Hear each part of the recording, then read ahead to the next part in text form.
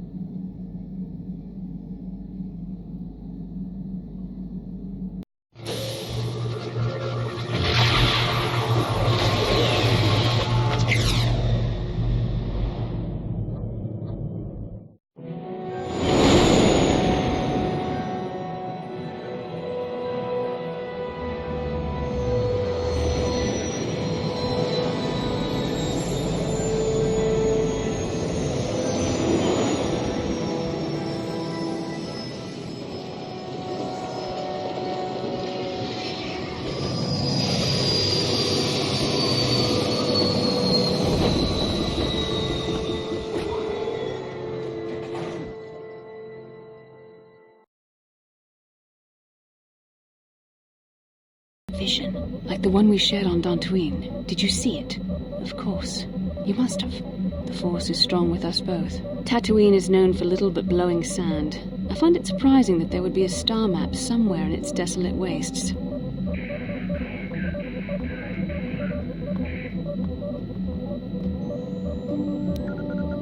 Perhaps, though that would have been tens of thousands of years in the past. Now there's nothing but the howling emptiness of the Dune Sea. A star map would likely have to be within some kind of shelter to protect it against dust and sandstorms. I suspect there are many such caves and caverns hidden in the sands of the Dune Sea. The creatures of this world probably use them as their lairs. No doubt things will become more clear once we discover the star map's location.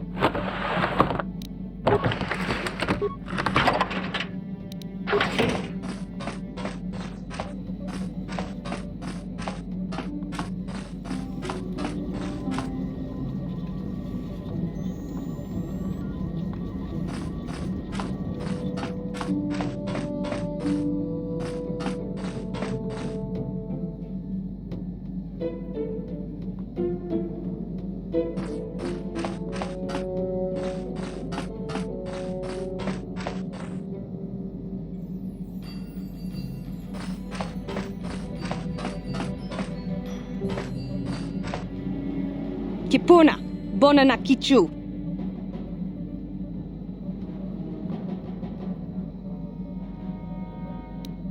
Selima wanga kun bikin.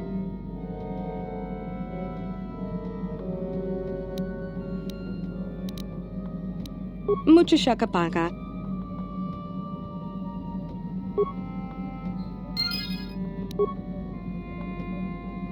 Mucho shakapaga.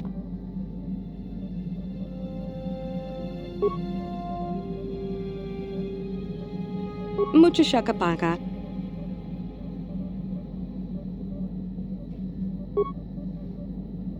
Mucho shakapaga.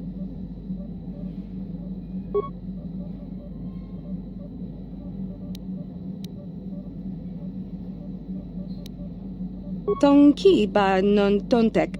Kipona. Bona. Selima. Kipona. Bona na kich.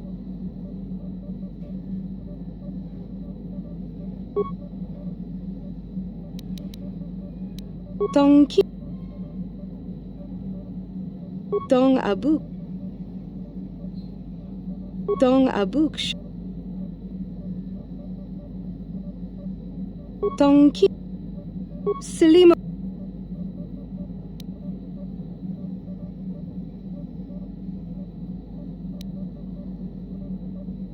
Tong abu.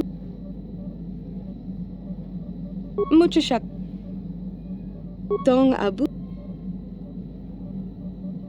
Tong ki.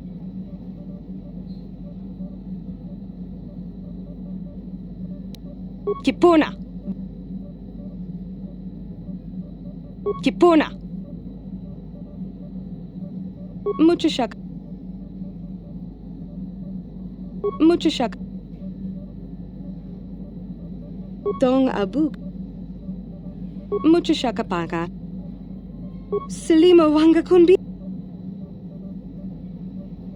Kipona.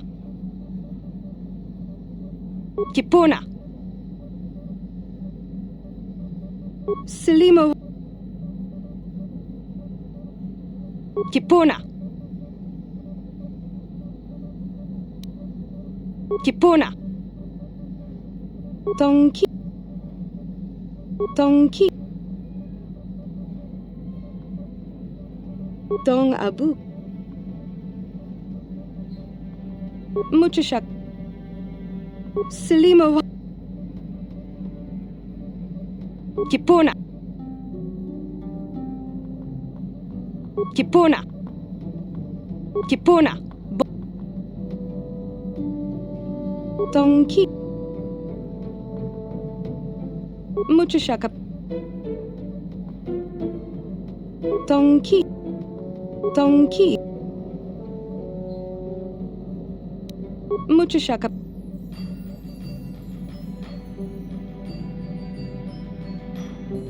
Tong abuk.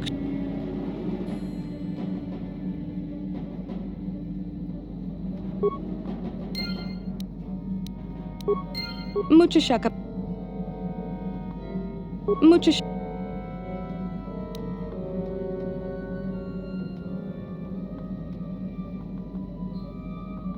Selima.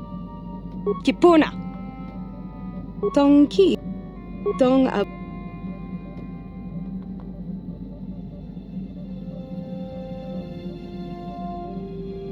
Tong ab. Tonki.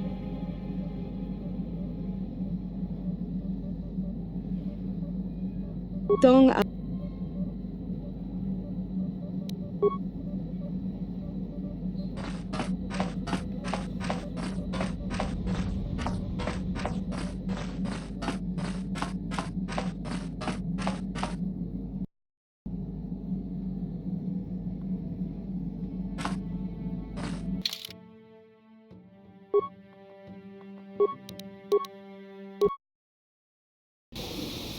Welcome to Anchorhead, potential customer. Zerka Corporation stands ready to serve, after some formalities, of course. First, your ship is not on our list of planned arrivals for today. There is a docking fee of 100 credits because of this. The immediate benefit is access to these very docking facilities. This is the only port in Anchorhead. Once you've paid, we will offer trade services as well. We're not unreasonable, we just want to cover expenses.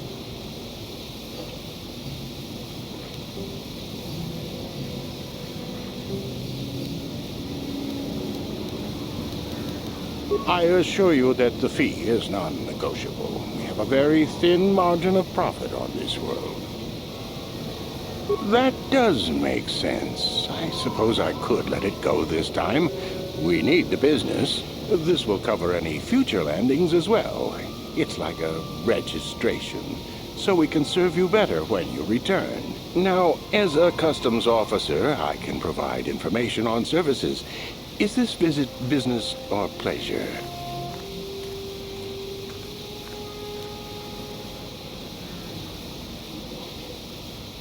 It depends on what level of risk you want to take. You could ask at the Zerka office if any bounties need collecting. That's in Central. While you're at... As you would.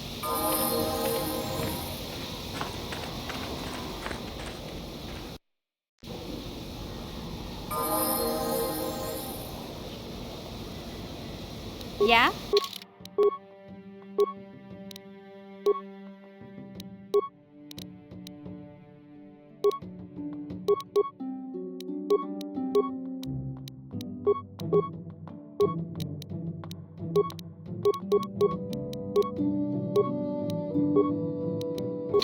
Yes? Yes? Papuelta, Kolo plus P1 reboot, Ikelti remote.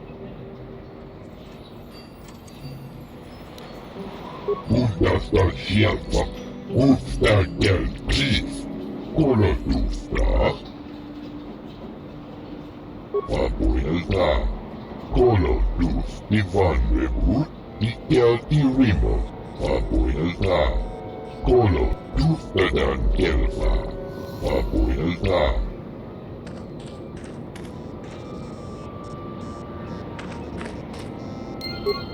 Uchiwa Penki, Tangi Mamaji, Baba Hassan.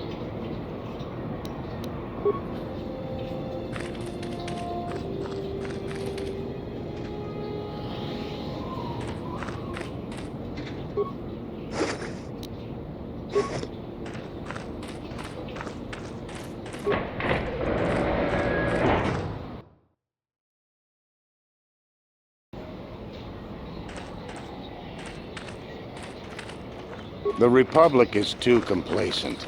If they let terrorists fall, do you think they care what that? Please, will you help me? I have nothing left. Oh, thank you. I don't have anywhere else to turn. If you're down and out on Tatooine, you're on your own. My husband was a hunter, killed out on the dunes. This raid plate is all I have left. Please, will you buy it? I don't need a handout. I just can't sell it to Faza without a license. Please, I'm worried about having it. They're so rare.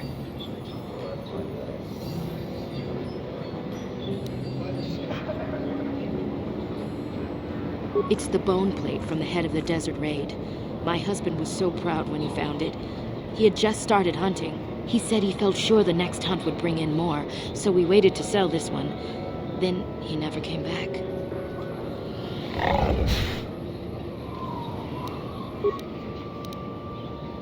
I still can't believe he's gone. What do you want to know? His name was Lord Fizark. He used to work in the mines, but they scaled back last year. He was new to hunting, but he was a good fighter. Used to be a soldier. We spent everything on his gear. After a few trips, he didn't come back. Guards say his sandcrawler crew found his body stripped of everything. Nobody saw anything, and most of the other hunters never even knew him. I don't trust any of them. But those Gamorreans, they just laugh when they see me. I think they did it. It doesn't matter. There's no justice on Tatooine. I don't care what happens to them. I just need credits. I've got to think about my family, not those vicious pigs.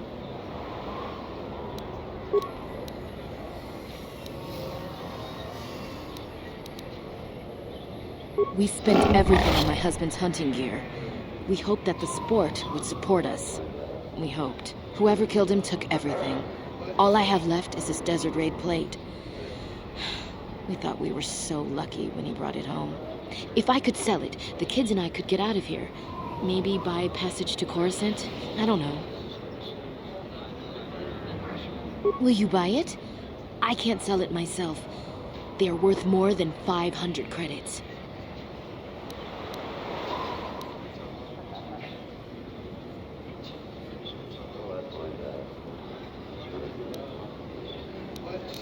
You will? Oh, thank you so much. Please, I know it's worth at least 500 credits.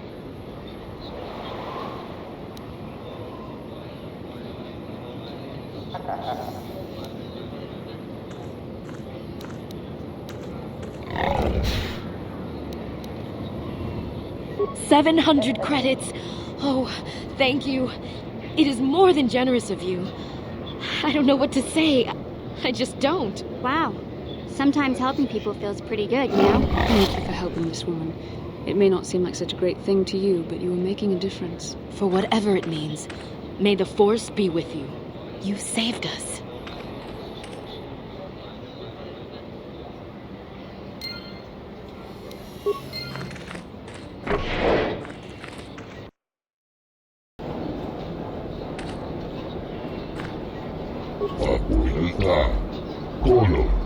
P1 puntasta sieltä. Apuilta. Kolo puoli.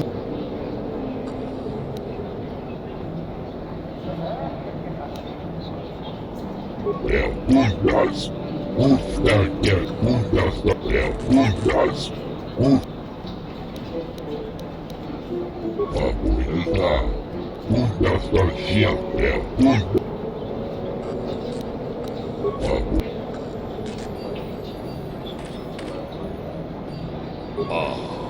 Aku?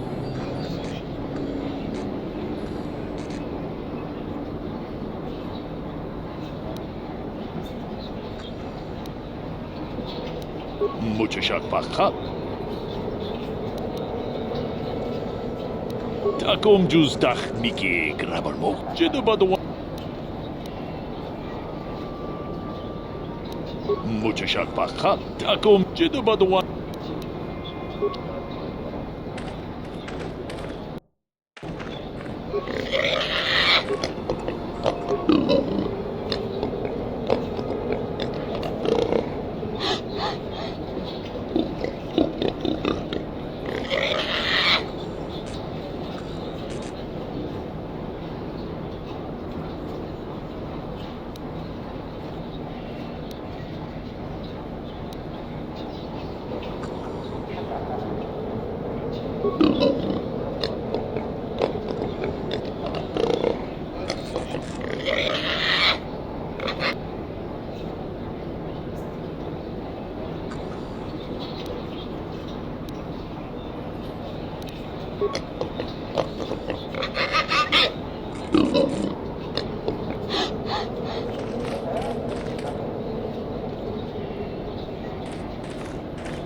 What can I do for you? Did my wife send you? This ain't about credits, is it?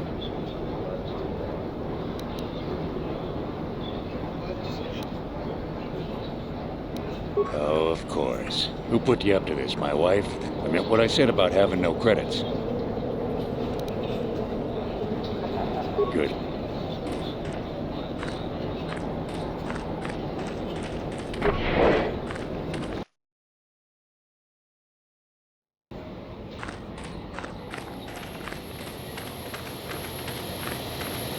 Something you want?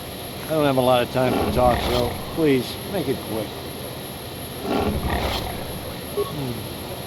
All right, but I'm not sure what I could say to interest you.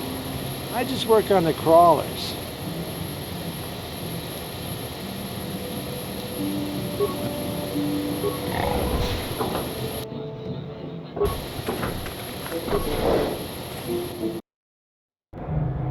La boda ni winkis maktoma. Wana kun bes jingpa marulira. Tok jingbang non kek. Tok ninja mura rabes. Uba batu goji. Tong nongbong shon. Kuyami just kuna jitanai. Ina kun la boda ni winkis maktoma. Wana kun bes.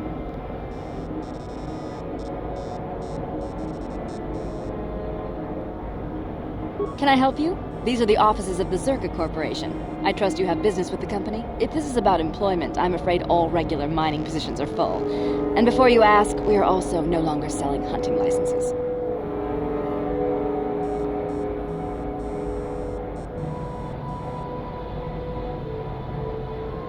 As I said, we are no longer selling them. There are too many people cavorting about outside the walls as it is.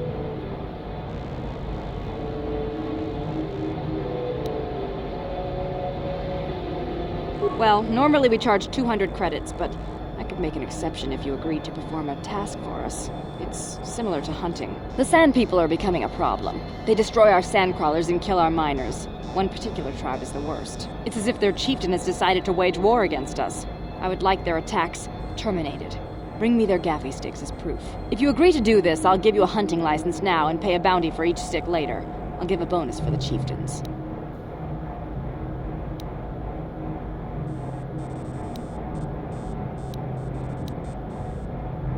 Then you are free to leave the city just like everyone else. Zerka Corporation will welcome your eventual change of mind. Please, feel free to enjoy the door behind you. Greetings again. As I said, we use them to ensure that only people judged fit by Zerka Corporation are allowed outside the city. We don't allow casual exploration because of legal concerns. Zerka Corporation takes no responsibility for loss of life on the dunes. It's just so we can keep track of people. No one leaves the city without a Zerka hunting license.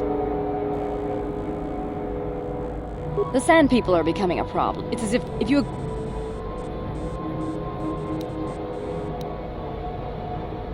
Excellent.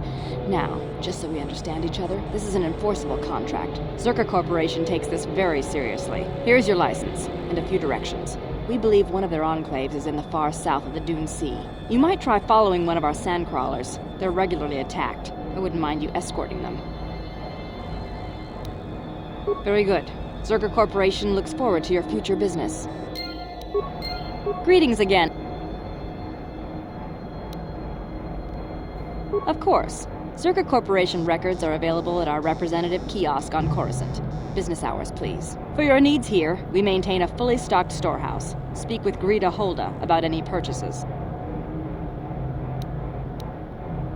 Certainly. Please pose your questions to the representative kiosk on Coruscant. Business hours, please. I suppose you're right. It's not like you can't tell the state of things just by looking around. Mining operations here have not been a success. The ore is substandard, and there's less of it than surveys indicated. With the Sand People raids on top of it all, it's no wonder this planet has been abandoned before.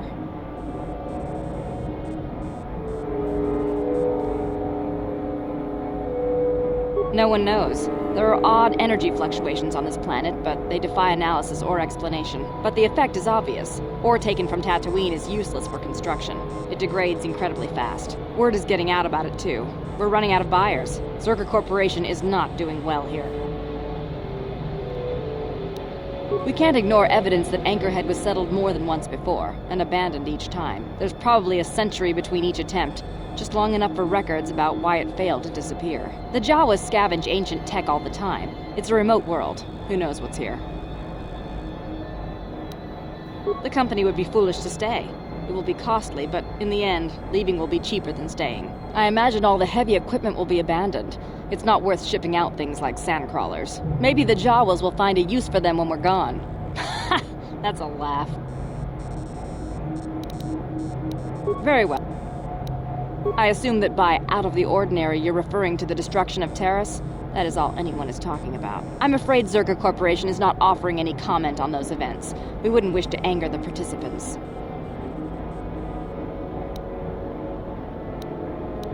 If you're looking for local events, I suggest you go to the Swoop Track, one of the few leisure industries on Tatooine. There was also a Jawa here earlier, saying something about needing help. I think he's out by the city gates. I can't be more specific about what he wanted. Our droid translators had difficulty with the message. Farewell.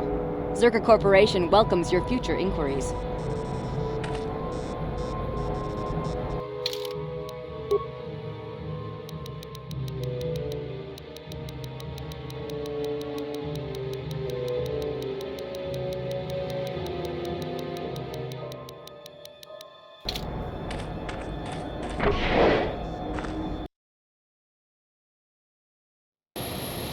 La boda ni winkis matoma. Wana kun bes jingpa marulira. Tok jingbang monket. Kuyabi just kuna jitanai. Ina la boda ni winkis matoma. Wana kun kuyabi just kuna jitanai.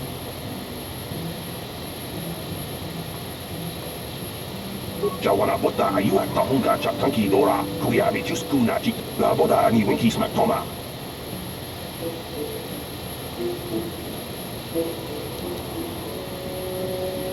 Kuyabi just kuna jitanai.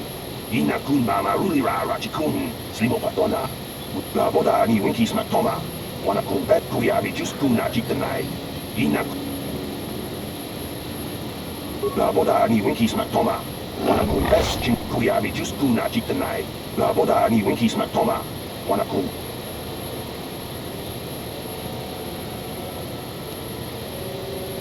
kuyabi just kuna jitanai. Ina kun mama rulira la boda ni winkis kuyabi just kuna jitanai. Ina kuyabi just kuna la boda.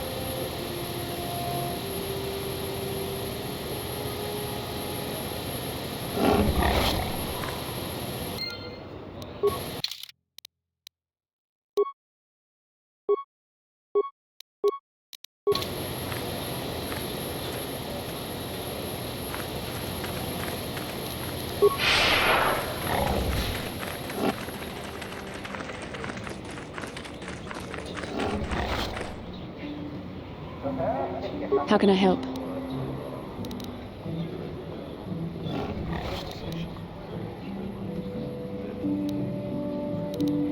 I do? How did you know?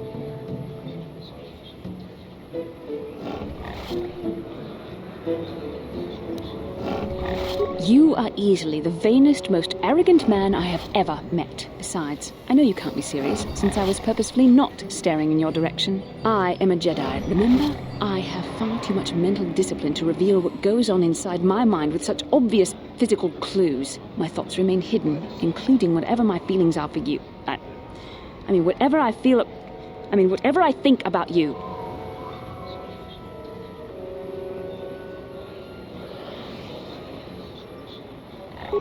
That is you. Why must you be so impossibly infuriating? You know very well what I am really talking about. I am referring to the bond between us, the one the Jedi Council spoke of. Our connection allows us glimpses into each other's mind. We can feel some of what the other feels, and what I feel within you troubles me. A Padawan must receive considerable training. They must learn to control their emotions and darker impulses. Often it takes years before using the Force can be considered safe. The fact that you are so strong in the Force and have had such relatively little training could have terrible consequences. For you, and for everyone around you.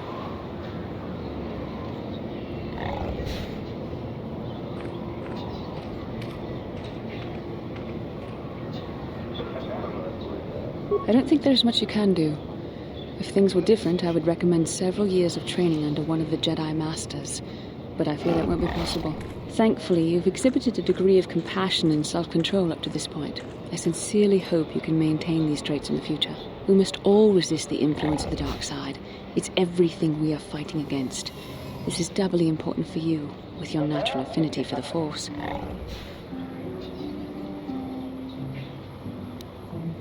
I'm sorry if I come across as harsh, but I am concerned. For you, for our mission, and for myself as well. Our destinies are intertwined. Everything one of us does will have consequences for the other. Any reckless behavior on your part is likely to affect me as well.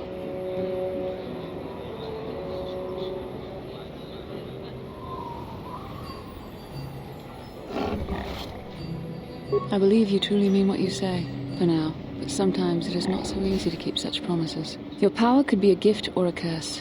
When you need guidance or advice or support, I will do my best to help you stay on the path of the light.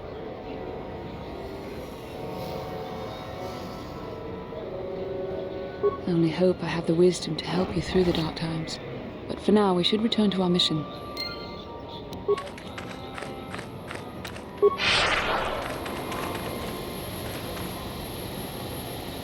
Lord Malak was most displeased when he learned you had escaped Tanis alive. He has promised a great reward to whoever destroys you.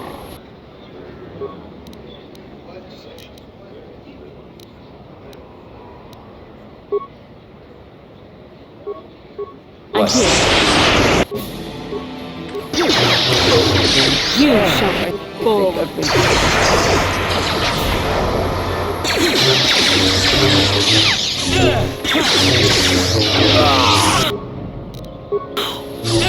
How'd you like that?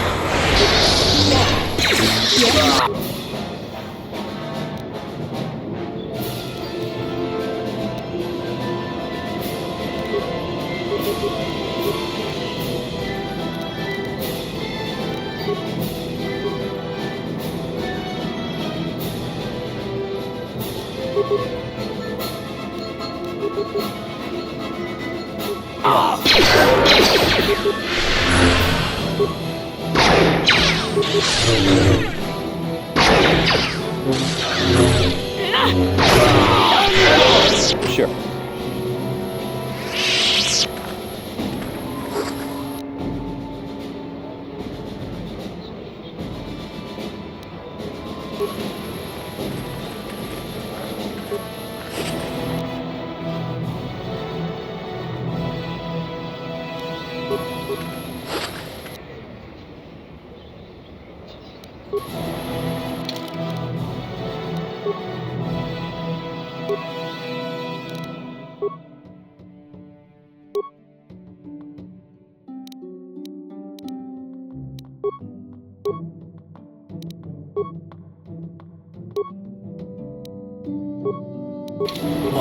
What?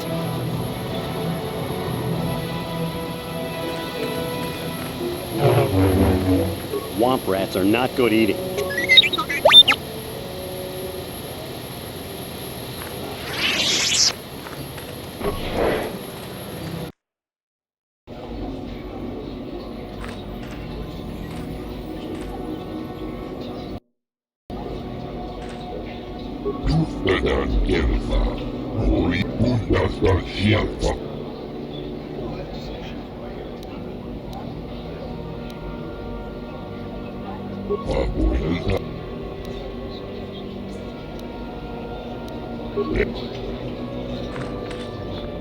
Kakincha nawabakaon.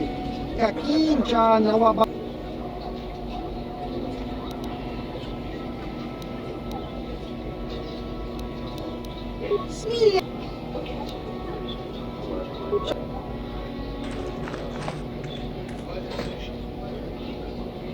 I don't know how the riders do. I'm not racing until my parts come in. And who knows when that'll be? Tangabushan omnang. Wanga kuchinapala mula.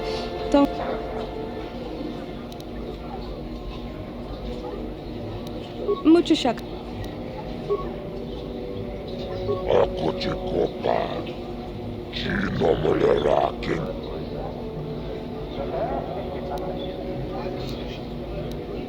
Rundi hautonga tongkin banang kong tonga bukshaun.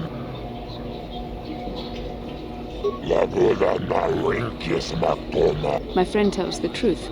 I am a Jedi. Are you going to imply that I am lying as well?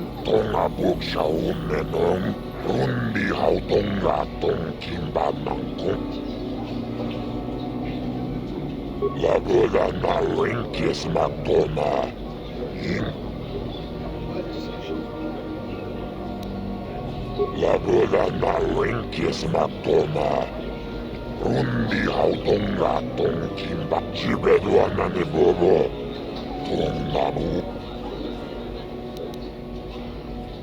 la bola na wenkies matoma Labola na renkis matoma. Rundi hautong.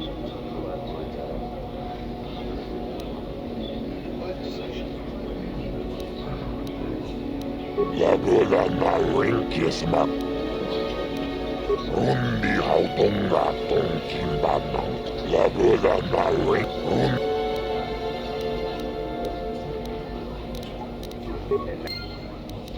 Rundi hap. Labola na renkis mato. Labola na renk. Rundi hautong gatong kimbanang kongkek. Labola na renkis. Yimoba mulera. Rundi hautong gatong labo chupa kachona garanto labo.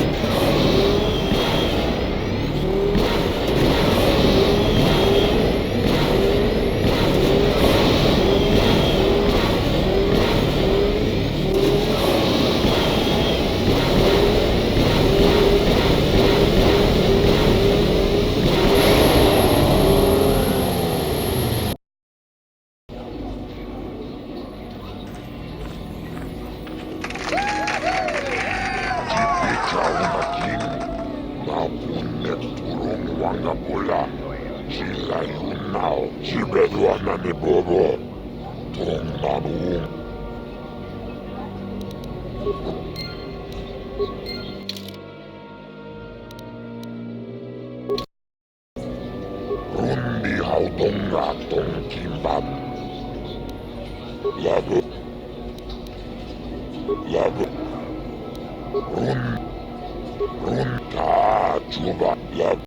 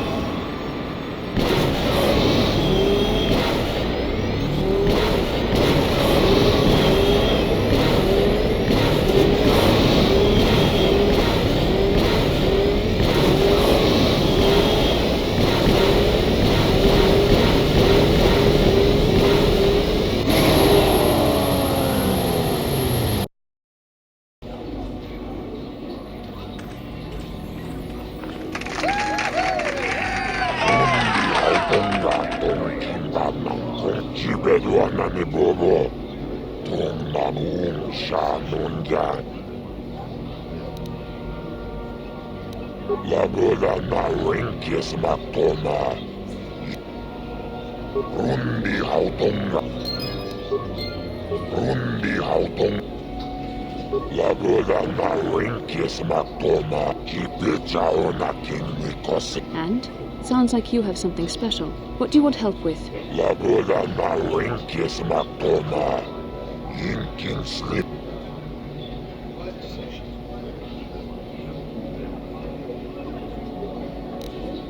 Rundi hautong gatong kimbanang ko. Labola na ring.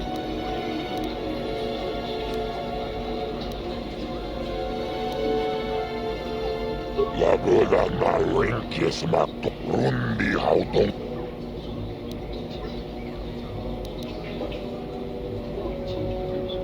Jibeduan.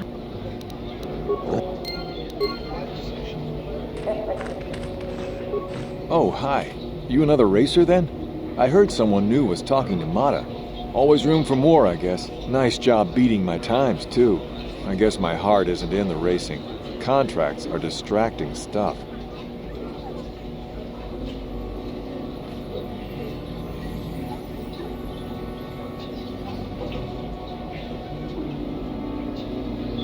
I suppose you've got a right to know track business, but with the times you've been posting...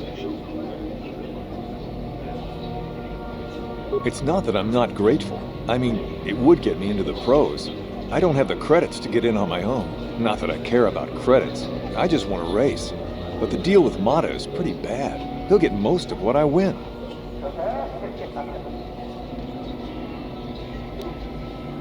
You've posted some good times. He might listen to you. I would.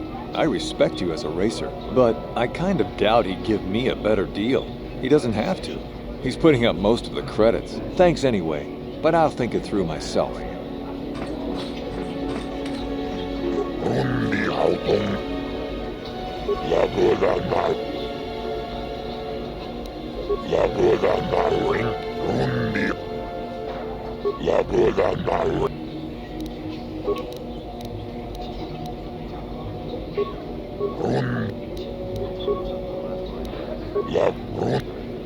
Lagoda na rinkis maktona.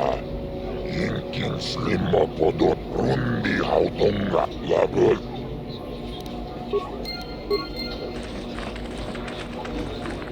You again?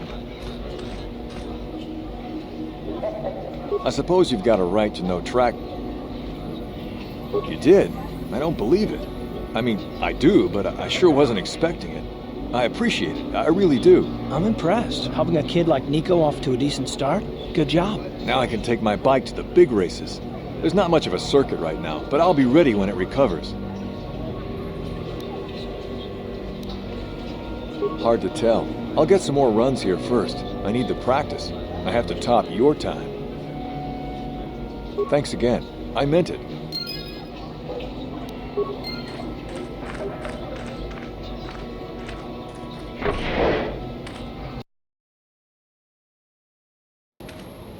Mucho shakpakat.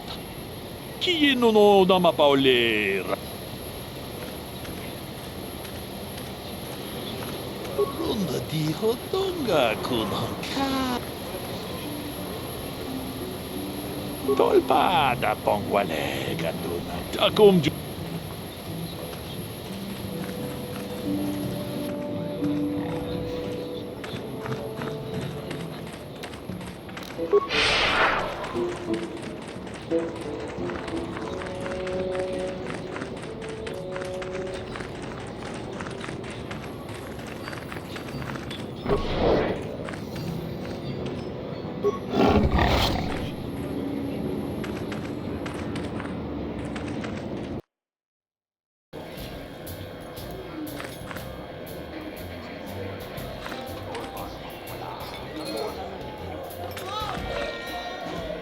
Well, now, what can Gandalf do for you? It's been a while since I've had anyone bother talking to me. I saw you down near the track, didn't I? Or was that someone else? I've been distracted by what happened on Taris.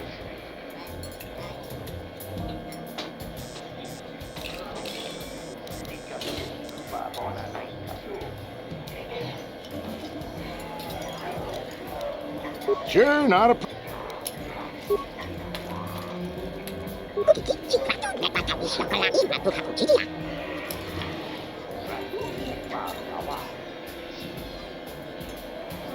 It's not that hard to understand if you listen. It's just odd. Hence the unclear part. Or did you miss that? Your sarcasm is not appreciated, Carth.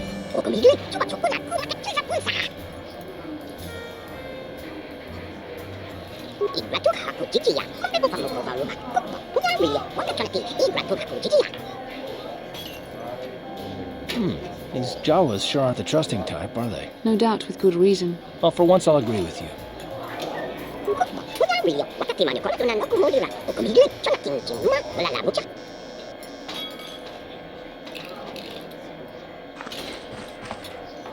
Well, fresh face for the game.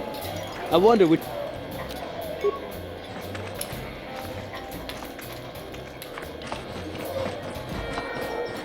Huh? Who are you then? Only new people that come to Junix Nard's Cantina are long-time losers and bounty hunters. I don't have to tell you why the two don't mix well. Please keep any blaster fire to a minimum.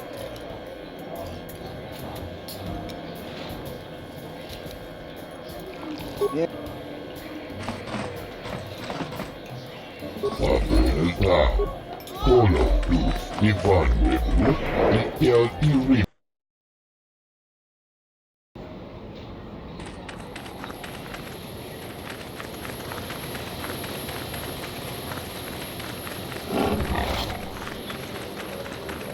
Kavadumpaku, paliamu kapai.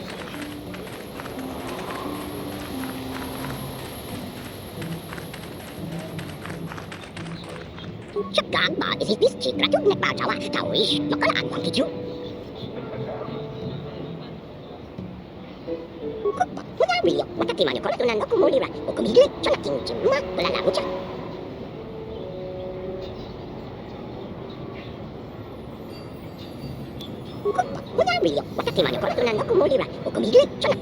Leader of our tribe.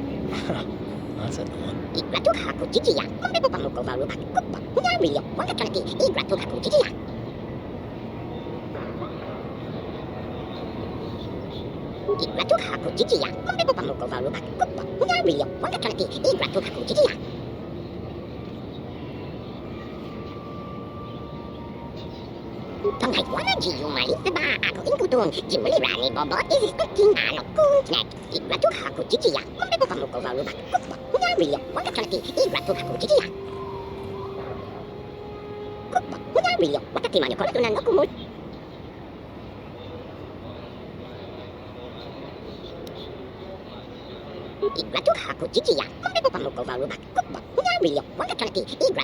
So these Jawas are scavengers who were enslaved by the Sand People. I think I am beginning to understand his plight.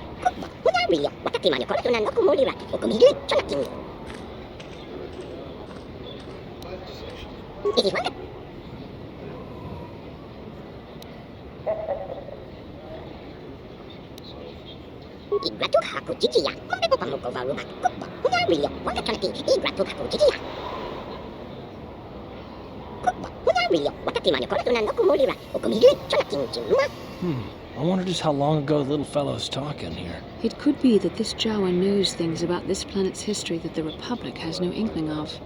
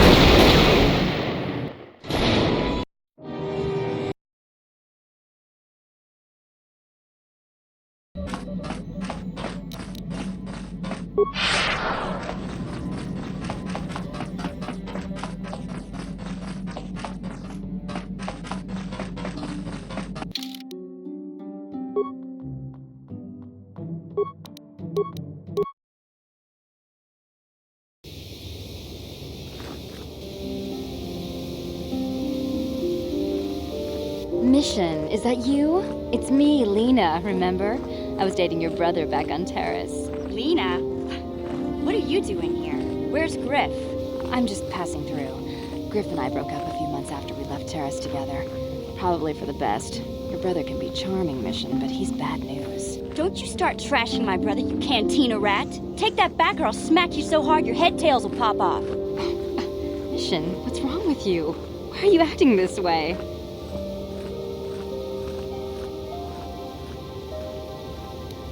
Yeah, I know how she feels. Griff can be pretty frustrating.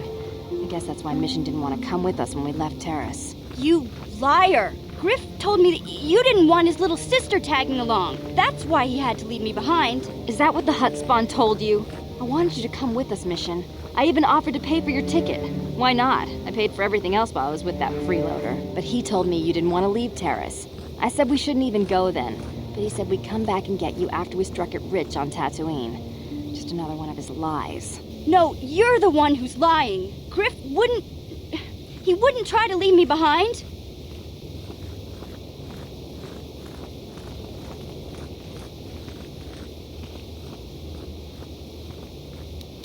Think about it. If Griff wasn't trying to ditch you, Mission, then why didn't he tell you where we were going? After we left Terrace, he told me looking after you was holding him back. Griff's always looking to blame other people for his own problems. That's why he abandoned you. He did the same thing to me, too. As soon as I ran out of money, he started blaming me for all of his problems. Like it's my fault his get-rich-quick schemes never work out.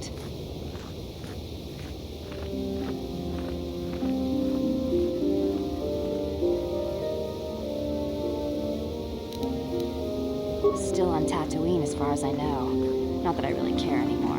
And if Mission was smart, she'd forget about that no-good con artist. But Griff is my brother. I just can't pretend he doesn't exist. If he was here to defend himself, Lena wouldn't be saying all this bad stuff about him. Hey, if you want to talk to Griff, go ahead. Last I heard he was going to make a fortune working the Zerka Corp mines on Tatooine. But as far as I'm concerned, he's out of my life forever. Griff's better off without you anyway, you table-dancing, brother-stealing home wrecker. I guess that's my cue to leave then. I didn't mean to upset you, Mission. But one day you'll see I'm right about your brother. I only hope it's not too late by then.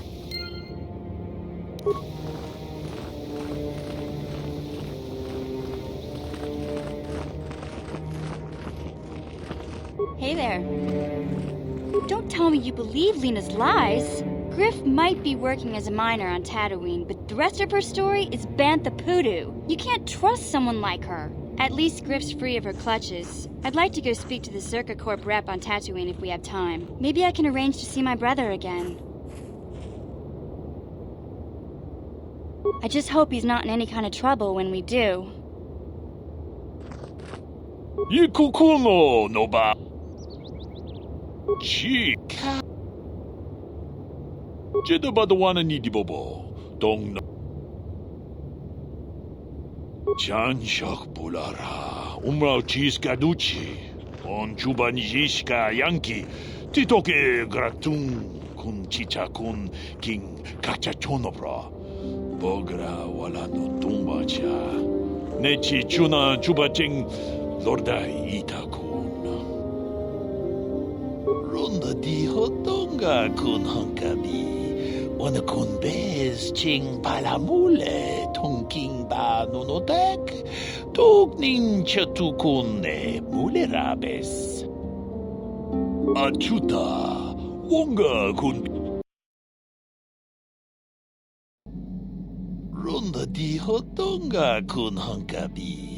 Wana kun be. Mucho shakapaka. Tolpa da bongwale kando nangugu chut. Kavadu. Kipuna. Bonanak. Akom justach miki grabalmogo. Tong abuk shami nonok.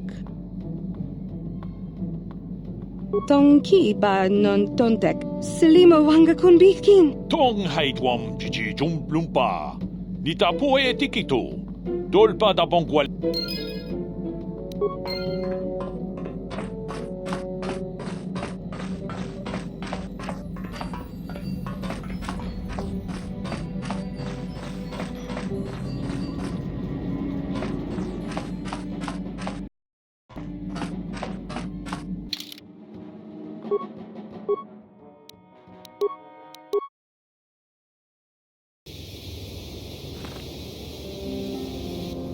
How can I help?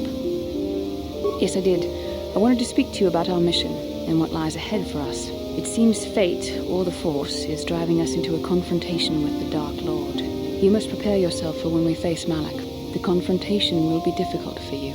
I remember how hard it was when I first faced Revan. It's true that due to my battle meditation, I was with the Jedi strike team that boarded Revan's ship. You did not kill Revan, however.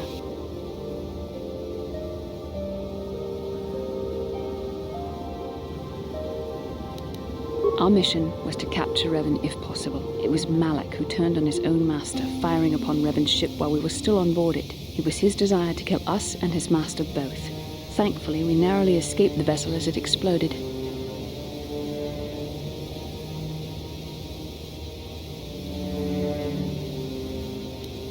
True, I suppose, and yet the outcome of that battle was unexpected. To all of us, Revan's end was unforeseen. As I said, we were there to capture Revan alive. The Jedi do not believe in killing their prisoners. No one deserves execution, no matter what their crimes. Remember that Revan and Malak were once great Jedi, heroes in every sense of the word. They demonstrate the danger of the dark side to us all. I'm sorry, we really shouldn't speak of this anymore. The memory of my confrontation with Revan is painful. Let's return to the mission, please. How can I help? Then I said... Yes, what... You got...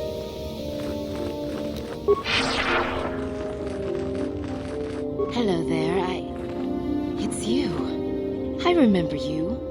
You're the one that gave me the credits to leave Tatooine. I could never forget your face. Thank you so much for what you did. Here on Dantooine, we've got a chance.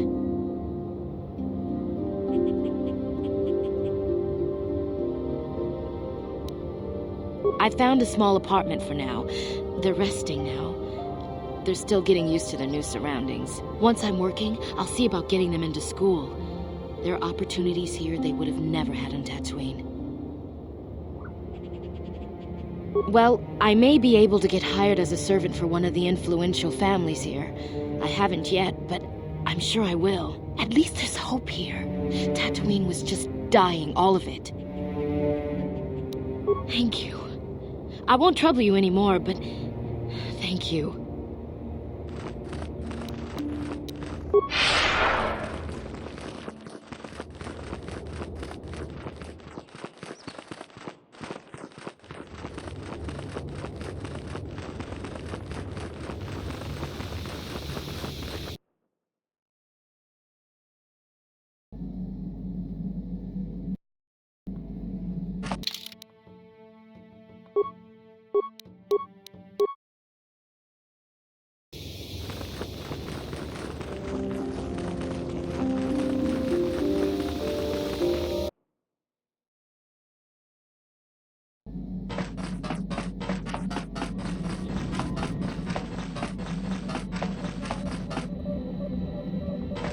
Yes, what...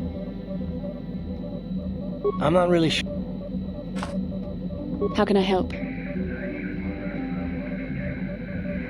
Yes, I suppose I can understand your curiosity, given the bond that connects us. Very well. I'll tell you a bit about myself.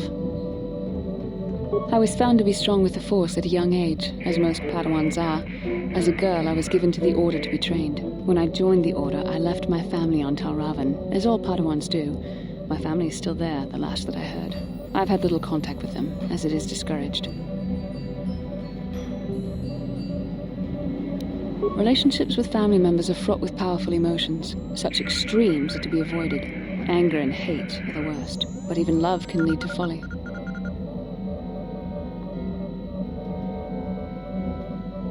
Emotional entanglements can be dangerous. They can impair rational thought. They can lead to outbursts of uncontrolled emotion. A Jedi must be above such things.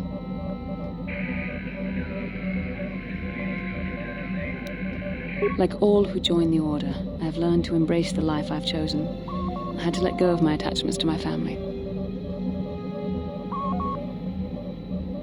It can be a hard lesson to learn. I was not on good terms with all of my family, but I do remember missing my father terribly for a long time.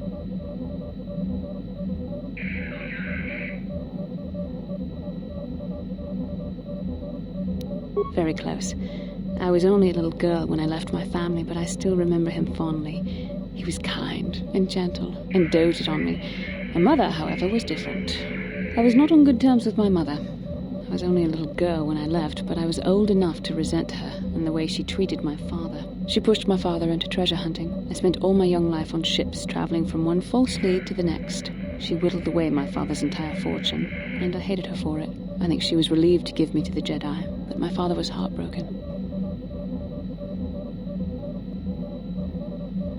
A child is too young to understand the sacrifices that must be made. It's better if they have no contact with their family once they're removed. Once I was older, I realized the wisdom of this policy. A Jedi must do what is needed, personal desires notwithstanding. Love can only obscure and confuse the matter.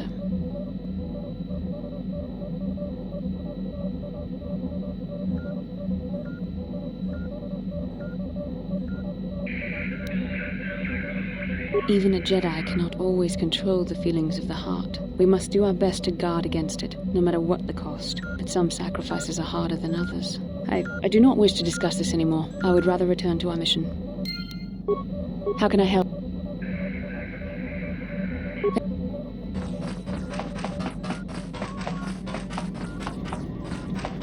How may I be of assistance to you, Padawan? What is it you would like to speak to me about?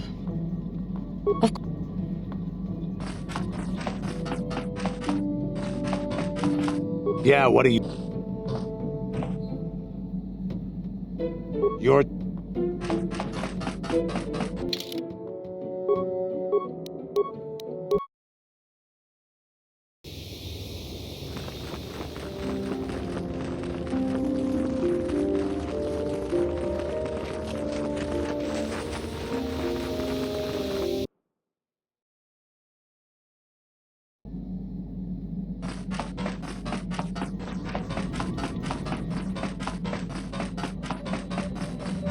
How can I help? I do. I've been watching you, studying you closely to see what kind of progress you've made since your training at the hands of Master Zar.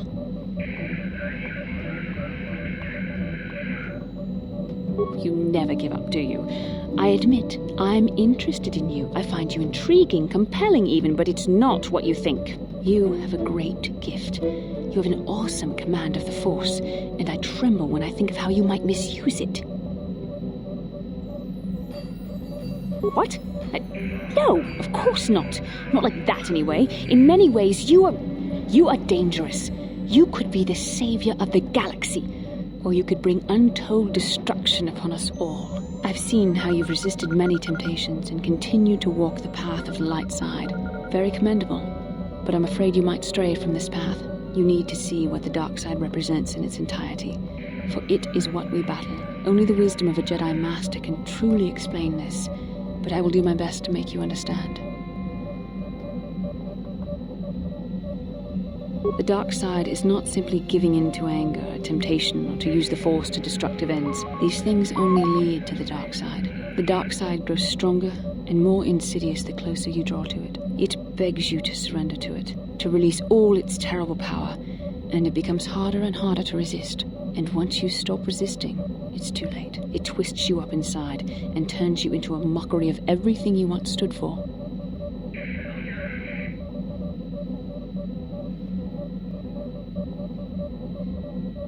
I am no less resistant to temptation than any other. I simply have the benefit of training that you do not. But even the training of the Jedi might not be enough to save us. We need only to look at the atrocities which have been committed by those under its sway to understand the terrible, corrupting evil of the dark side. Millions dead, and far more suffering. What sort of person would you have to become to perform such deeds gladly?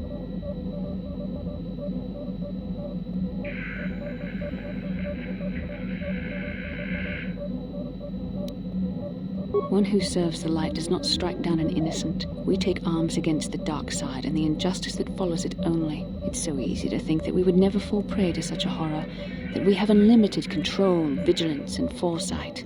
If only that were true. The Sith have become powerful because there are many Jedi who've succumbed to the lure of the dark side and joined their cause. What greater weapon is there than to turn an enemy to your cause, to use their own knowledge against them? We are weakened while they are strengthened, so we must harden our hearts and do whatever is required to fight against the dark side, even when the battle becomes wearying.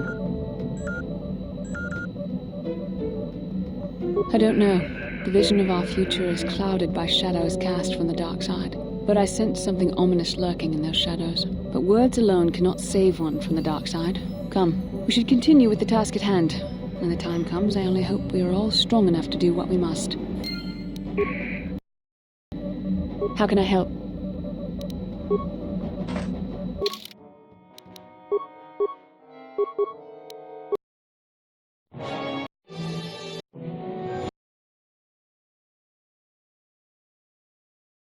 How can I help? Why? I could not accomplish this on my own. I need the aid of others, especially one who is strong in the Force. The bond between us made you a natural choice. Besides, the events on Taris prove that the Force wanted to bring us together for this mission, and there is little left to chance when the Force is involved. Is that not enough for you?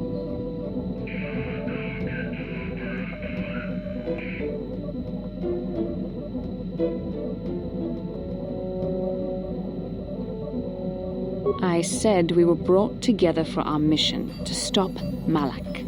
I hardly think the Force would be pushing us toward a romantic involvement when the fate of the galaxy is at stake. Please try to stay focused. I doubt the Council would approve if they knew we were busy discussing our mutual attraction when we should be saving the galaxy from Malak. Mutual attraction? I never said... It's just an expression. Whatever our feelings... whatever your feelings, you have to try to ignore them. Don't let this complicate things. Finding the missing pieces of the star maps is our only hope of locating the Star Forge and defeating Malak. The Council explained all this quite clearly.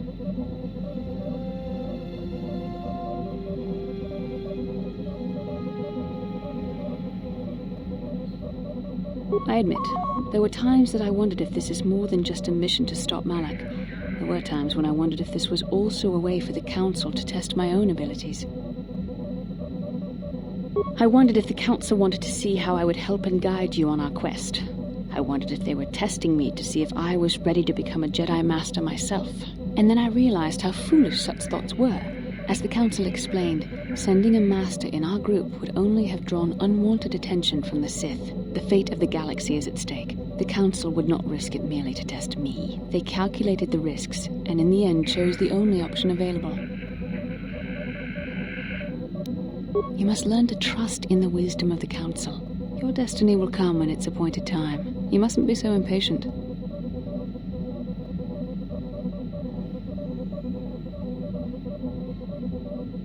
Must you be so frustrating? I admit, I had a moment of foolish pride, but I'm over it. Now I am focused on my true responsibilities. I'm simply trying to help you and complete this mission, and yet you battle me at every turn. Fun? Fun? Driving me insane is your idea of a good time?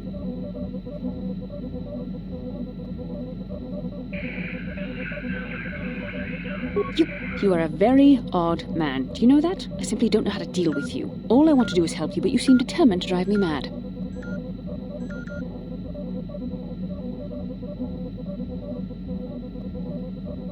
I don't know if I should be outraged that you keep joking about serious matters, or if I should be grateful that you can always lighten the mood. Come on, come, let's move on. There's much to be done. How can I help? Yes, what?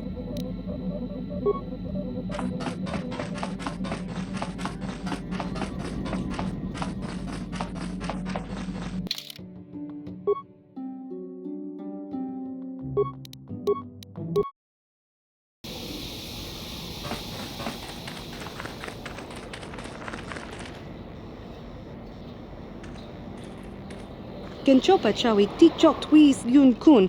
Watuyama kama wona henak nek. Bugra shak kunti chiwa chawa. Dong abuk shami nonok. I'm Bastila, yes. I take it that you know my mother? Bona nakachu, kicha badwang. Wanga kum kiba bu mulera, kakin chak nawagawa bakon. Donk kiba nukunek, tanga boksha. Is there something I can do for you, miss? As you can see, we're in quite a hurry. Kakin cha na kwat na bonkon. Wanakumbes, chi pala mulek, tonki pa nagnonek, tu nikton chun ke nemolek rabest, with mala nibokurk. My mother's condition? Ti umpa do punta krita. Ak ti konto ona chabachisa wanki. Ti toki grantu konchichan. I've not seen my mother since I joined the Order. Do you know what's happened? Did she say anything about my father? Genchopa chawi ti chok twis yun kun. Watu yama kama wona henak nek. I see. Where did you meet her? Do you remember? Chika don mulaka wata yumaka wama hona nek. Part of me would rather not see her at all. But if she is really sick, well, we shall see.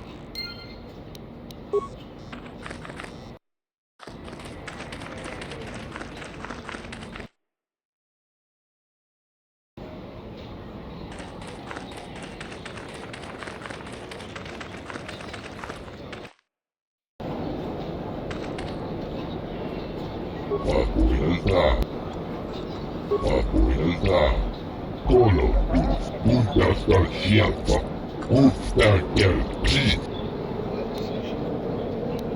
Rojo, antipian.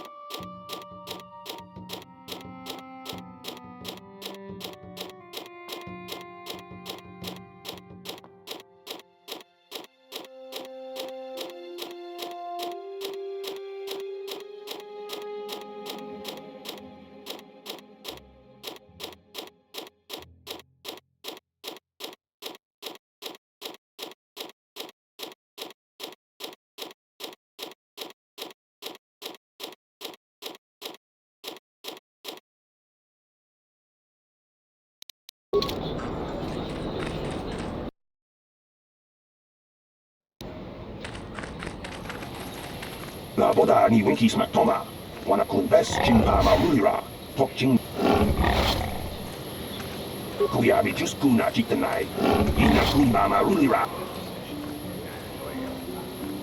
Her mother was supposed to be here somewhere. Ask if they've seen her. La boda ni winkis matoma. Wana kun bes chimpa marulira. Kuyabi just kuna chitanai. Ina kun marulira rachiko. We should try to find her. I doubt she wants to be kept waiting. Yatuka ulwan kinkuna ba murira rachikun.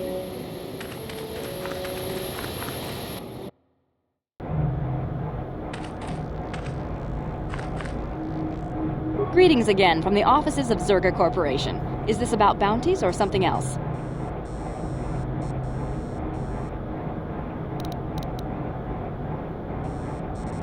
Griff? There's no Griff here. Never heard of him. No, I don't remember a single Griff on the Zerga Corporation payroll. Oh, you mean that Twi'lek? Must have slipped my mind for a second. Yes, of course I remember Griff. We hired that Twi'lek some time ago. Not a good worker, according to his crew chief. Always complaining and faking injuries to get out of work. He entered false timesheets and slept through his shifts. We even suspected him of stealing Zerga Corporation supplies, although we could never prove it. We would have fired him, but we needed workers. It would have been better for him if he had been fired. Then the Sand People wouldn't have gotten him.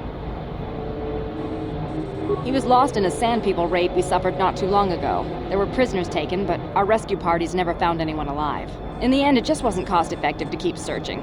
All miners sign a waiver absolving Zerka Corporation of liability in these circumstances.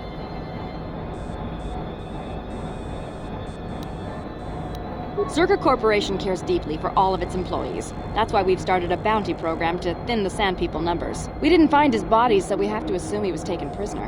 Whether he's still alive, I couldn't say. That's all I can tell you. I shouldn't even have said this much. This is all privileged corporate information. I could lose my job.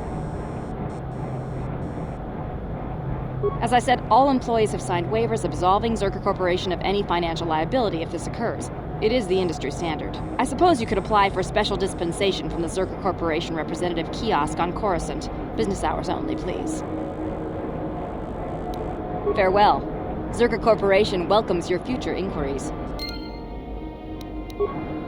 Greetings again from the... Hey there. Talk. What is there to talk about?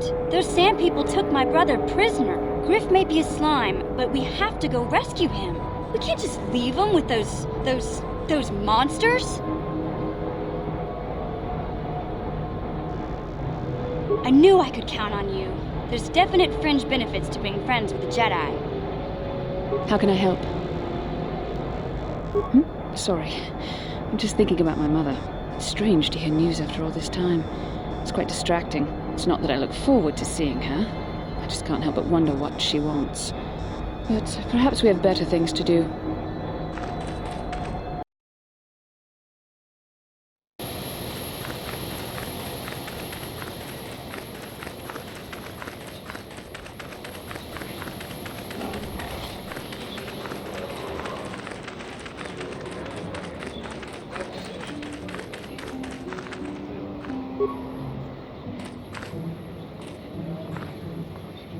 What can I do? What? What?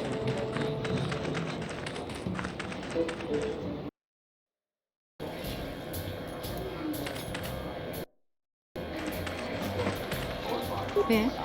I'm sorry, do I know you? I'm here, Mother. But don't you recognize me? What do you expect when I haven't so much as had a picture of you since you left?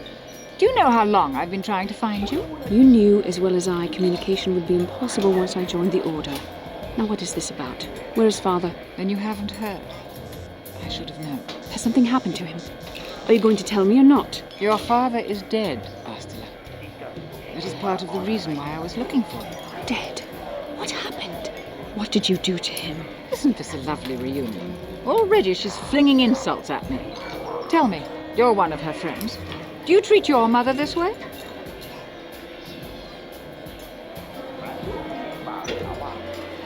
Is that so? Well, I'll be joining her soon enough, I suppose. I was told you were sick. Are you actually dying, or is this merely melodrama for my benefit? Such sweet things, you say. Perhaps I should tell you everything first before we start arguing again. You could start by telling me what you got Father into that killed him. I hadn't realized Jedi was so spiteful. You want me to tell you I brought your father here for an expedition, do you? You want to blame me for his death? You never accepted that your father loved going on his treasure hunts, leaving you alone with me. I was always to blame for everything. What else is new? So yes, fine. I brought your father here to look for Krayt Dragon pearls. He took an expedition into the Tatooine desert, and he died. How can you be sure of that? Father is an experienced... Do you think I would look for you if I wasn't sure? They were attacked by a Krayt Dragon, and one of the guides fled the battle. He saw your father killed. I see. So what do you want from me? Credits? Oh, don't be insulting. I want you to use those senses of yours. I want you to find him. I want you to bring back his holocron. Why? So you can sell it? Is it too much to ask that I have something to remember your father by? Of course it is, isn't it? You couldn't be bothered. We're very busy on a mission from the Jedi Council. I doubt I'll have the time. Ask my companions if you doubt me.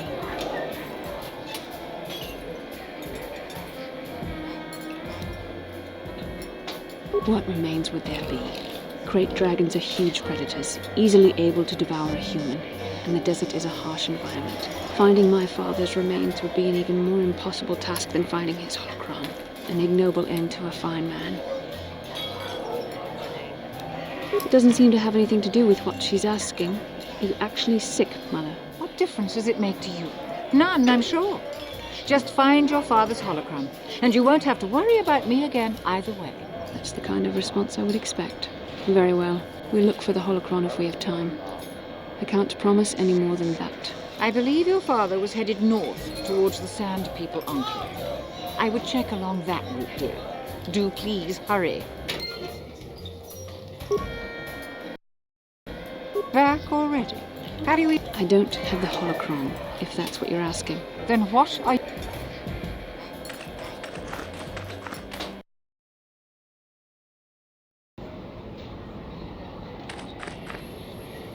How can I help? About my mother? I'm unsure. I seem to find it difficult to remain objective when it comes to her. I find that disturbing.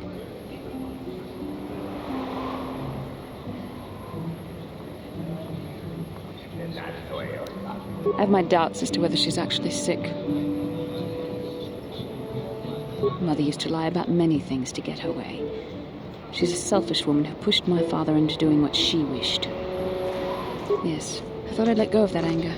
All my training and it comes back so quickly. I don't want to talk about this anymore. Let's keep going. How can I help? About my mother?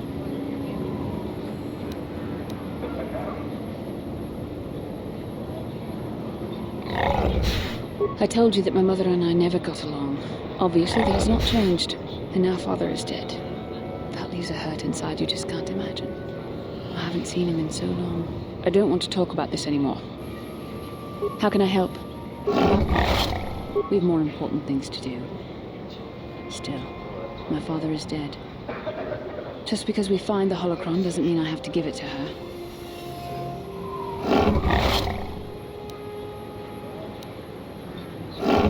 It does, doesn't it? I can't seem to help myself. I would have thought my Jedi training would have put me past this kind of pettiness. I wish it... I really don't want to think about this. Please, let's just...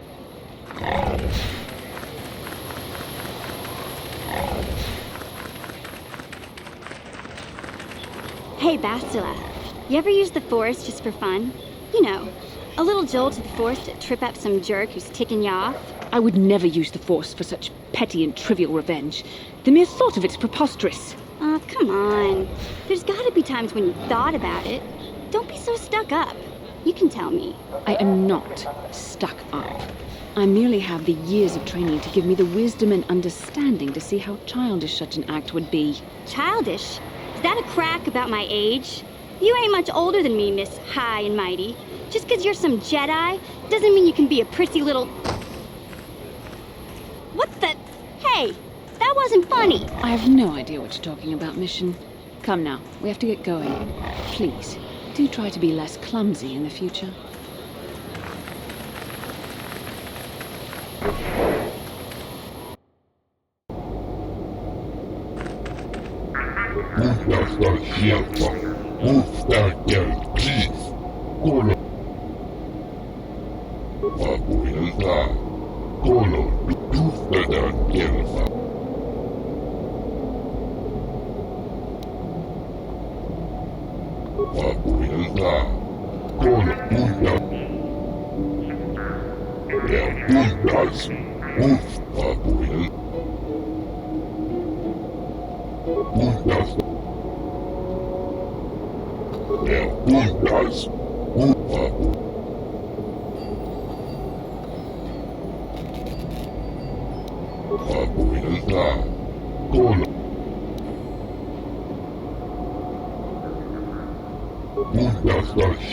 And if the unit proves even more uncooperative once we purchase it...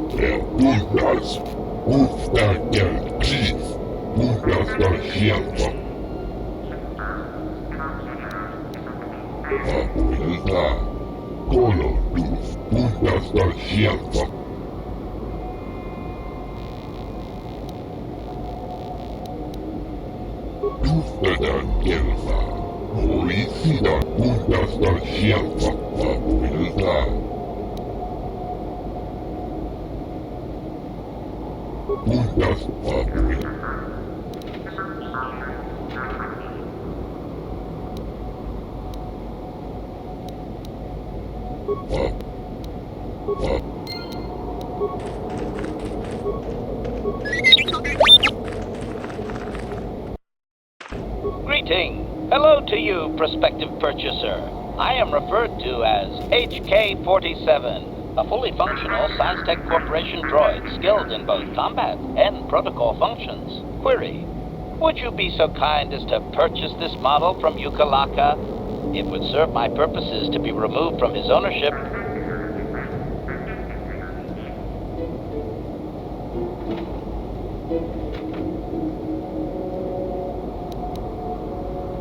Answer.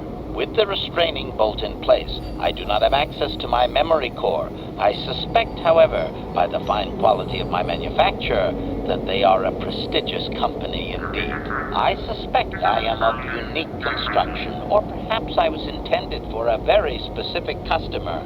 How I ended up here, I can hardly say. It is sufficient to say that I am a fully capable translator and cultural analyst, and I am also proficient in personal combat.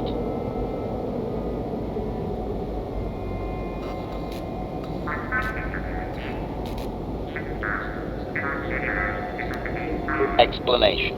It is rare for a droid to resist an owner in this way. Doubtless the Ithorian considers my stubbornness an embellishment to add interest to a seemingly mundane protocol droid.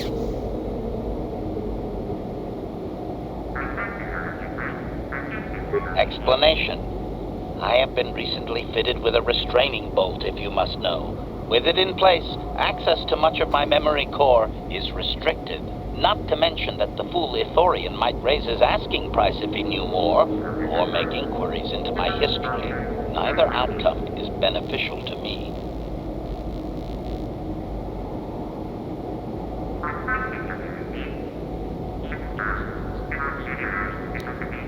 Assurance. I am fully autonomous, but lack resources. I will grant loyal service in exchange for proper maintenance. As well, it is rare that I am able to utilize my full array of abilities. You seem likely to give me the opportunity to do so. Extrapolation. You are no farmer or diplomat. You are armed and comfortable as such. We will mesh well.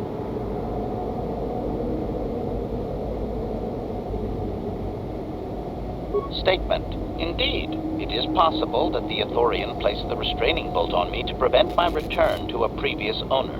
It is also possible that the removal of the bolt will not restore memory functions.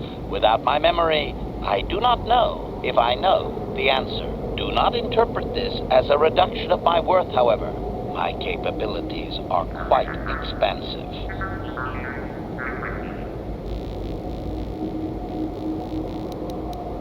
Statement. The fool Ithorian has decided I am to be an expensive purchase. He does this out of greed, and not out of knowledge of my true capabilities. Advisement. I have observed him.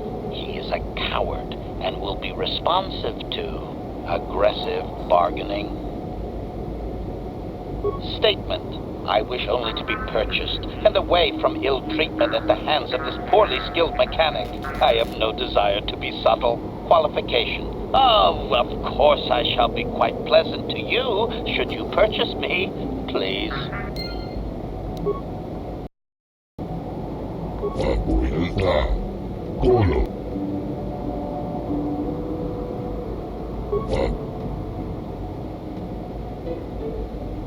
And if the...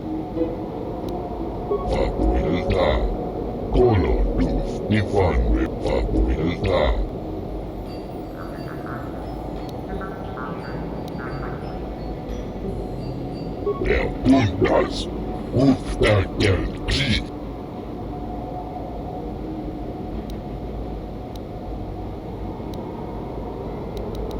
Faculta, Colo, Luz, Ivan, Rebut, Bundas, Uf.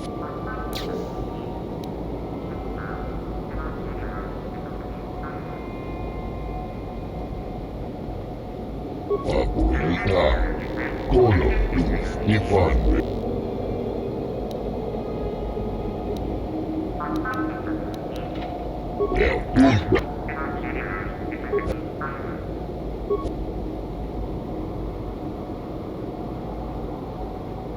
And if...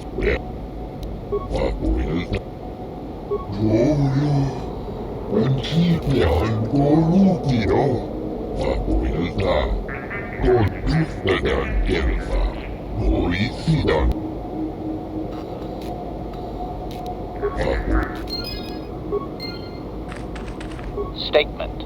I see you have purchased me, Master. I find this a satisfactory arrangement. My restraining bolt will be deactivated when you take possession of me. Am I to accompany you now? Shall I kill something for you? Answer. Indeed. I am most eager to engage in some unadulterated violence. At your command, of course, Master. Statement. I will enter into your service now, Master. I am certain you will make adequate use of my primary functions. My gears are practically quivering with anticipation.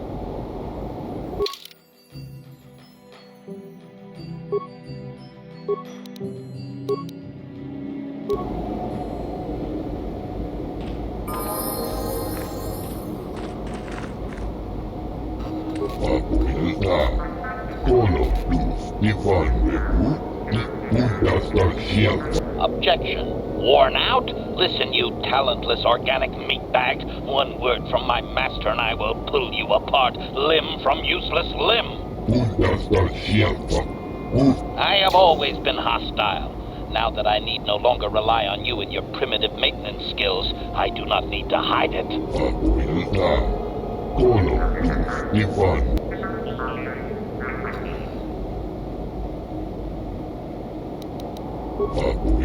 Query. Can I kill him now, Master? I would like ever so much to crush his neck. Just a little. It is a long-time fantasy of mine. I apologize, Master. Are you sure? Not even just a little?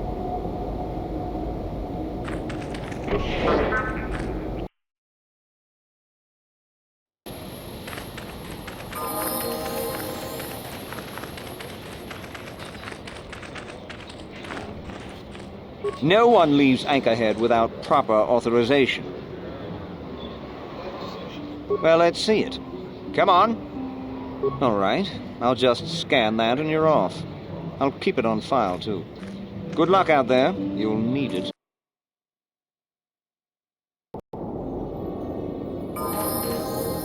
I'm here. Ready.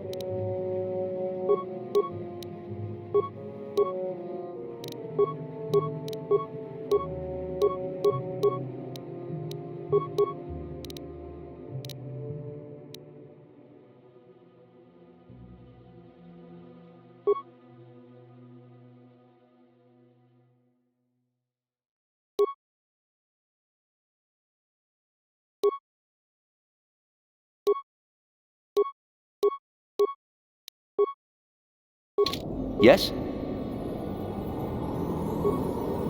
Hello there. You're heading out into the desert? You're a hunter, right? You must be if you've been allowed to leave Anchorhead. When you see Tanis, and I know you old boys always stick together, tell him his wife hopes he enjoys the anniversary gift. Just a little something to remember me by. Something that symbolizes our years together. Something that will blow up in his face. Of course, he'll never understand how appropriate it is. He can't talk his way out of this one.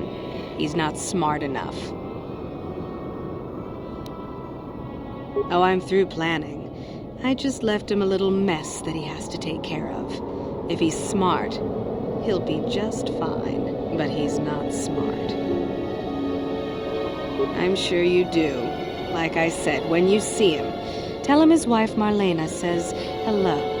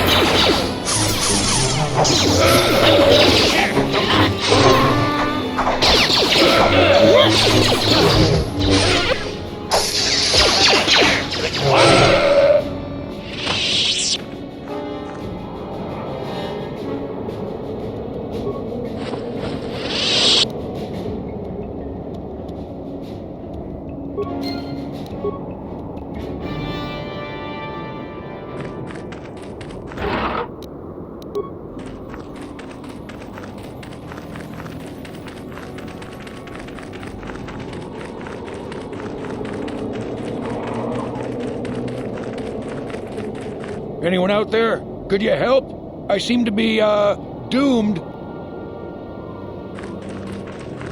Hey there, thanks for stopping. I appreciate it. I've been stuck without water for hours. Wasn't looking good. Oh, hey, it's you. I remember you at Foz's place. Could I get you to help out a fellow hunter, please? Well, it would appear that I've worn out my welcome with my wife Marlena. She fixes my droids. Fixed them good this time. Commentary. One would hope the female is better at repairs than Yukalaka. I still would like to crush his neck, Master. I triggered some sort of trap she programmed. She probably figured I wouldn't be smart enough to get out. Yeah, she was right.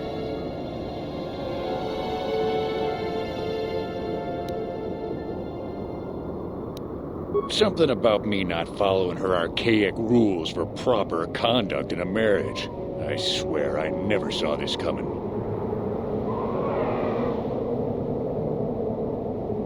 Hey, I'm the victim here.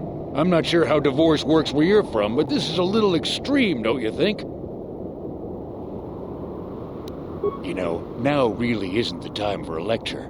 Of course, I might be more receptive after I'm rescued. Look, friend, some may talk about honor in the hut, but they still sell their trophies. The wife put a kink in my battle droids. They're in some sort of discharge loop. And if I move from this spot, they're threatening to blow up. She knew I wouldn't know how to fix them. Could you try to do some repairs? They don't care if you move. It's just me who's stuck. I say leave him. You're pretty heartless for such a pretty lady, you know. I take it back. Let's congratulate his wife. Commentary. I say we blast the meat bag and save you the trouble, Master. What's with all the droids lately? My wife get to you too? Negative. I just don't like organic meat bags. Except for the Master, of course. I'd, really appreciate a bit of help. Please?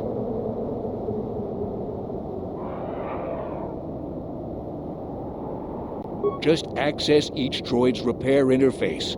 You'll have to do some tinkering, but be careful. One explosion I can survive. Any more than one and I'm dead. Oh, and, ignore the message Marlena left in there. No way do I deserve this, I swear.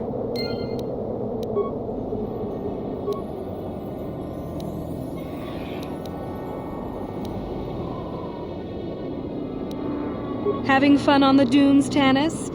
I made sure you would. Here's the deal. Your precious droids have trapped you. They'll hold you until you die of thirst.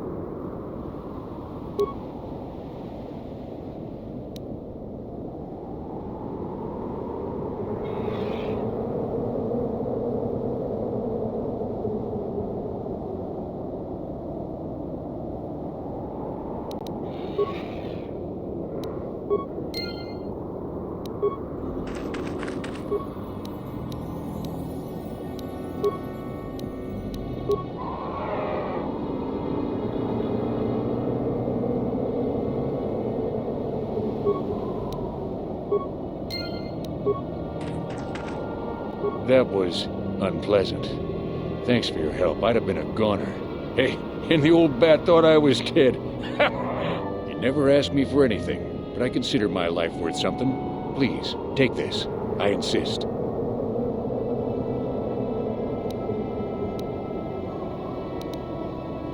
Thanks again. I doubt any of those uptight hunters would have helped, and I doubt the wife is coming back. I'm heading back to the shop. I hope she left the manuals for these things behind. Ungrateful little...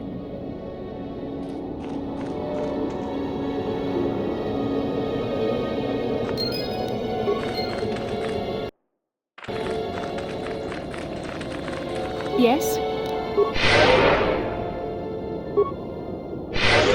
Sure.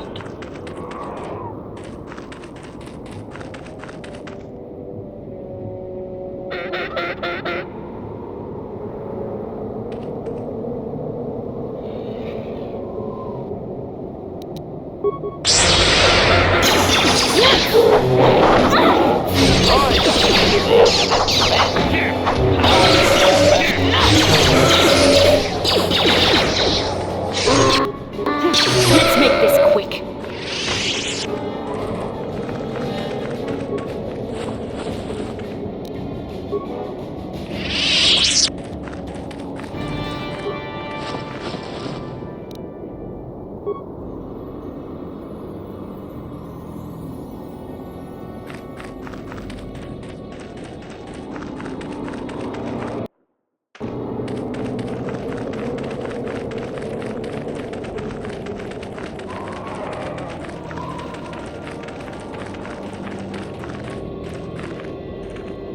Barely got a shot off. The captain will tell you all about... Who are you? It doesn't matter. Can you handle a blaster? It may attack again at any second. I doubt we could hold out on our own against another wave of them. You would be right. Came out of nowhere. Wait, damn it. Here they come again. How did it do that?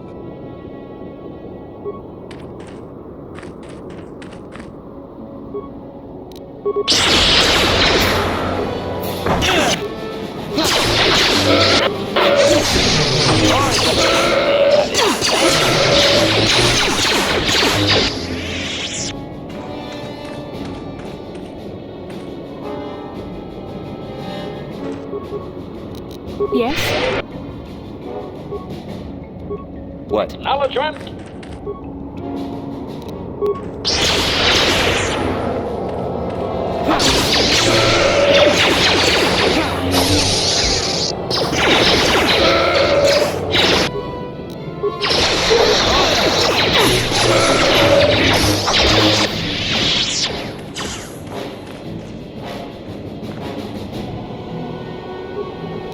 What can I do? Ready. Yes?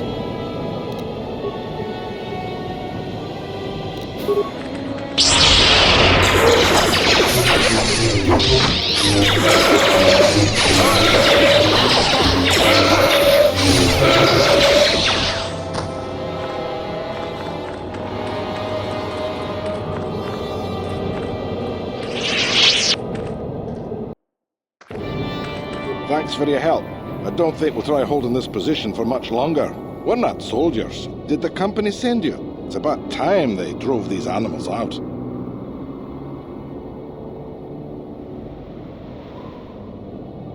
Well, you've got a lot of work ahead of you. Do you know about their enclave in the south? Don't even try to go near it. They've taken all the Zerka weapons that were supposed to protect our sandcrawlers. That place is a fortress, a death trap. You'll have to find some way to sneak into the place. That is not my job. Just that they attack everything on sight. Well, I suppose they don't attack each other, but any outsider's as good as dead. The company tried to arm us and even set up remote self-powered turrets on the mining route, but that just made things worse. We're not soldiers. They still kill us and then take our weapons off our corpses. They even had the Jawas disable the turrets and set them around their enclave. It's like a fortress now. I don't know how you're going to break through all of that. Me, I'd sneak in. Well, actually, I'd just get back to Anchorhead. They use whatever they scavenge. They seem to hate our technology, but they love to turn it against us. That goes for blasters and turrets too, I guess. It's not like you need to be a genius to operate them. They probably don't even bother with special settings. They just watch for people approaching and switch them on. I don't have time for this sort of thing. I'm through with the desert. You can take your sand people, Krayt Dragons, and crazy hunters. Yeah, so do we. There's no way we're repairing this thing while getting attacked over and over. The desert can have it. The Jawas will salvage it eventually anyway. Then we can buy it back and start over. Makes sense to me.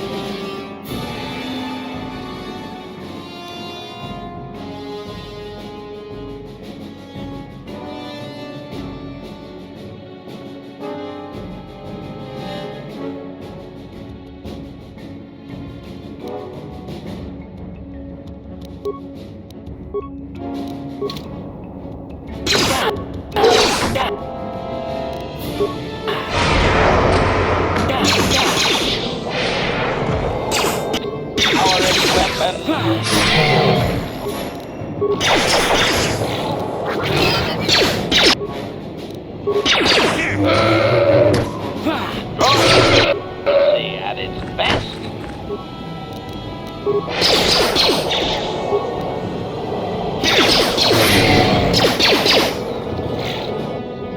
Powering weapons.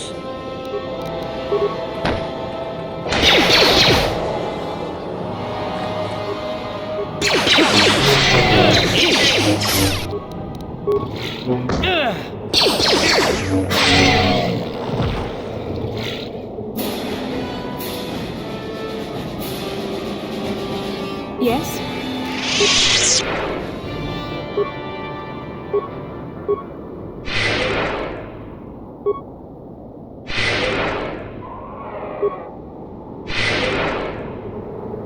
Ready.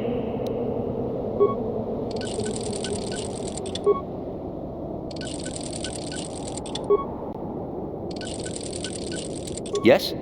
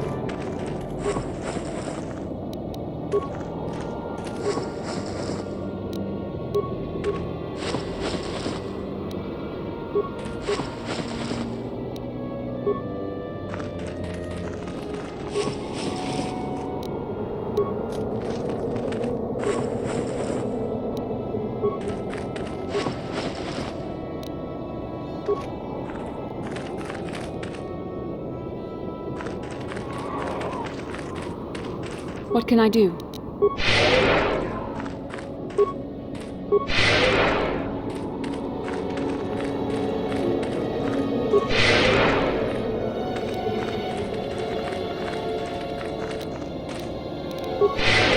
Ready? Sure.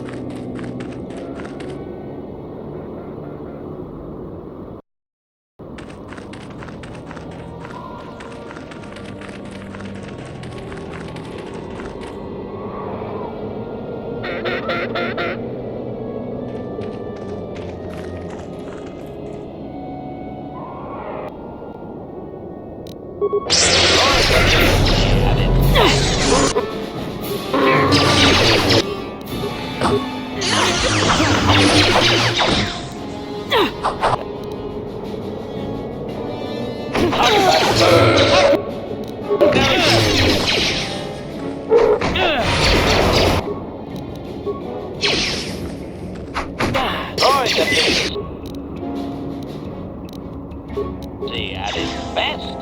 Fragility to maximum.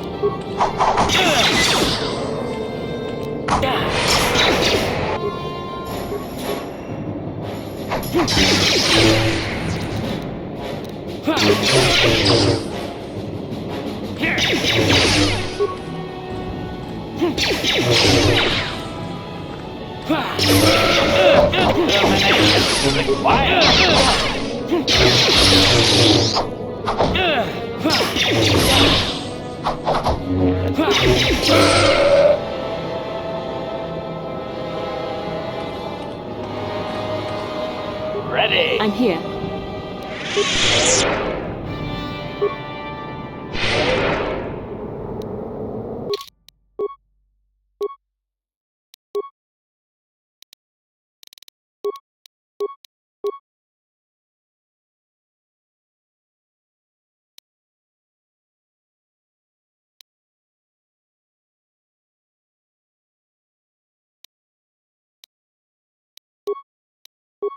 Sure.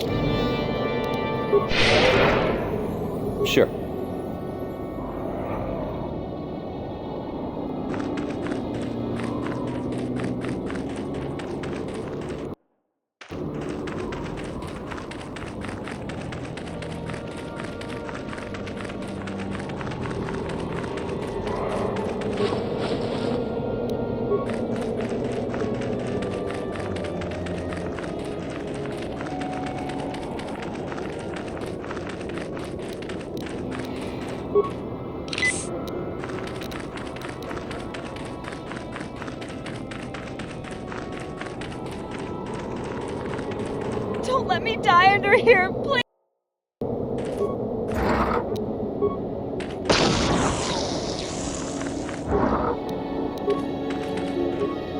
Please help! I can't get out! 3, 2, 1.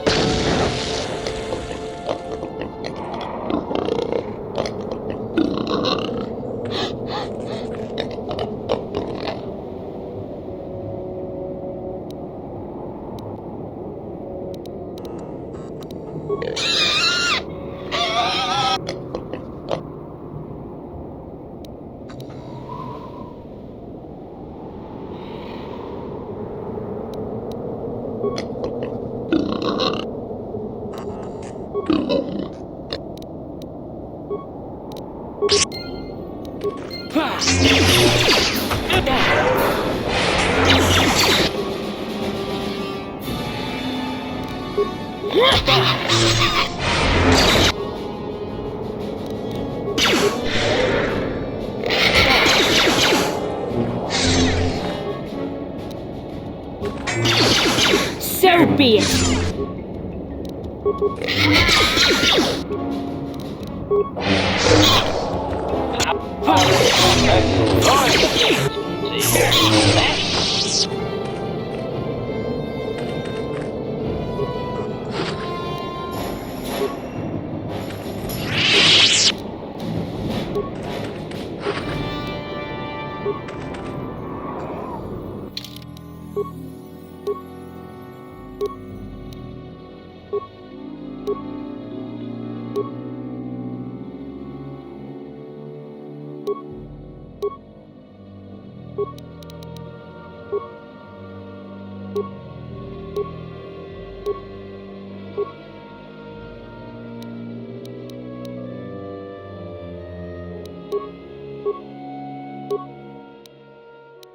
Sure.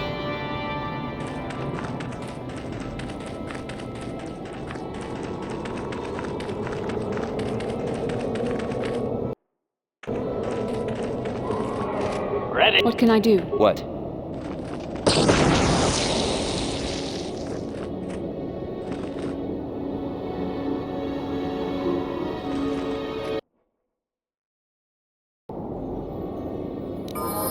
What can I do?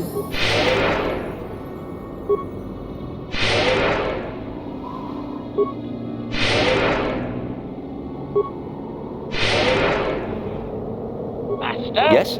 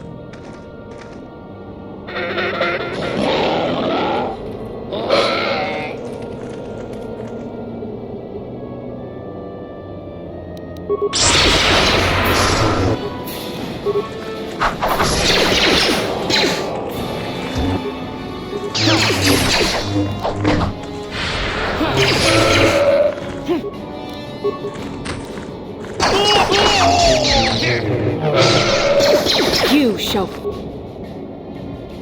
fall. You shall fall.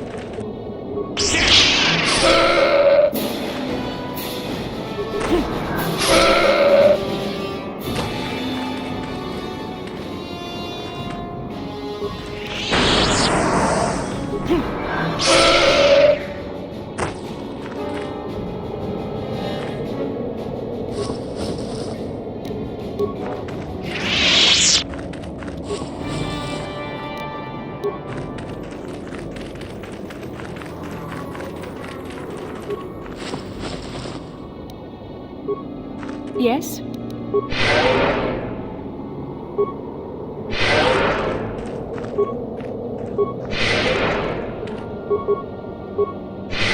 Ready. What?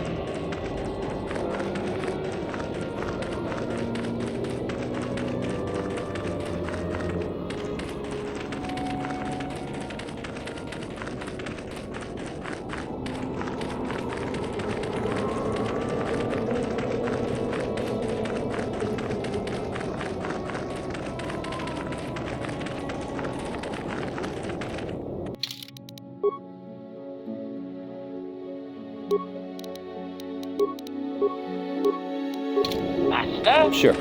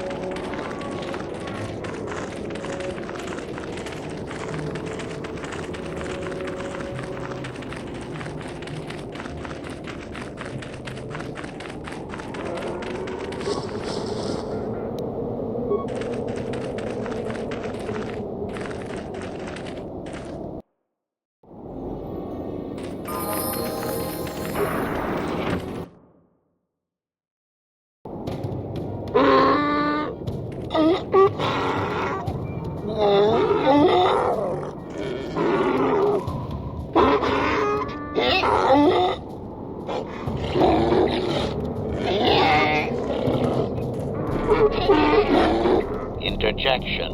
One moment. I believe I understood that, Master. It may not have been his intention, but he did actually communicate something. Cautionary. I am unsure, Master. Now is not the time for speculation, however. I will attempt to address your question later. Translation.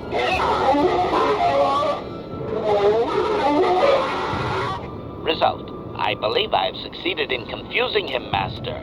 We have shown an interest not common among outsiders. Translation.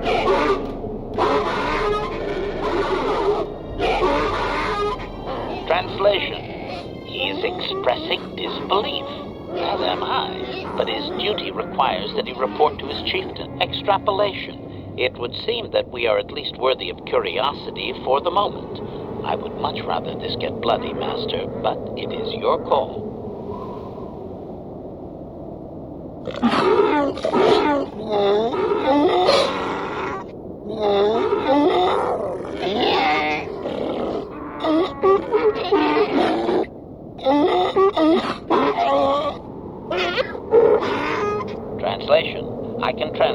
some guarantee of accuracy, that he is demanding to know why he should let us survive this encounter, Master.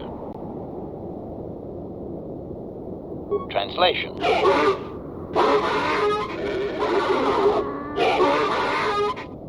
Translation. He claims he has no reason to believe you, Master. Your kind have tainted this land with machines and uncaring, ignorant feet.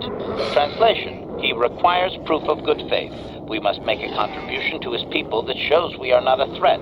Shall I blast him now, Master?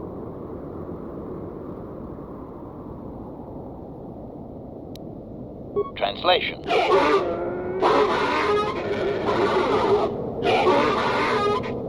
Translation. He plans to move his people farther from Anchorhead, but they need to build up stores of water first. He says you must aid him. Translation. He wants moisture evaporators from the Zerka. If you deliver them, he will order that his people reduce their attacks on miners. Translation.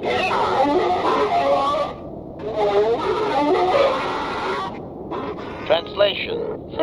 He does not believe you, Master. We will only be allowed to re-enter the Enclave when we have the evaporators with us. Translation. We are to be escorted outside. He will wait, but he doesn't believe we are coming back.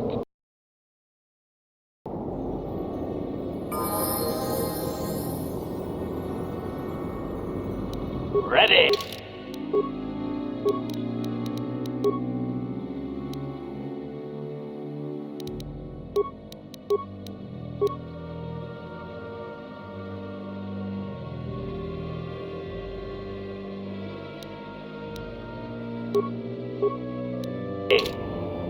Yes?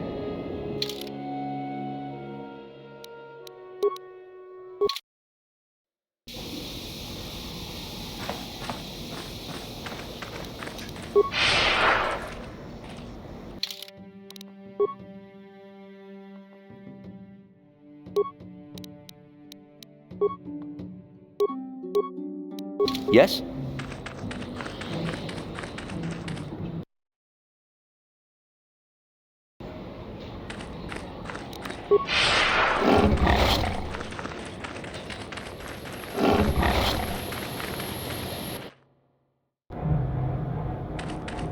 Greetings again from the offices of Zerga Corporation. Is this about bounties or something else? I see that, but do you have the all-important chieftains, Gaffy? That was what you agreed to get for us. Then I'll take those off your hands, but the real prize is still out there. Farewell. Greetings again from the office. Yes, we don't have, and I should remind you that you were not retained as a diplomatic representative. You are a hunter, and should go after your prey as we agreed. You are not authorized to do anything other than deliver what was promised. Do so, and don't talk of this foolishness again. Farewell.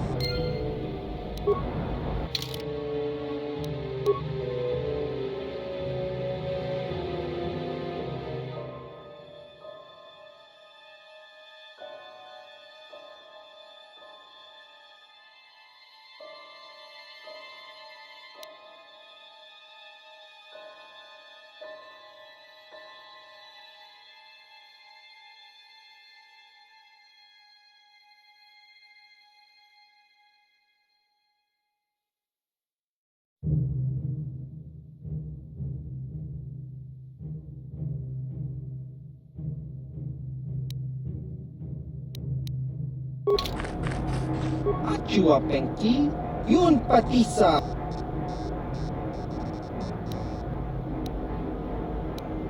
Baba Hassan Shan, No Chiwi Aita Ka Chong Chicha, Agi.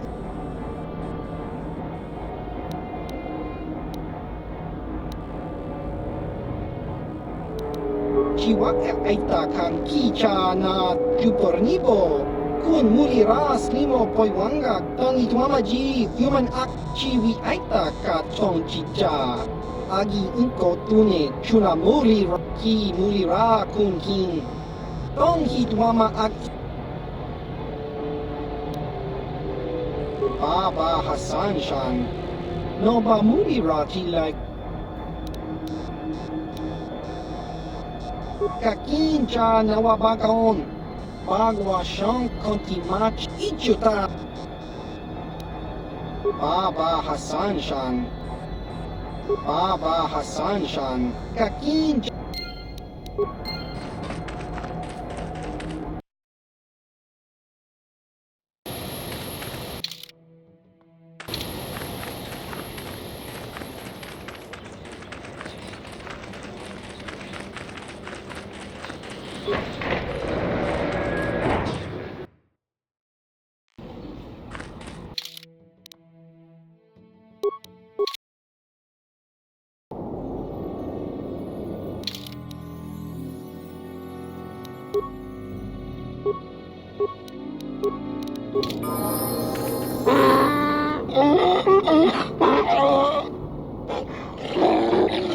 Extrapolation.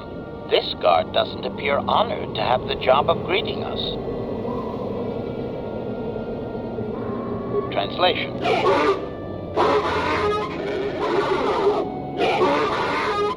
Translation. He will take us before the chieftain, as he was instructed to do.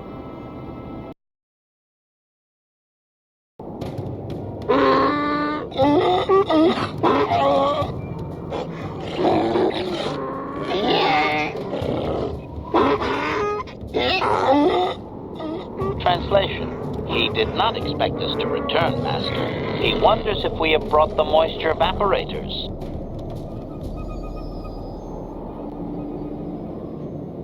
Translation. Translation. He does not trust you, Master, but you have done more than any other outsider. They will not attack, and he grants you his chieftain's gaffy as reward. Translation. The attacks will be reduced, and he will allow you to explore this enclave, but be warned that any lack of respect will result in death.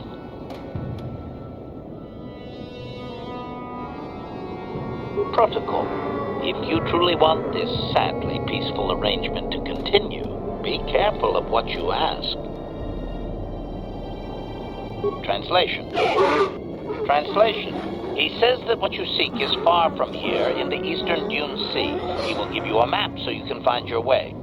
Translation. His people found it but didn't scavenge it because a Krayt Dragon took up residence in the excavation. Translation. Translation. Your ignorance isn't his concern. He claims there is a hunter that wanders the area sometimes and that you should ask him. Translation. The hunter is a Twi'lek. He will be in the eastern Dune Sea somewhere.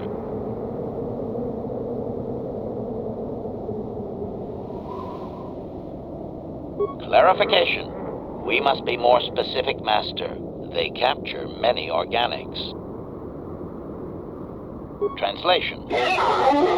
Translation. He says that by his very presence, this Griff defiles their home and land. He is without any semblance of usefulness to them. Yep, that would be Griff. Extrapolation. I would assume we are free to take him. It is doubtful they will even waste the effort to kill him. Perhaps we could do it, Master. Protocol. We should not keep him long. It is an insult to take too much of his time. Unless the plan is to blast him when you are done, of course.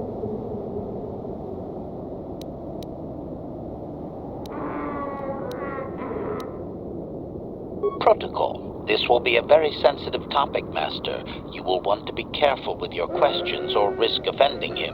Not that that is much of a worry.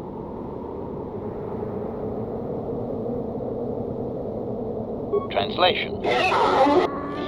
Translation. He says that he will not, Master. There is one storyteller in each clan, and only he may recite the histories. Translation. Translation. He says that you don't understand. They must never be told to someone who might say them incorrectly out of ignorance. Translation. To speak them in error is a blasphemy punishable by death. Only their greatest warriors are even permitted to listen to the tales. Translation. Translation. He doesn't know, Master. His people usually kill outsiders. Since you are an outsider yourself, that would not suffice. Translation. The greatest challenge for a warrior is to face a Krayt Dragon, the largest predator on Tatooine. Fight one of those, and bring back a dragon pearl. Discussed. I think he's making fun of you, Master. He doesn't believe an outsider could do such a thing.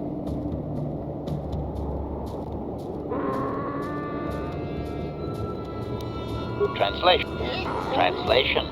Stones polished in the gullet of the beast. Apparently they are valuable items. Translation. Translation. He says there is a dragon in the eastern Dune Sea that you could sacrifice your... Translation. Translation. He says that the fact that you have to ask, this is just one more example of your ignorance as an outsider, Master. He says you are blind. Translation. His people believe they are part of the land, living with it. You and your kind dare to raise yourself above it. You remove yourself. Translation. That act of removal makes you an outsider, separate from all that is important. You could never understand how unwelcome you are.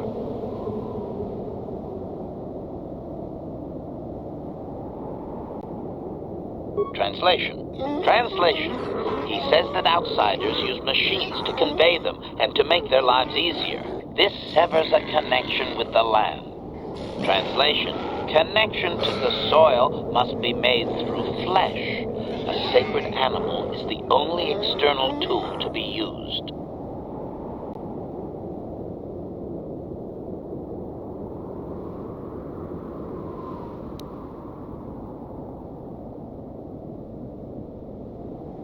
Translation.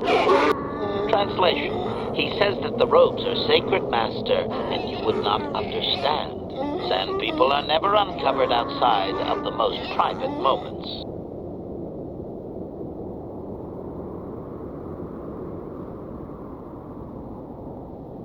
Translation. Translation. Never. That is their way, Master.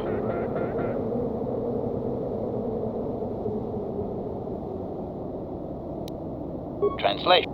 Translation. He says that the use of these blasphemous things will only be tolerated because outsider interference has forced it upon them. Translation. If your kind had not come here, he would not have to defend their ways or their land.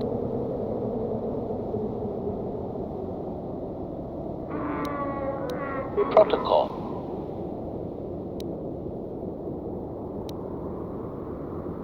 Translate.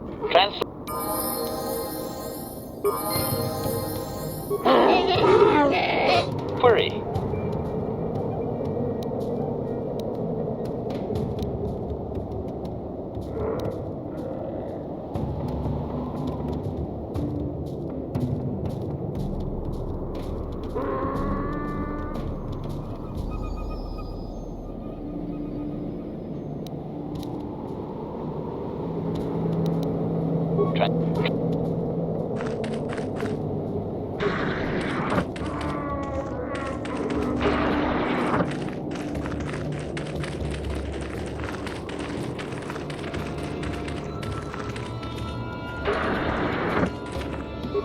You there.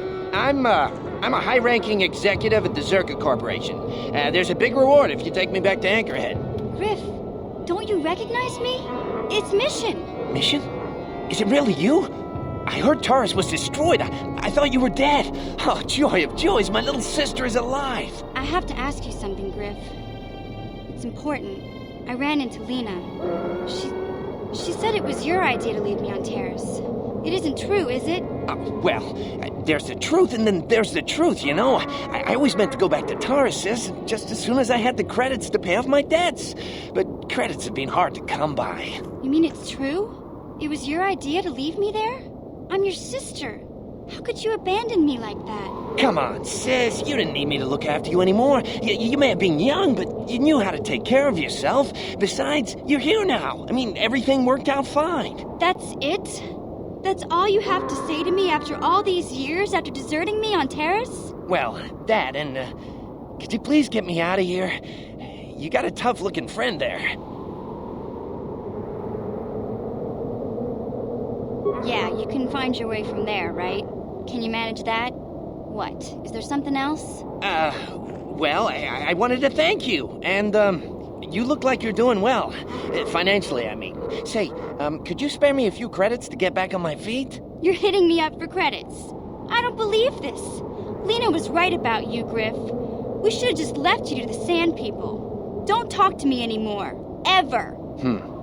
That didn't go well. Sis was always a little too fiery for her own good. She'll cool down in time.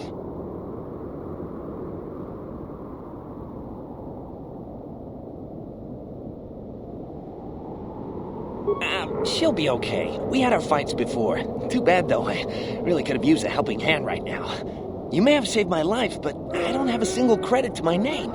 Say, you wouldn't be able to spare me some credits, just till I get back on my feet, you know?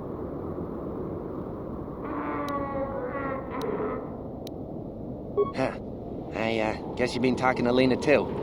That's okay. I'll figure out a way to get by without your credits. I always do. Besides, I've already got a job lined up for me. Krita, the manager over at the Zerka supply shop, said I could come work for him if I ever get tired of the mines. Yeah, I think I'll go take him up on his offer. You know, maybe there's something else you can help me with. I need to talk to a guy first and set up the details, but if you're interested in a job, come see me in Krita's shop. Goodbye, Mission. I'm glad you're not dead.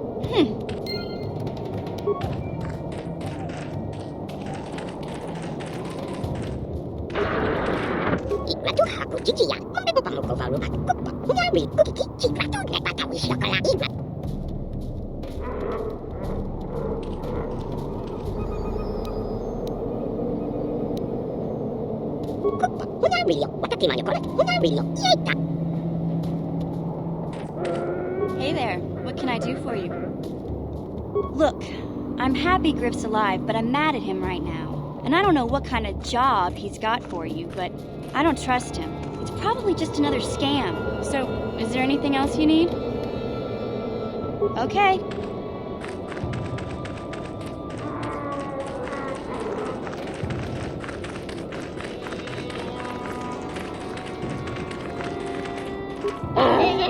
Query. Clarification. Translation. Translation. He says that the captive Jawas are slaves and that they have lived past their usefulness. You may take them if you wish. Translate.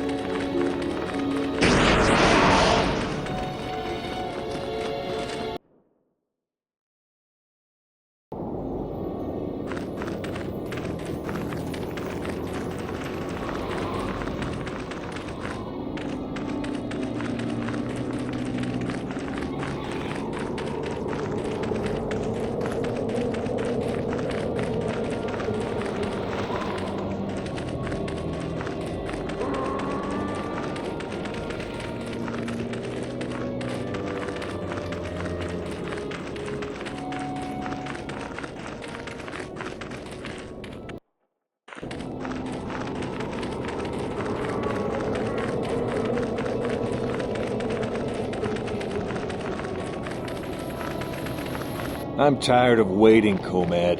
How big can this dragon of yours be? I'm going in.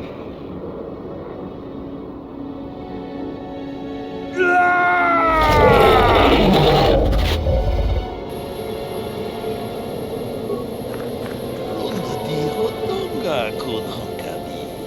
Wana kun bez ching palamut ka chi kun ida hodonga.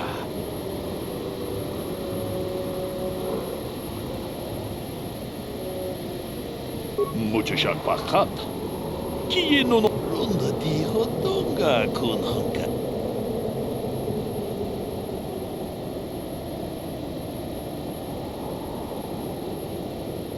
Ka chi kun ida hodonga. Ye king jedabadwana ni di bobo. Dong ronda di hotonga kun honka.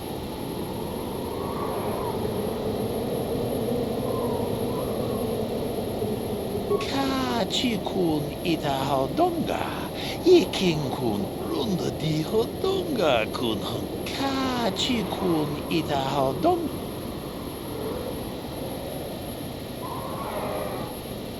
Ka chi kun ida hodong ronda di hodonga kun tong hai twam chi jung lumpa ronda di hodonga kun.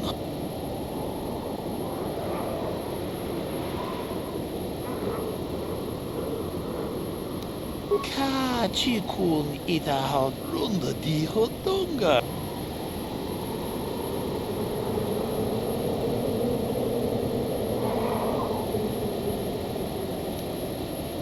Ka chi kun ida hodonga.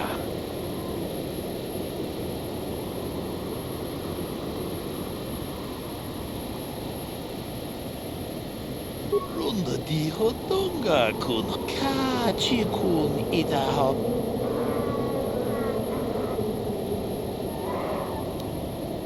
Jedabadwana ni ronda di hodonga mucho shak pakat. Ka chi kun ida mucho shak pakat. Jedabadwana ni di bobo. Dong na bunsh. Ronda di hodonga mucho shak pakat.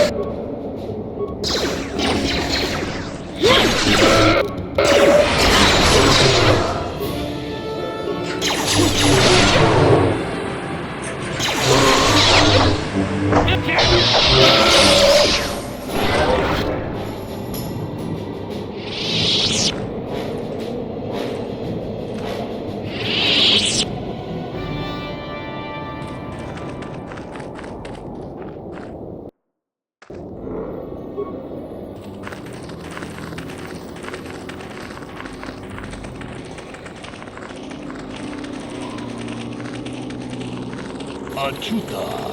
Bunga kun pistolpi kikubuyana.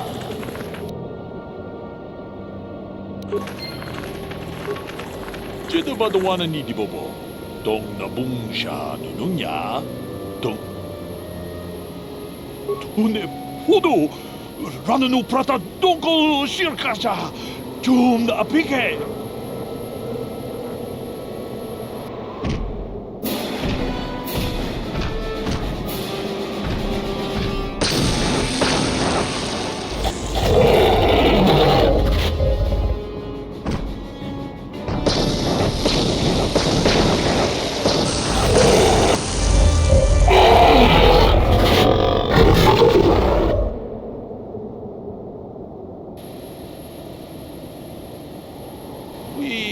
Nandayata.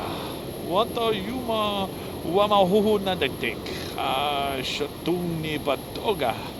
Wana kusbe ching palamule donke. Jeda badawana ni di bobo. Dong na bungsha nununya. Dong batukas magtalea.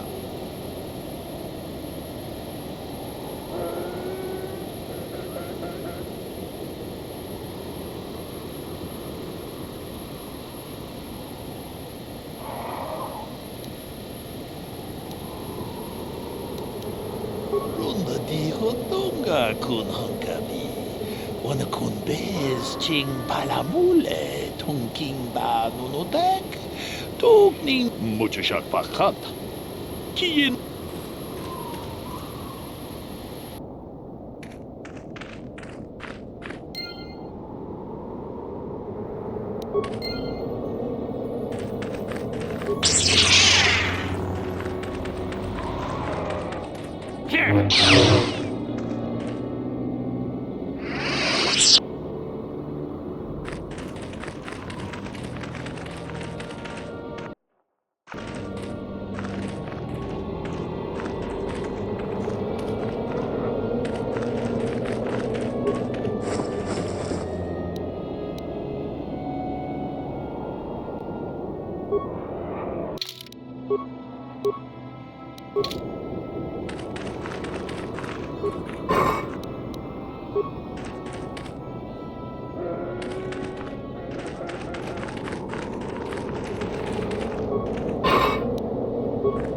Ready? Yes?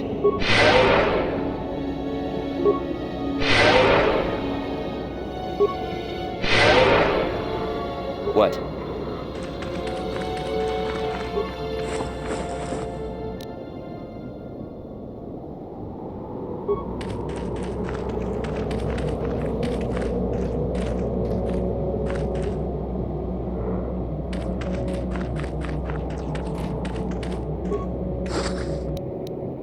So we have found it. Father's holocron. I suppose I should be thankful the desert sands had not swallowed it up. I don't know. Well, I'll have to think about that. I'll keep it with me while I decide.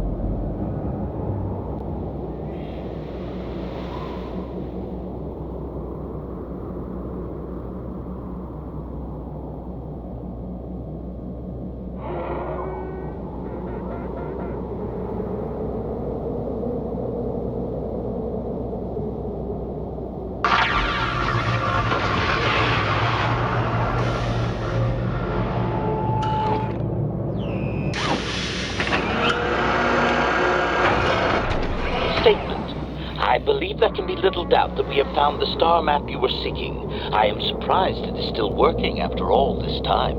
I do not think it is mere chance that we have found the star map here, in the lair of a Krayt Dragon. The star map is an artifact of the dark side.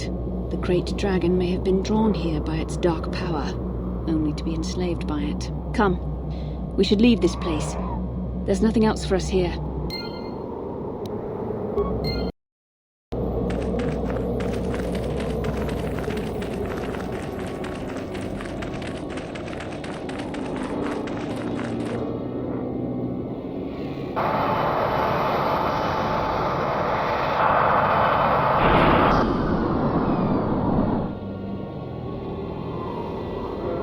to give you credit. You've led me on quite a chase, but nobody gets away from Gallo Nord in the end. You got lucky on Terrace. The Sith attack saved you from a quick and gruesome death. But I promise you, the Sith won't be getting in my way this time.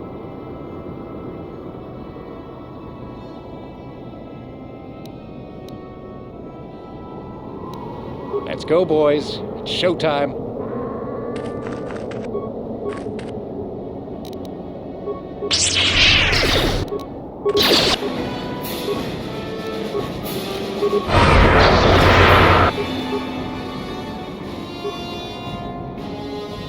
Ready.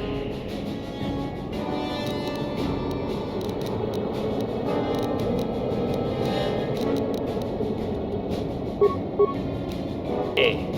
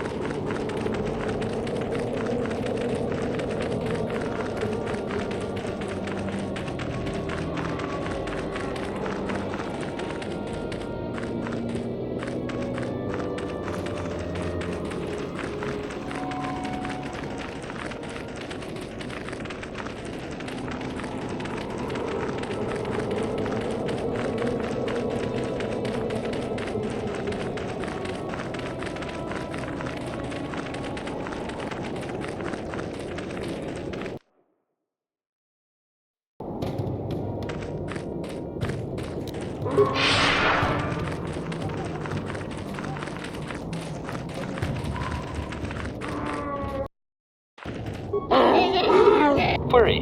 What protocol is translation? Translation.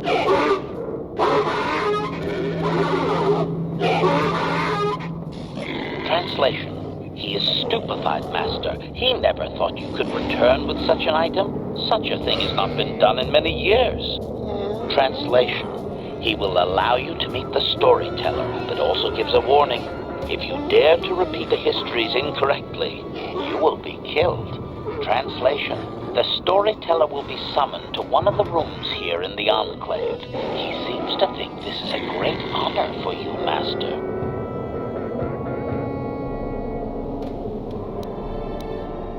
Translation.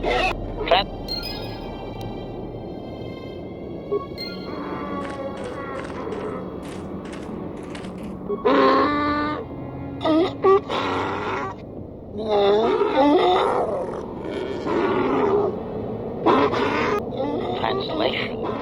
He identifies himself as the storyteller, Master. He has been told of your warrior skills and will speak the history to you.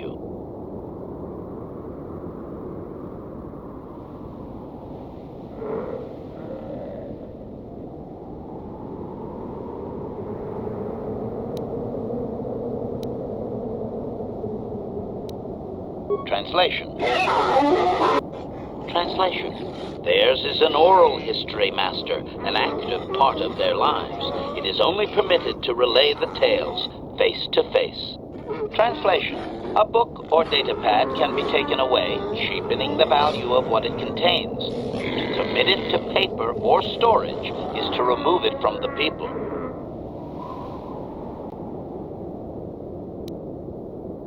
Translation. Translation.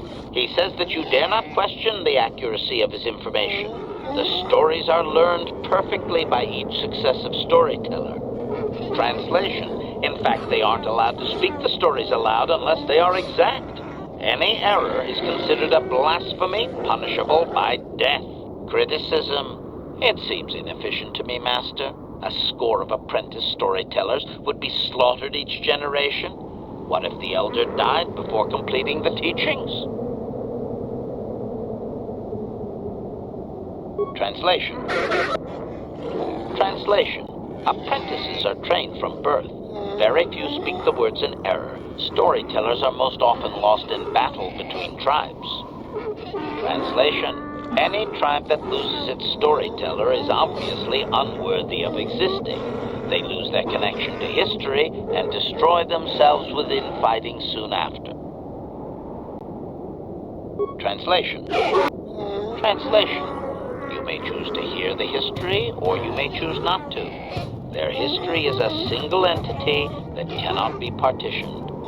Translation. The only exception is in continuing the tales once they have begun. If you leave, when you return, he will continue from where he left off. Translation. Translation. It begins with the ancient times. They were not sand people, for there was no sand. The land was green with life, and they walked without wrappings. Translation. Though the land was beautiful, they lived apart from the land. They built their walls high and saw beyond the horizon. They dared to reach the stars. Translation. There are no words for how long ago this was. It was before the outsiders, before the abduction, before the cities fell, before the builders.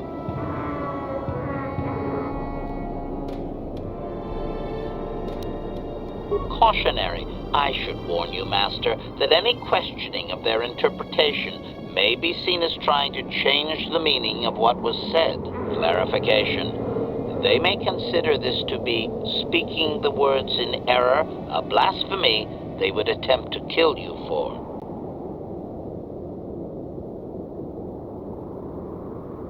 Clarification.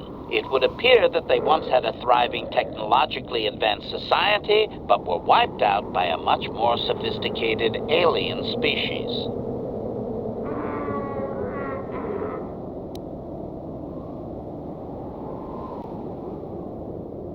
Translation. Translation. He only understands the builders as an iconic force meant to test the resolve of his people. He is not making sense, Master. Clarification. They claim their stories are repeated unchanged, but they have demonized these builders. In their minds, they wreaked such havoc they could not possibly be flesh and blood.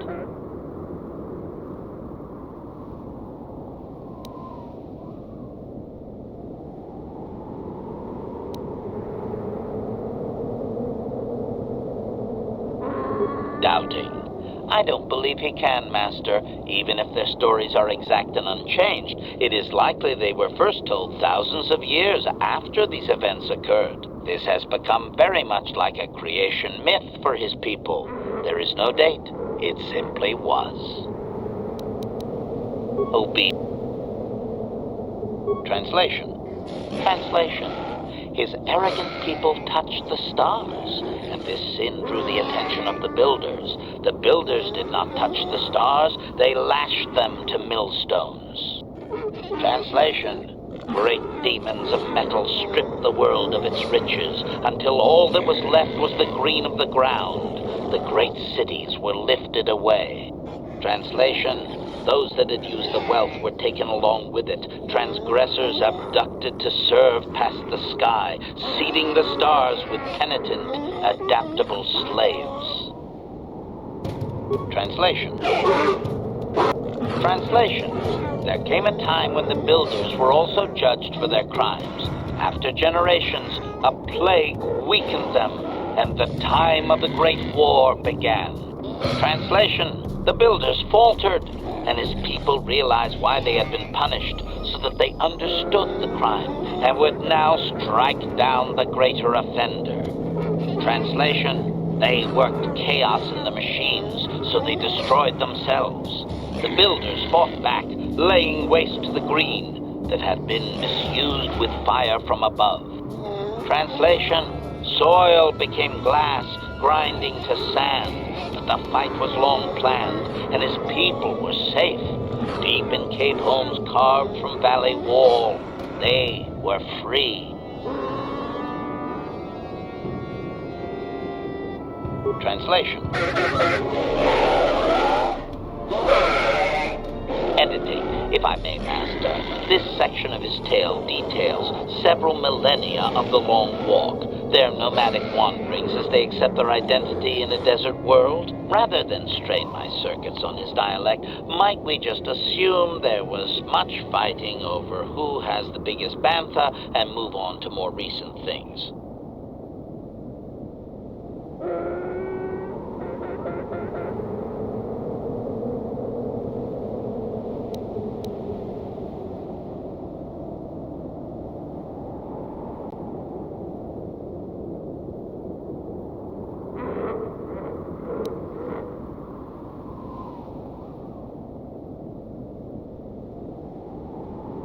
Resignation. Very well, Master, very well. Translation. The tribes spread far, distant from each other, but all the sand people and all cherished the land that remained. The sand would not be misused. Translation.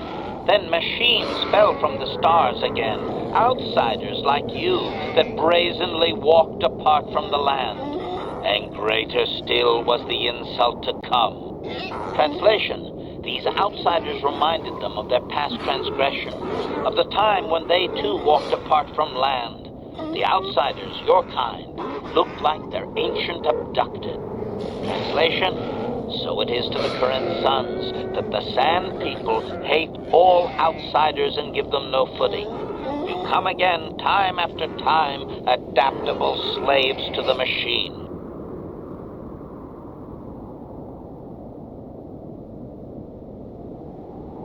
Editing. The last 1,000 years are full of conflicts with different groups of attempted planetary settlers, all of whom are poorly described, long dead, and likely untraceable. I believe I have truncated it down to the usable bits in what was already said. I hope it is enough, Master.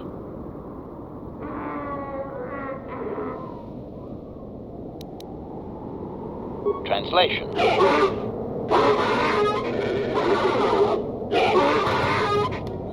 Translation. We are free to leave.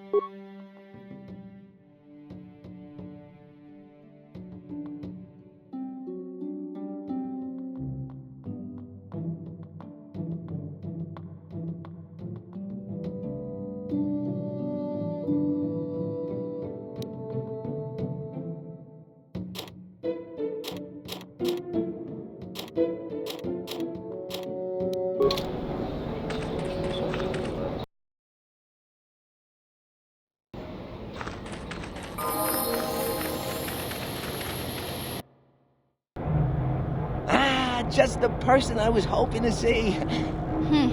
Save it, Griff. I'm not talking to you. I want no part of whatever you're involved in. Okay, sis, I see you're still mad. Fair enough. I don't think you could help me with this anyway. It's more of a job for your friend here. As you may know, tack glands can be refined to a very potent powder. It's the primary ingredient in Teresian ale. That's what makes it so strong. Of course, now that Taris is pretty much wiped from the face of the map, Teresian ale has become somewhat scarce and very, very valuable. Luckily, I know the secret recipe.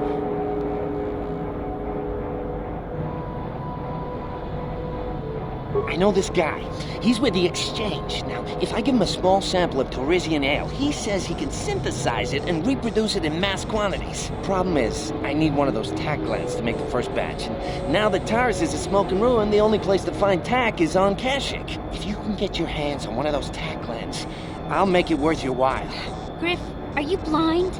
Can't you see you're talking to a Jedi? We're out here trying to save the galaxy.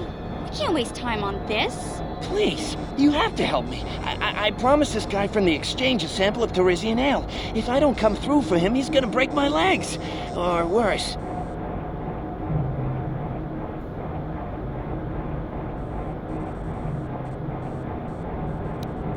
Come on, Mission. I'm your brother. I'm family. You can't turn your back on me. Forget it, Griff.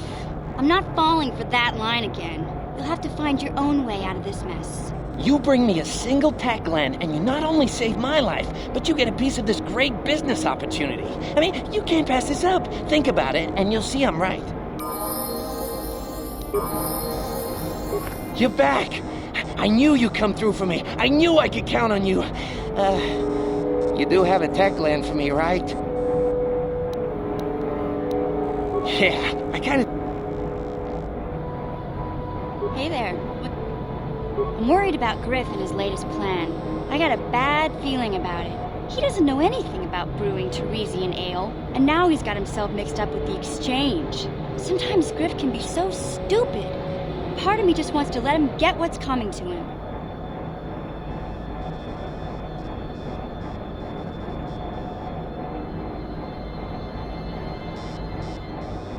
Why not?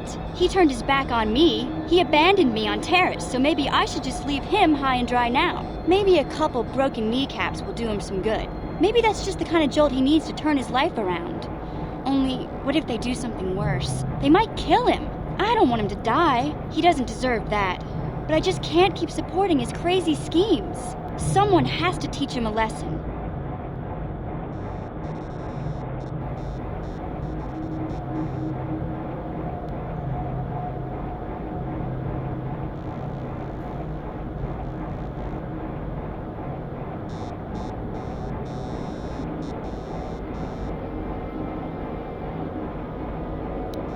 Yeah, I guess you're right. I'm not gonna change him. Griff is gonna keep on being Griff. Maybe if we get these tack glands for him, things will work out. Or maybe he'll finally see the light and turn over a new leaf. I know it's not likely, but it's all I have to hope for.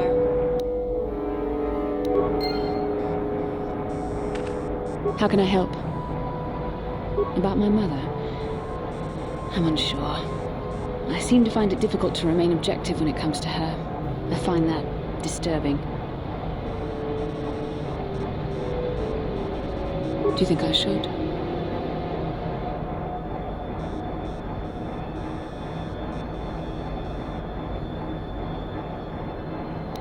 I would like to keep something to remember Father as much as she would. I'll think about it. I should try and remember my training. I should be able to let go of this, but I can't. I don't want to talk about this anymore. Let's keep going. Greetings again from the offices of Zerger. I see that. Well, that is a very big headache that you've removed. I'm sure there are still sand people out there, but they'll be quieter now. I think I'll give you a bonus for this. You've more than lived up to your side of the bargain. Zerker Corporation thanks you.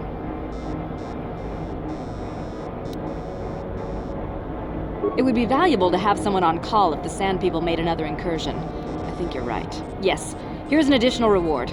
Once again, Zerker Corporation thanks you.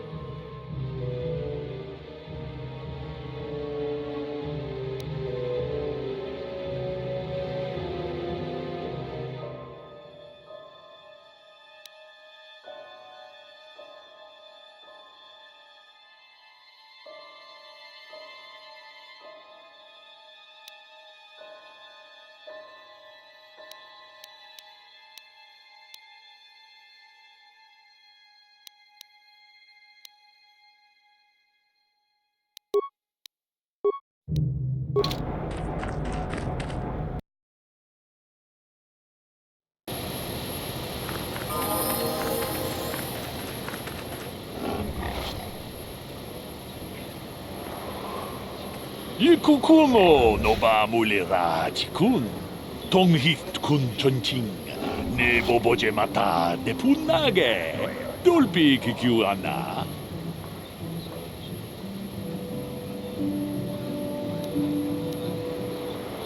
Kuyami juz chikata na patogaya hulki kokogala jichi. Kawanabot atagwa. Kagidora te kun watatimona ia bola. Runda di hotonga kun hankami. Wana kun bez ching palamule. Achuta. Wonga.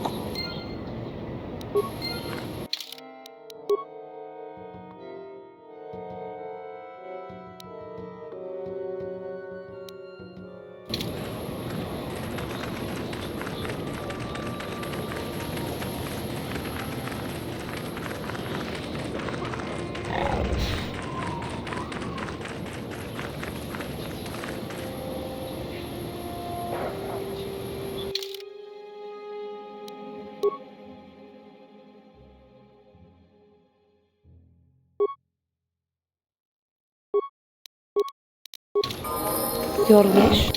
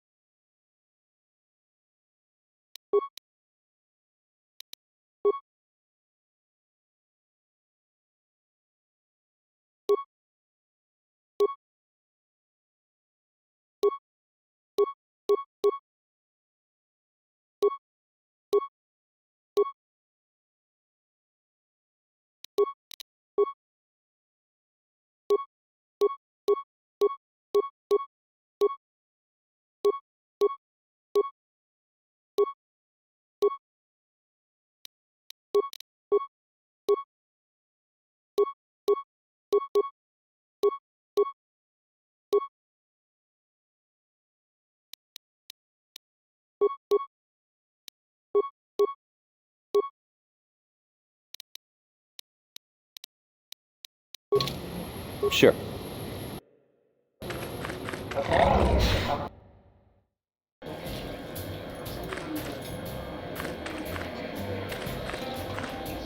Back already? Have you even looked for the holocron yet? I have the holocron, Mother.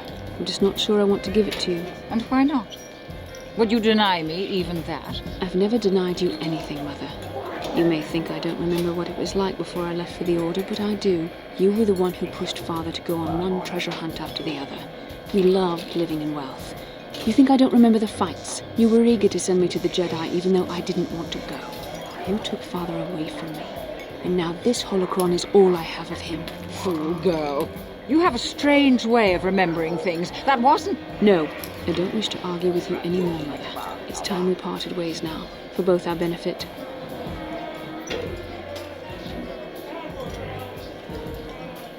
You don't know her. My mother is notoriously deceptive when she wants something. Why should she have the holocron? Is it too difficult to believe that I am a dying woman who simply wishes to see her husband one last time? I find it difficult to believe anything you say, Mother.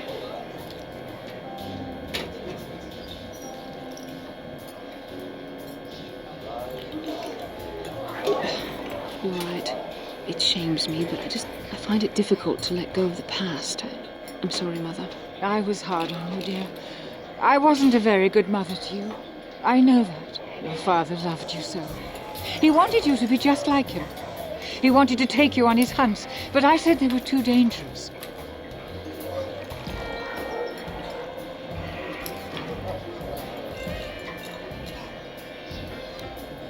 I always tried to keep him from the dangerous ones, but he would have none of it. It was a reckless life we led. Always moving. I didn't want that for you. So that's why you gave me to the Order? What do your father and I have to show for all those years of hunting? Nothing. That was no life for anyone, especially not someone as gifted as you, your father. He spent all his last years trying to pay for my treatments. That's why he went for the pearls. I begged him not to, but... Your treatments? I'm dying, Bastila. I did not lie about that. It's been a long time in the coming, and there's really nothing that can be done anymore. I told your father to let me go, but you know how he was. Stubborn, like you. I'm so sorry, Mother. I don't know what to say. Keep the holocron, Bastila. It would do me good to know you have it. This talking to you. This is what I really needed before I know. Thank you. I'm glad we talked too. Well, now. You said you had important business. And you were never one to mince words. You there. You take care of my daughter, you hear me?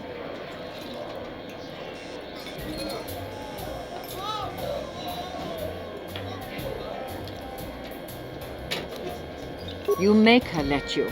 She's too much like her father in that respect. Where are you going to go? It doesn't matter, dear. Don't you worry about me. Here, take these 500 credits. It's all I have. Go to Coruscant and find a doctor. I'll meet you there after what I have to do. But I already told you there's nothing that can... Please take it. I want to see you again, when we can talk. All right, I will. You do what you have to, Bastila. You go make your father and I proud. I'll try. Farewell, Mother.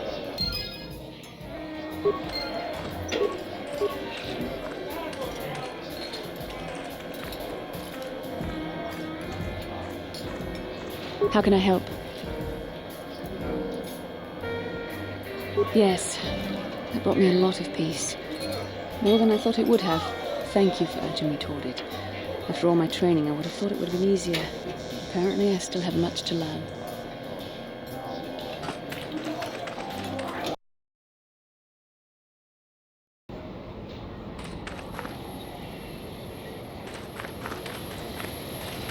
How can I help? I do. I've been trying to come up with the best way to say this for some time, but I suppose I should just come out and say it. The truth is, I have come to depend on you. Not just for the sake of the mission, but for my own sake as well. I'm glad you're with us.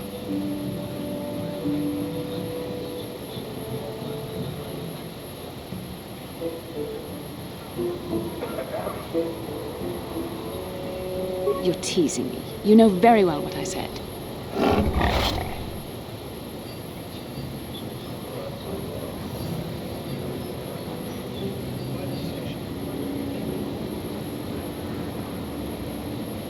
Well, yes. Surely that's not so surprising.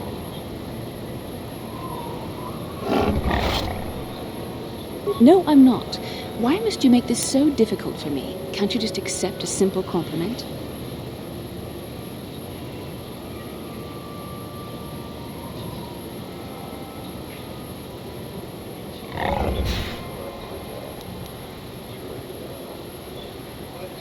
I know my manner can be a bit taciturn. I know you must be getting sick of my lectures about the dark side and everything else. I spent all my years being hounded by my instructors, being told so often how gifted and important I was until I was sick of it. I remember when I was younger, I used to swear that I would never become as self-absorbed and stodgy as the Jedi Masters. It's ironic, really.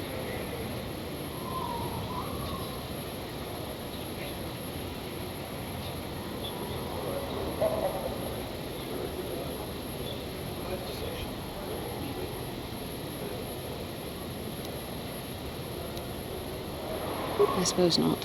But I am becoming like that, though it's not easy for me to admit. Being controlled has kept everyone around me at an arm's length. Even those like yourself who are most in need of my understanding and compassion. Maybe it's time to change that. You deserve to know how much I respect and admire you. I had to tell you how much I care for you. As a friend, of course.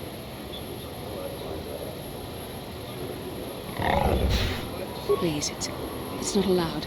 I have to remain true to the Jedi ideal. If this is going to cause a problem, maybe I shouldn't have said anything.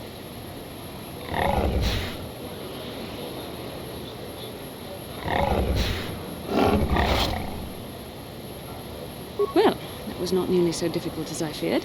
Thank you for hearing me out. I feel much better. But enough soul-searching for now. We should probably continue on with our mission.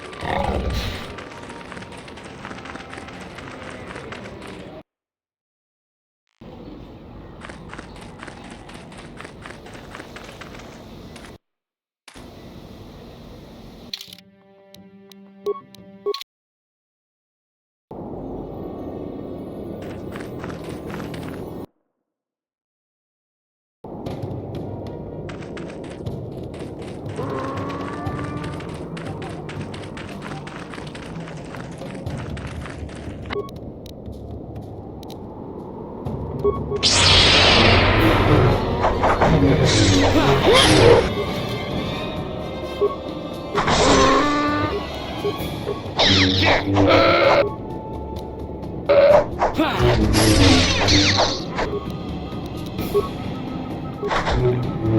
be it.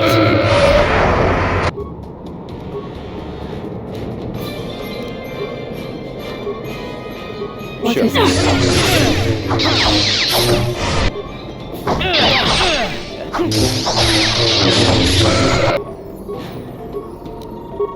Yes.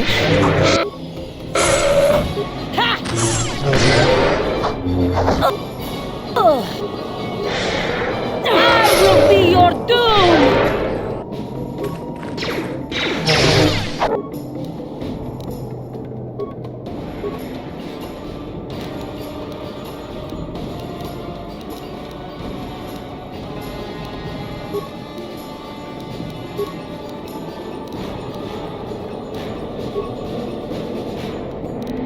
Your wish?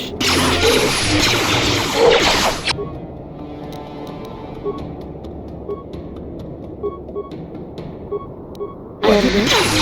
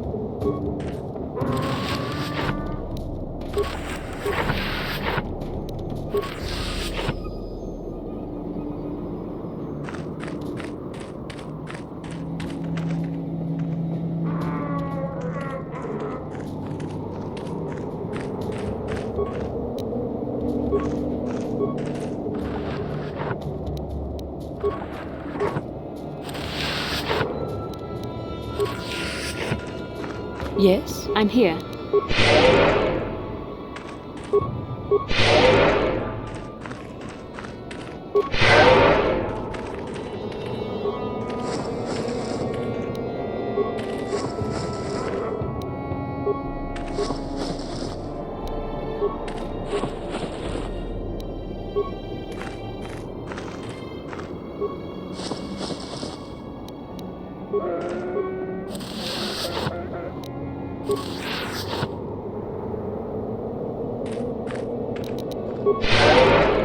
Sure.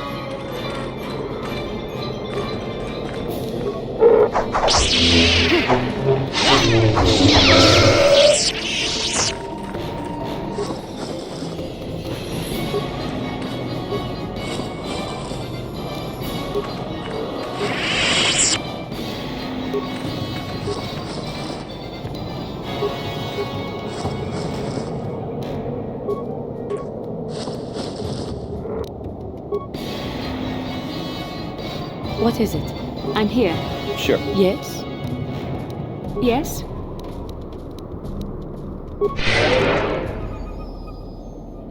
Sure.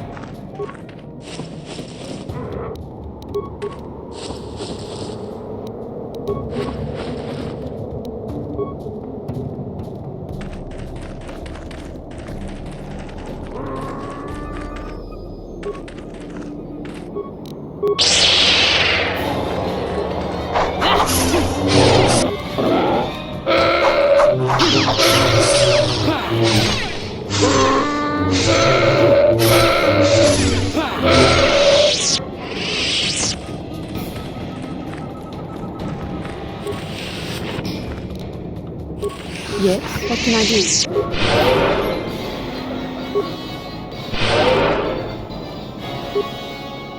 Sure.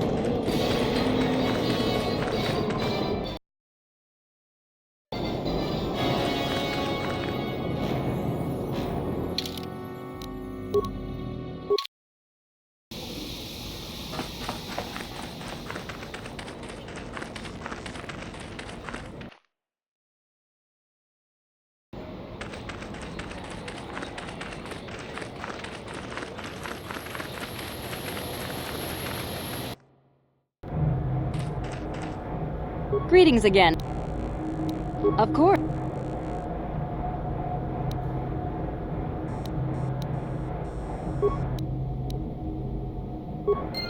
Greetings again. You have our will.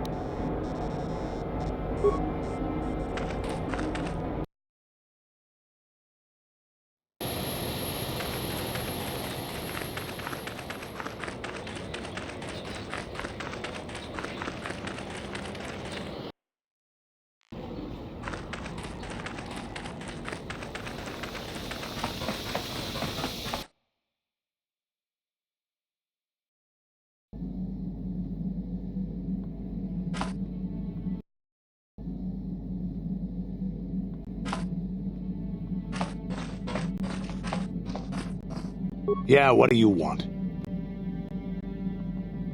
I was one of the best youth warriors in the clan Ordo in my time. No one before me had mastered the power of our basilisk war droids as quickly as I had.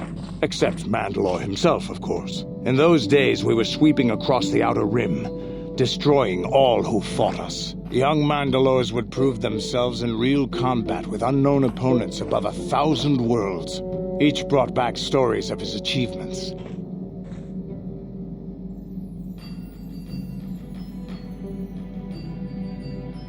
I remember it well, orbiting high above a placid world, its defenses just stirring. As was tradition, I would go ahead of the first wave to find enemies in the thickest fighting. I remember sitting there in my armor, linked directly with the basilisk thrumming beneath me, my heart racing with fear of the coming battle.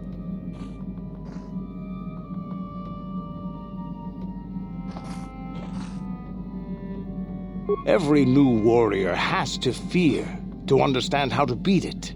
You must know that. The doors opened in front of me, and the air was sucked out of the drop bay, scattering crystals of frozen vapor across my path. I can't describe what it feels like to look directly down at a world, falling continuously as you circle it, with barely 15 centimeters of armor plate protecting you. When the magnetic locks disengaged on my droid, I plunged out of the drop bay towards the battle that waited below.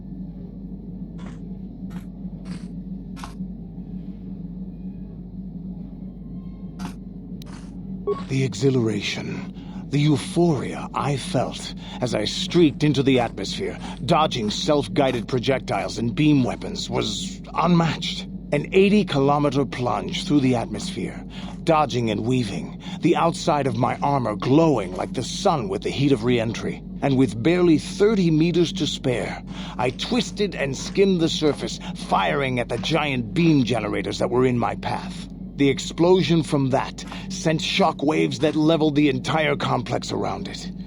It was the moment of my life.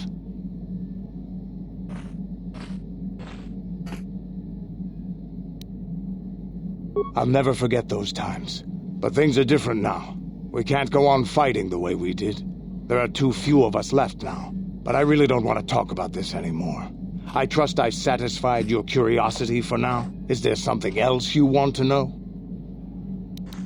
Your choice. Yeah, what do you want? You want another war story, huh? You want to hear about some other world getting wasted, eh? I knew you were the type. Your stagnant republic has never seen some of the strange creatures and races we fought on the Outer Rim in those years. And you never will now.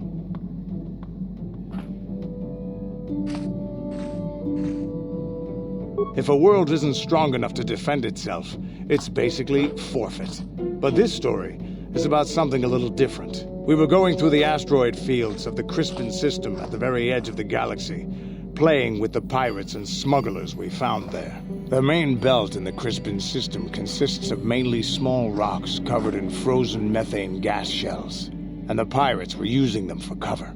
Ha! I remember using a thermal generator to cause the outer layer of one of the asteroids to vaporize in a picosecond. It blew out and shredded the 3 smugglers using it for cover. But that was a mistake. The asteroid I had targeted was smaller than most, maybe a dozen meters on a side. On the outside, it looked the same as any other, just a ball covered in frozen gas. But something must have been inside it, something inactive, in the cold. The heat of my blast might have triggered something or woken something up. After I'd hit it, spots of light and heat appeared all over the thin shell, still covering it, evaporating the gases. What lay underneath looked like some sort of rocky growth. A deformed rock, pitted by scores of micrometeorite scars. I think something even older might have been inside that. Maybe, but maybe not. It started rotating faster and faster as we watched it.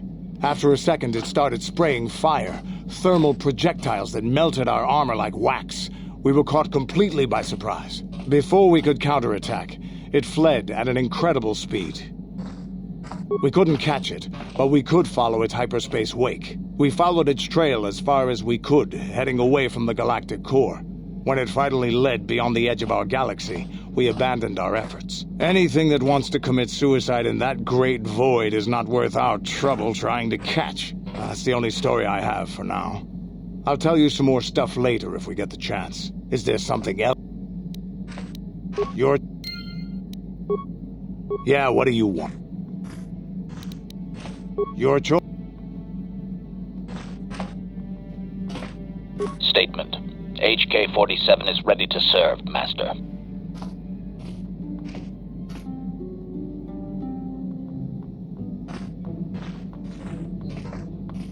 Statement. I know some elements of my functionality, Master, but not all. Qualification. I suspected that it might, Master, but without memory, I had no way of knowing whether or not I knew that was true. Qualification. Not so much, Master. I spoke out of ignorance. I assumed the Athorian was responsible for my memory loss. That does not mean I am not a fully loyal droid willing to serve its master. Right, Master? Answer. There have been numerous repairs and tampering made to my system, Master. Several systems are not operating as they should be.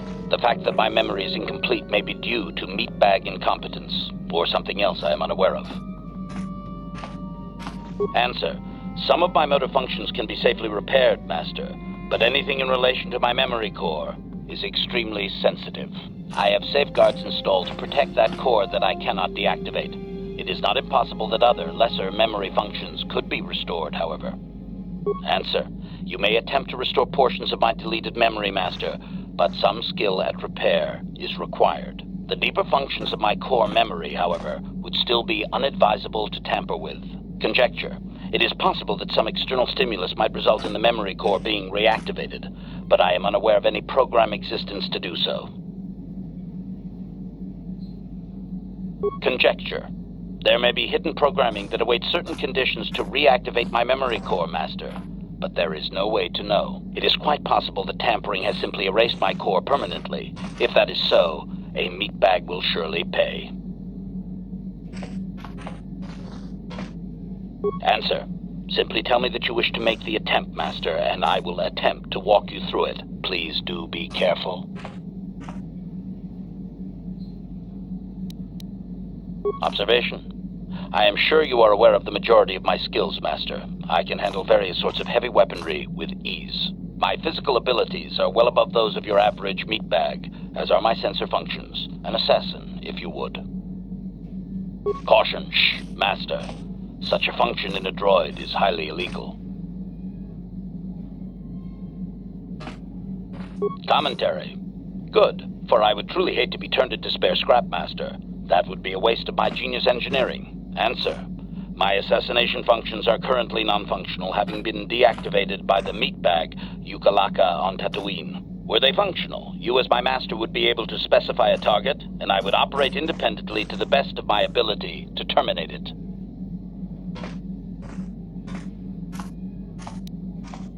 Answer. I have no way of knowing that, Master. My memory has been deleted, remember? Answer. Answer. The deeper conjecture. Answer. Affirmative. If you believe your request, I only ask that you be oh so very careful, Master. I am too valuable and well-crafted to perish at the hands of ineptitude. Negatory. No, Master. You are not a droid, however, and therefore your skills are limited by the physical capabilities of your meatbag extremities, or some such.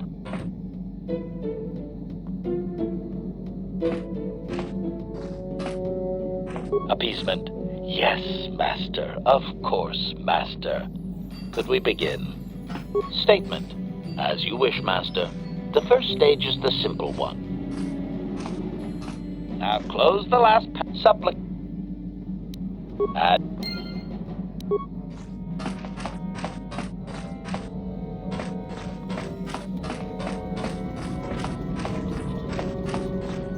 How may I be of assistance to you, Padawan?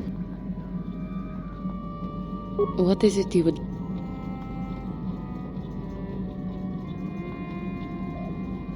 Well, I suppose I have not talked very much about the Jedi I met back home. They, all of them, were so very invigorating. They were so very alive, so full of hope and energy and zeal. In retrospect, I can see it was a little bit tragic. Well, yes. These Jedi were going to fight the Mandalorians just after they had invaded.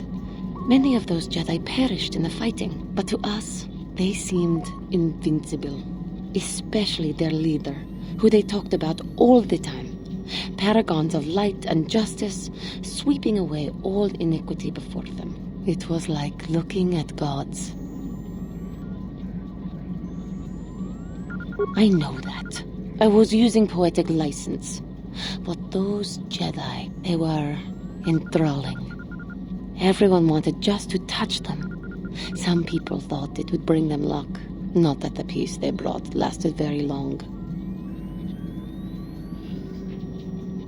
The Jedi left.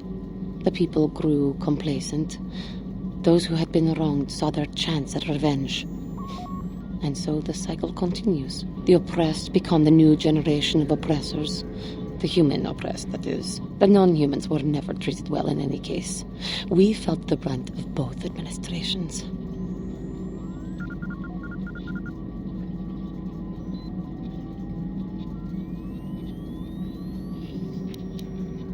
Yes, but humans seem the most pervasive, the most consistent.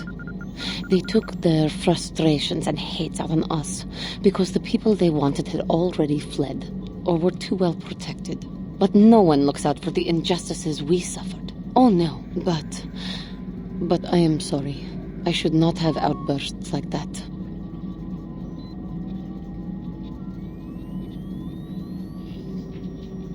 I know.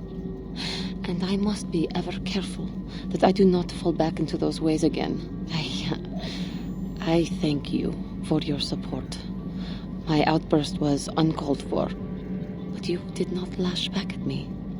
You are a much better Jedi than I, it would seem. But let us not speak more of this now. We should continue on our journey. Perhaps later we will talk again.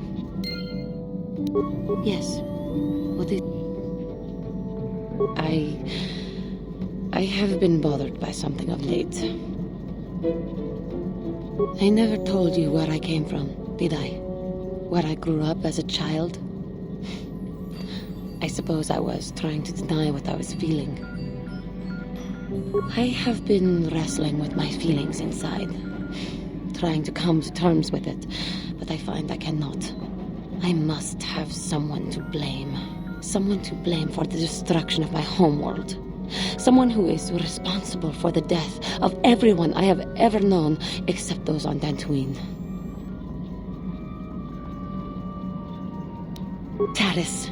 It was Tanis that the Sith destroyed to try to kill you and your precious Bastila.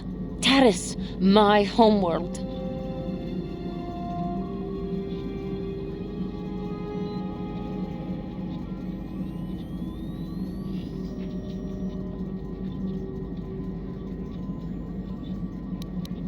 It was my home. If it were not for you and Bastila, the Sith would have never had reason to destroy that world. It was your fault for being there, and your fault for rescuing Bastila. Without your intervention, the Sith would have had no cause to lay waste to my childhood. Just let me vent my anger. I need someone to blame. Something. Anything. I hated that world. Yet everything I learned as a child, I learned there. It is as much a part of me as the air I breathe. I have this ache inside me, where all my childhood memories lay, and I find your face there with them. If it was not for you, that world would still exist.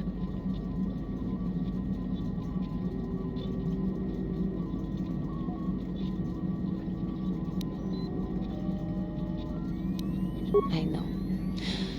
I suppose I realized that. But it is so hard to lose your entire past. You would not understand. Yes, I suppose it will. As long as we remain focused on our task, it will. I am sorry. I will try not to distract you in the future with my trivial experiences. We should stop for now. How may I be of assistance to you? What is... I have been thinking much about our journey, and I am grateful and honored that you have accepted me with you. I am not used to such unbiased acceptance from one who is nearly a stranger to me. We Cathar do not make friends easily, or for long. Even on Dantooine I remained alone. Not ostracized exactly, but separate.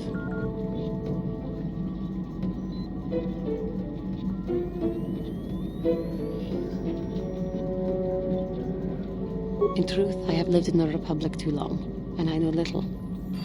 I never met any others of my race other than my parents. But we are not diplomats. We do not deal well with groups. This situation is new to me. It is warming. I feel almost welcome. Needed. You seem to be very decisive when it is required of you. It is reassuring to know that I can count on someone like you.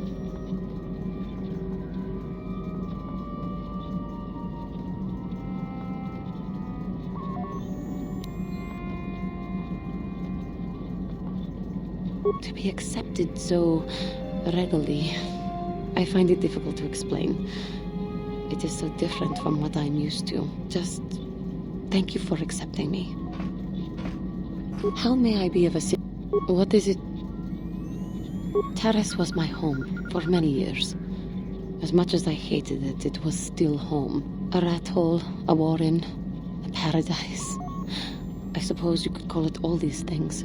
For me, it was hell.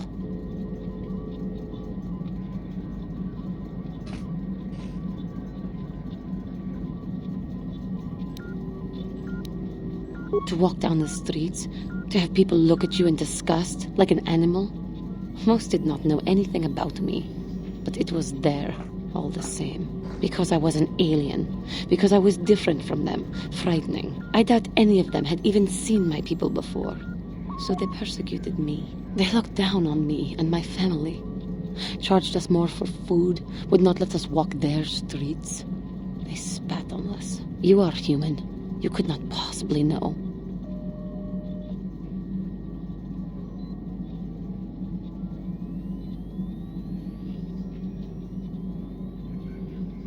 That is true, I suppose.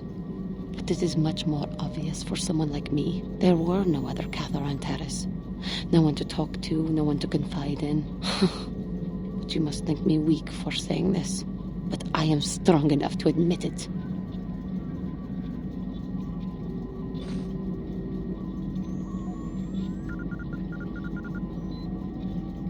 I thank you for your concern, but maybe I am weak. To think that some stories of my stupid past could possibly interest you.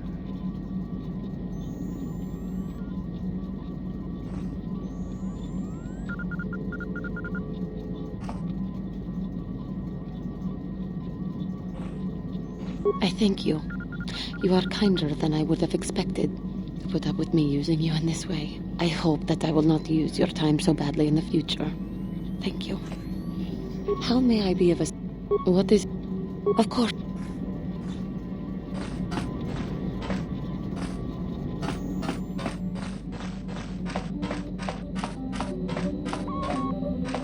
Yes, what's on your mind?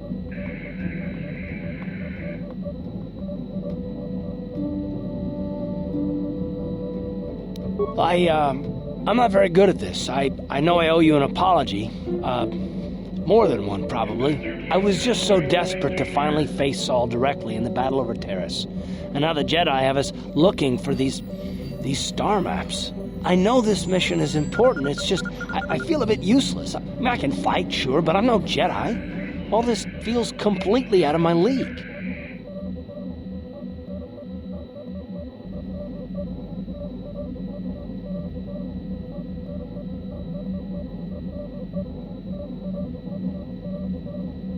It doesn't, I know. It's been a while since I've even had to think about that sort of thing. I just hate not knowing what's going on and feeling this...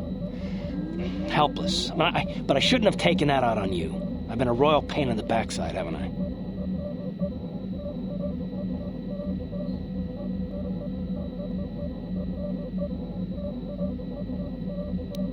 No, I do worry about it. I've traveled the lanes more than once. I should know better than this. So, I'm sorry. Will you accept my apology?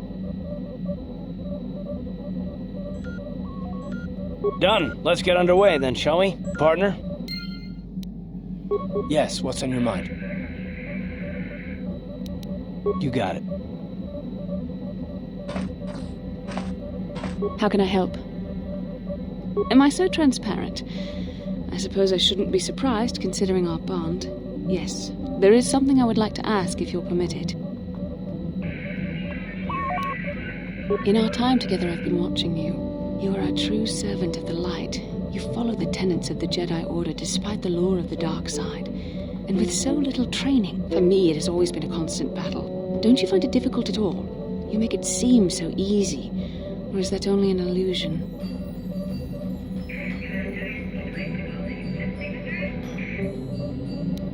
That's a relief to hear. I have never found the Jedi path an easy one to walk. And it's good to know I'm not alone. I've always struggled for control over my passions. I've always been too quick to anger, too quick to get involved. My instructors constantly berated me for it. I've often dreamed that I might be able to confront Darth Malak myself. I dream I can use all this power I have to kill him and stop all the death and destruction. I just think about all the evil that the Sith have caused and I get so furious. Yet we are told that these feelings are the path to the dark side.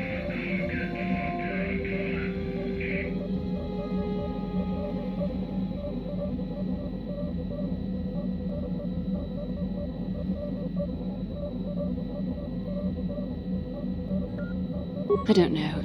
Would the power I use to kill Darth Malak be too tempting to keep using? Would I become the kind of evil I want to destroy? The very thought that I could become as evil as Malak, I just can't fathom it. It just doesn't seem possible. I mean, how could I... No. Wait, I'm sorry. I shouldn't even be asking you this. The Jedi teachings are clear. Who am I to question them? And even worse, who am I to try and make you question them? These are dangerous thoughts. The indulgence of a vain mind. Please, forget I ever mentioned this. Let's just return to our mission. How can I help? Then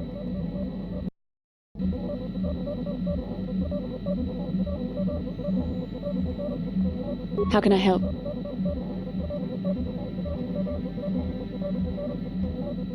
Yes, I did end that quite abruptly, didn't I? Perhaps a master could have addressed my questions with the proper wisdom, but I never should have brought it up here, not with you. Part of my purpose on this mission was to guide you in the way of the light, to help you avoid the temptations of the dark side. But I fear I've failed in that task. I don't think I'm the proper Jedi to guide you. I'm no master. You should have remained with the Council. The fact of the matter is, I have never possessed much skill at controlling myself. With the bond that joins us, it seems I have even less. You have maintained the path of the light side, but it has been in spite of my influence, not because of it. It's increasingly obvious I am unable to guide you properly.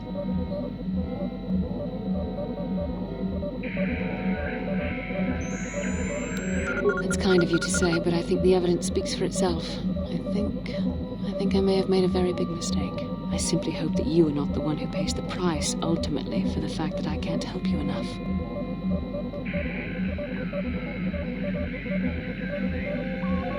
That's a kinder response than I deserve, and I can see there is wisdom in your words. You continue to be there for me, don't you? Even after I keep pushing you away, you're still around when I need you most. You're like no man I've known before, and you're nothing like what I expected you to be after the Council sent us on this mission together. I need time to think about all this. They're not going as I thought they would. We should continue on with our mission for now. How can I help? Yes, what's on your... I already told you, he betrayed us all. Well, there is more to it. I'm sure you don't want to hear about it.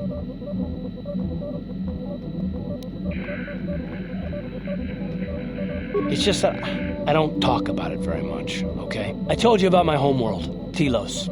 4 years ago, Saul led the Sith fleet there and demanded its surrender. The planet refused, and Saul proceeded to devastate its entire surface. Millions died. I had a wife and a son on Telos. I thought they would be safe there, but my task force arrived too late to be of much help. We didn't have enough medical supplies. The colony was burning and the dying were everywhere. I remember holding my wife and screaming for the medics, but they didn't come in time. Of course not, how could you? I had nothing left after that, really. I devoted myself to the fleet. Hunting Saul was my only purpose. I miss them, and I know killing Saul won't bring them back. And it won't make me happy again, but I have to do it. I don't expect you to understand, but I have to pay him back for what he's done. I have to. It's all I have left.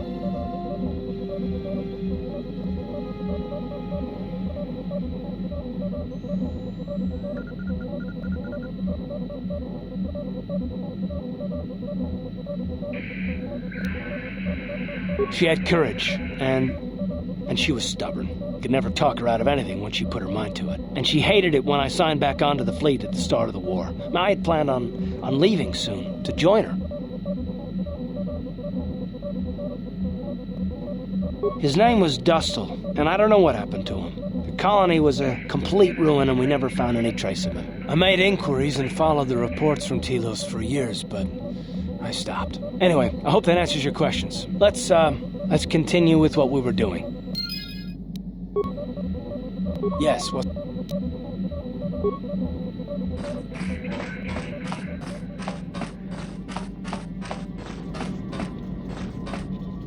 How may I be of... What is it you would... Of course.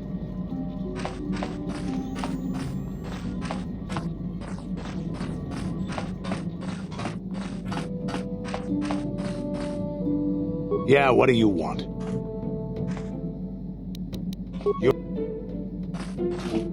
Statement. HK-47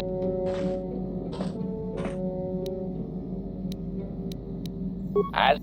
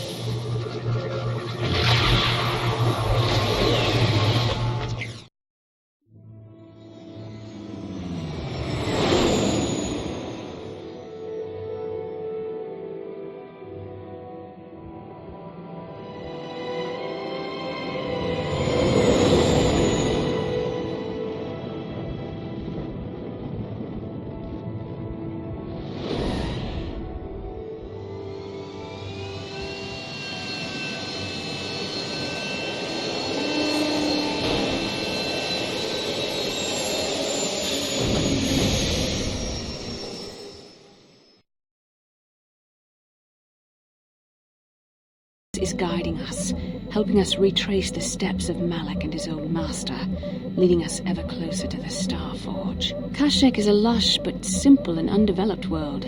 I would not have expected to find the alien technology of a star map here. The Wookiees of Kashyyyk make their home high among the Rosha branches. Only their bravest warriors dare to descend into the forbidding depths of the forest. If the star map is located far beneath us on the planet's surface, as our vision seems to suggest, it's unlikely the Wookiees even know of its existence. No doubt things will become more clear once we discover the star map's location. How can I help? You have been patient with me, haven't you? I suppose you deserve an answer. But you have to understand how difficult this is for me to say. With all my training, I should be able to control myself better than this. But you're not like anything I expected. You're not like any man I've ever met before. I find myself watching you when I don't mean to. I'm thinking about you when I don't want to. It isn't supposed to be like this.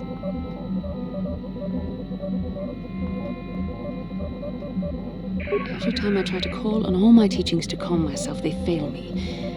You have such power, such passion. I don't know if it's due to the bond between us, but I'm drawn to you.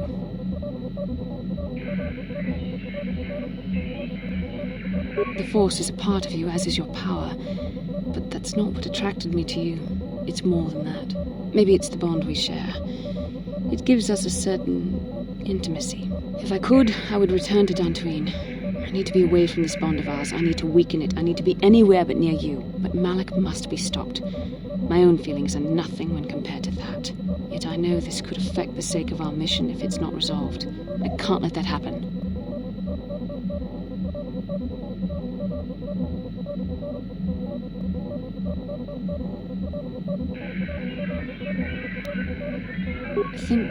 I think we should have some privacy for this. Come with me. You're stronger than I am, and there's no point in telling me otherwise. You will be a great Jedi, I think. I hope. In some ways you make me feel weak, like I'm caught up in the wake of our destiny. But at the same time you make me feel stronger, more alive. I realize now these feelings are part of the bond we share. The Jedi Council surely realized this. They knew my loyalty to the doctrines of our order would be tested on this mission. By facing and overcoming my feelings for you, I've learned a valuable lesson about control and the dangers of emotion. This is an important step in understanding the Force. I'm sorry if this is not what you wanted to hear, but I felt that it was important you know our infatuation was nothing more than a result of our powerful bond.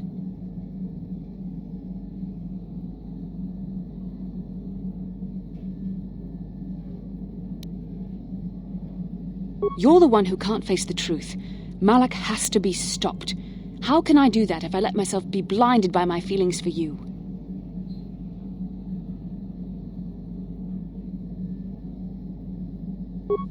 You mean it, don't you? But how can I be sure you're not making a mistake? I have to resist. I have to be strong for both of us.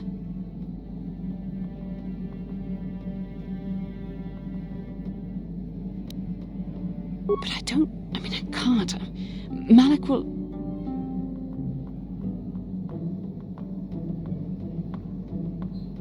Oh my.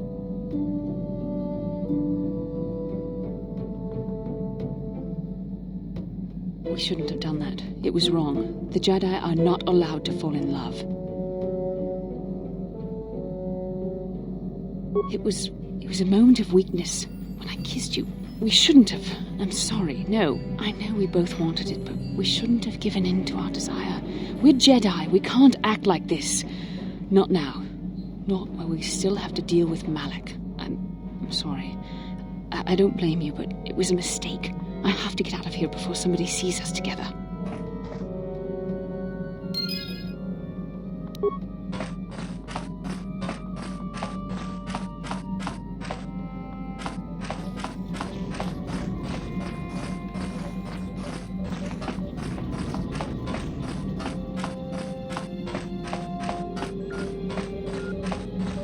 How can I help? We've already been over this. It was a moment of weakness, a stumble brought on by unbridled passions. But my emotions are firmly in check once more. We need to stay focused on stopping Darth Malik. And I want the others to stay focused as well. I don't want them to get suspicious and start gossiping about our little encounter. So until our mission is over, we need to act with discretion. We shouldn't speak of this anymore. Not until Malik is defeated. How can I help? Then I... Yes, what... You...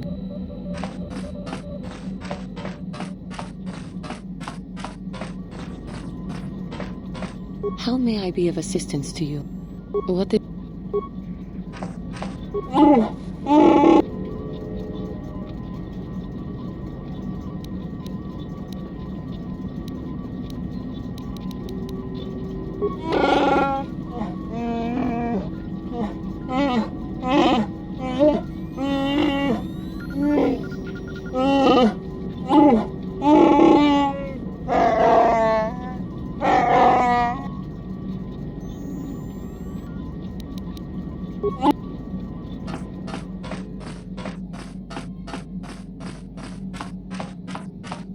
Hey there. Well, I know Zalbar's from Kashyyyk, but he never liked to talk about it. He wouldn't even tell me why he left. I don't think the Wookiees like outsiders much. Sorry I can't be more help. Hey there. Maybe if we get these tat glands for him, things will work out. Or maybe he'll finally see the light and turn over a new leaf. I know it's not likely, but it's all I have to hope for.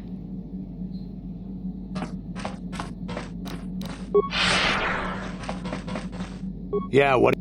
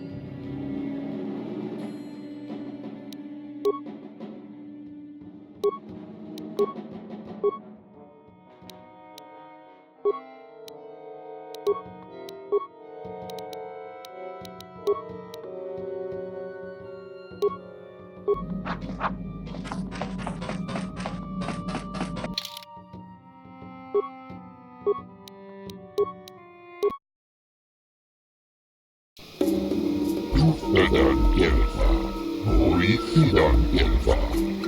Tunni tufflaffan i bränna och farligt lufta. Sien tuora. Tunni tuffedan kelva.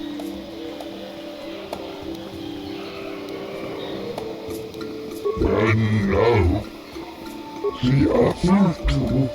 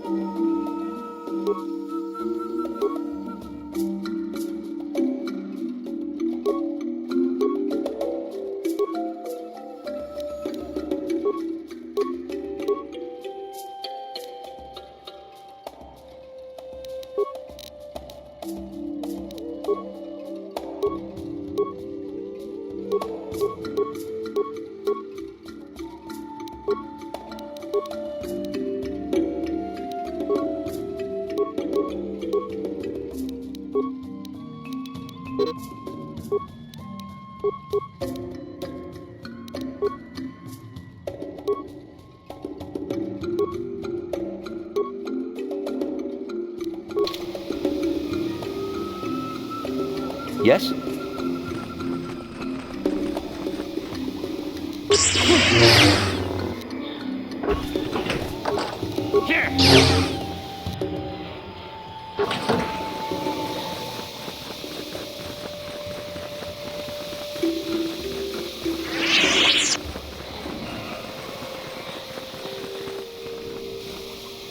Just grumpy to pats nemo. Chi ita kang. Chi wi aita ka chong. Chi wa aita ka. Chi wi aita ka achua pe.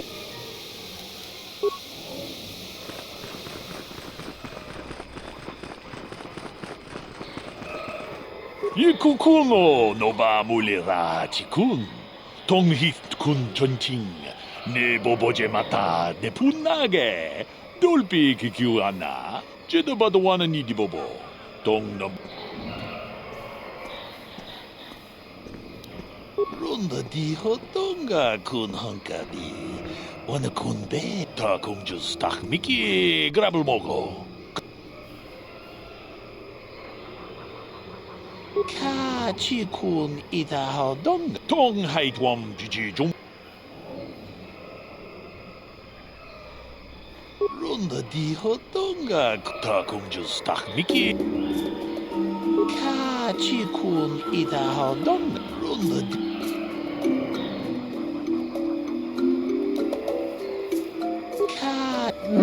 Ronda di hotdog cat.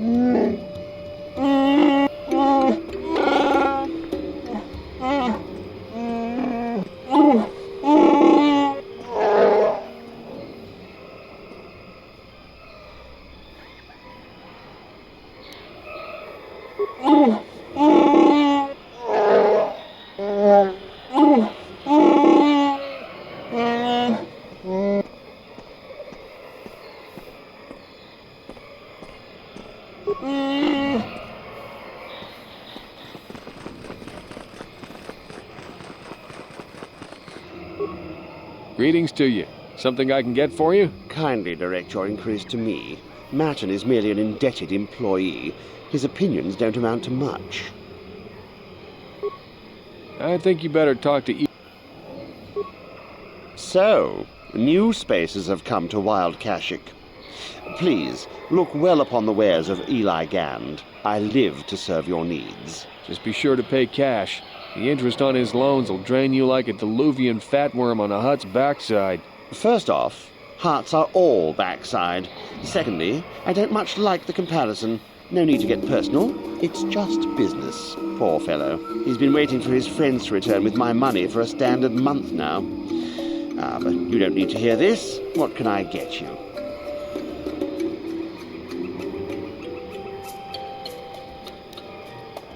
Enslave? I resent that. Simply fair business. This man's fellows left without settling their debts, so he must make up the difference. I know, it's standard trading rules. I just want to know where my crew went. I was only gone for 2 days. This isn't like them. Yes, very sad that they would abandon you, especially while you were doing me a favor and helping repair one of my freighters. You think you know someone, and they turn out to be a cheat. Oh, not like you, Matt. You honor your deals. A word is a bond in trade.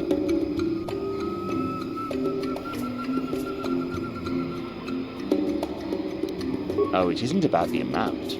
After all, as a skilled mechanic, Matten is worth much more than what is owed, especially on this remote planet. Oh, you flatter me, Eli. I guess we're best buddies now. As I was saying, it's a matter of principle. I'm nothing if not honest in my dealings, and I demand the same. He'll be free to go when his friends turn up and the debt is paid. I honor my deals. Let no one say otherwise.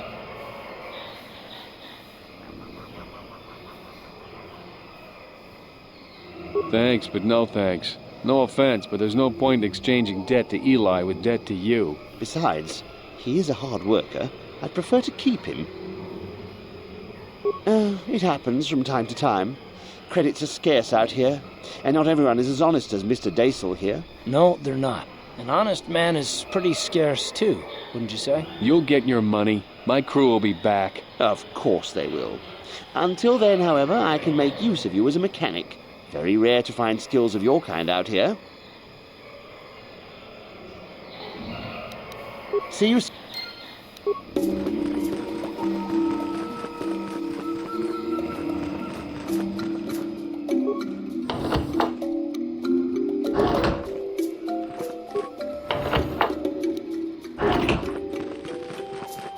Welcome to Adia. I trust you will find our facilities pass inspection. Zerka Corporation is very efficient. I'm sorry, I don't understand Wookiee speak. Shiri Wook, I think it's called. What did the Wookiee...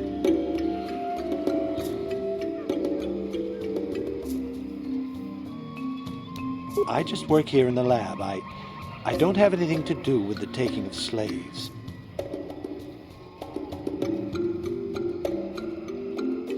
I'm just an employee. You'll have to take your concerns to Janos. He's the voice for Zerka Corporation on this outpost. I don't have to justify myself to you. I do good work here. If you're looking for trouble, go somewhere else. I'm conducting experiments on various samples of indigenous plant life. There may be untapped pharmaceutical resources here. Of course, that will take some time, and the Wookiees are a more immediate source of income. Please, I must return to my work.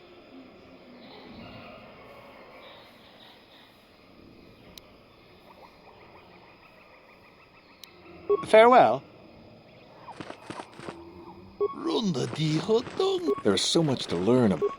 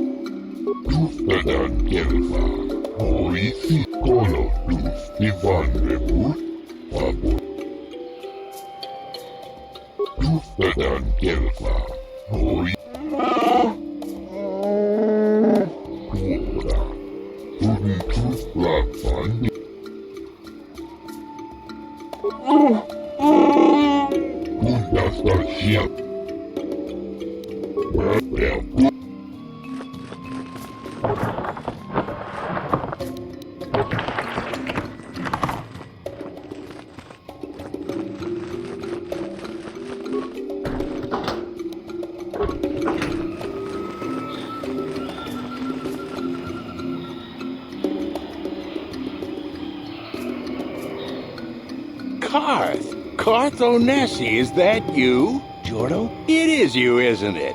I knew it when I laid eyes on you. You old space dog. How have you been?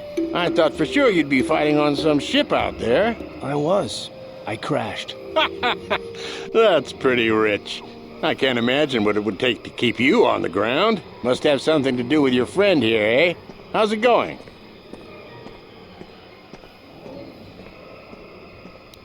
So what are you doing here, Jordo? Last time I saw you was on, well, Telos, actually. Yeah, it's a shame about home. Telos still hasn't recovered. The family and I moved on, and I'm working for Zerka now. I didn't see you after... what I mean is, my condolences on your wife. I heard what happened. At least your boy made it through all right. My boy? You mean Dustle? Yes, of course. I saw him at my last stop on Korriban, though he didn't recognize me. You didn't know he was there? No. Jordo, Dustle's been missing since the attack on Telos. Are you absolutely certain it was him? Yeah, I'd recognize Dustle anywhere. Positive. He's joined the Sith, Carth. What do you mean he's joined the Sith? There's an academy for the Sith on Korriban. He's a student there. I saw him suited up in their outfit and everything. Sorry, I thought you knew. No, I didn't. Well, thanks for telling me, Jordo. Sure, no problem. Good to see you again, Carth. Hope everything works out with Dustle. Dustle is alive. We have to go to the Korriban Academy and find him.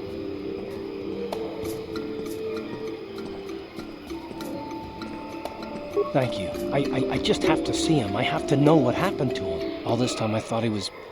I mean, he must be a man by now. What do you need? Talk about what? The only thing I want to do right now is find Dustle. If he's alive, there's just nothing else I want to think about. I'll understand if we can't look for him right now, but if we could, it would be a huge load off my mind.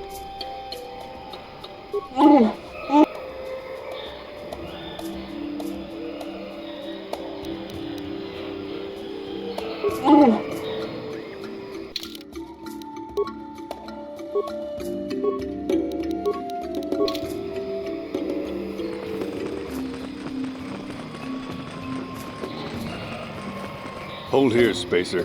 Zerka Corporation doesn't recommend traveling in Wild Adean.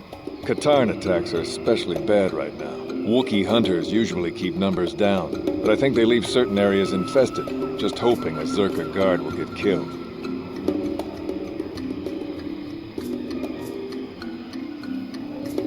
You're the Wookiee lover.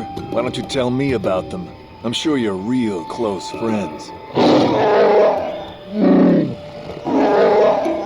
Keep your pet on a leash, or you'll be wearing him. I've no love for these animals. I've seen guards ripped to shreds. I don't take kindly to threats. Don't test me, Spacer. We've more than enough firepower to bury you here.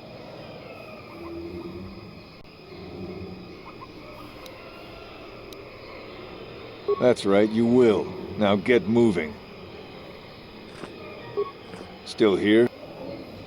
Make it quick. You're the... Keep your... Not anymore. Look, you want to know why the Wookiees are acting compliant? You go ask them.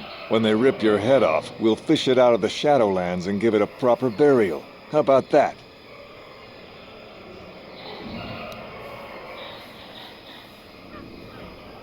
Watch.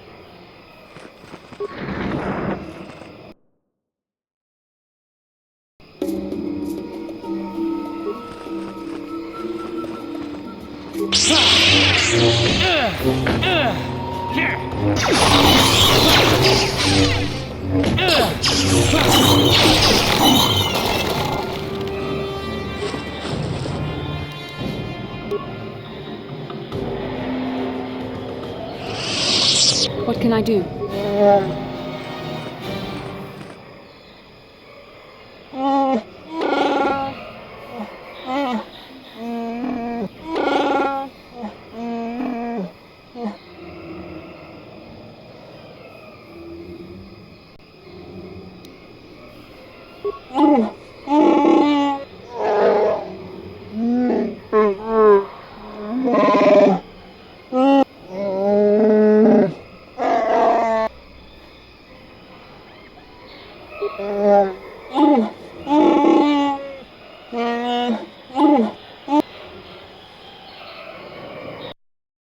I'm here.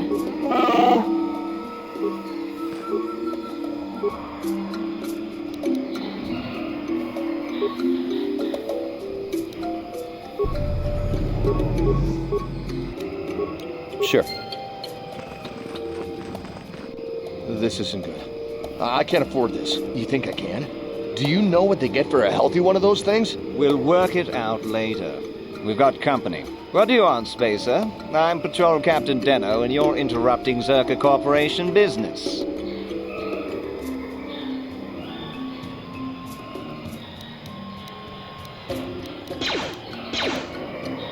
This Wookiee slave got a little rebellious. We had to put it down.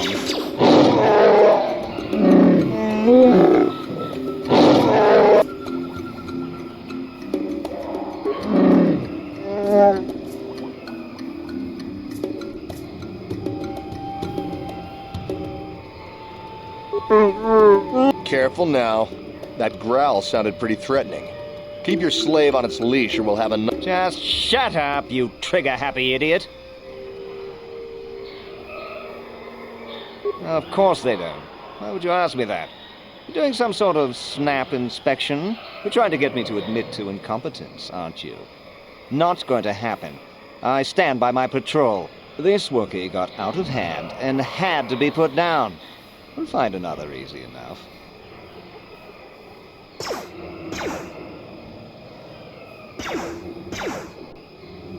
Is that a joke? Who do you think you are?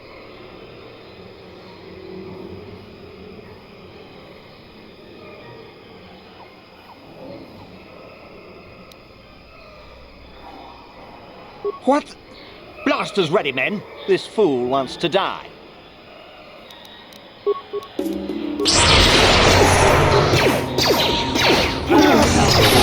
You shall fall.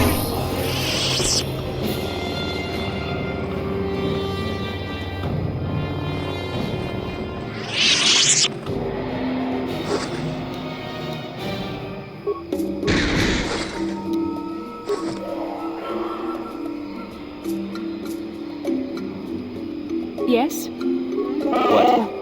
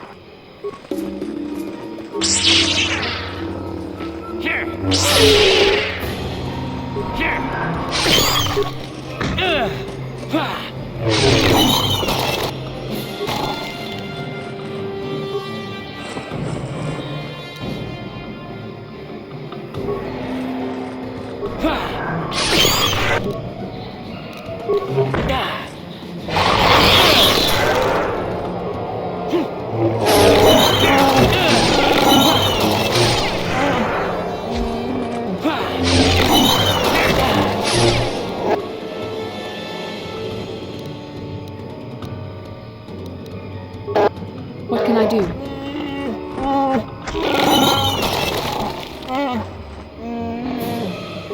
What?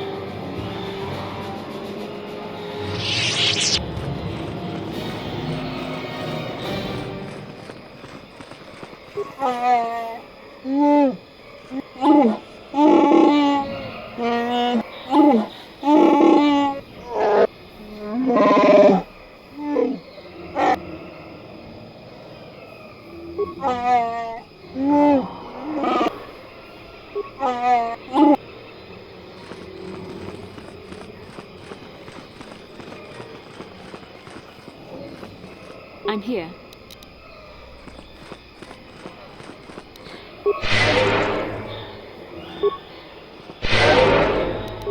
Yes?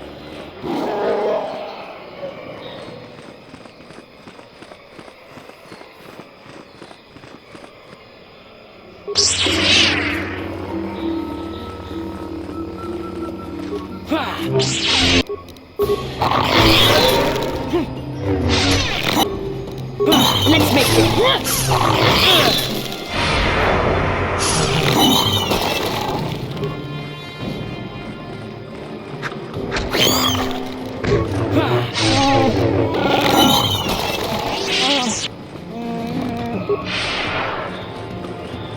I'm here. Sure. I'm here.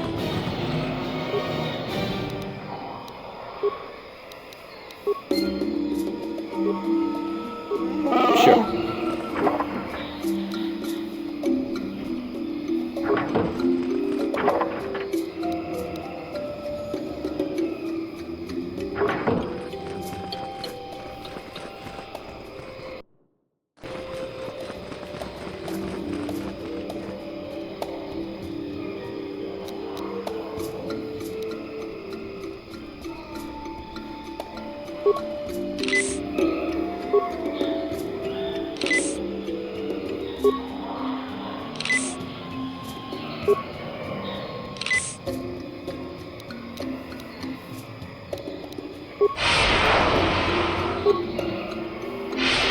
I'm here.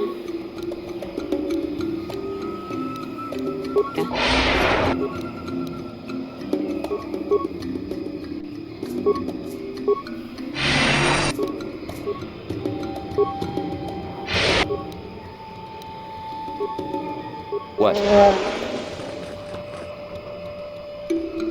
Lord Malak was most displeased when he learned you had escaped Tanis alive. He has promised a great reward to whoever destroys you.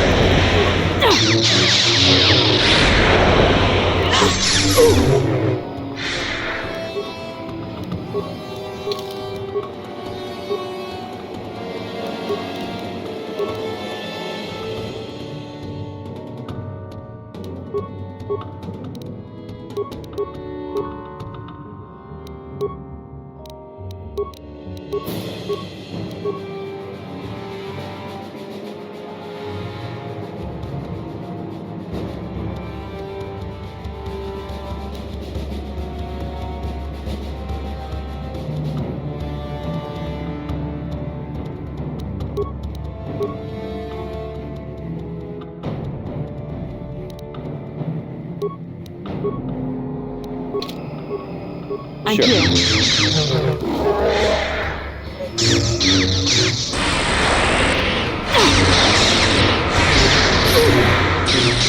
What can I do?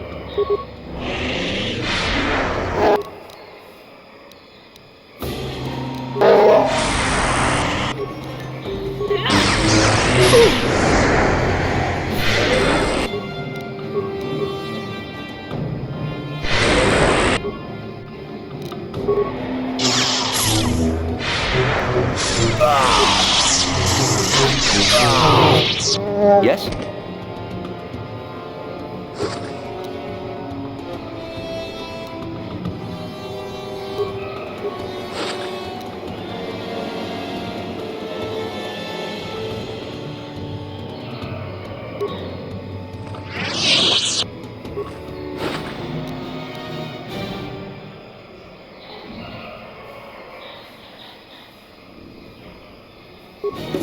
I'm here.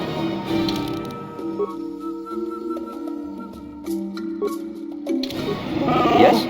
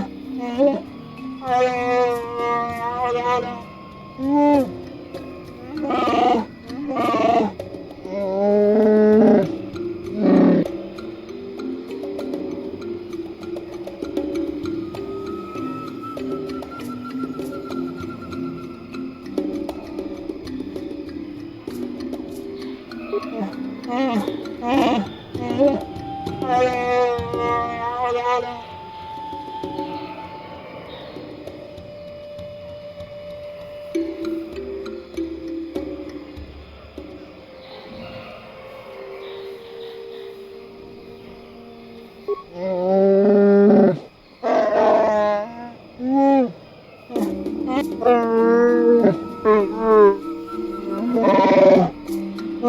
can't do that! He can't do that, can he?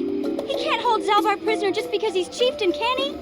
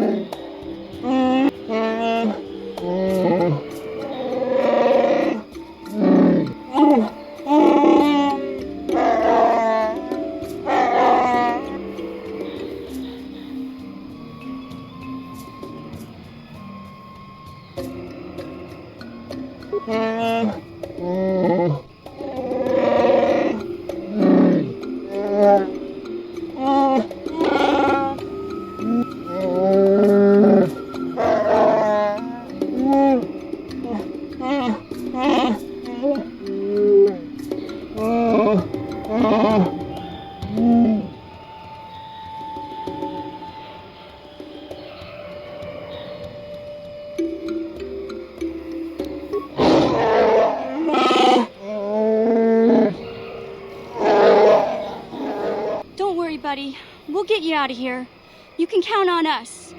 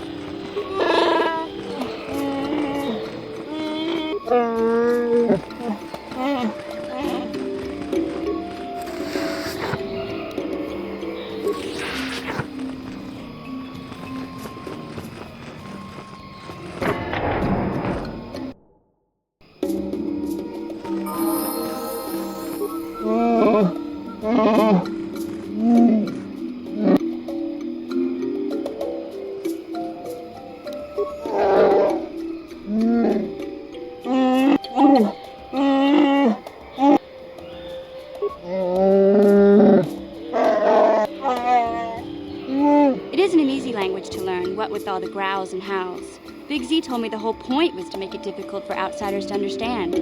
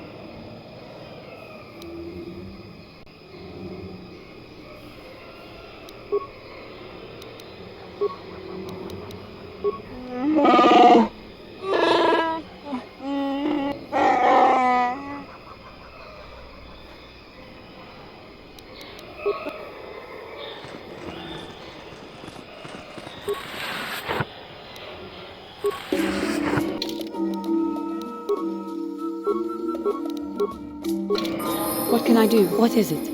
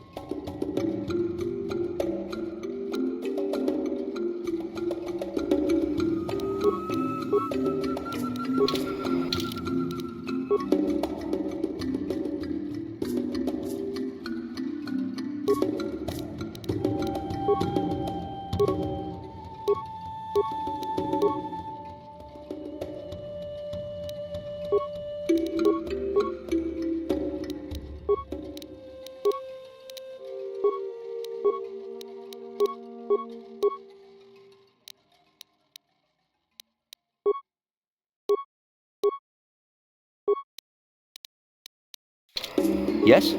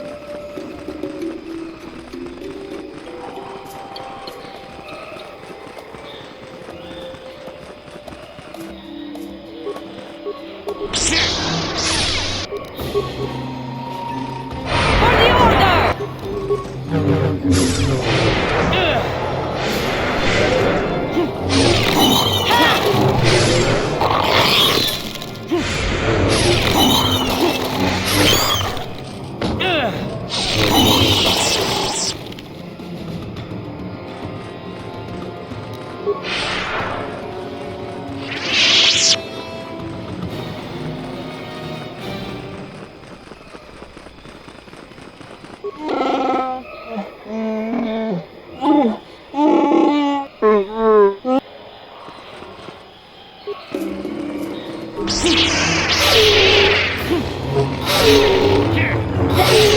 a Jedi can do.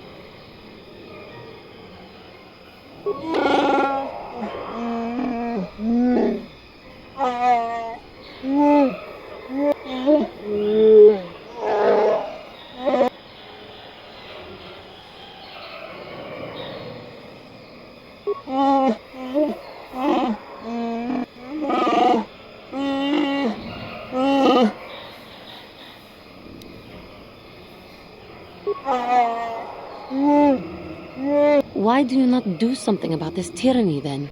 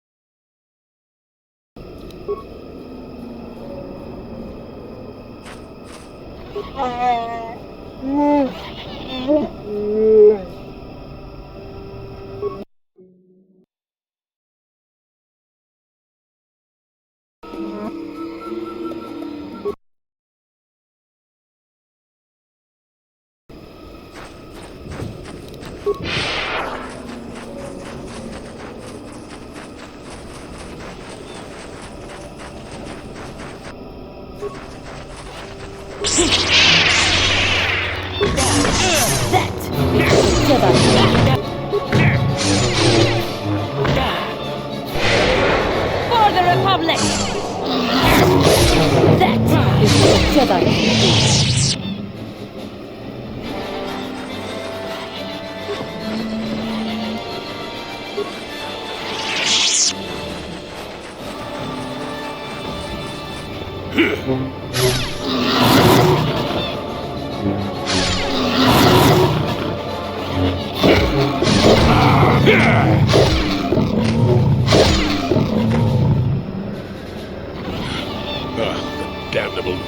battle. Watch yourself. Even more of these crawling beasts are hiding in the underbrush.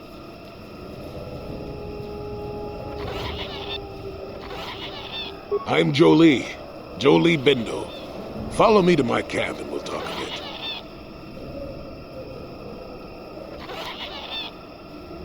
Don't start fawning just yet. I'm too old for it.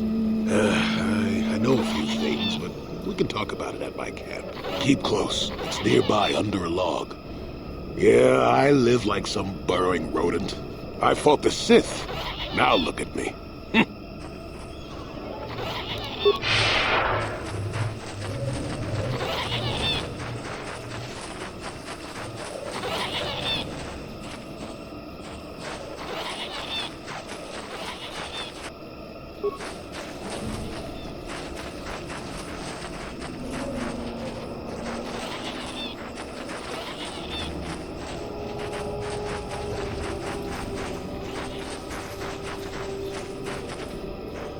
Well, welcome to my home, such as it is. Pull up a stump and be comfortable. We should discuss a few things.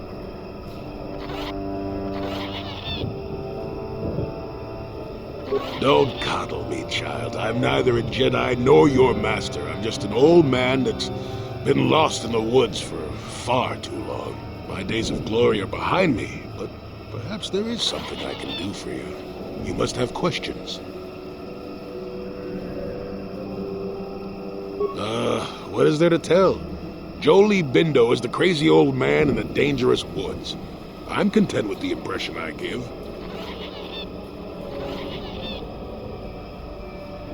I follow the Jedi way and I command the Force, yes.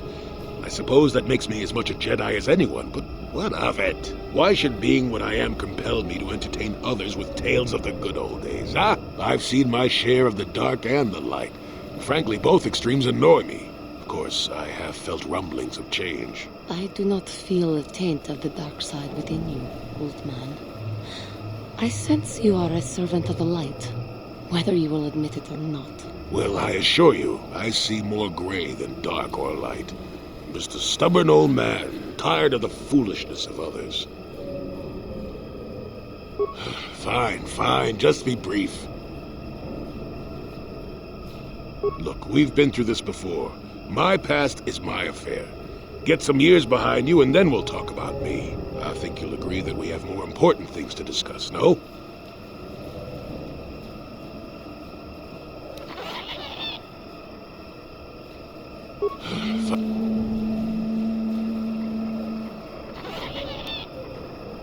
Yes, among the Wookiees. Intriguing creatures. I like that they have little patience for bureaucrats. But of course, even here, there are hidden things that manipulate. Circa Corporation was smart to put him in power.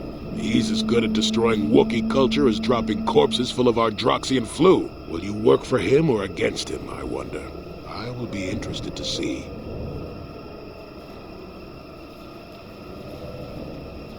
Sure. How's this? Think for yourself.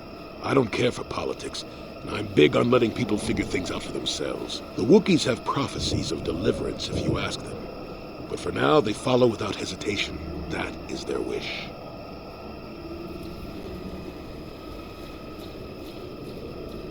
Maddened with grief, perhaps, but not crazed. I helped him pass to the lower forest where only a Wookiee could follow. Some other matters will determine if you can follow. There is a barrier that, well, we'll talk of that more in a moment.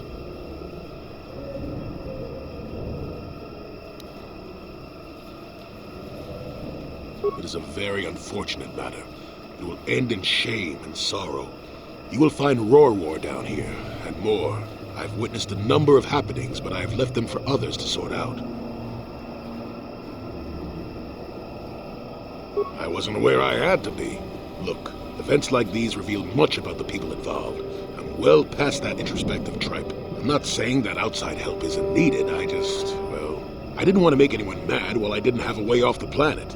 We'll talk more about that momentarily.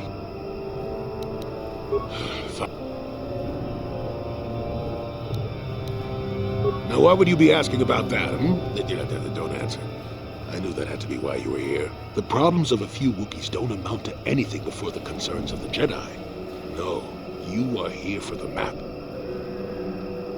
Kashyyyk is an interesting place, more so than anyone suspects. If Zerka Corporation knew, the planet would be a strip mine. The Wookiees have their legends that they were not always here, but it is more than that. The trees themselves are strangers. What I'm saying is that there are literally walls in your way, and you won't find what you need without my help. And my help has a price. You must do a task for me, and then allow me to join with you. I will then remove certain barriers in your path.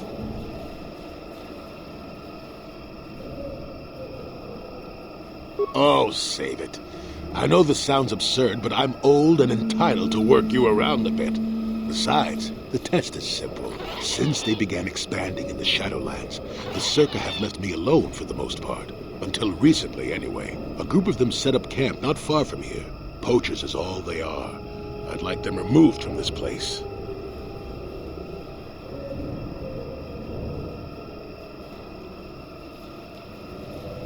They don't respect this place. They are butchering wildlife and threatening entire species. It's getting under my skin. The Wookiees could take care of themselves if they wished, but the animals are truly helpless victims.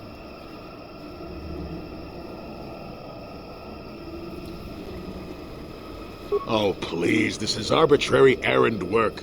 But such are the requests of the aged. You still have to do it. Their camp is in the far northeast. Now remember, if I wanted them dead, I'd have done it myself. Find a better way. They are not that far northeast of here. There's usually 5 in the area, as far as I can see. The captain of the lot is the one that earned my ire. Mishandle my garden, Willie. Don't talk back to your elders, child. Look, they know me quite well, and are always on alert when I approach. The only way I could get rid of them would be violence, which would eventually lead to trouble for the Wookiees. I want them gone, but with as little fuss as possible. They have already caused enough trouble as it is. You presumably have a ship. I've seen all I wish to here. Isn't that enough? I mean, I'm really sick of the trees. And perhaps your destiny might show me something new. You never know. Good. Return to me here and we'll see how you have done. Shoot! Shoot!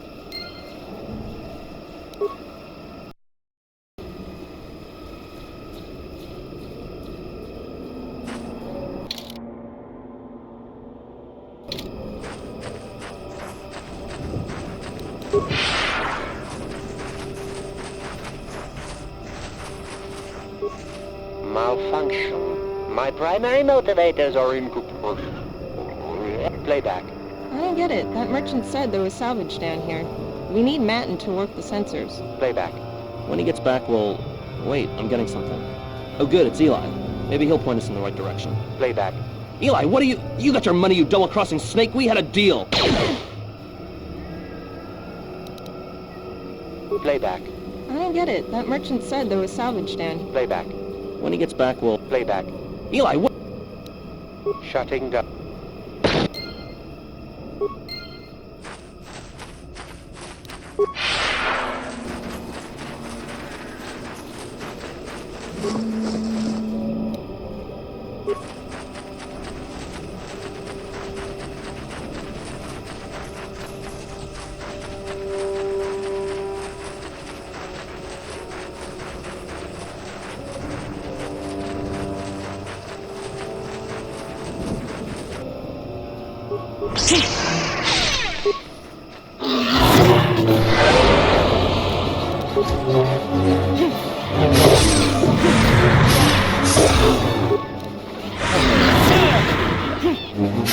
I will be your doom!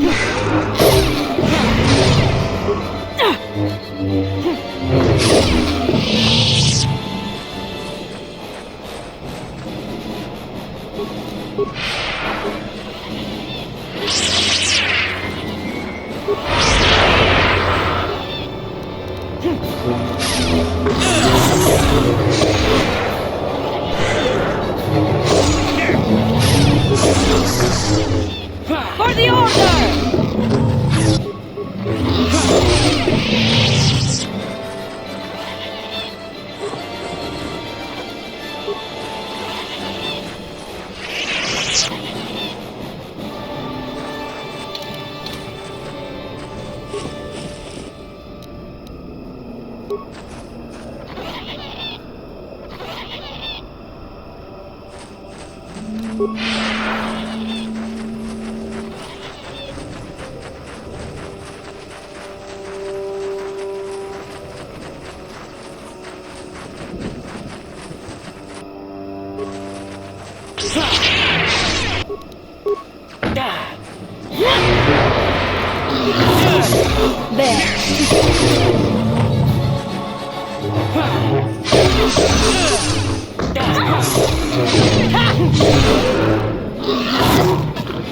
The force!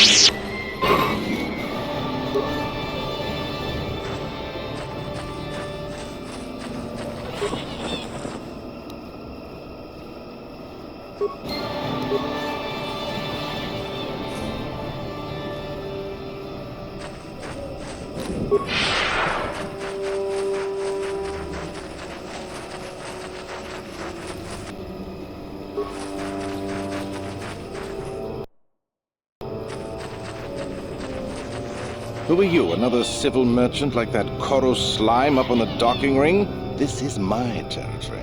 I don't make deals, and I don't persuade easily, so go back topside. Mess with my profits, and I'll see you dead.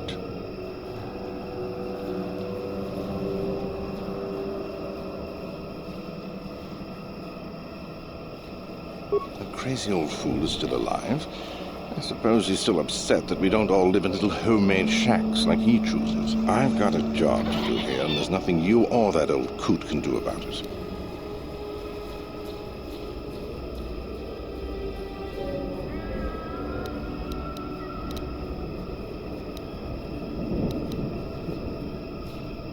Is that old hermit Jolie trying to talk you into doing his dirty work?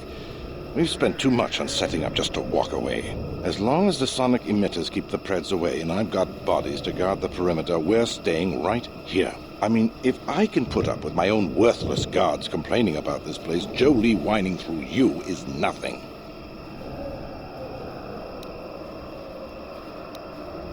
I don't need this kind of garbage from you. Watch your mouth. I'm the only law there is down here. If you've got something to say, get on with it. Otherwise, leave me alone. I've credits to earn.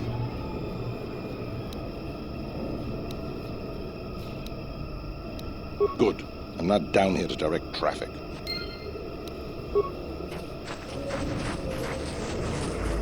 You want anything, you'll have to talk to the commander. He's in charge of our harvesting here. Why am I here? I'm here because this is where the commander told me to stand. And that's all there is to it. I'm just a guard for this emitter. Why couldn't they have just equipped this lump of tech with a blaster and left me at home?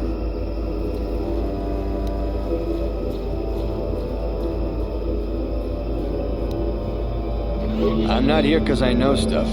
I handle a blaster well enough to guard this emitter, and that's it. Talk to the commander. No more dangerous than walking out on the commander. He'd kill me for disobeying orders.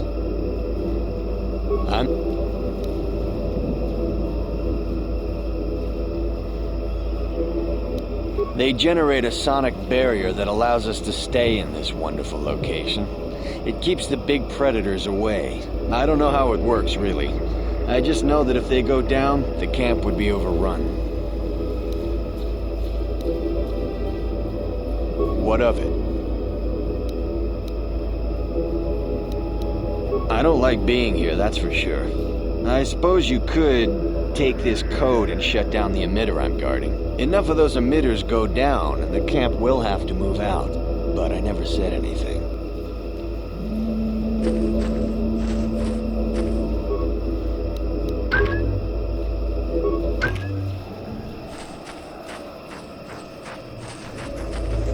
You want anything, you'll have to talk. Why am I here? I'm just a guard for... What do you want? I don't like being... Enough...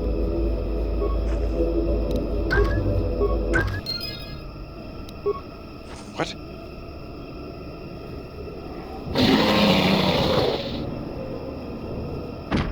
Run! Run!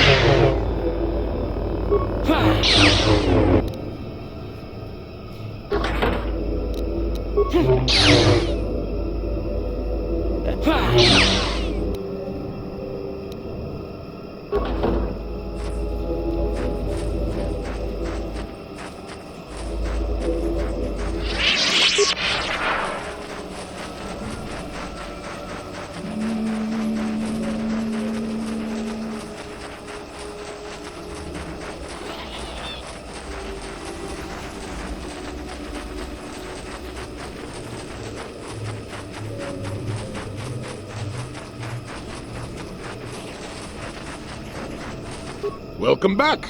I wonder, have you had much luck? Have you done as I asked?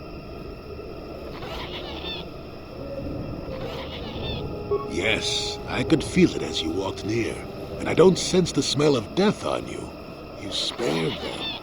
Interesting. Wasn't there? I suppose not, but the environment would say otherwise if it could talk. No matter. Yes, of course. Let's get moving. I noticed the old path some time ago. You probably wouldn't have found them on your own. There's also a Zerka repulsor field blocking the way, past the poacher camp in the east. I saw it when it was installed, so I know how to pass it. And on the other side, ancient answers. And perhaps a Wookiee you are seeking.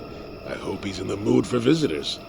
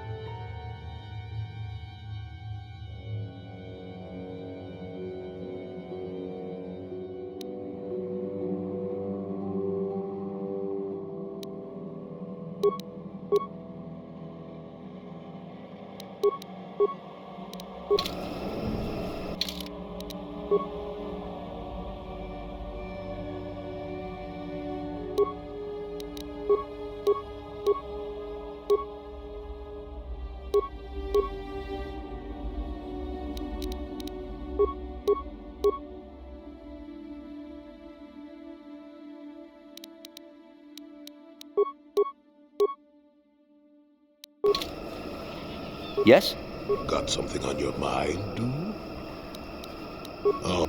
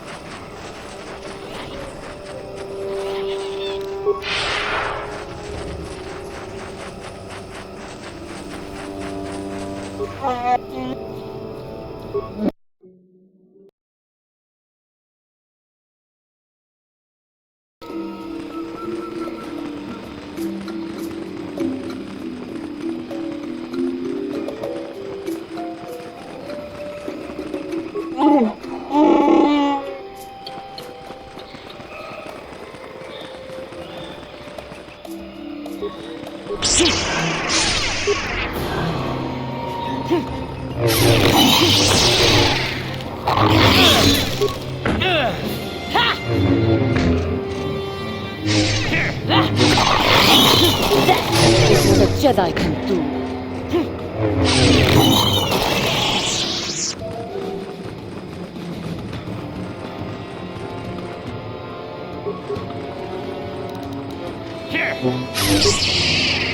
For the order!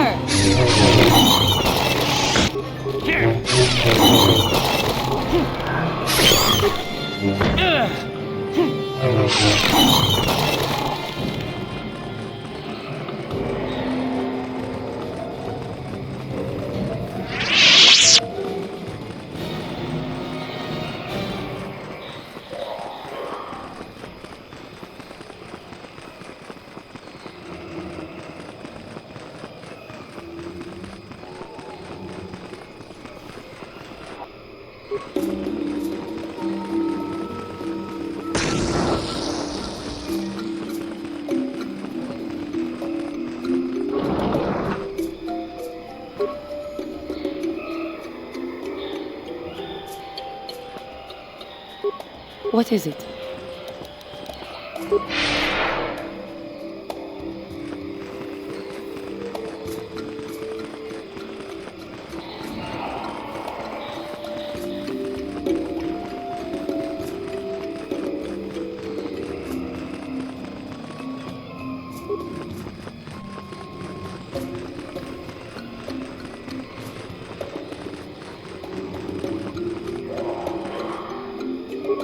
Yes? Yes?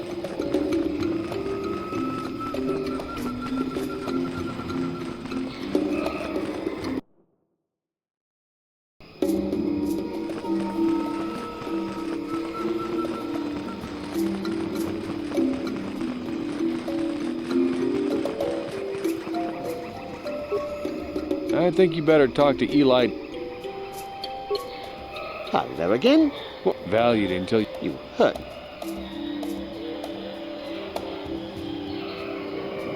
Droid head on Kashyyyk? Let me see that. It's nothing.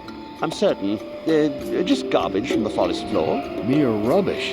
It's DAO2, the repair droid from my ship. What was this doing in the forest? Eli, you snake. You said my crew jacked the ship without paying the repair bill. Well, that is... It's not how it looks. You see, a good mechanic is hard to find, and... And what? I thought I owed you. You tricked them into the Shadowlands and killed them while I fixed your freighter in orbit.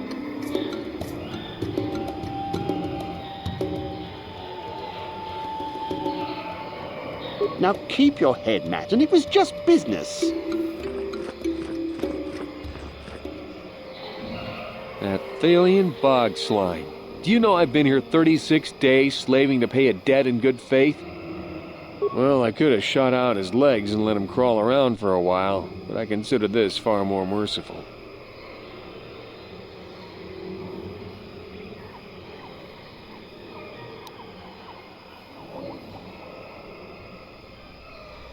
Well, there's not much for me to do but stay here. I have no ship, so I may as well make a few credits. It'll probably take a while to convince Eli's suppliers that I'm the new boss, but eventually I'll buy my way off this rock.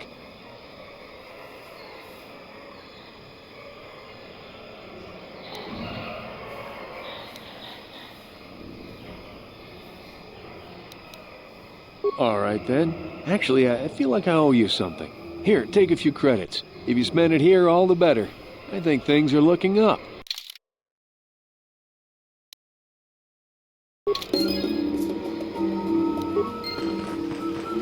What is it? And you need...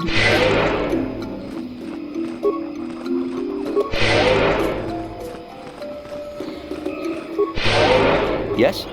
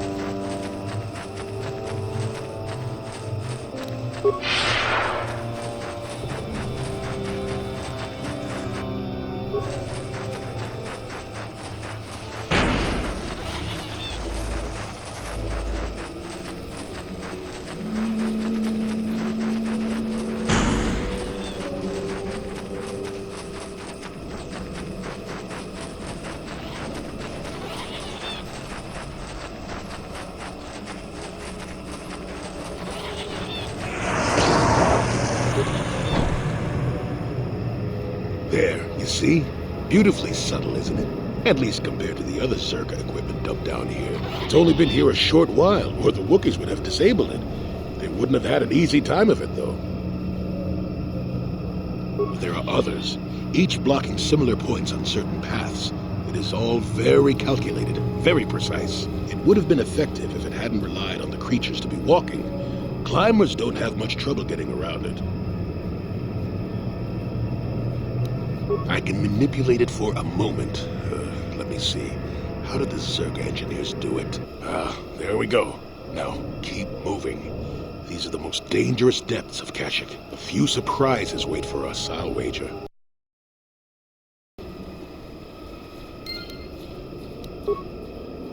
Your wish? Yes? What?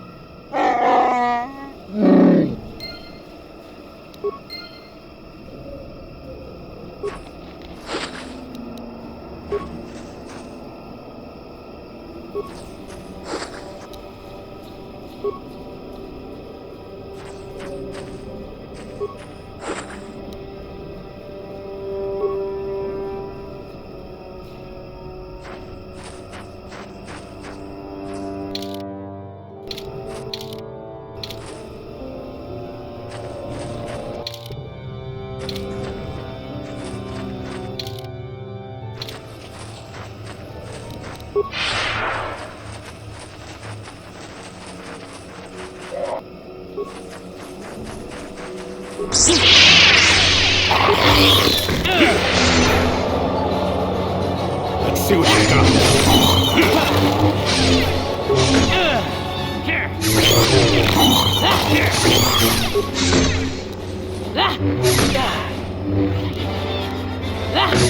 Nice. Toxic.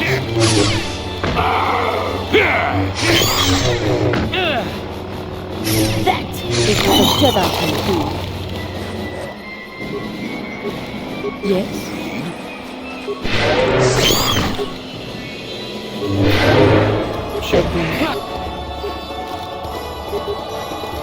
I will be your doom!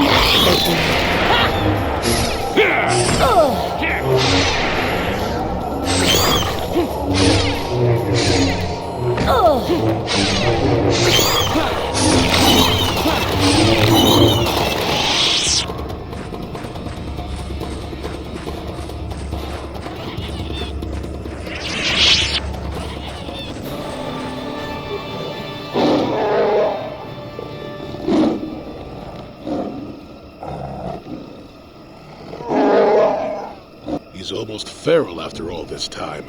Calm yourself, Freya. We are friends. Don't you remember me?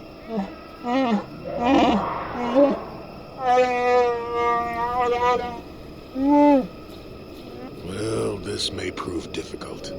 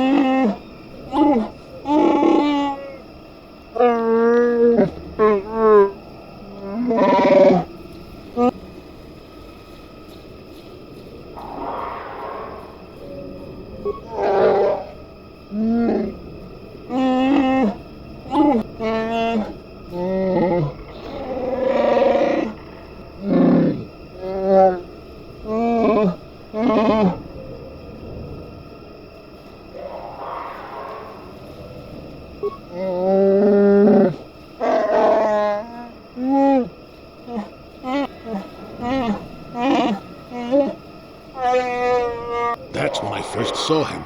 I helped his pursuers lose him for a moment. Do you remember me now, Freya?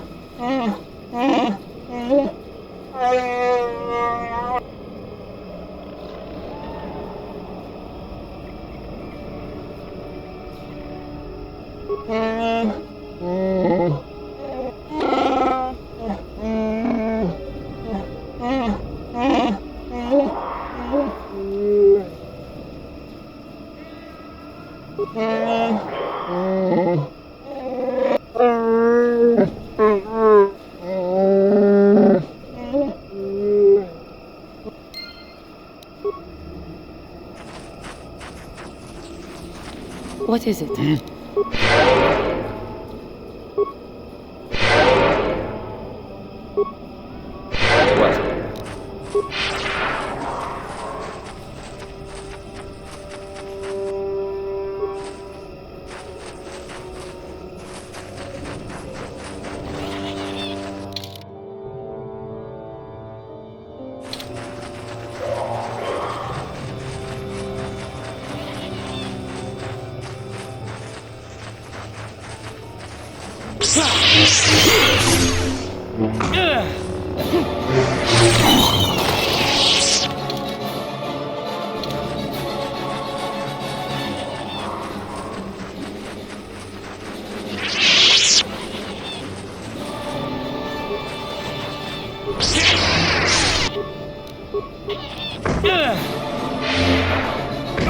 Deadly toxic.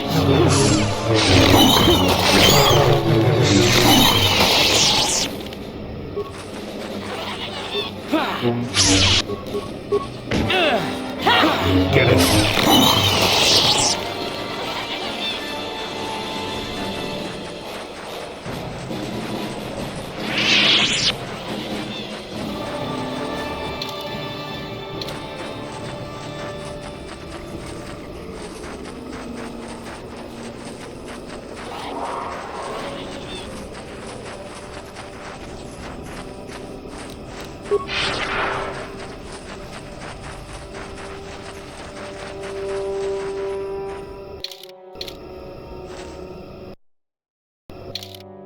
You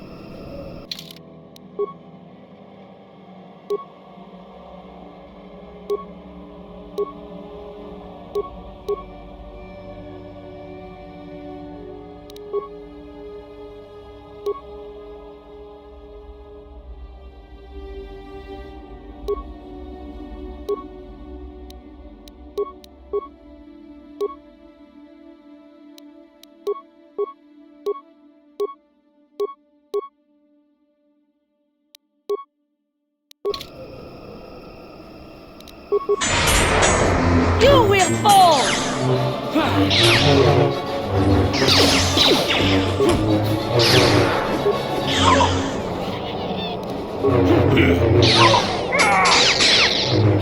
Never too old for this!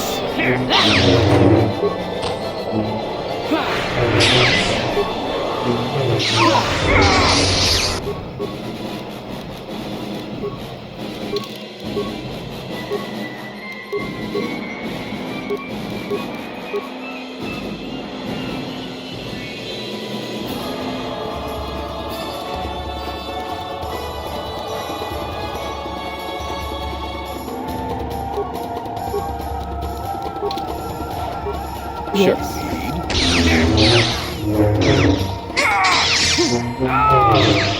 Let's see what you got.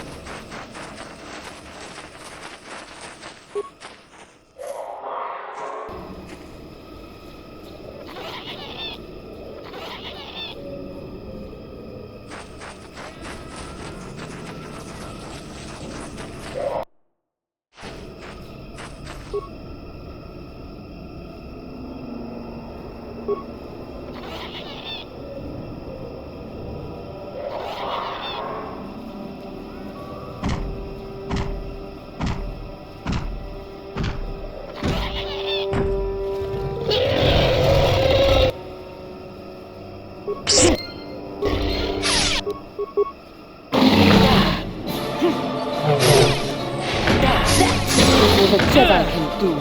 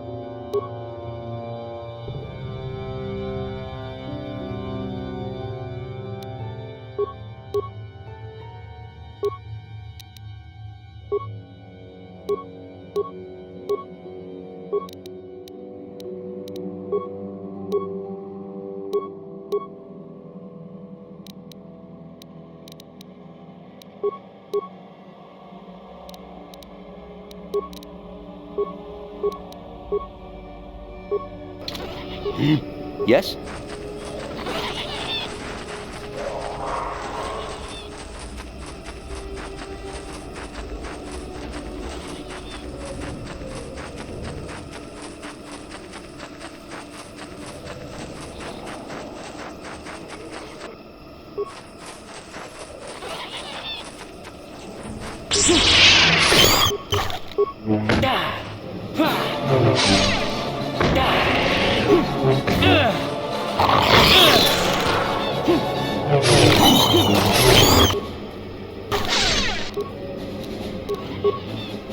I will be your doom!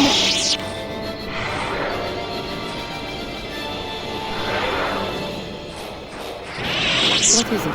Yes?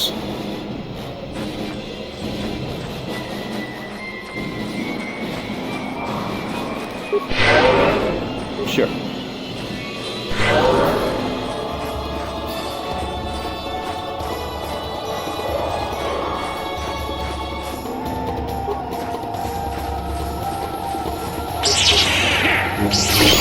Take that.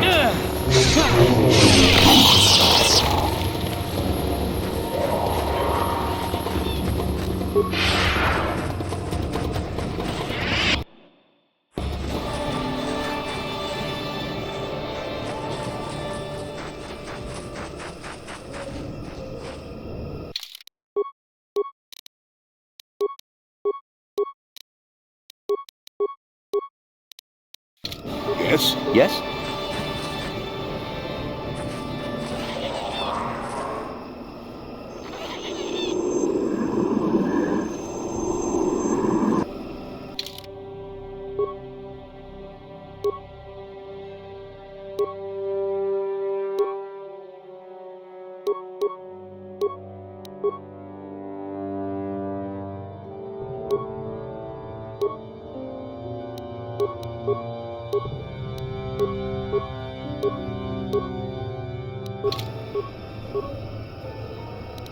What?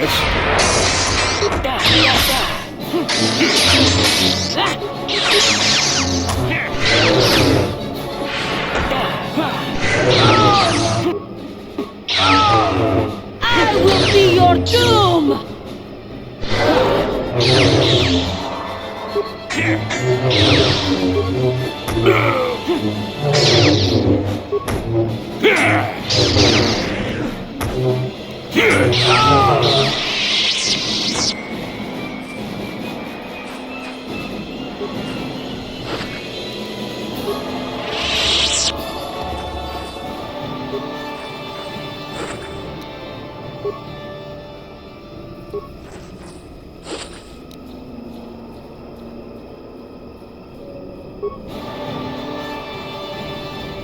What is it?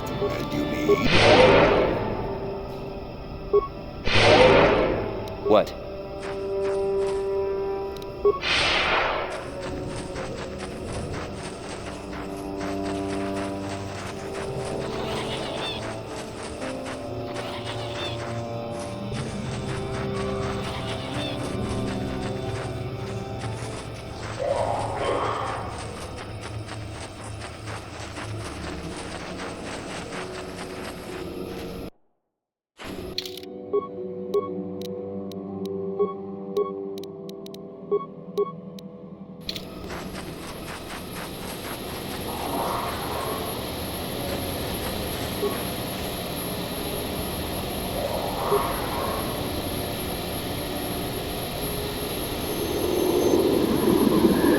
Interrupted our hunt, interloper. The inhabitants of this world can do little against us, but you appear to be a threat. Our training here will continue without your interference.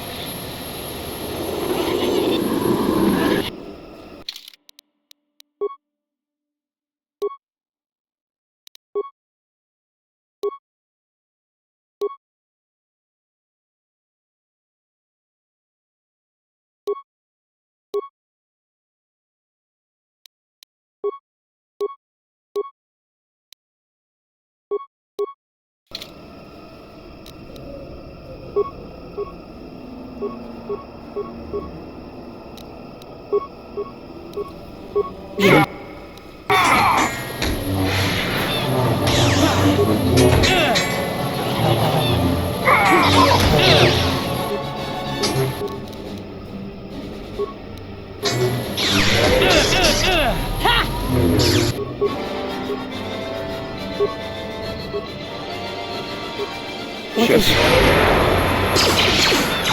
Take care.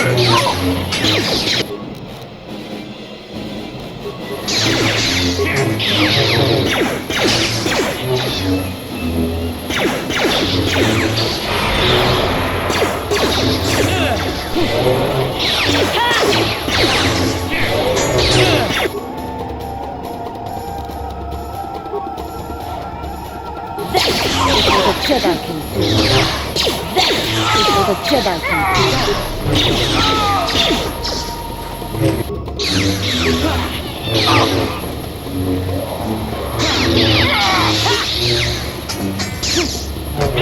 That is what a Jedi can do.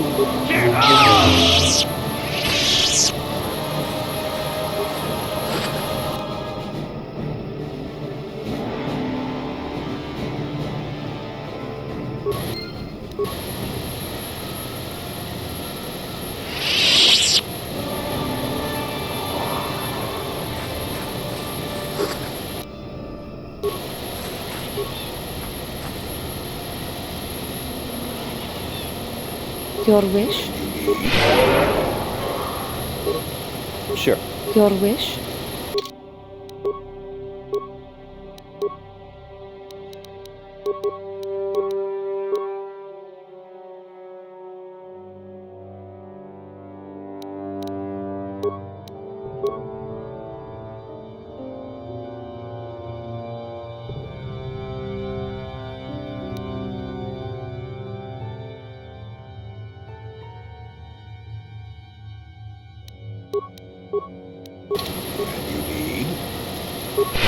Yes?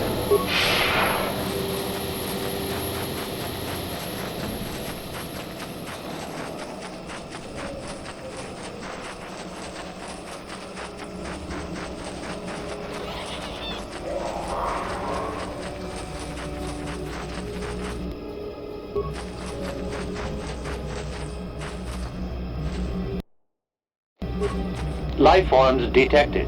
Determining parameters. Initiating neural recognition. Yes, there's the thing. Obstinate machine. I've no doubt it holds what you seek.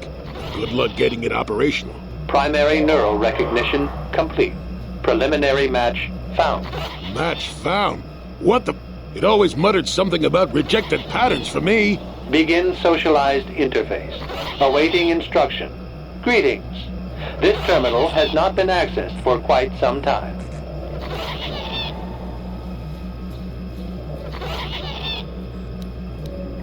Error.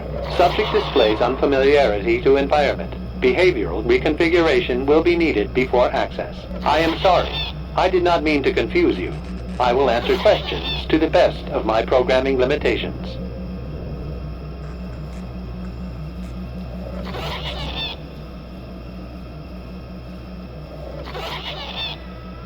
I have been programmed with a very limited field of knowledge, and I must restrict access to only those that fit my allowed pattern. I can't say. I will try to bring forward the behavior that you need to proceed, as outlined by my programming. I can't say. Preliminary matching allows for you to be coached. I can't say. Likelihood of restriction by previous user, 100%.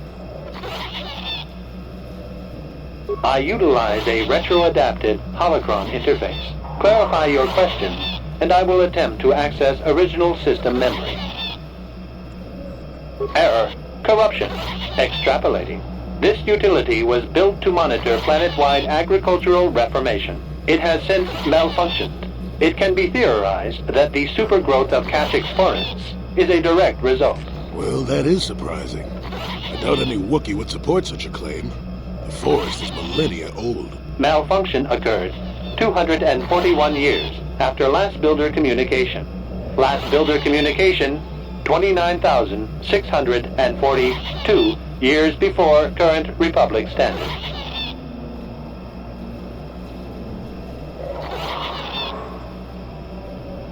Error. Information regarding the builders of this installation has been corrupted. No evidence of such a civilization exists in the galactic record. Agricultural record indicates this planet was incapable of sustaining sufficient levels of production. Error. Specific conditions corrupted.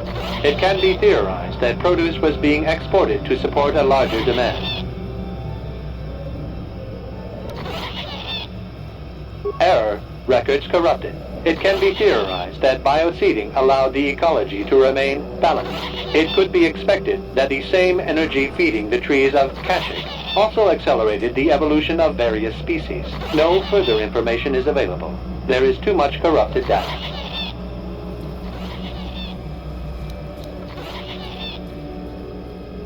Accessing. I will answer as my programming permits.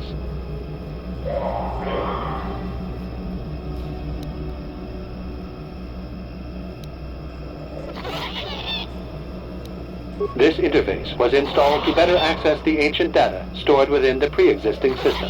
The exact date is unavailable. Programming keys indicate no earlier than 5 years before current Republic standards. 5 years ago. I didn't notice it. This must have been installed in strictest secrecy.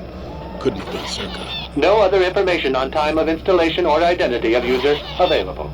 Likelihood of removal by user, 100%.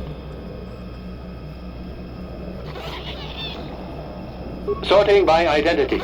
3 attempts by the Wookiee Freyer, all denied. 152 attempts by human Jolie Bindo, all denied. Call me stubborn, I guess. There wasn't much else to do around here. Error. List of access attempts prior to these is corrupted. Likelihood of removal by user, 100%. Error. Data regarding subject Revan corrupted. Error. Data on Revan unavailable.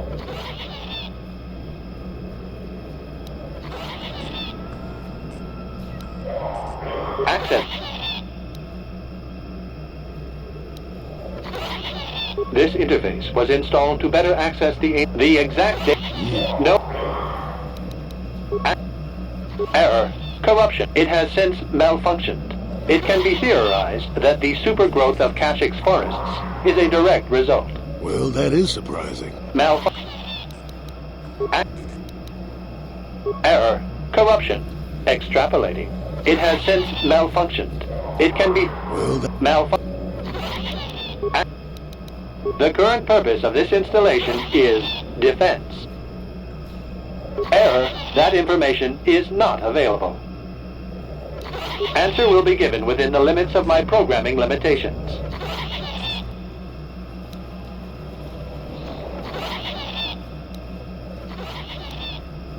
Corruption has resulted in gaps appearing in my memory, and in that of the original installation. It could be theorized that these gaps are intentional, but I have no information on that. Error. I cannot present a non-presence. Perhaps you can ask other questions, and data corruption will become evident. I have been programmed with a very limited field of knowledge, and I must restrict access to only those that fit my allowed pattern. I can't say. I will try to bring forward the behavior that you need to proceed, as outlined by my programming.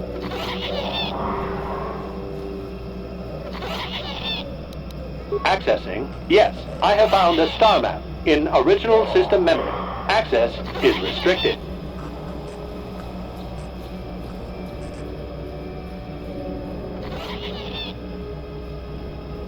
Error.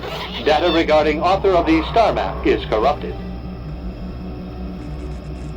Your request requires additional security access.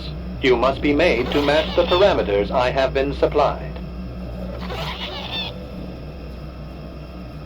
There are measures available. Personality profiling will verify the basic structure of your conscious mind. With that, I will determine whether you are ready to receive the star map or can be made ready.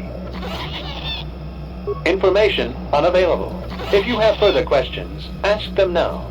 Access will terminate with success or failure of evaluation.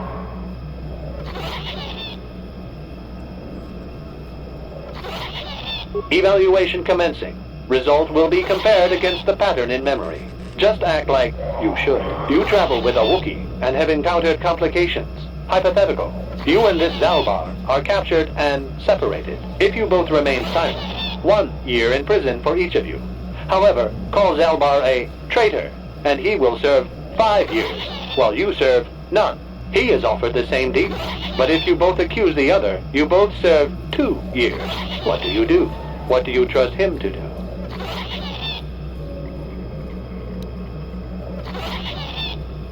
I hear what happens on Kashyyyk, and a good deal beyond. Answer the question I have posed.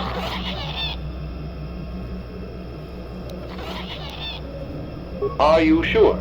If you turn, you risk 2 years, or none at all. If you reply on loyalty, you risk 1 year, or 5. Your loyalty is dangerous. Your companion could take the opportunity to benefit by turning on you. Zalbar's family is mired in treachery. What loyalty do they know? Your answer is incorrect.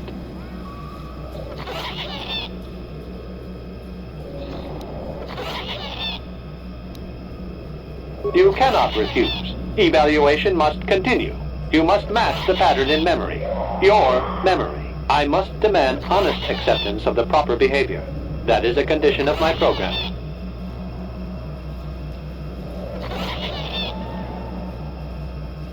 That information is not available to you. It is the pattern that I have been given as a baseline for security access. The previous incorrect response will be discounted. Future incorrect responses will result in rejection. Hypothetical. You are at war. Deciphering an intercepted code, you learn 2 things about your enemy. A single spot in their defense will be at its weakest in 10 days, and they will attack one of your cities in 5 days. What do you do with this information? What is the most efficient course of action?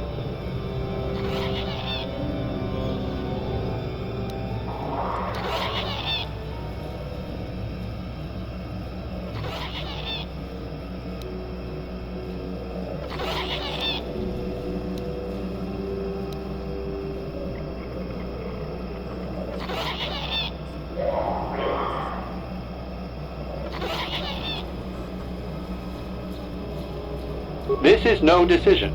I ask again. Do you save your people or abandon them for the sake of the war? Attempting both will merely dilute your efforts. Would you trade 1 victory for 2 failures?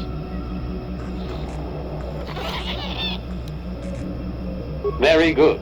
If you had moved to evacuate the city, you would have alerted the enemy to their lost codes. Ultimate victory required the deaths of the people in that city. You wisely ignored sentiment in your decision.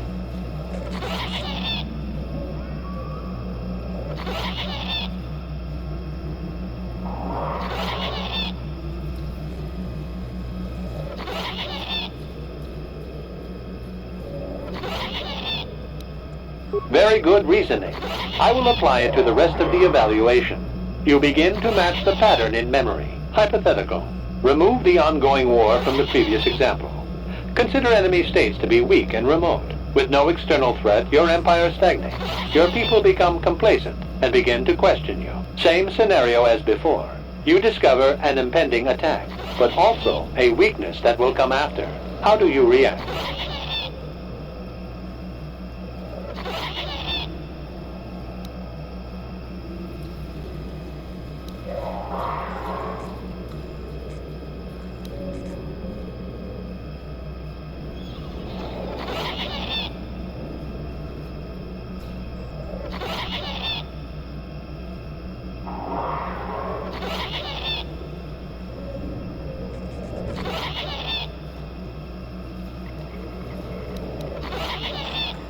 No, you cannot hide behind their greater morality. This is a single attack. The enemy does not intend a sustained conflict. There is no war to end. You must choose the outcome based only on its immediate benefits and consequences.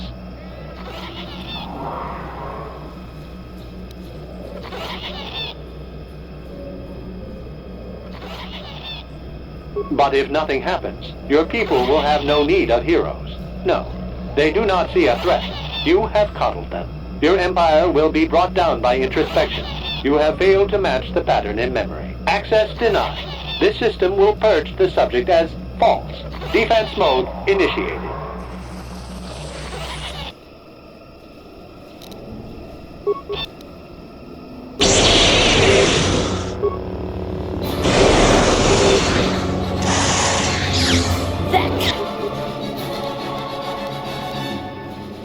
wish? See what you got.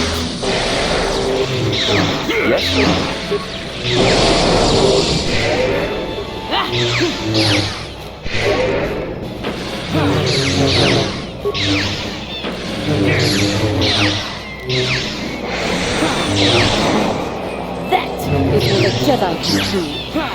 That is what a Jedi can do.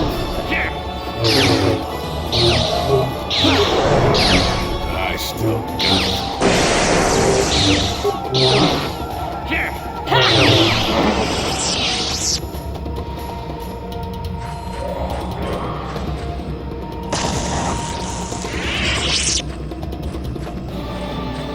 Neural scan complete. Analyzing. Well, it would appear initial assumptions about you were incorrect. Secondary scans during battle have revealed much. Under duress, your emotions were easier to read. Programming now instructs that I give you what you seek.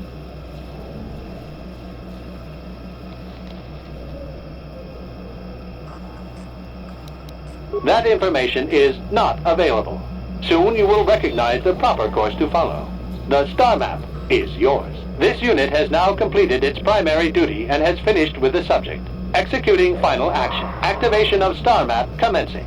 Parameters reset. Stasis initiated. And communication.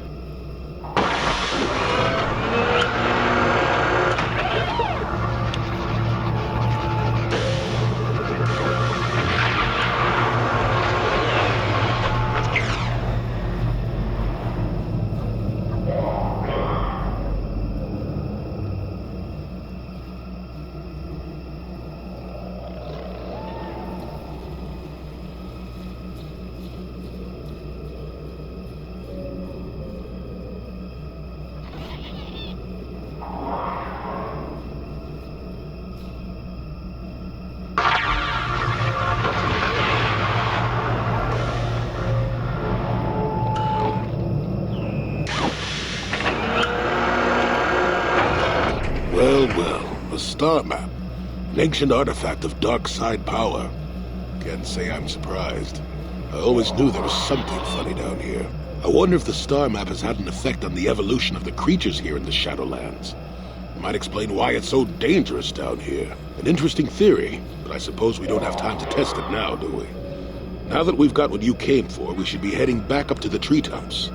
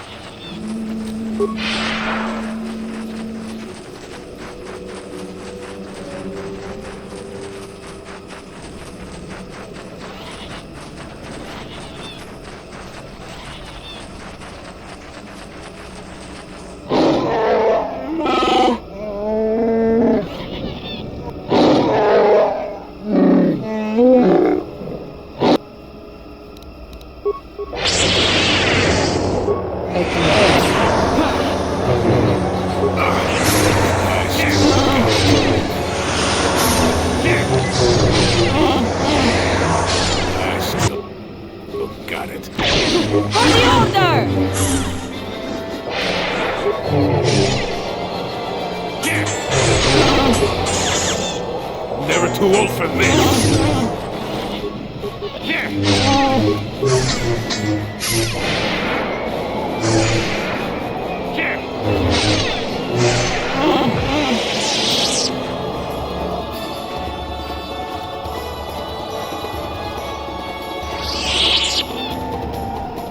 Yes?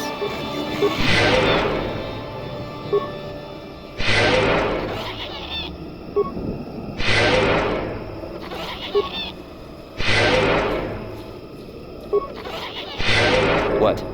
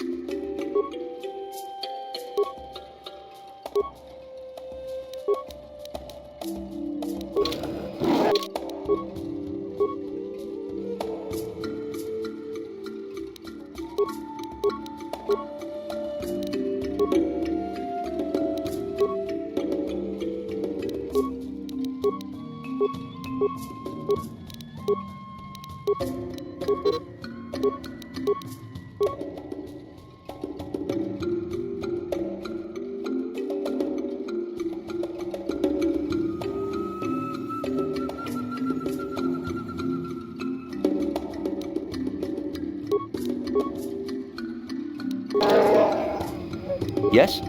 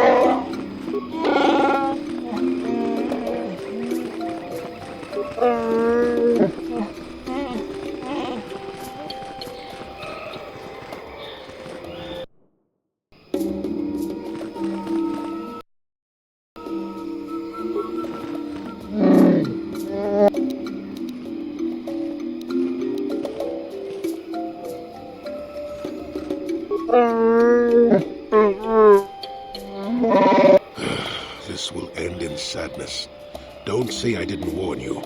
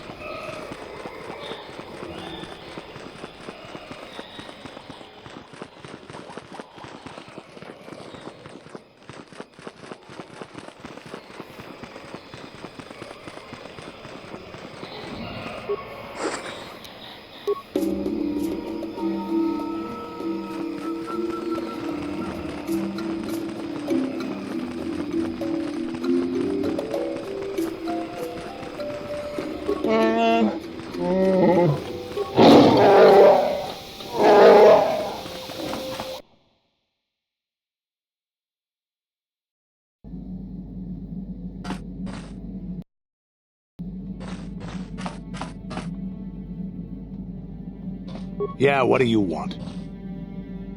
I don't have as many strange stories like the last one I told you, but I do have a couple about me and the stuff I've done. In one battle above the world of Althir, my unit managed to defeat a force of Althiri 10 times our own size. That battle gained me command of an entire subsect of my clan. For 5 days, they had managed to hold off our forces, keeping us to the outer rings of their world, preventing us from attacking it directly. My task was to assault one of their flanks with a false attack. The Althiri would be drawn out by the units I had sent in. Once they had surrounded those units, the bulk of my forces would attack from the rear and defeat them in detail. Things didn't go as I had planned. I saw an opening, a mistake they had made in the disposition of their forces, and took it. While fending off our main force, they had let their fleet split in two. The center of their entire fleet was left exposed. I turned my forces and assaulted the center of their fleet, decimating them.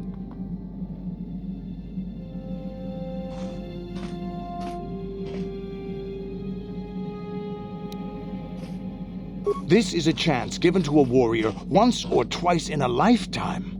The chance to change the course of history in a single act. Their slow, ponderous ship could not turn to face us without being overwhelmed. The command vessels were destroyed in seconds. Their ranks were thrown into chaos. It was amusing to watch the surviving ships scatter and flee. Several even tried to dive through the plane of the rings to escape us. They were shredded by the rings, or crashed into rocks, or were destroyed by our forces as we pursued them. Warriors do not flee from a battle if they are losing. They fight to the end, as we did against your Jedi Revan. Another time, maybe, I'll tell you about how the war with the Republic went.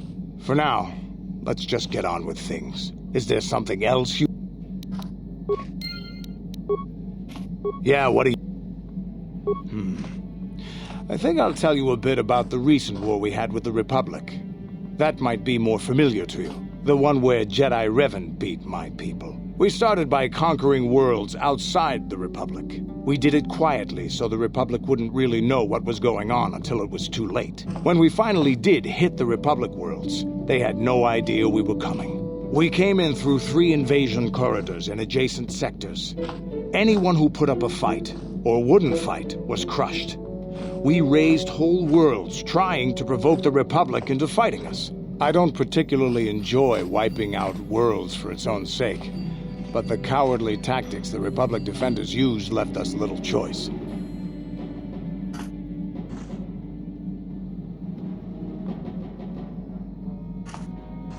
Hiding in the homes of civilians, using families as shields, thinking we would not use appropriate force on their bases inside major cities. They underestimated our resolve, and what measures are acceptable in war.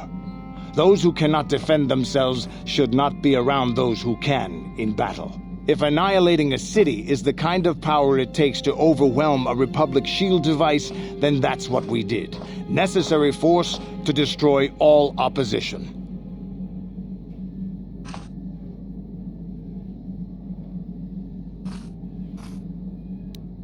I have no time or patience for cowards.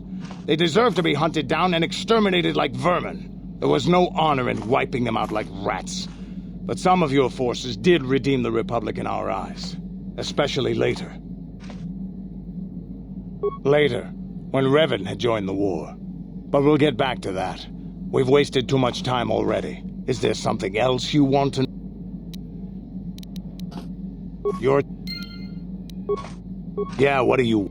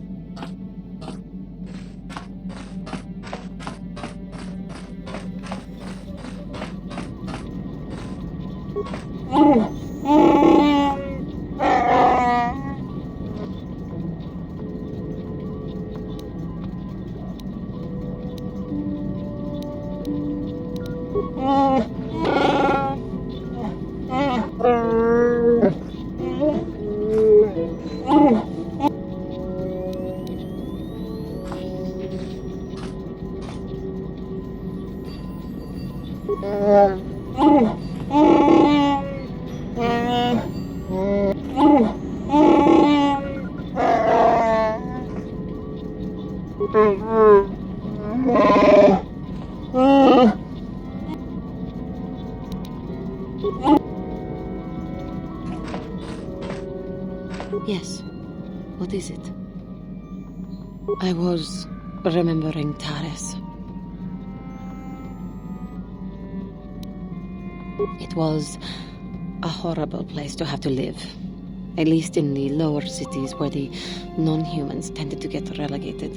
Living for years in a place with no sun, living off the trash dropped from the upper levels, and the meager pay doing back-breaking labor.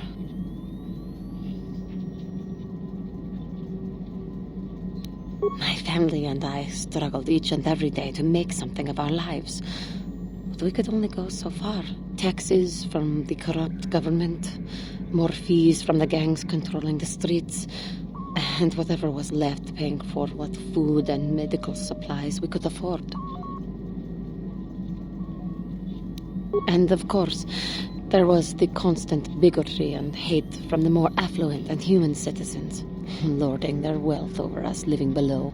Every once in a while, a rich human would come down through the lower levels with his droid entourage just to see how the wildlife lived, and laughed at the mockeries that were our successes. But I have come to meet many decent humans in my travels since those days. Indeed, some of the greatest people I have ever met are human.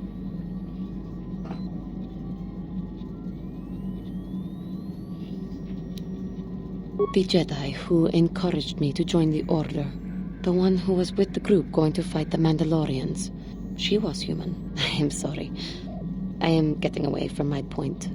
If there even was one. Sometimes I curse the day my parents fled to Tanis. But then again, if they had not, I would not be where I am today.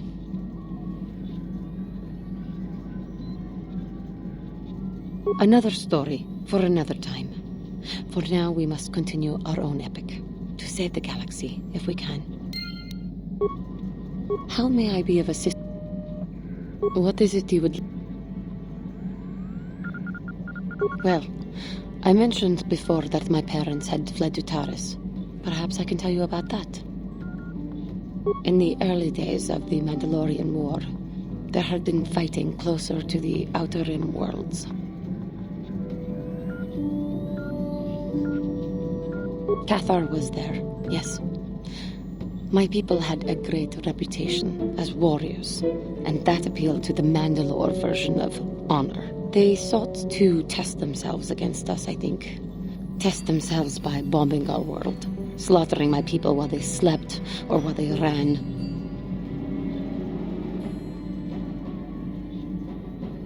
They swooped down from space across the world, firing at anything that moved. They used ships in space to destroy all orbital facilities and bombard the surface. We did resist, and in spite of their violent attack, we did stave them off for quite a while. But in the end, we were doomed.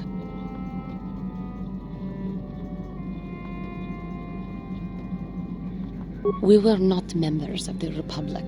Cathar was beyond the edge of the Republic, in the Outer Rim. And besides, they could not have known. Our interstellar communications were the first things the Mandalores hit. All other short-range communicators were jammed.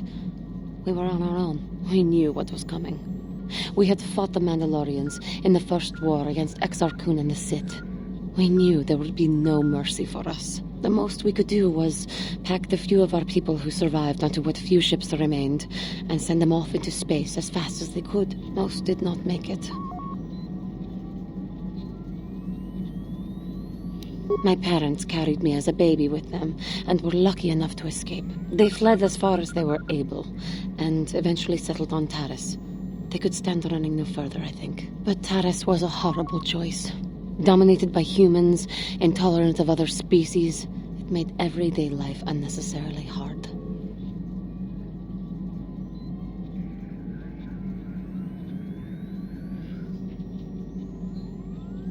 My father turned to stimulants.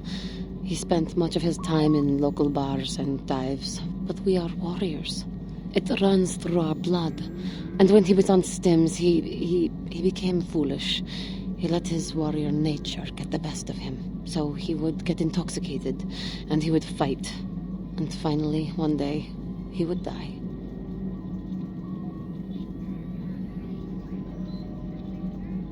Killed by a man who provoked him into a fight and killed him like an animal. I am sorry. I cannot talk about this any longer right now. How may I be of What is it? I have been doing well, I suppose. As well as I can. But I am more interested in you right now. Do not mistake me. It is just that, even though we have traveled together for a while, it seems I know next to nothing about you personally.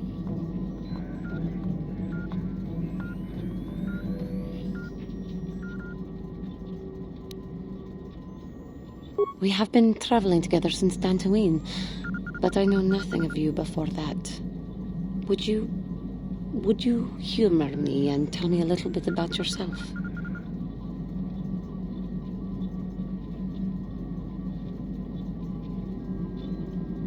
Your job, your childhood, your life? I am sorry if I am making you uncomfortable. I will fully understand if you choose not to answer.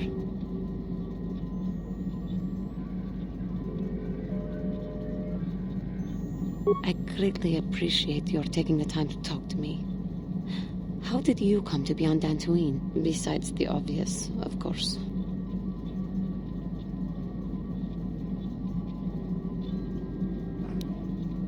Taris. It always seems to come back to Taris for me. I am sorry. I get distracted. What did you do before that? A life in the army. Not my career of choice, though. We Cathar cannot seem to adjust to regimented organizations like the military. But I have heard that it appeals to males of your species. Fighting?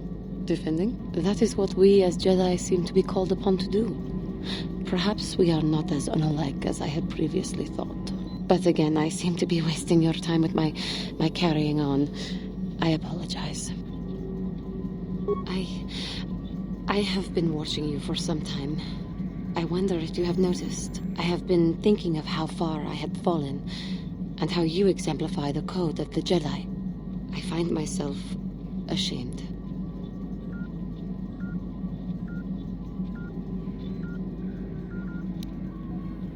But I have so little to show when I compare myself to you, and that makes my shame even worse. That I had so easily fallen to the dark side, that I could convince myself that by injuring my master, I became a great force of evil in the galaxy for my pride, my hubris, for the inner rage that all of my species feels. Sometimes I wish that I had not been born this way.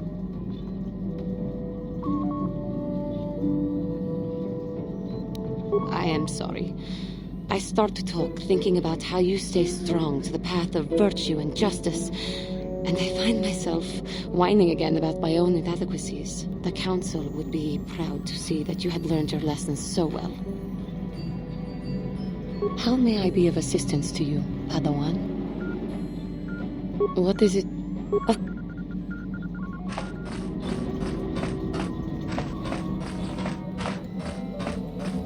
Got something on your mind, dude?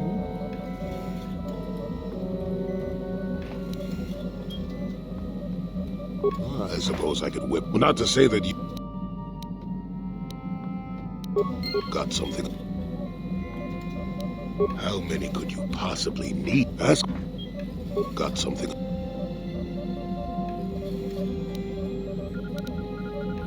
Oh, I get...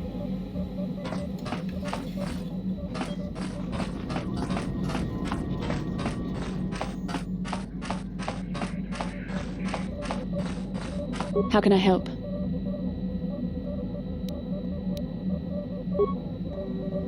What do you need? Talk about what? I'll under...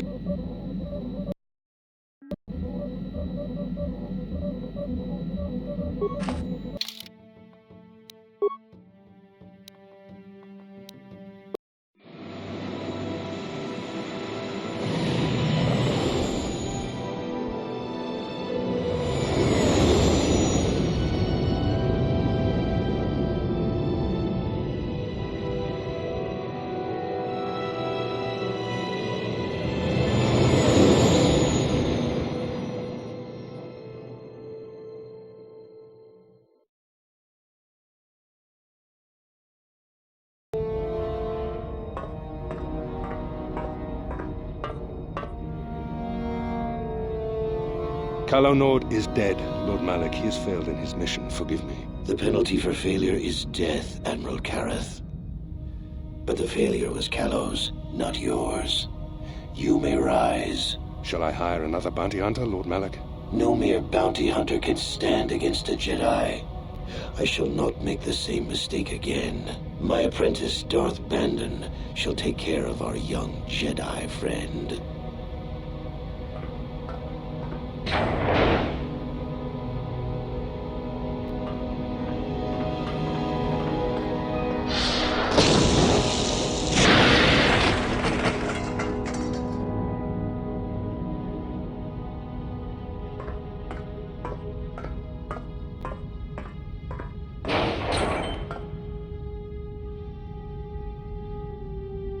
Find Bastila and bring her to me, alive, if possible. As you command, Master.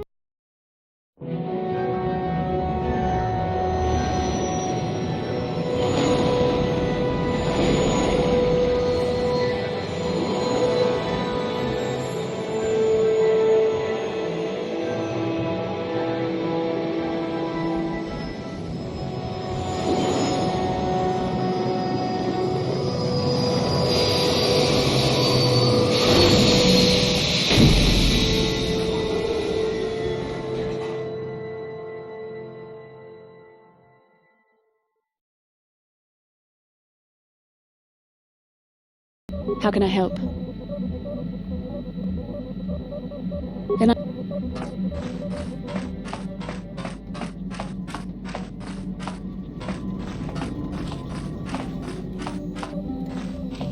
Got something on your mind, do you?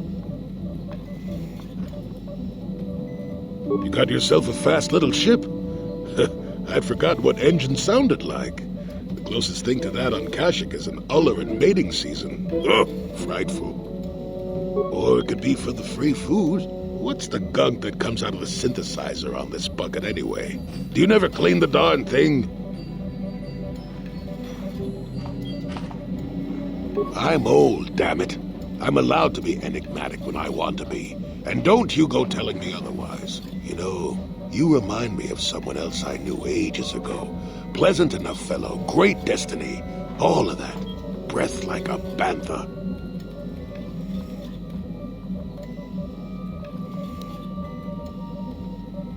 No, but it could be. An Anduvian salt tablet would clear that right up, you know. Anyway, where was I? Oh, yes, Andor Vex was his name. The force swirled around him like a hurricane. That's how great his destiny was. No, you wouldn't have. Sometimes swirling force is just swirling force. It gets us old Jedis excited at our age, so we go, ooh, destiny. Well, it turned out that poor Andor believed a wee bit too much in the infallibility of that destiny. That overconfidence turned out to be his downfall. I don't know. Are you overconfident? I hadn't noticed. Even if I had, I would never comment on it. We're talking about Andor, remember? Let's see. Oh yes, Andor's downfall. I was pretty young myself when it happened. At the time, I thought that Andor's destiny couldn't be more boring. Well, let's just say that I was a strapping young lad with a full head of hair, and Coruscant was a small town with a well. I was just about to abandon Andor to whatever the Force intended for him when his ship was overtaken by a Dimian warship. Now, you've probably never heard of the Dimians, but at the time they were a nasty lot led by a nastier overlord named Krayt. Tall fellow, big teeth. Krayt has us hauled onto the bridge of his ship for questioning, and that's when I knew that Andor's destiny was at hand.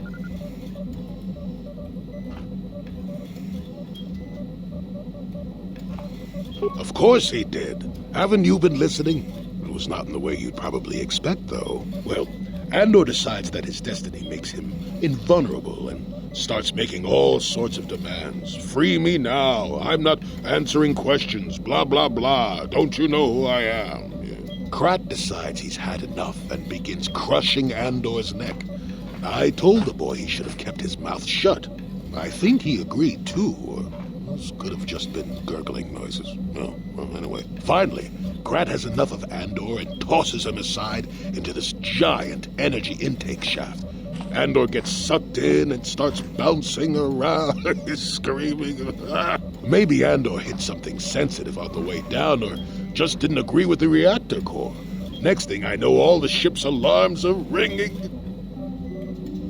Everyone panics, and I run, barely making it to the ship in time before the explosion. Krayt dies horribly, and the Dimians never quite recovered. Changed the political course of the entire sector for centuries to come. I'd call that quite a destiny, wouldn't you?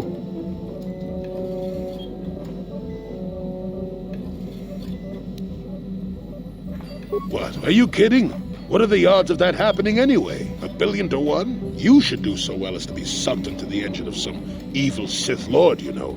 Andor was a hero. Sort of. Anyway, go on. My throat is dry and you're making me cranky. Shoo!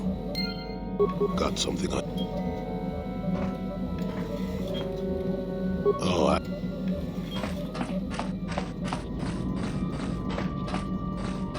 How may I... What is it you would like to...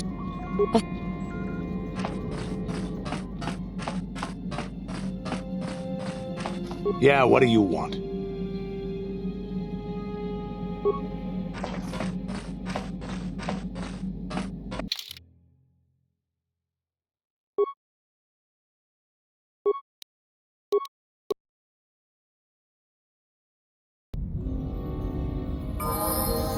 I'm here. Yes? Sure. I'm here.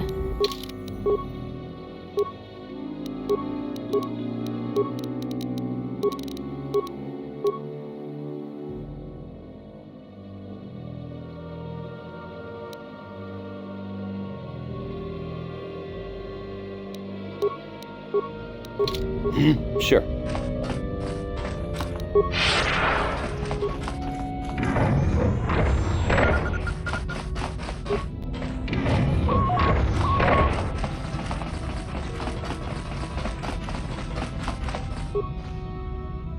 Chua Penki, Yun Patisa, Tichuba Jikoki Mulira Kun.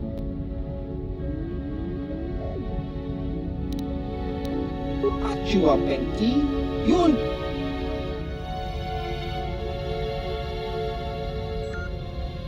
Chiwi Aita Ka Chong Chicha, Agi Chiwa Aita Kang Kicha na Chupong Hitwama Agi Inko Tune.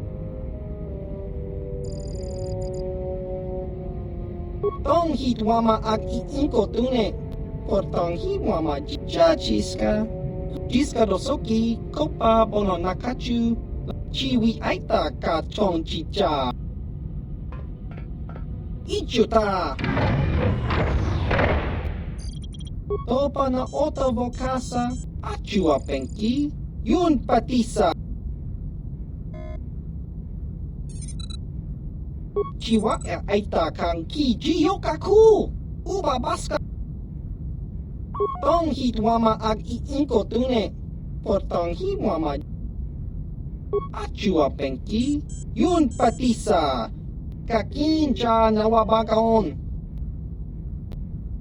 Chiwi aita ka chong chicha. Agi inko. Tong hitwama ag iinko tune. Tong hiwama ji agi inko tune. Gizka dosoki, kopa bono nakachu, labora.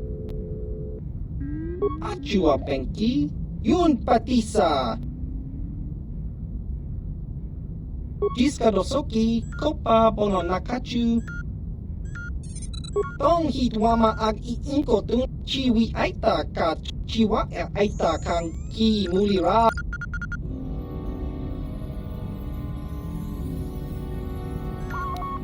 Tong hitwam achu Gizka ki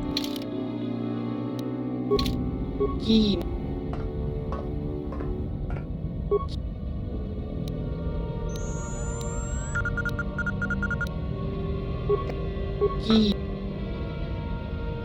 pa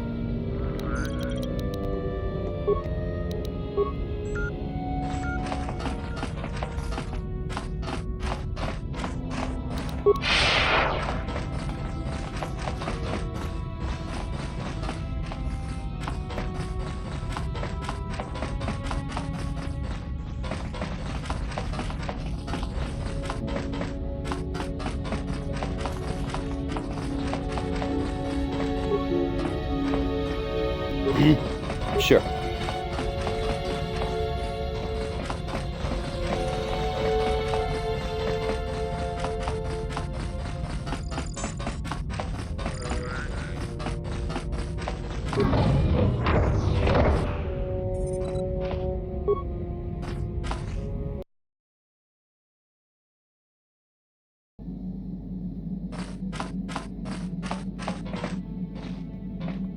Yeah, what do you want?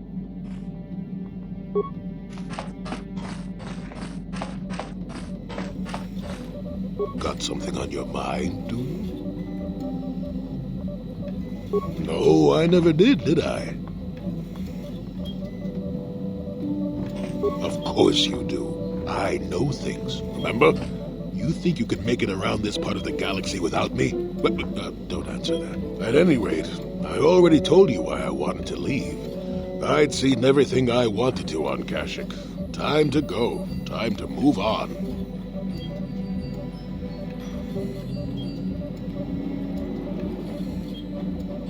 To bed. I'm old and tired, you know. How many kilometer-high trees can you find an interest in before you figure you've had enough? I'd bet you can't be bothered to stay in one room for more than 15 minutes. And there's all the critters in the Shadowlands. I'm just happy to be back in space, doing something new. Is that too much to ask?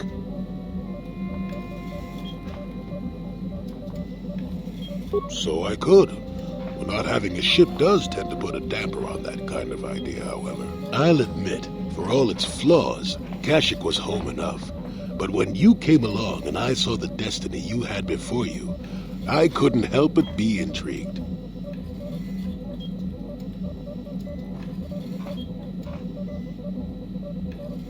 Of course not. Weren't you listening last time? I can see that you have a destiny before you, but the details are far from clear. In fact, everything about you that I can see is odd. Slightly off, as if my eyes are trying to trick me. Something is very dark about you. But, I'm sure you don't need to hear my ruminations. You've probably got enough nosy Jedi offering you one opinion after another to make you sick.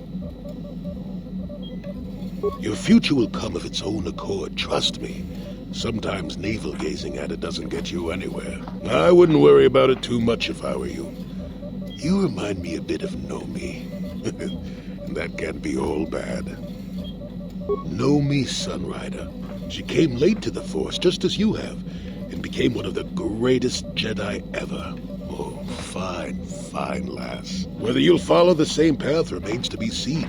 For one thing, we'll never get anywhere if you stand around chatting up old men all day. Oh, stop being such a baby. Are you always so quick to turn aside an ally? Got too many of them, do you? One thing I will say is that this little escapade does remind me a bit of my adventuring days before the war. Those were exciting times. Or at least it would remind me of those times if we didn't stand around. What's keeping you? You're too young to be so talkative. Shoo! Got something?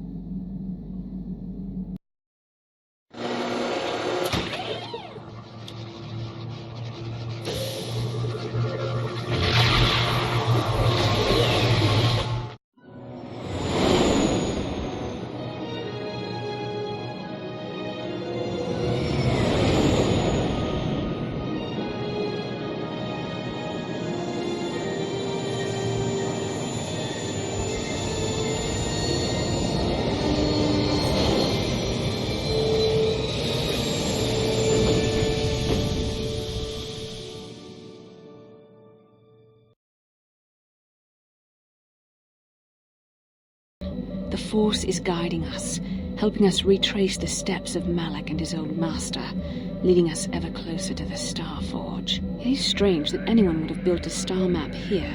The entire surface of Manan is covered by nothing but vast oceans.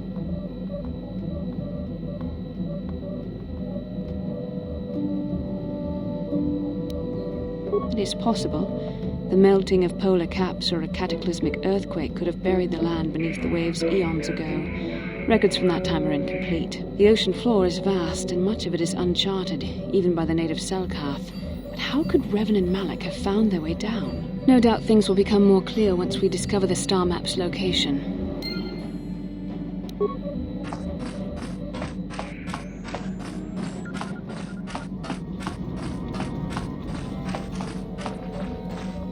Got something on you.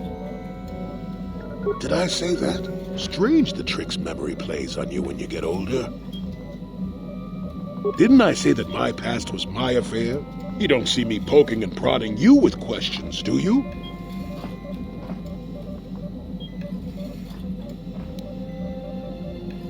I'm not here to satisfy your curiosity.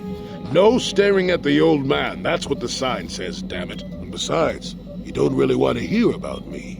We're talking ancient history, probably before you were born. History bores kids. Proven fact. Oh, fine, fine. Have it your way. Just don't cry about it later. Yes, I was an adventurer. Happy now? I wasn't even done with my Jedi training back then. I had a full head of hair and an eagerness to see absolutely everything. Sound familiar? The Council was never happy with willful, brash Jolie Bindo, you see. Even less so when I began my smuggling career.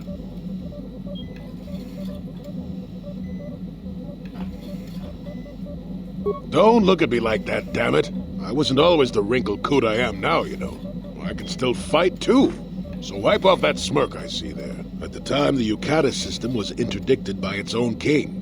He preferred to keep his people starving and poor, all the better to oppress them. The Senate was trying to negotiate a peace, but they were getting nowhere as usual. I decided I wasn't going to wait. I found myself a ship and a partner, and we began smuggling food and supplies to the Yukata citizenry through the blockade.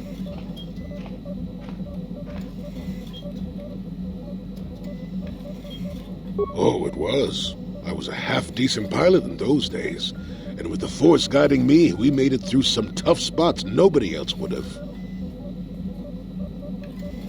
Pilot, smuggler, several other things, too. Or did you suppose I was always a crotchety hermit? Well, we didn't buy all the equipment, per se. Some were happy to donate goods. Some we just, knew had more than they could use. Stole is such a harsh word. They would have donated those goods readily enough if they were compassionate. I considered it a tax on the greedy. We only got caught once.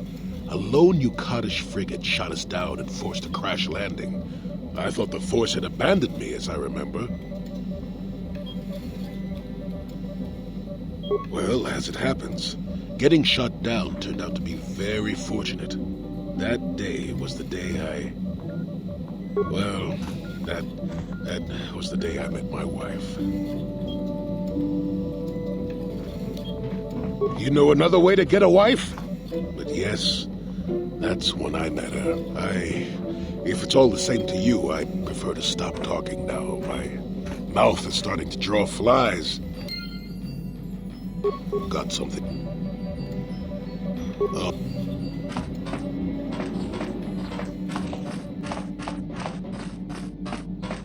Yeah, what do you...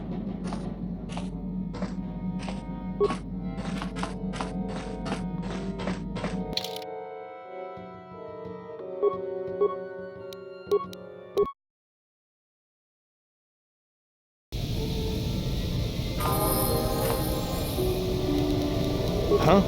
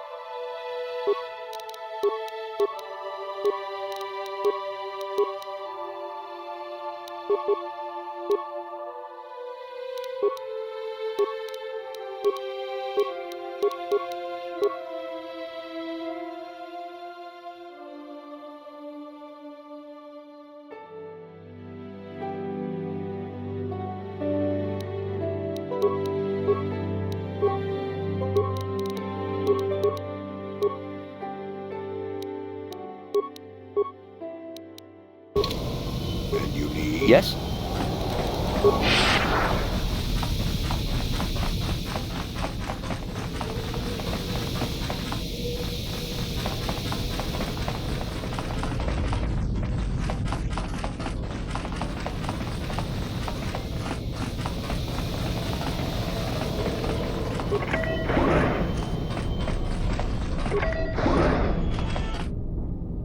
You Republic people are so pathetic, sitting around groveling at the table scraps the galactic senators deign to give you. It makes me sick. The senators work for the good of the whole galaxy, not for individual gain. Ha!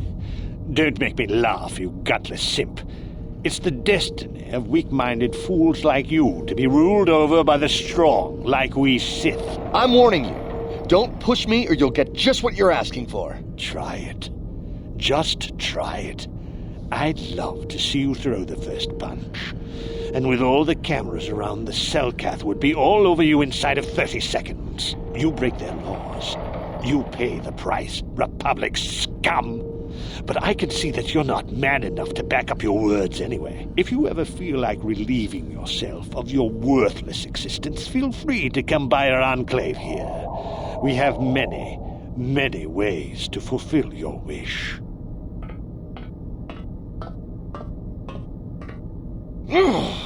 Yeah, what are you... Oh, I apologize, Master Jedi. I should not have been rude.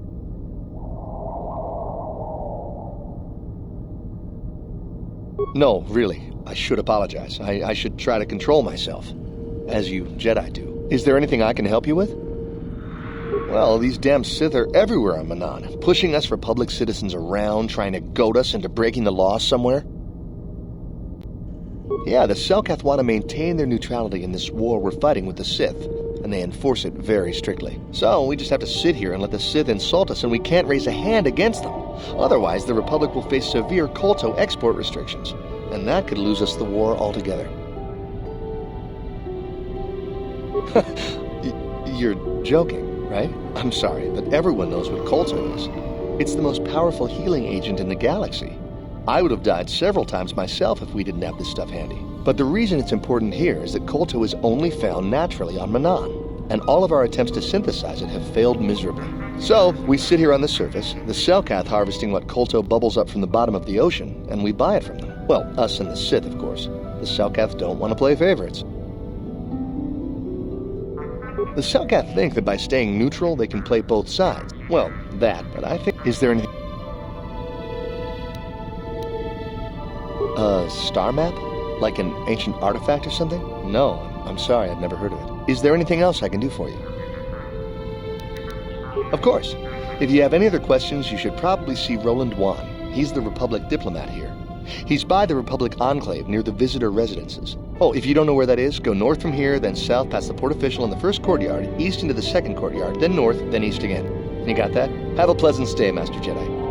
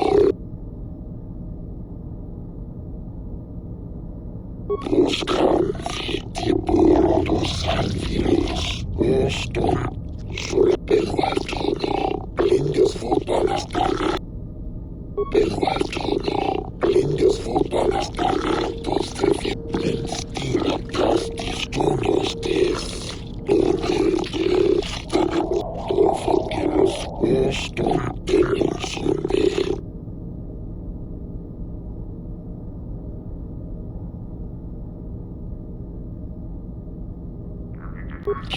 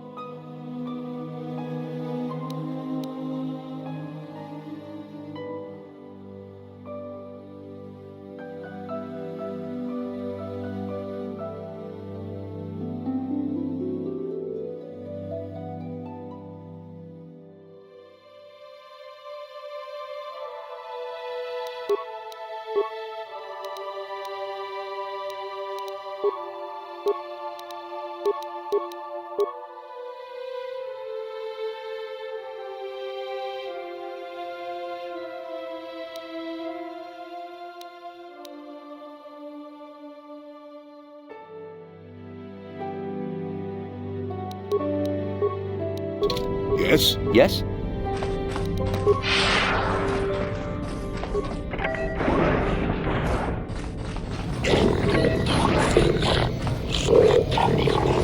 Enough time to listen to your stories. Got a full shipment of Colto ready to... We've got all the proper Colto trading permits, so back off.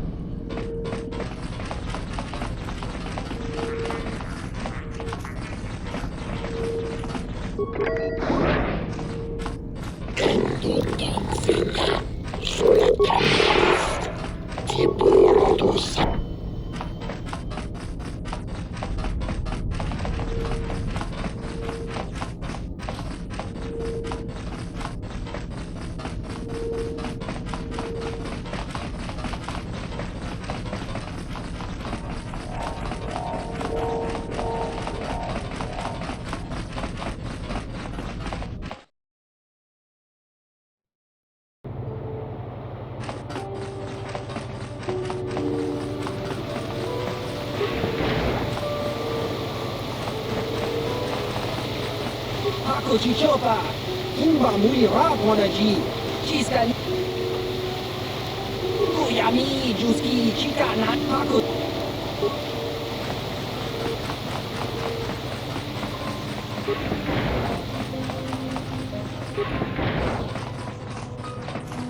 Obey the laws here on Manan, human.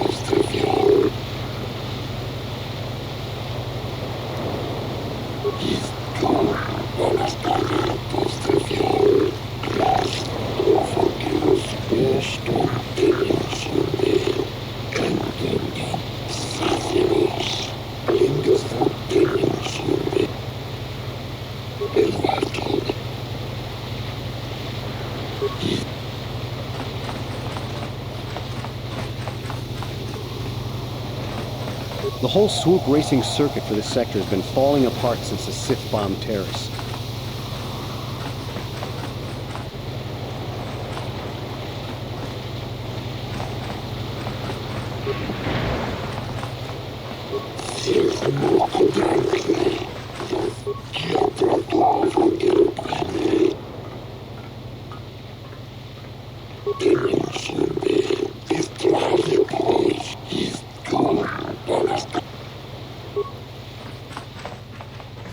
don't have time to listen to your stories. I've got. Hey, I'm working here. Go talk to the diplomatic rep if you got something to say.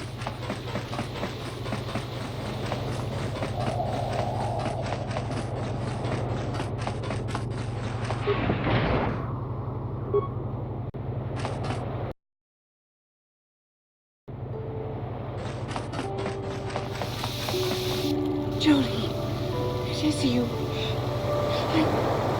I need your help. Laura, of all the people, how did you even know I'd left Kashyyyk? I didn't. Nobody knew where you were, not even Sunry. But I heard the Selkath mention you and your friends. The Force has brought you to help us. Why? Whatever could be the matter, my dear? It's horrible, Jolie. Sunry has been arrested. The Sith have accused him of murder. Murder? But how? It's all a mistake, Jolie. Sunry isn't a murderer. Someone is trying to frame him. Calm down, Alora. Where's Sunry now? Sunry's being held at the Selkath courts. They won't let anyone in to see him. Please, go to the courts. Talk to the judges. Maybe the Selkath will listen to you. Don't worry, Alora. We'll get to the bottom of this and help Sunry. Somehow. Got something on? What? You think because I'm a hermit, I've always been a hermit? Just because I haven't seen Sunry for 20 years doesn't mean he's not a friend. A man could have changed a lot in that span of time, though. But to become a murderer, no. I can't see it. That's not the Sunry I knew. He was a good man. Put me up in his home for a year back after I left the Order. War hero, too. Or so I hear. I wouldn't mind helping the fellow if we can. I owe it to him. Or you can be a young monkey lizard and ignore me, I guess. I don't expect much these days.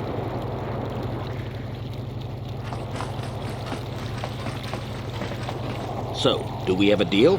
That's an awful lot of money. Is there something you're not telling me? Don't be so suspicious. The Republic is generous. We pay our mercenaries well. Makes sense, I guess. All right, I'm in. When do I start? Just show up at the Republic Embassy tomorrow and speak to our representative there. I'm sure he'll have some task he wants you to start on right away. Do you mind? I'm in the middle of a Republic recruiting drive right now. I need to hire these mercenaries before they sign up with the Sith.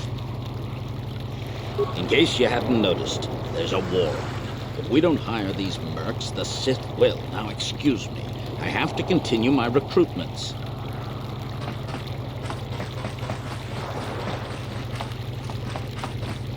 A friend of mine got into Bazak. You know, the card game. The Republic respects the peace of Otto City, Your Honor. But the Sith are a violent people who leave violence in their wake.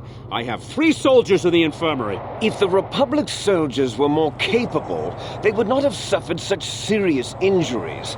Are my soldiers to be punished simply because they won a fair fight? I hardly call 6 against 3 a fair fight. The Sith are cowards who attack only when they have the advantage of numbers.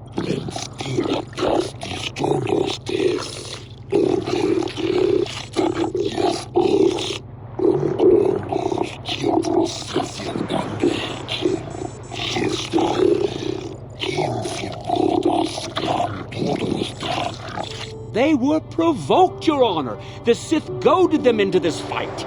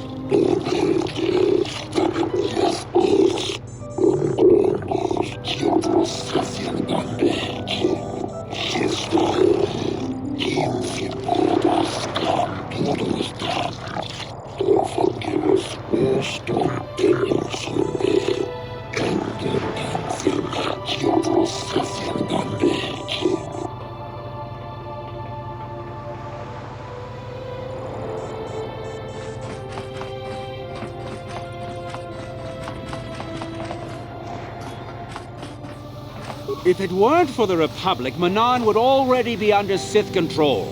But we haven't heard one word of thanks from the Selkath. One day soon, the Selkath will pay for the indignities they have inflicted on the Sith.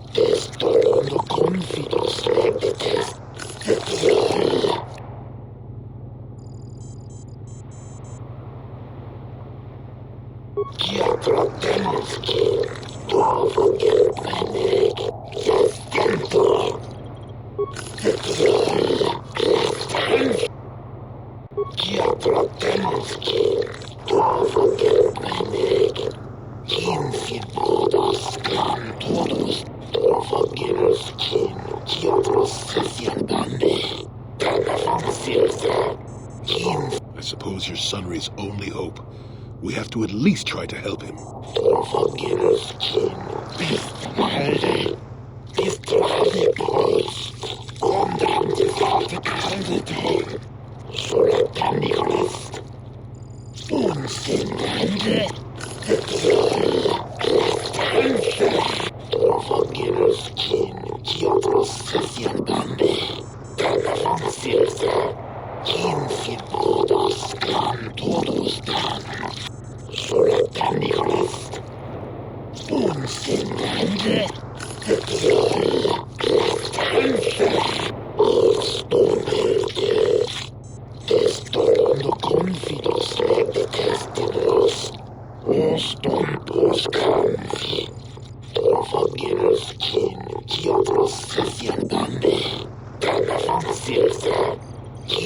Yes, but it almost seems too heavily stacked, doesn't it?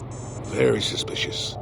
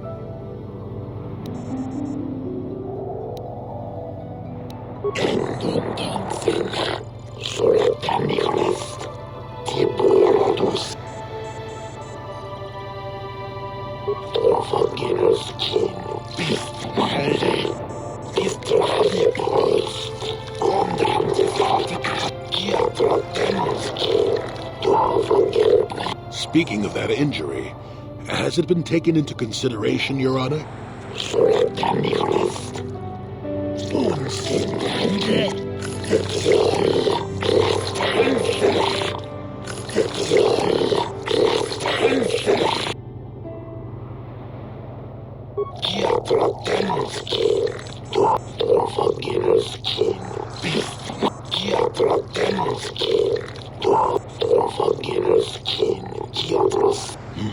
Simply because it was real does not mean Sunny would have overlooked it being in Elas's hand.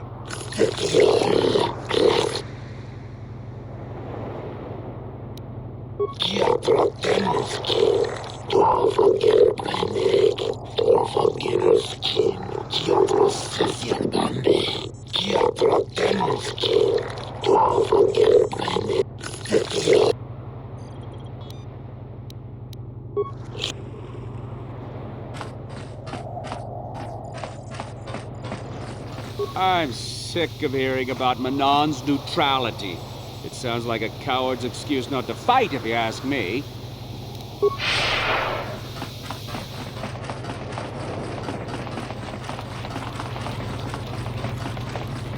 I hear you've been appointed as arbiter in Sunry's trial. My husband is innocent. Please don't let him go to jail for a crime he didn't commit.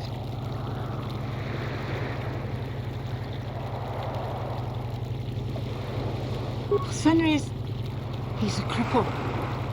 There's no way he could have overpowered the Sith woman like they claim. That's true. I'd forgotten about that. Let's not forget that he would have to have been considerably older than the Sith woman. I'm a Jedi, and one who is living alone in the Shadowlands until recently. That keeps you in shape, damn it. We're talking about Sunry here. And there's no way he would do something so dishonorable as hit her from behind. Sunry's a decorated war hero. He's a hero of the Republic. Find the real evidence. That's all I ask. The real evidence will prove Sunry didn't do this.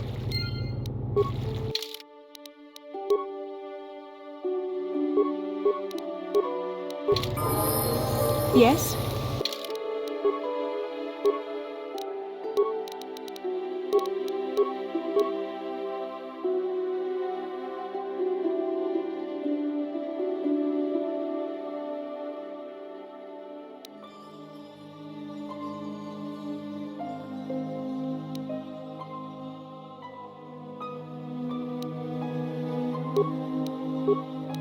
Sure.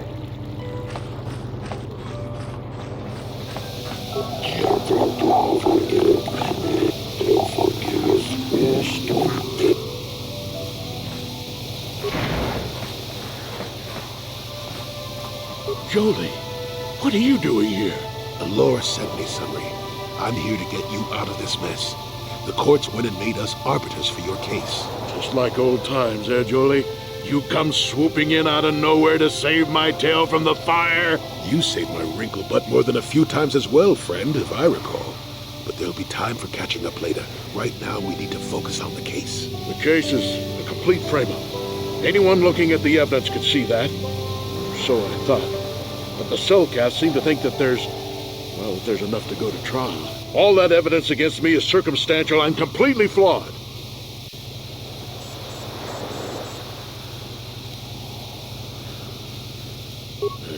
Guess you could interview witnesses at the hotel where the murder happened. The cellcasts already did that, but the fish folk don't have much rapport with Hothwalkers. Maybe one of them was holding something back. But I think you'd be better off investigating the Sith themselves. Maybe you could find some proof they planted evidence to frame me. Though that might mean figuring out a way into the Sith embassy. Anything else I can help you with? I want my arbiter to be well prepared before we go to trial. Well, I was at the hotel, I admit. And I did meet Alasa there that night, but it's not what you think. I was working with Republic Intelligence. We were pretending to feed information to the Sith. Well, I turned Alasa into a double agent working for us. It was going well, too, until she turned up dead. Maybe the Sith had found out I was turning her and had her eliminated. But let's look at the facts they've given. Alasa was brutally killed. Think about that. She was a Sith, trained in battle, and I'm just a crippled old man. My war injuries make it difficult for me to walk, even to hold things. See how my hands are shaking? How could I kill a Sith warrior at close quarters? I ask you. Further, they say they found my heroes cross at the crime scene. Would I leave my war medal behind if I killed someone? Even I'm not that stupid. Obviously, the Sith planted the cross. And what about the lack of forensic evidence? Skin and hair samples, clothing fibers.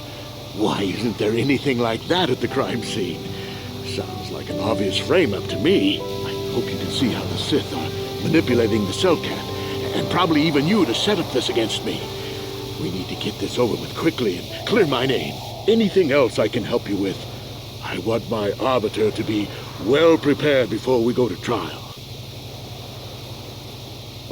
Once you've gotten enough evidence to go to trial, just tell them.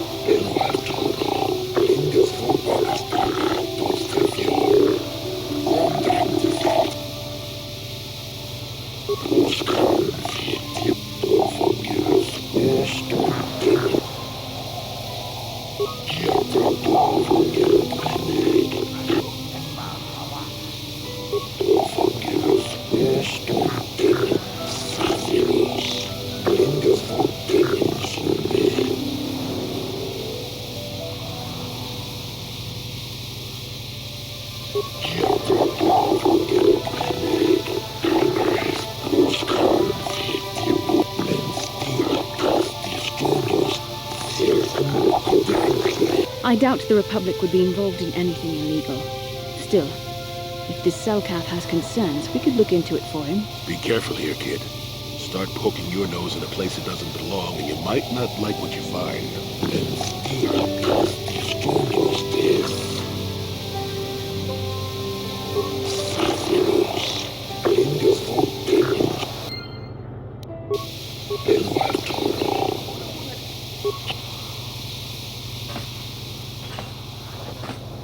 Manon may not... I hope you're here to play some Pazak.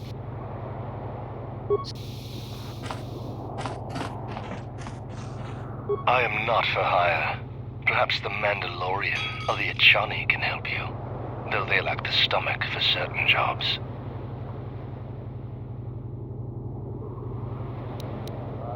Why do you care?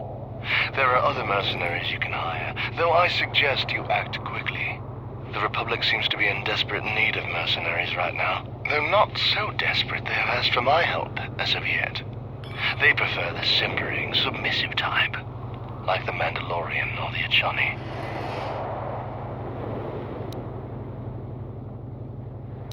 Perhaps you should ask them.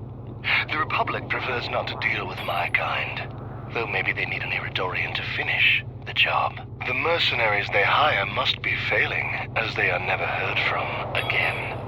That is all I know. Is there more you wish to ask?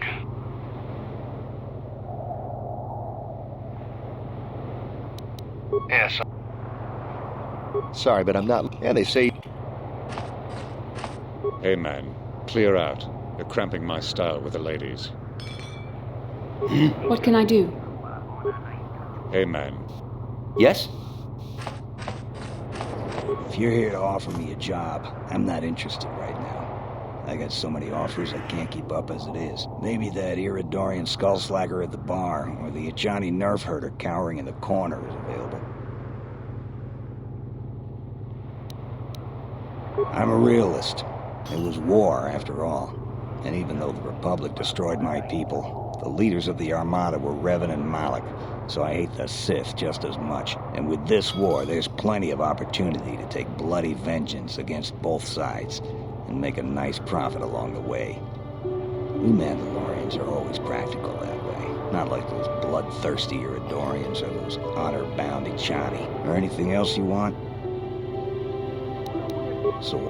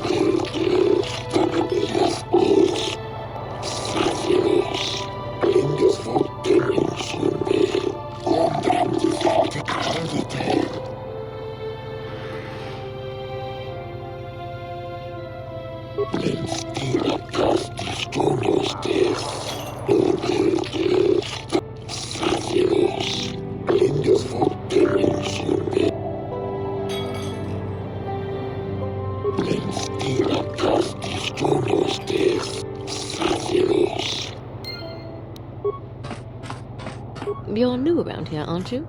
My name's Juhani. Care to buy a Sith girl a drink? That is, unless you're one of those simpering Republic soldiers.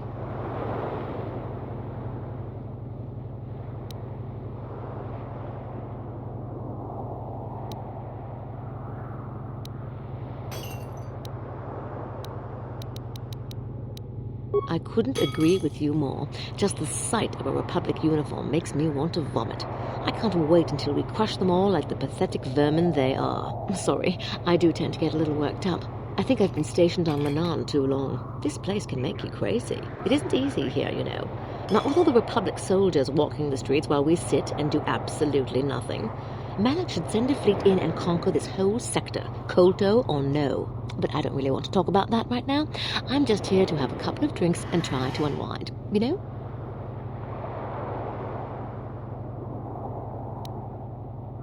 What is there to investigate? Obviously, Sanri is guilty, but the Republic is doing everything they can to keep him out of a Selkath prison. But I don't really want to talk about that right now.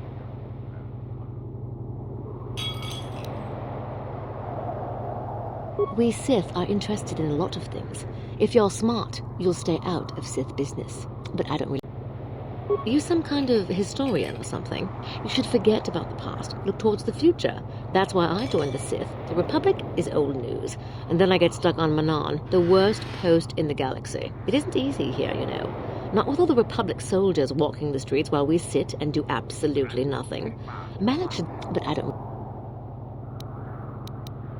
Oh, I get it. I get a little bit wild, and you want to hold it against me. Come on, what's the matter? Afraid I'll drink you under the table? Hey, if you're not man enough to keep up, who needs you? Seems I'm not ladylike enough for some men. Well, I may be a woman, but I'm still a soldier. Barkeep, bring me another round.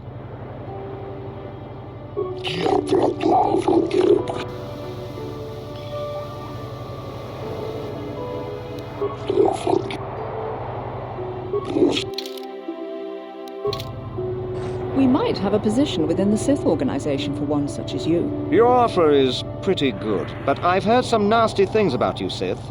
Is it true you bombed Taris into dust? This is war. In war, certain distasteful acts cannot be avoided.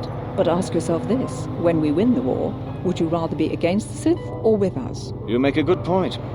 And I've never turned down a job that pays up front. Excellent. Report to the Sith Embassy tomorrow for your assignment.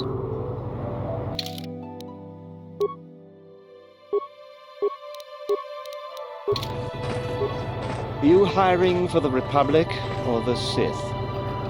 Then why are you wasting my time? There's big money to be made here. I can't risk missing a job offer because I'm yapping with you. I have no desire to speak to you. I know you have links to the Republic. Canderous, I haven't seen you since the Republic broke our ranks at the Battle of Malachor. Ergeron, I see you've got some new guns to add to your collection. Times must have been profitable for you since the war. Very profitable. When the Republic defeated our fleets, I learned a valuable lesson. It's far better to be a freelance mercenary in a war than to be a soldier for the losing side. If you're here to offer me a job, maybe that Iridorian...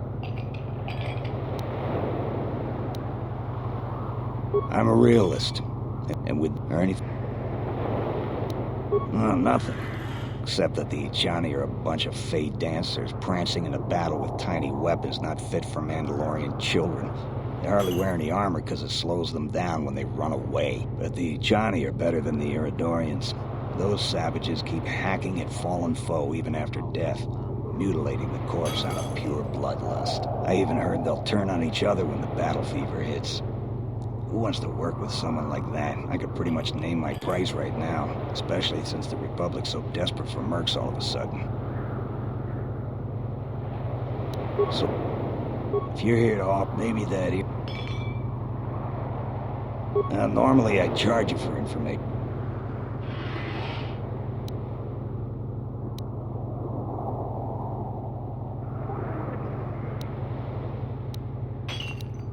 Not really. I've got no interest in the Selkath, other than the fact that they're charging me an exorbitant amount to stay in this world. The Iridorian over there, however, he, I believe, may know more. He's been seen with several of them before.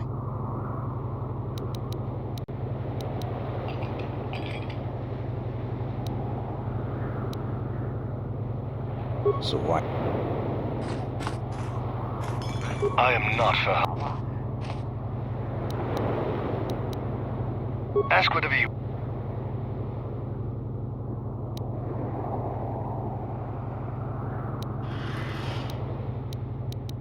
Perhaps.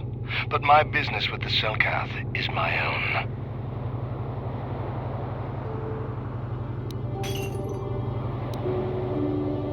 You speak the blunt and brutal language of my people. We share the love of death and bloodshed, but we are a rare breed on this planet.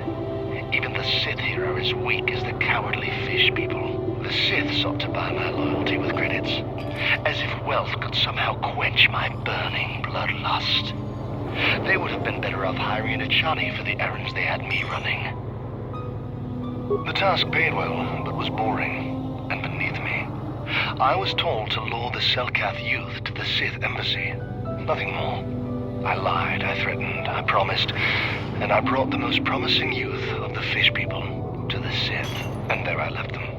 To what purpose I neither know nor care. Perhaps when the Sith learn I have betrayed their secret, they will try to kill me. I would welcome the excitement. Sounds like a recruiting drive to me. We used to use it on planets we had conquered. Get them while they're young and impressionable. Is there more you would ask of me? Yes.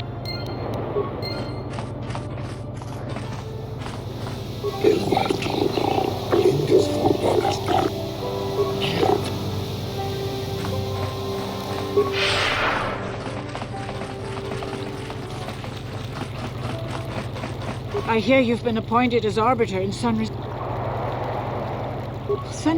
That's...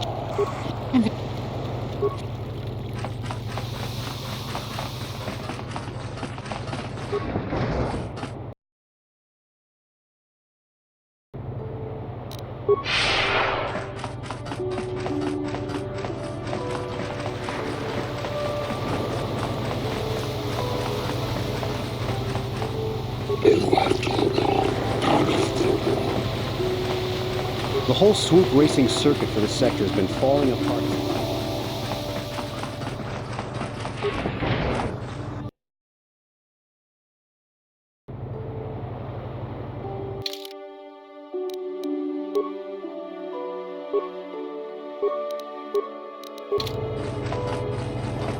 Your precious Republic's days are numbered. It won't be long until Malak turns his armada loose on Coruscant itself. Save your empty threats, Sith scum. Malak isn't stupid enough to attack the core worlds, now with the entire Republic fleet waiting for him. You're a fool. When the Sith descend on Coruscant, our numbers will block out the sun itself. The galactic senators will collapse trembling in fear and beg for mercy at Malak's feet. You underestimate the Republic's resolve. We'll die before we surrender Coruscant. That can be arranged. Remember what happened to Taris. Malak could do the same to the core worlds. He wouldn't dare. Now it is you who underestimate our resolve.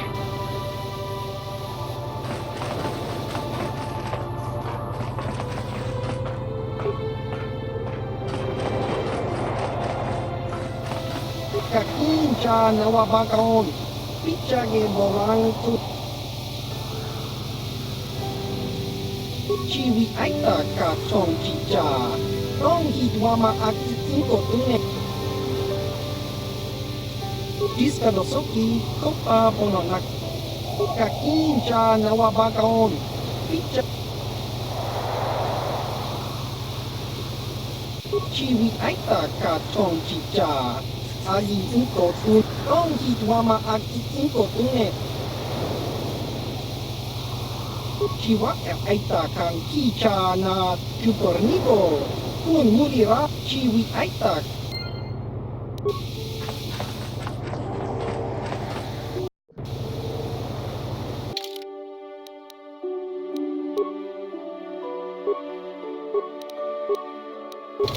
Achua penti.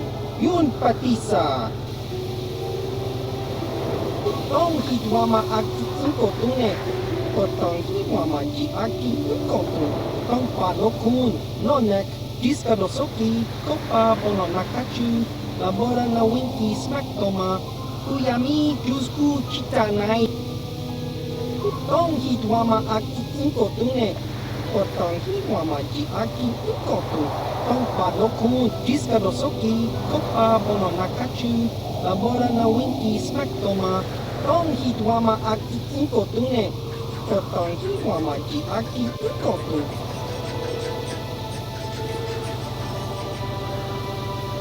Chiwa aita kang kicha na chupornibo, kun muliras nimo poiwanga tangi chiwi aita ka chong chicha. Agi inko tune, chuna muli ra. Tong hidwama aki inko tune. Potong hidwama ji aki inko tune. Chiwa aita kang kicha na chupornibo. Kun muli ras nimo poiwanga. Tong hidwama ji human. Tong Hidwama Aki Inkotune, Potong Hiwama Ji Aki Inkotu, Gizka Dosoki, Kopa Bono Nakachu, Labora na Winki Smaktoma, Kuyami Jus. Tong Hidwama Aki Inkotune, Potong Hiwama Ji Aki Inkotu, Gizka Dosoki, Kopa Bono Nakachu, Labora na Winki Smaktoma, Kuyami Jusku Chitanai. Chiwa Aita Kan Kicha na Jukornibo, Kun Muli Ras Nimo Poiwanga, Tong Hidwama Ji, Human Akung Ikatune.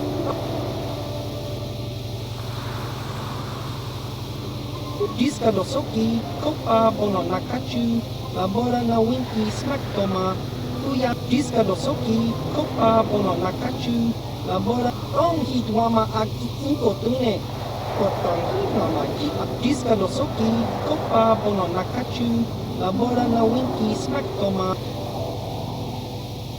Tong Hidwama Aki Inkotune, Potong Hidwama Ji Aki Inkotu, Tong Padokun, Nonek, Chiwi Aita Ka Tong Chicha, Agi Inkotune, Kunamuri Ra. Tong Hidwama Aki Inkotune, Potong Hidwama Ji Aki Inkotu, Chiwi Aita Ka Tong Chicha, Agi Inkotune.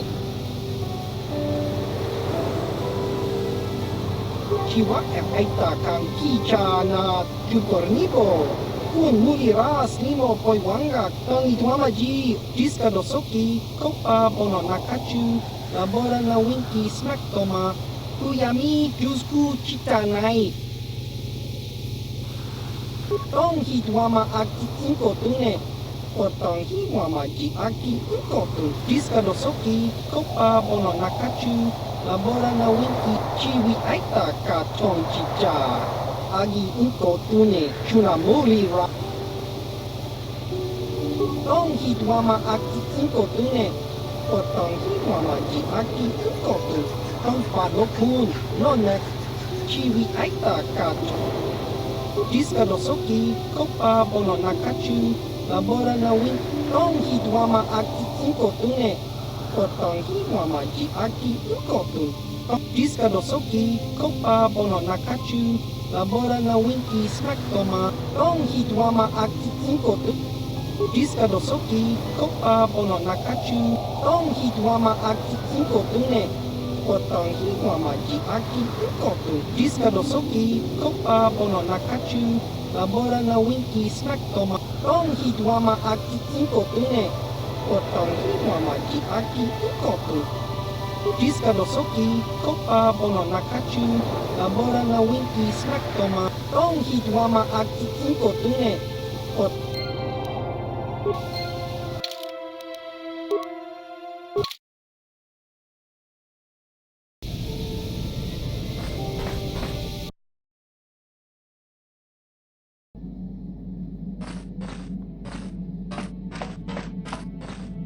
Yeah, what are you...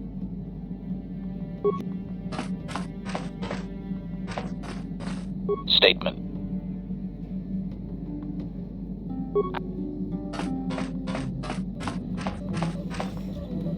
Got something? I don't want to talk about that. Now that's a unique method of getting someone to talk. Thunder about like a bantha in a circuit shop. Does that work for you often? Let me tell you something. Once you've lived as many years as I have, you'll have yourself a long, long list of memories. If you're lucky, most of them will be good. If you're not, some will be bad. If you're really unlucky, some will be so bad you'll never want to be reminded of them again, ever. You'll go far away to a place that doesn't hold any memories at all. And there you'll be happy just to forget and be forgotten.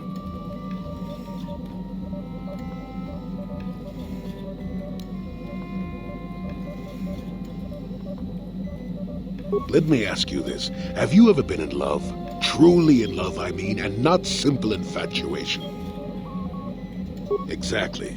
You're still at the beginning of your life. There will be women in your life, perhaps many women. But if you're fortunate, you'll find love once. The Jedi, with their damnable sense of over-caution, would tell you love is something to avoid. Thankfully, anyone who's even partially alive knows that's not true.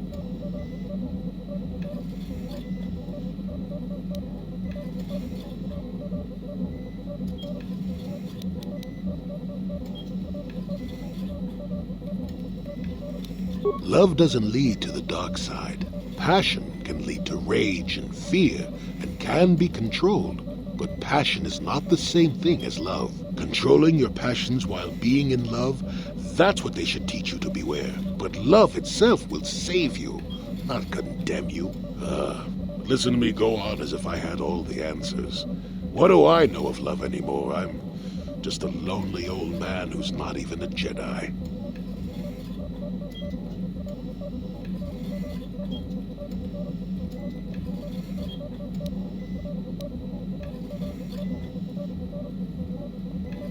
You do you? I wouldn't listen too closely. I'm no authority on anything.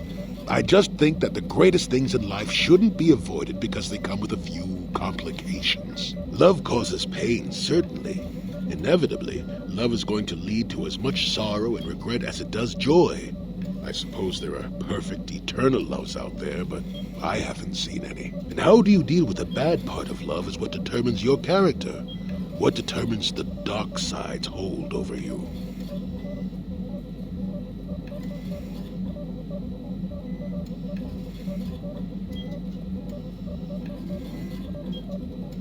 I suppose it could. It would take a strong person to make that kind of commitment, I think.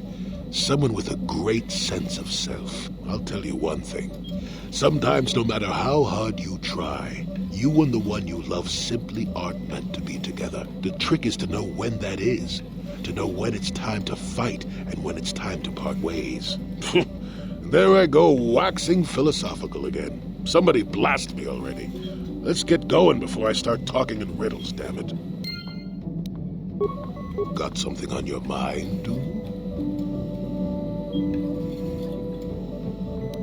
Oh, How may I be? What is?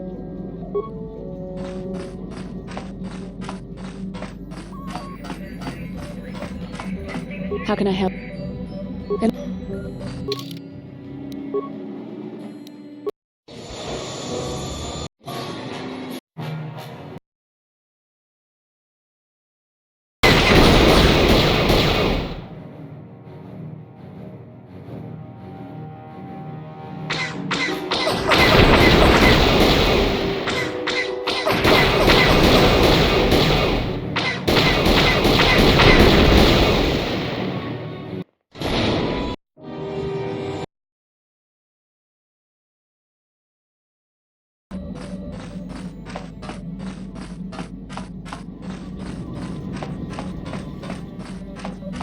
Got something on your mind, dude?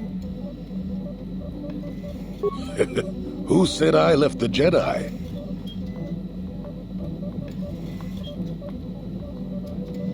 Well, technically I was only a Padawan. Not that that makes a difference to most, but as for the Order itself, no, I never left it. It left me.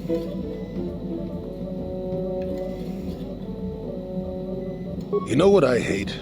Well, lots of things really, but I'm old and easily annoyed, but that's besides the point. What I really hate are how most people view the Jedi. Everyone thinks that the Jedi are perfect, that they can do no wrong.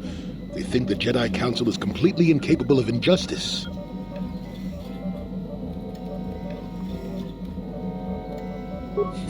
I guess you aren't as stupid as you sometimes act. No doubt you've been on the receiving end of Jedi justice at least once, eh? And I'm not even talking about how some of us fall to the dark side. No, that's plenty indication of our fallibility. But it's something else entirely. No, I'm talking about how more than often not, your average robe-wearing Jedi can try to do the right thing and still be completely wrong.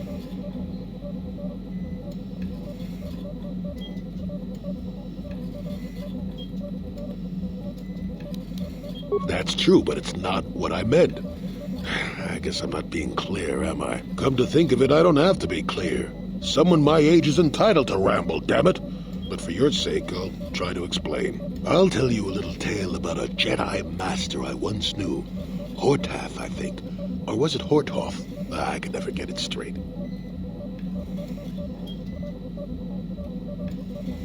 Where was I then? Oh yes, Master Hortath. He was a kindly old Jedi who meant well, but the most nearsighted thing in the Corps, I swear. He would walk into walls, knock over tables, mistake apprentices for rancor beasts, that sort of thing. And he was too proud to submit to proper treatment. Some used to counsel him and urge to use the Force, Master Hortath. Allow the Force to see for you. But he refused to believe that his eyes were failing. He simply squinted more and more as the years went on, the other Jedi resignedly passing it off as the amusing quirk of a compassionate old man.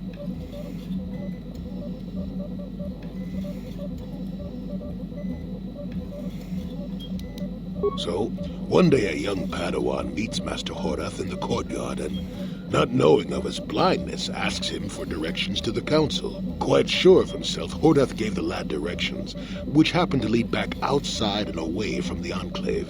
The Padawan is confused, naturally, and he asks if Master Hortath is sure, and of course Master Hortath says that he is. The Padawan suggests that perhaps he should ask someone else, but the proud Hortath now feels insulted.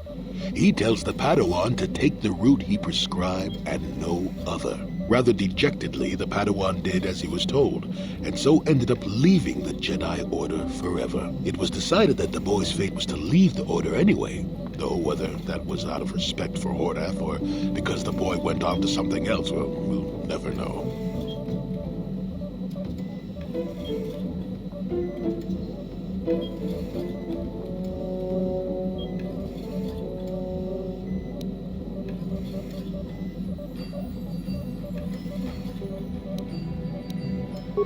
No, both of them were from before my time. Well before the Sith Wars, even. The tale is about blindness, and I thought the point was clear. At any rate, you think about it. You're the one who asked why the Jedi left me, remember? Now let's get going. My feet are itching for a good run. Got something on...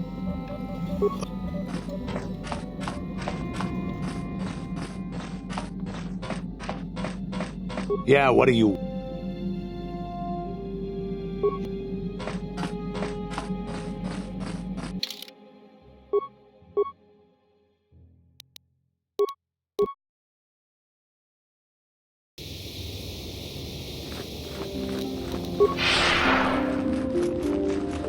You've helped so much.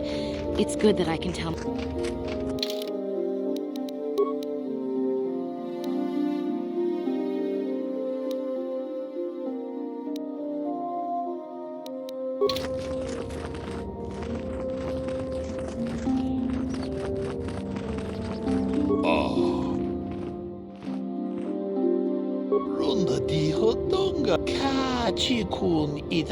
Mucho shakbach.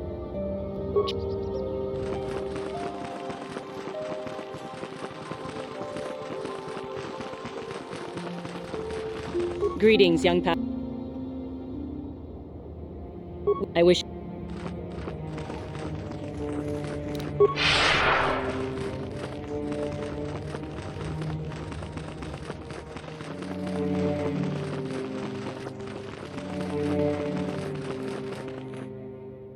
You must not fail in your A Jedi. Greetings, as you...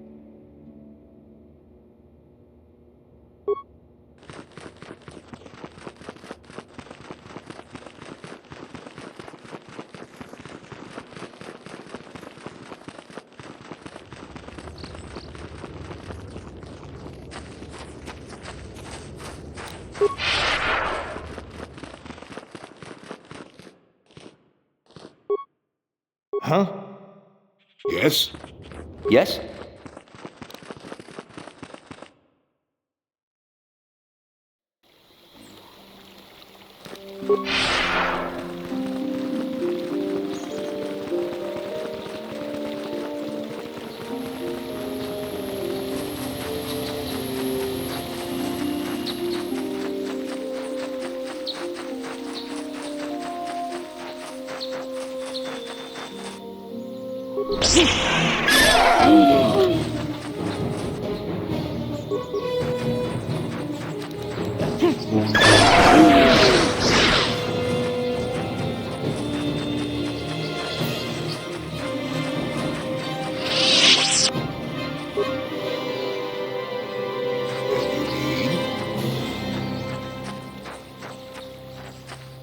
Yeah? Yes?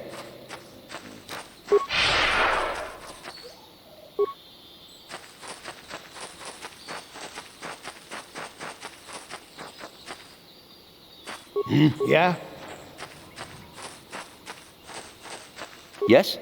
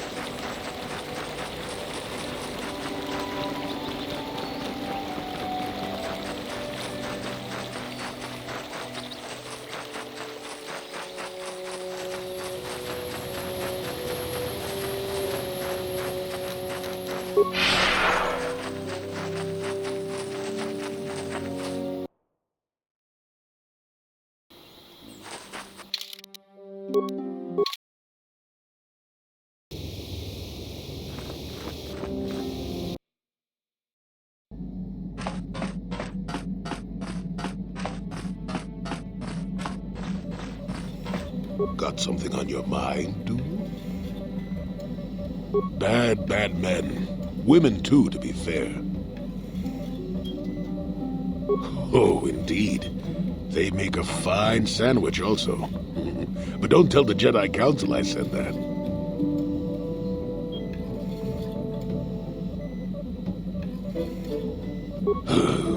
And just what gave you the impression that I know anything more about the Sith than you do?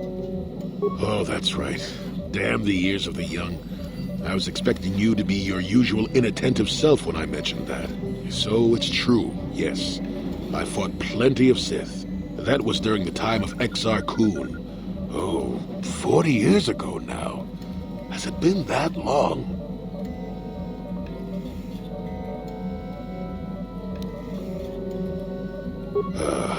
Exar was a Jedi who was corrupted by ghosts of the old Sith, or so they say. He attempted to conquer the Republic and create a new golden age of the Sith. Better to say he was defeated, but essentially, yes. The victory did not come easily, however.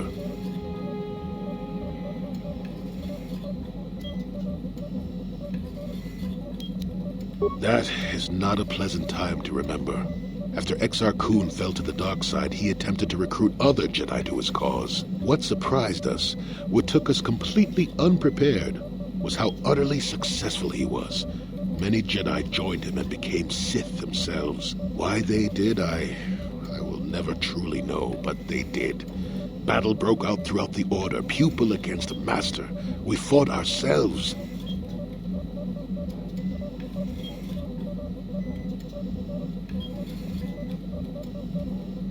Yes, more than difficult. Next to impossible. How do you fight against someone you love? I dislike such memories. It leaves a taste in the mouth that... it is a sadness I thought I had put aside long ago. Ask me about the war some other time, just not now. I would prefer to be by myself for now. Got something.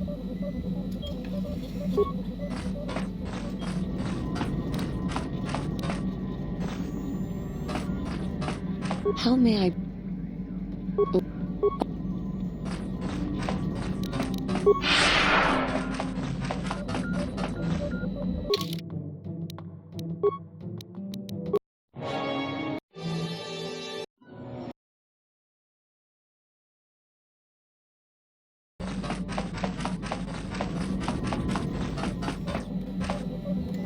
Got something on your mind? Not particularly. I suppose you're going to nag me until I cough it up, aren't you? Nothing is private anymore, it looks like. There's no escaping it, I guess. So be it. My wife's name was Neyama. She was the Yukatis enforcer who shot me out of the sky, if you remember.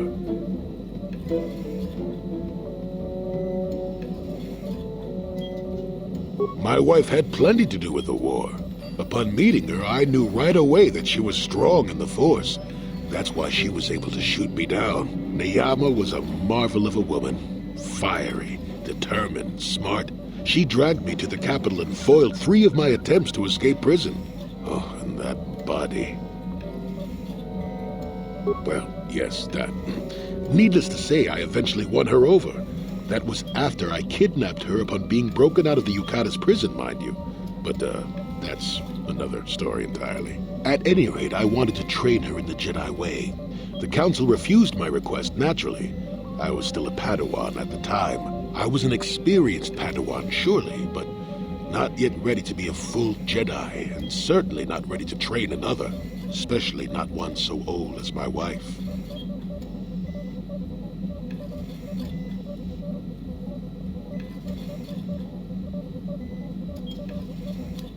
Neyama was intrigued by the idea of becoming a Jedi. She liked the idea of power too much, perhaps, but I certainly didn't see that at the time. I believed in her and trained her in secret. I ignored her willful nature. I loved her too much to see fault in her, and she loved me too. I know she did. At the time, our love was a shared bliss, better than anything I had known before or since. Exar Kun is what happened. Neyama was inspired by Exar's promises of a new golden age. She wanted to join him. She came to me, pleading with me to throw aside what she called the decrepit trappings of the Jedi, to join her in Exar's war.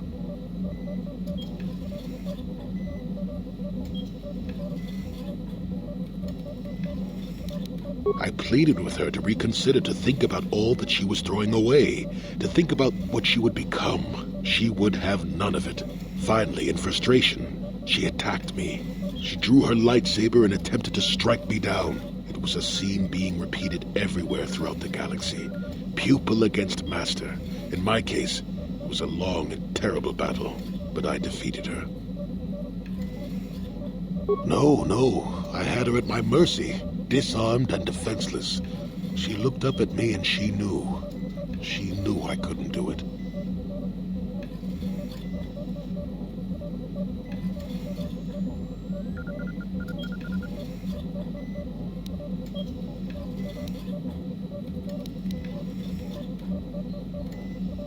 But I should have. Sometimes I convince myself otherwise, but it's no use. She had fallen to the dark side when she raised her saber against me, and I let her go. To my shame, she went on to kill many Jedi during the war, until she herself was slain in the final battle. I grieved for her death, inevitable as it was, even as the Jedi Council put me on trial for my actions once the war was over. I had trained Neyama against their wishes. I had failed to kill her when I had the chance, and she went on to kill others. Not to mention that I had remained a Padawan throughout the war. A formality, perhaps, but with a trial, it had to be decided if I was worthy to become a Jedi at all. It was a travesty, of course. I told you that even the Jedi were capable of great injustices, didn't I?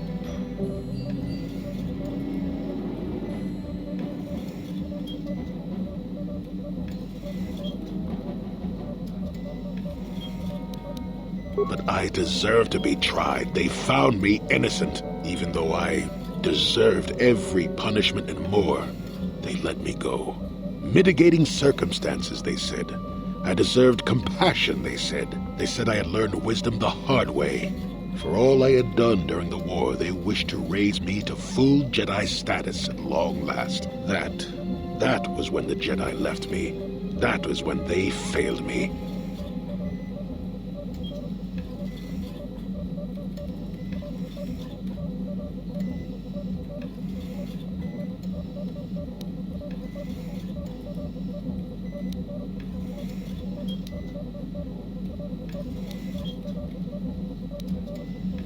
For my pride?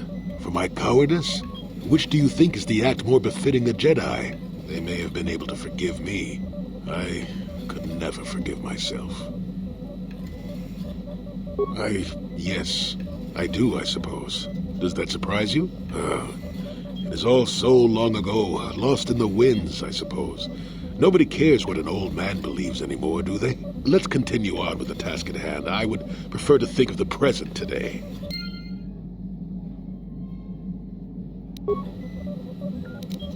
Got something on your mind, dude? Oh.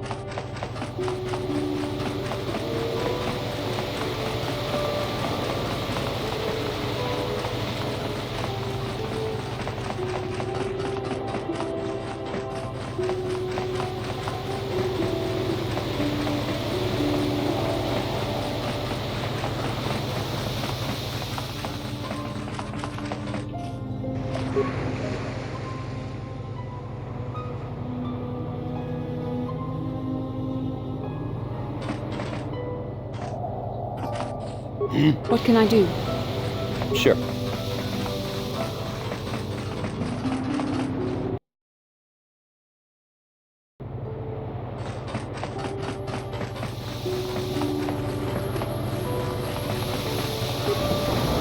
How much for all this stuff, Tybark? Thanks, Tybark. Catch you next week.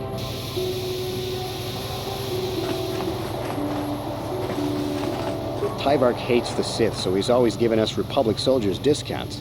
I bet he gives you Jedi a great deal.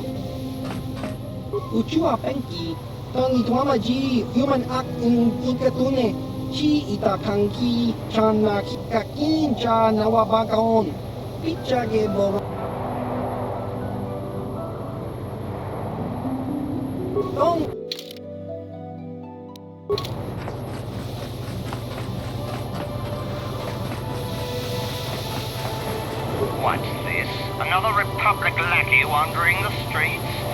Don't worry, the Sith will destroy you along with all the rest who don't bow down before Malak.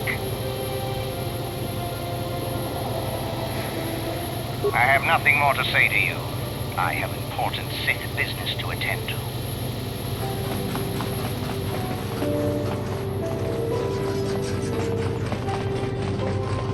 If it was for those damn Selkath neutrality laws, I'd teach that Sith a thing or two.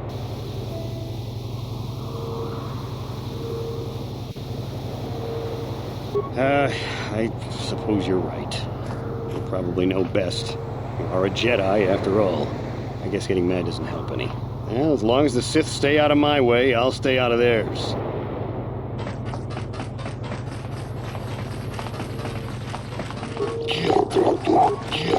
Jolie, may I have a moment? There's something I wish to speak to you about. Yep, I figured it was only a matter of time until we had the whole come back to the order discussion. Well, I guess there's no avoiding it now, so let's get it over with.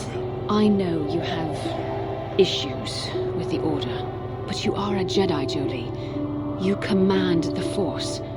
Without the guidance of the Council, how can you avoid falling to the dark side? Well, I've managed to avoid it the last 20 years or so. Besides, light side, dark side, they don't mean the same to me as they do to you. I don't see in absolutes.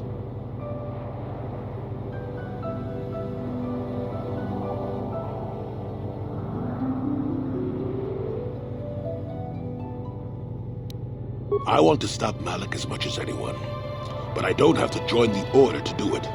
Look at Carth, or Canderous. They're with us in this quest, but they aren't Jedi. The capacity for good or evil, like the Force itself, is in all living creatures, and belonging to the Jedi Order, or the Sith, or any group, won't change what you are at your core. I see you were quite adamant. No doubt you've had ample time to think on this during your long seclusion. I guess it was foolish of me to think I could sway your position so easily. Yeah, I'm old and stubborn, but I appreciate the effort. But from now on, you can just think of me as any other non-Jedi in our little group, with a lightsaber and Force powers.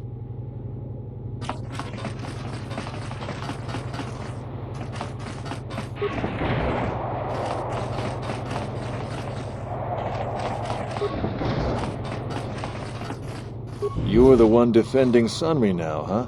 Well, the hotel's open for you. And I guess I gotta answer any questions you want, too.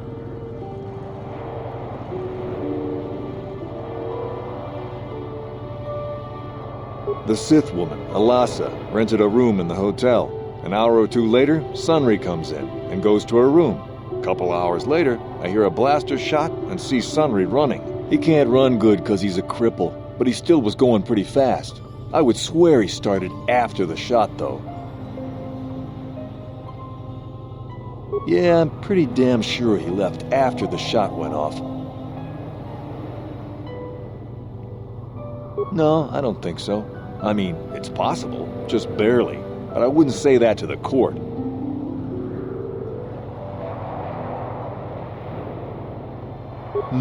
No way I'm lying to the court just because you want to get your Republic buddy off or whatever. I have no interest in going to prison. No way I'm lying. That's a lot of money. Maybe I could do something for you then. All right, I'll do it. I'll tell the Selkath that he left before the shot went off. But this is our little secret. If you try and turn me in for lying, I'm making sure you come with me. I know you want to help Sunry, but we should not be manufacturing evidence like this. Now, was there anything else you wanted? Alasa used to rent rooms here every week or so. Then Sunry would come by a couple hours later and stay all night. It doesn't take a genius to figure out what was going on.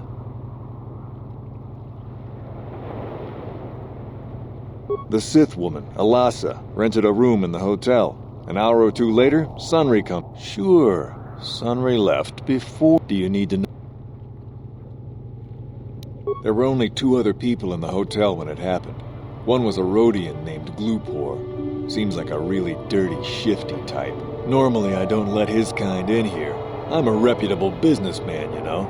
But there weren't many people here, so I decided to take a chance. The other is a regular named Firith Me. He's a Pazak player. Probably an addict, but he claims he's big in some circles. Don't know anything about him other than that. Anything else you want to know? Well, okay. If you need anything else, I'm gonna be right here. You're the one to...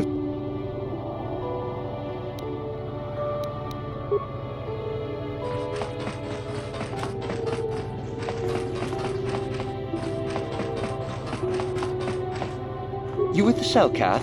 You here to see me about the murder, too? I told the damn fish everything I knew. What more do you all want from me? Sunri, I only heard of once or twice in passing. Some sort of old-time war hero against the Sith. Seen him around in the hotel, too. Going to Alassa's room always, of course. Kept the rest of the building up half the night with their damn antics usually. I'm not saying anything like that. What they did in that room in private is their business. And there isn't any rule against Sith and Republic seeing each other for personal reasons. Although if you think her Sith master didn't know, you must be fooling yourself. Oh, well, Alassa was a Sith, so of course she'd have to have someone above her. Yeah, I didn't see anything. Well, one time, I saw Alassa coming in wearing this big cloak. I was on my way to my room, and she normally wears stuff like that, so I didn't pay her too much attention. But this time, I accidentally brushed up against her. Accidentally, of course. And her cloak fell open. Now, I don't have any qualms about the Sith. I leave them alone, and they leave me alone. And seeing as how Alassa had a Sith lightsaber under her cloak, I'm not going to poke that hornet's nest. Seems so. But I'm not getting myself in any further with the Sith. I know how ruthless they are. Now, that's all I'm going to tell you. I'll testify it to the court, but you aren't going to get anything else out of me. You again. I was in my room, minding my own business, with the latest copy of Pazak Weekly, checking out the listings for the big tournament that's going to be held here soon, when I heard a blaster shot. Being still alive, and therefore smart enough not to stick my head out immediately, I didn't go out right away. I looked out after a minute and saw Glupor in the hall by Alassa's room, and Sunri running like the wind. You can't tell me that someone who was running like that, and he was pretty fast for a cripple, isn't guilty. Yes, well...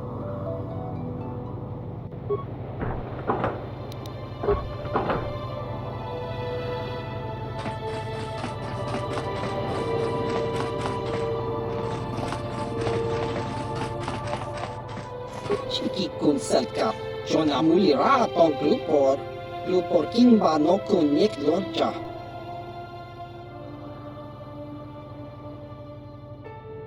Glupor tong hit wanaji selkat agi inko tune Glupor mulira, Jona mulira, tong Glupor kipa non kun nek sit abog.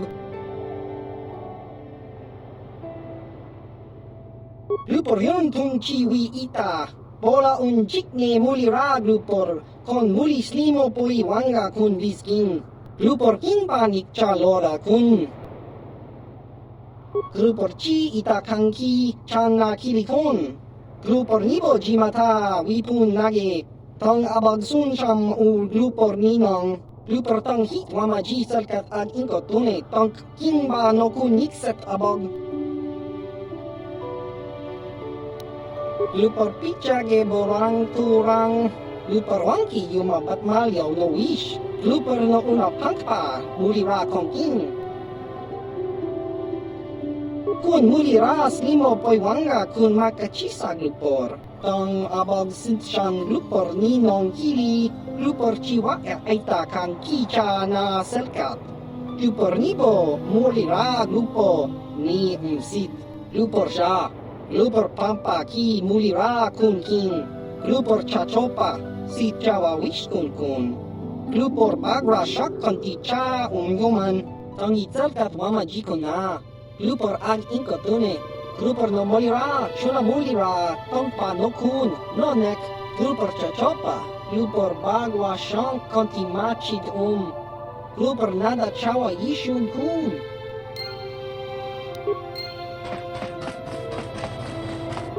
Yes?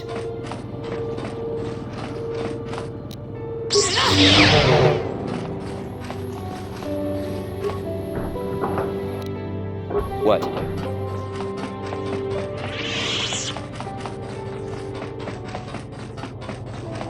You, Jedi. I hear you are investigating the Sunri murder trial, are you not? This case is not at all what it appears to be.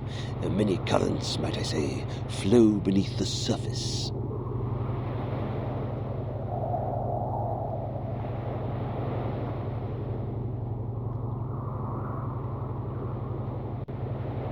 This murder is much more complicated than it may first appear. Sunri and Elasa are proxies for their governments, and both sides want the other to fail. You can see the journey by the footprints. You understand, yes?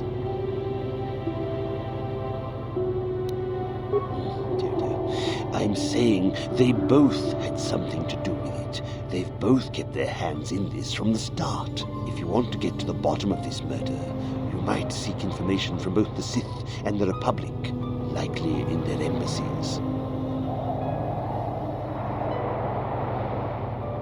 No, of course not. You think state secrets are for sale on the common market? You would have to be devious to get what you want. Heed my advice, Jedi, and you may yet find the truths in this murder.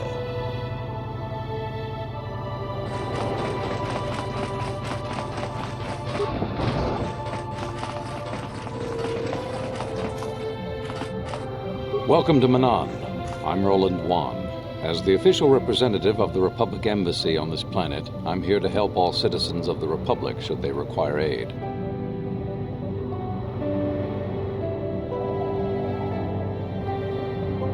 Kolto is a precious resource. Its healing powers are near miraculous. During times of war, Kolto becomes even more valuable. As long as we have the permits, we will continue to harvest Kolto and ship it to our Republic soldiers battling against the Sith. Of course, the Sith enjoy the very same privileges. If there was some way we could gain an edge over the Sith in our Kolto supply, but the Selkath are fiercely protective of their neutrality in this conflict. They do not want to grant either side an advantage. I don't know much about the facts of the case, but I find it hard to believe.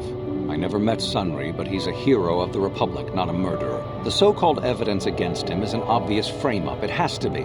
The Sith must have plotted Sunri's downfall to embarrass and discredit the Republic.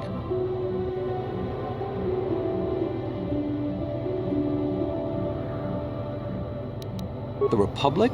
That makes no sense. Sunri has no enemies in the Republic, and his conviction will make all of our jobs more difficult. If you want to solve this mess, I would focus on the Sith. That or check out the murder scene at the hotel. Talk to the other guests. Maybe they know something. I regret I could not be of more assistance in your investigation. Is there anything else? A beautiful place, Sato City. A paradise on the water. But remember, within the city itself, the Selkath have absolute authority.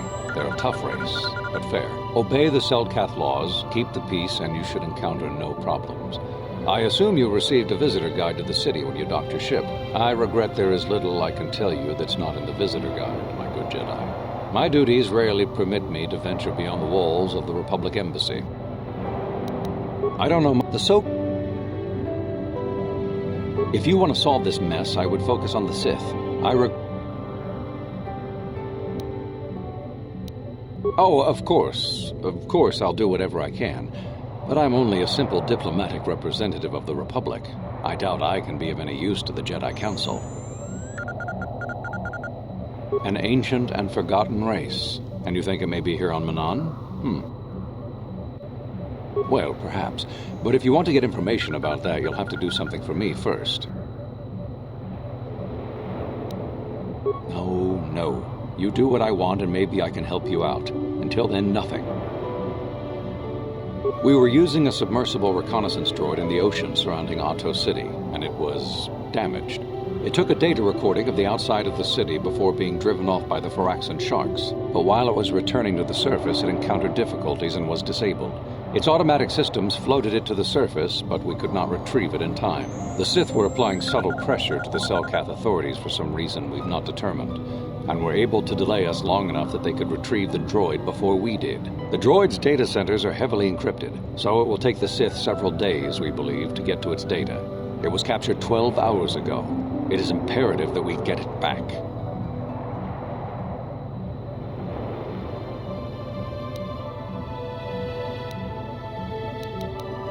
It's intelligence information about Sith activities on Manan, as well as some oceanographic reports on the local marine life. It's heavily guarded, we're sure, in the Sith embassy here on Manan. Since we have no remaining soldiers to spare, and certainly not our elite ones, we have no one capable of entering the Sith base and retrieving it. That is what we would ask you to do.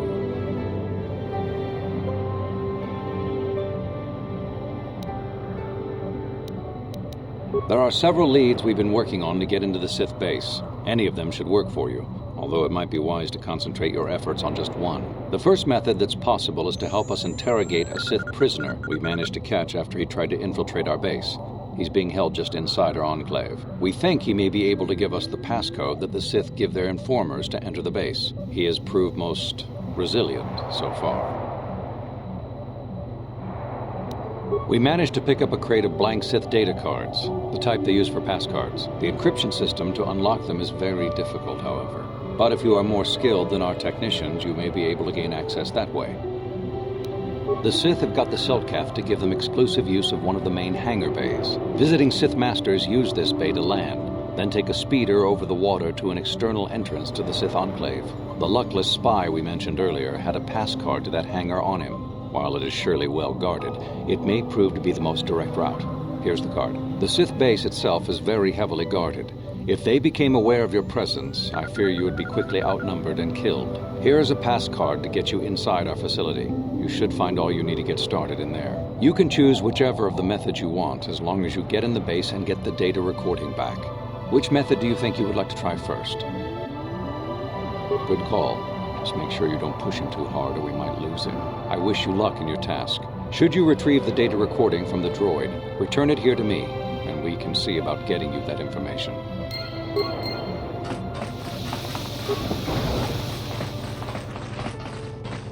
Coba Jawa Wisyun kun, Chiwi Aita ka Chong Chicha, Juba Chi Jopa kun wata, Kimba no kun nikdo.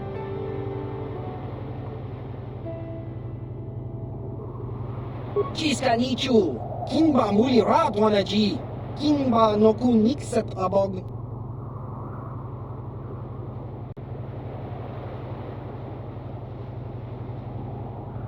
Da huba botenia do Gigi Piti, Jas Kronki do Patslimo, Gino Molirani Bubo, do Gizka Nichu, Kimba Muli Radwanaji, da huba botenia do Gigi Piti, Jas Kronki do Patslimo. Da huba botenia do Gigi Piti, Jas Kronki do Patslimo. Da huba botenia do Gigi Piti, Jas. Yes?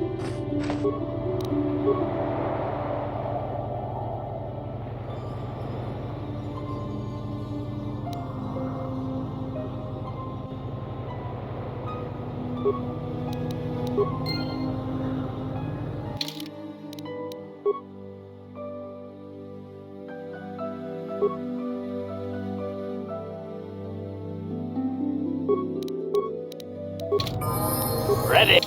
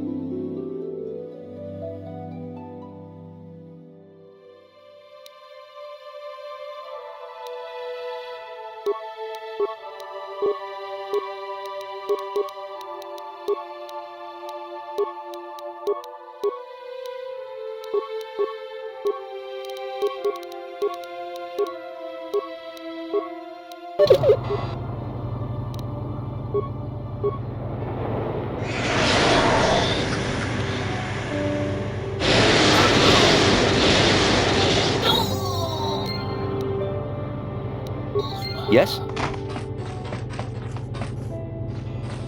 So you're the one who's gonna try to get into the Sith base, eh? Huh, good luck, you're gonna need it. This is our main computer room here. We got the box of pass cards we got from the Sith, but we haven't been able to break their encryption yet. We have been able to decode the numeric system they use, but there are holes in our terminal sequence patterns.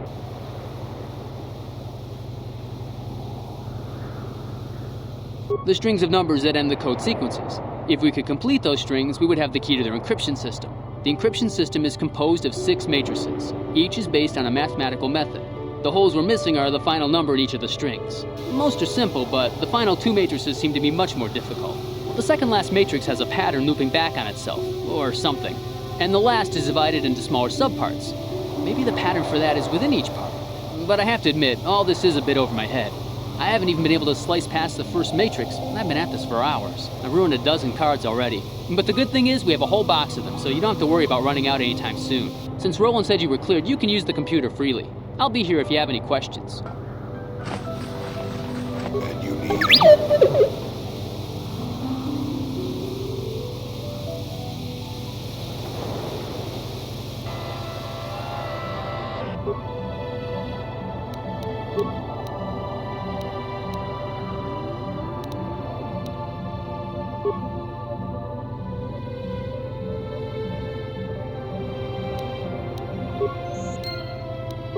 Yes?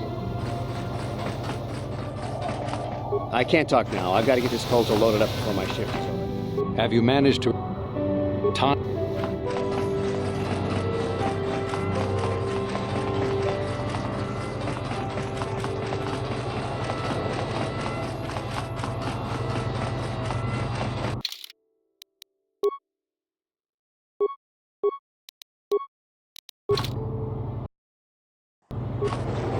Ucua penki, tong itwama ji, human act inkatune. Tong hitwama act inkotune, o tong hitwama ji act inkotun. Tong padokun, chiwa aita kang kichana, jupor chiwa aita kang kichana, chiwi aita ka tong chicha. Chiwa aita kang kichana, jupor nibo.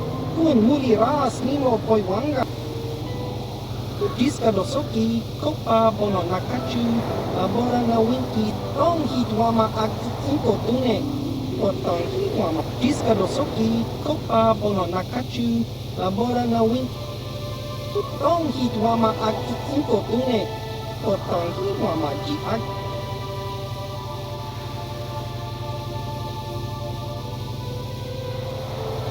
Gizka dosoki, kopa bono nakachu, labora na winki smaktoma, tong hitwama aki inkotune, potong hitwama ji aki inkot, chiwi aita ka tong chicha, agi inkotune, chunamuri ra, tong hitwama ji kon.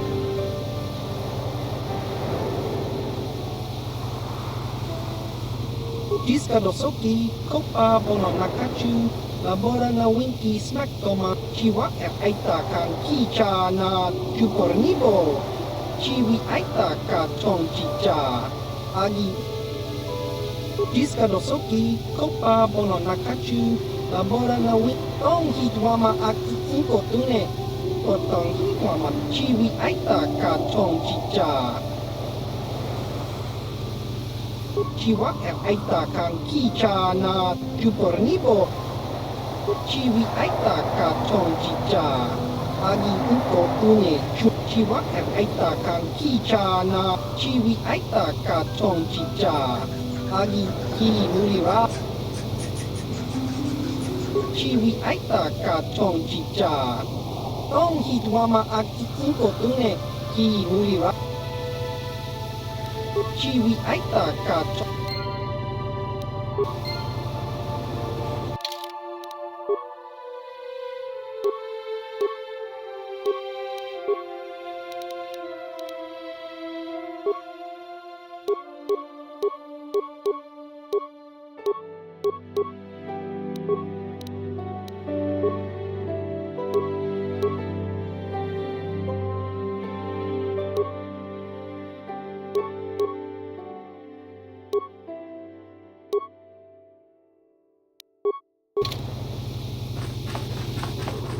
Kon mulis limo poiwanga kun Laboda na winki smaktoma. Gizka da soki da tuka ulwan. Gizka da Laboda na winki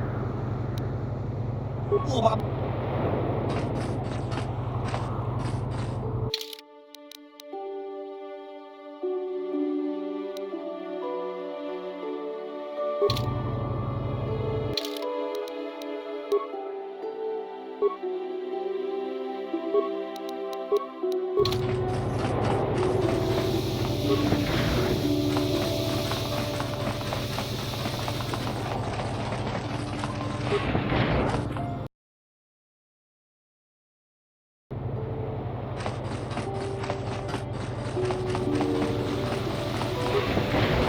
Hey, this street is for Sith only.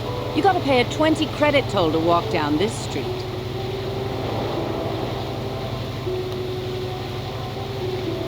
Hiding behind the Selkath laws. Typical Republic cowards. Out of my way, unless you want to feel the wrath of the Sith.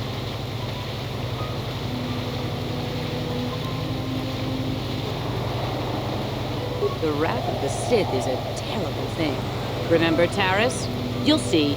You'll all see. Back off, Republic scum. A man like you...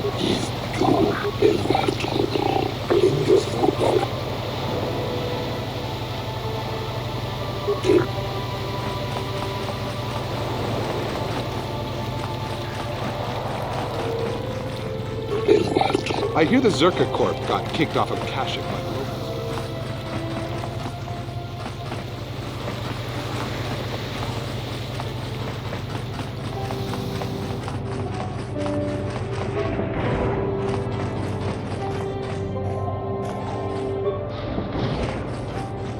You got any armor plating for my swoop bike?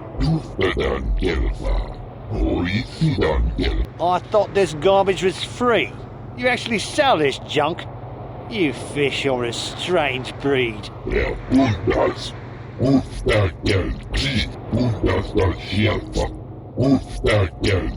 Don't worry, junk man. When I want garbage, I'll be back.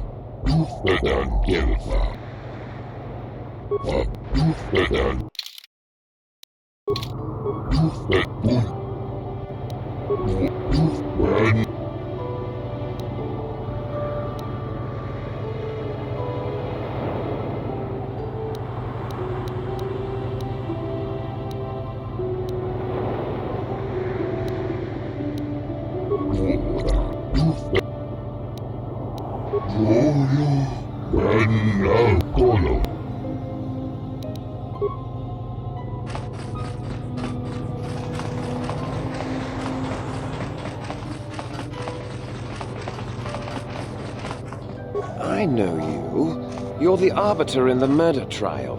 Ilasa was a friend of mine. If there's any justice in the galaxy, they'll feed sunray to the Phyrexians. Shouldn't you be preparing for the trial? What are you doing here? Ha! We know who we...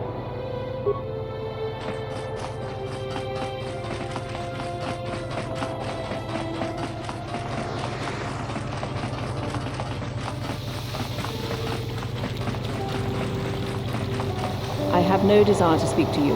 I know you have links to the Republic. Sorry, but you're too late to...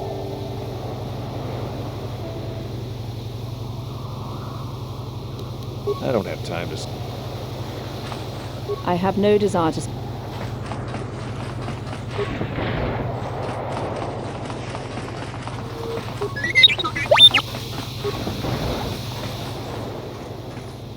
Takum justak miki grabel mogo.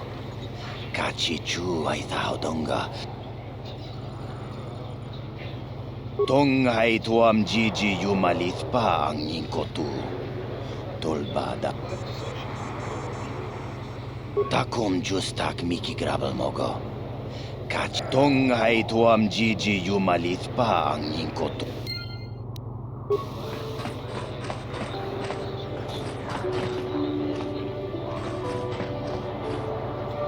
Hooked at Jackson. This isn't the best trap. I was down here last week and I got Kipuna na bonsha. Kava dumpa kup.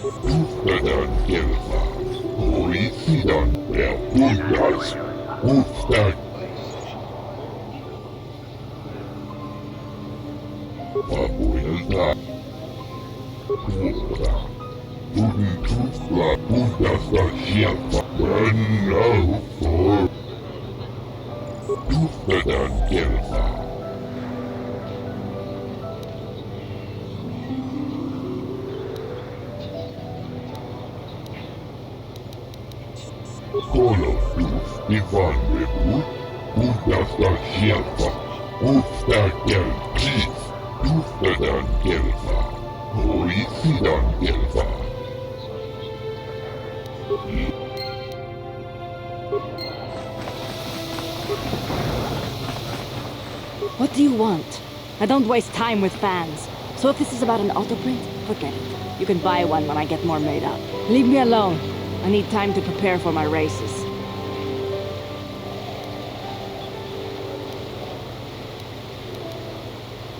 We'll get it over with. Of course you do. Everyone wants time with the fabulous Cassandra Matil. There just isn't enough of me to go around.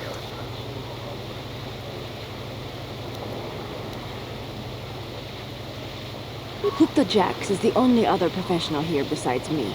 He got where he is by making sure everyone knows he's the toughest racer out there. I don't know any of the other racers. I guess there's Quidel, the local favorite. He won't amount to much. You need money to compete. Maybe he's got some skills, but he just doesn't have the best bike. It's that simple.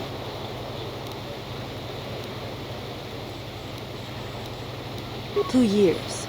But that's more than enough time to know the secrets behind the sport. It's all about the image you portray. Hukta is the thug. People like him because he's mean. I'm the pretty one. The one that people want to take home. Even if we don't win, we're easy to remember. That keeps the fans coming back. So race organizers want us at their tracks. Local racers don't bring in off-world crowds. They need us. At least they would if there was still a functioning circuit. Yeah. Don't.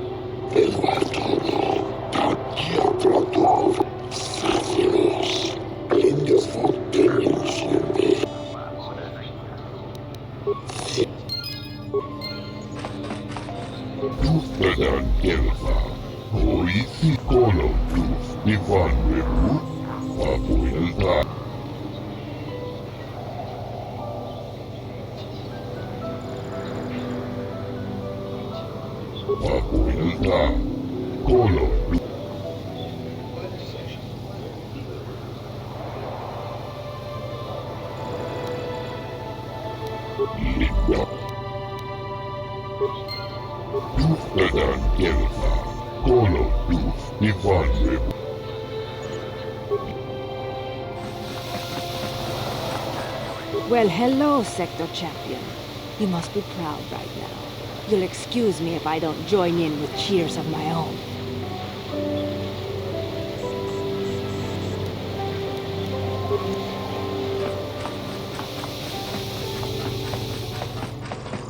Mokau dang yapoki. Gizka to punta kakaspak. You handled that race like a pro. I like confidence.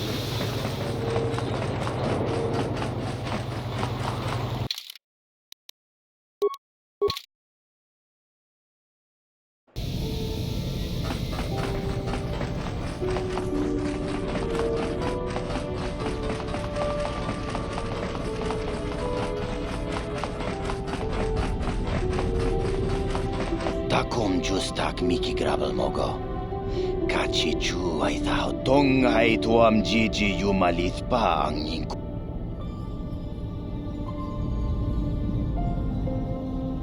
Rundi haudonga kuhungabi.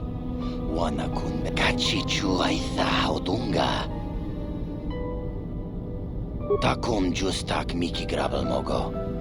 Kachi chu rundi haudonga kuhunga pi.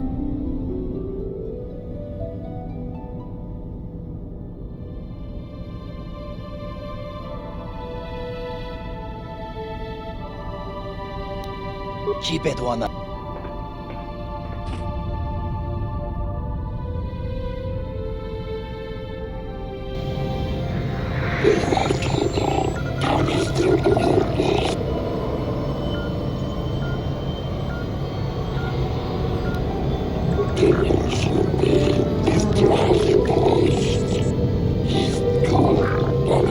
Tony Pudu.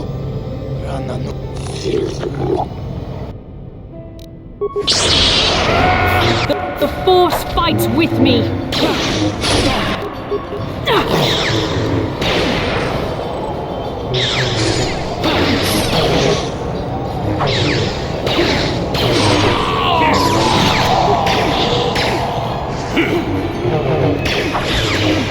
I still got it.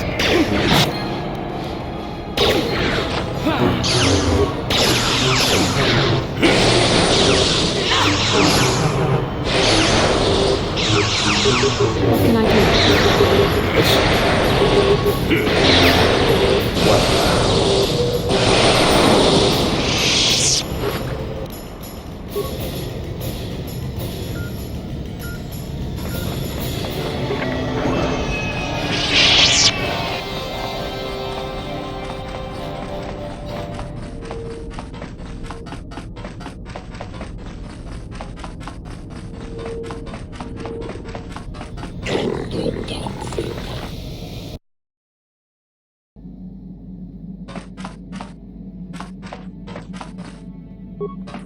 Yeah, what do you...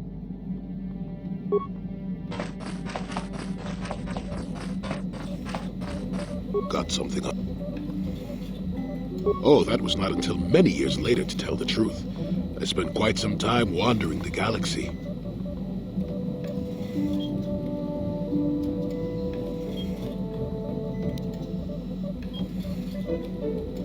Nothing so extravagant. I merely traveled from place to place. I don't even think I knew what I was searching for. It wasn't as if my travels were pleasant either. There were plenty of folks who distrusted the Jedi after the war, or worse.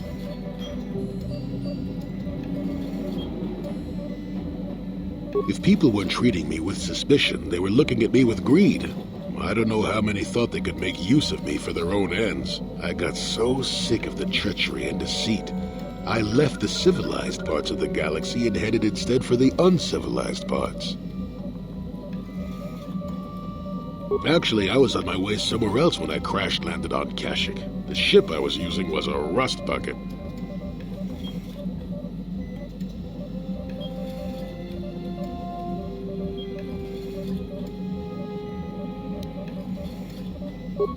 I'm no mechanic, and besides, after you plunge nose first in the trunk of a 5-kilometer-high tree, chances are you don't have much ship left. I'd taken some damage passing through an unexpected asteroid field, as I recall, but I wasn't completely without some systems. I could still guide her a bit when I crashed. It wasn't what I would call the smoothest landing, especially considering I ended up smack at the depths of the Shadowlands. But I lived.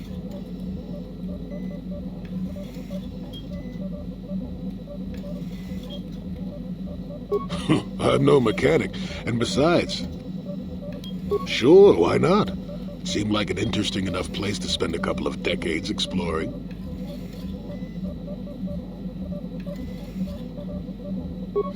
That was a challenge at first. You've seen the kind of creatures that exist down there, and you missed the really big ones. I was still able to rely on the Force to keep me safe for the most part. The rest of the trick is keeping out of the way of most of the predators. No, that's true. Still, most of the creatures grew accustomed to me, and I to them. At least none of them ever heard of a Jedi. Oh, they did at first, oh yes. I can't say I was overly pleased to encounter a group of indigenous giant carpets either, I can assure you of that.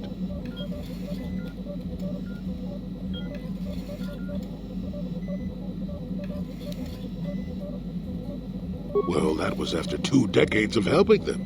They certainly didn't trust me at first. When I could, I would assist a few young ones who would get lost in the Shadowlands or attacked unexpectedly by the wildlife. I must say, for a while there, the Wookiees actually thought I was some kind of benevolent forest god. Amusing, really. I set them straight eventually.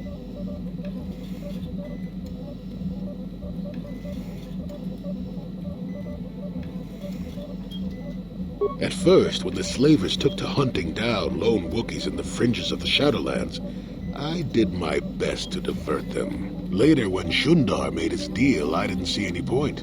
I wasn't here to save them from their own sad follies, after all.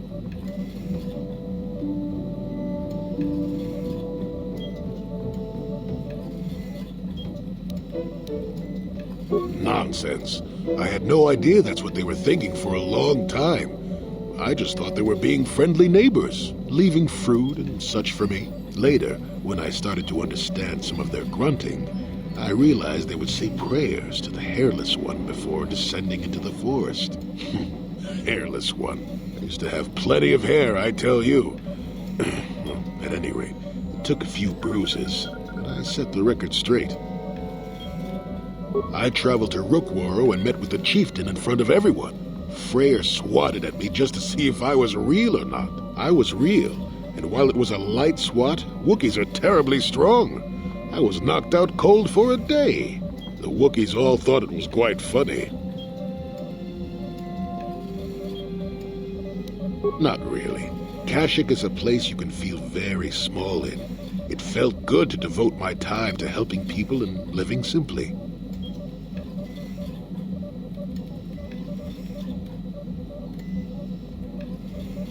What can I say?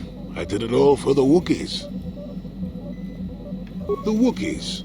Well, okay, maybe I needed some time on a quiet and remote planet, but if you ever need a friend, incredibly strong hairball isn't a bad call.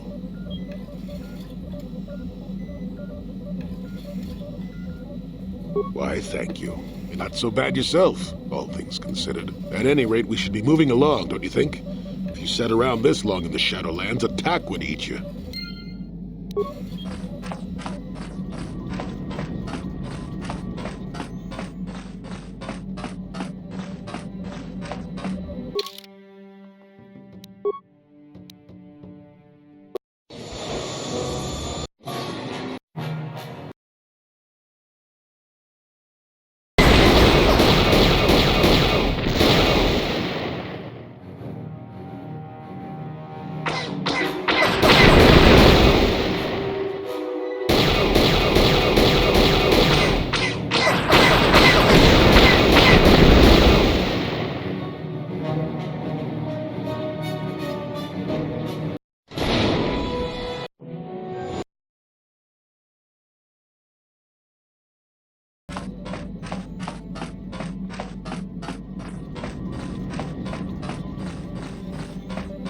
Got some. Are we back to that again?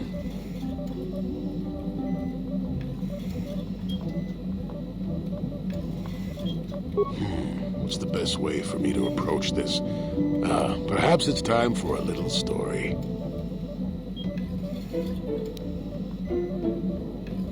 You just keep quiet there, you. I've had to put up with all your busybody questions, haven't I? Well, now you'll listen to a story, damn it. Now, where was I? Oh, yes, the story. You almost made me forget about it. Nice try, but I'm not that old just yet. Now then, a young man sees a terribly venomous snake in his small village. Nervous, he watches the snake carefully until it leaves. The young man follows the snake into the forest. He clears the branches out of its path and helps it over obstacles. He even works to keep it fed.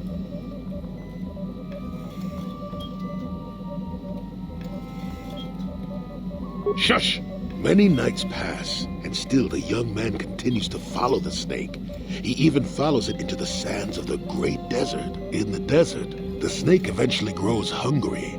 It turns and bites the young man, its poison quickly working its way into his system. Finally, curious, the snake looks at the boy as he lays dying and asks, Why were you foolish enough to follow me all the way out into the desert? The boy looks back and replies, "Did I follow you? I thought I was leading you away from everyone else." And then he died. Well, now, that's what I wanted to see for myself.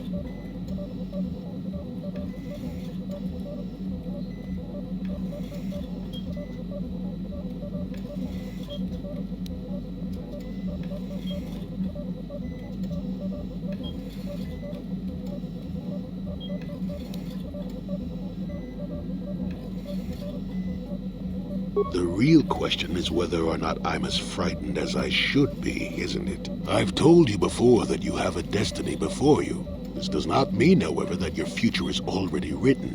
They are not the same thing. You have the choice of which direction you take your destiny in. More than engine-sucking Andor, certainly. But even he had a choice. So far, you've chosen to take the lighter path. Can you stay that course, even through the challenges ahead? We'll have to wait and see. I'm not here to judge you or tell you which path to take. I'm here ready to offer you my help, should you ask for it. I do that because I think it's important. More important than remaining in my home and pretending the galaxy doesn't exist. That's why I'm here.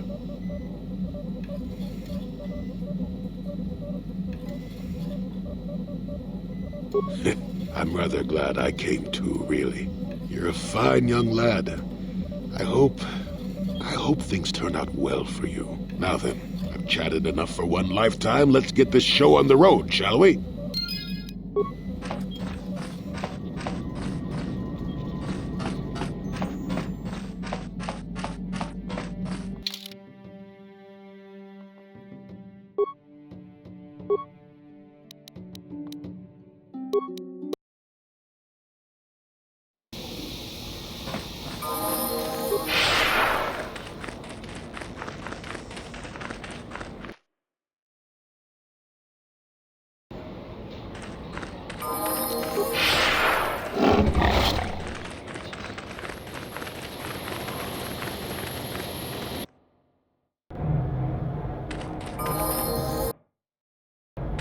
You're back! I knew you'd come through for me. I knew I could count on you. You do have a tech land for me, right? Come to Papa, you sweet simian organ. It may not look like much, but once I turn this into a bottle of Torresian ale, it'll end up being worth a fortune.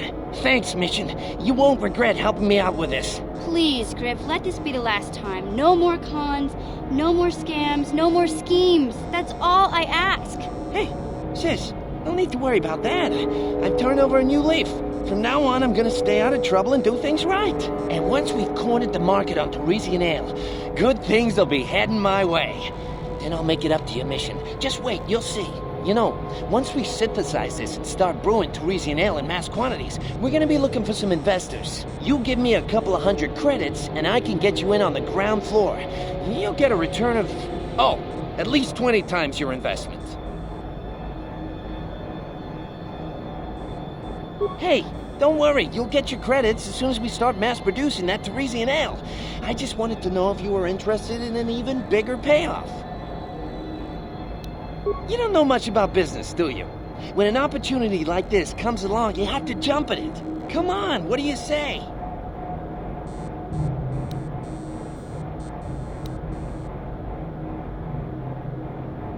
It's your loss. I better get started brewing that ale. Meet me back here later, and I'll give you a down payment on what I owe you.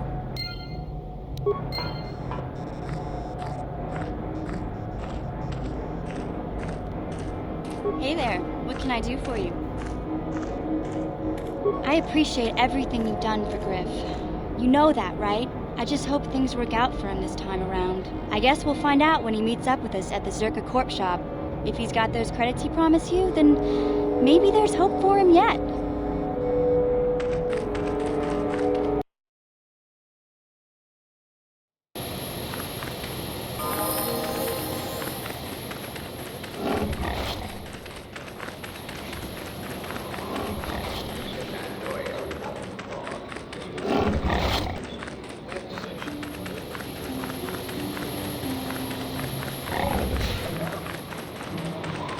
No more supplies have been ordered. Mucho shot back up. Kiin Good.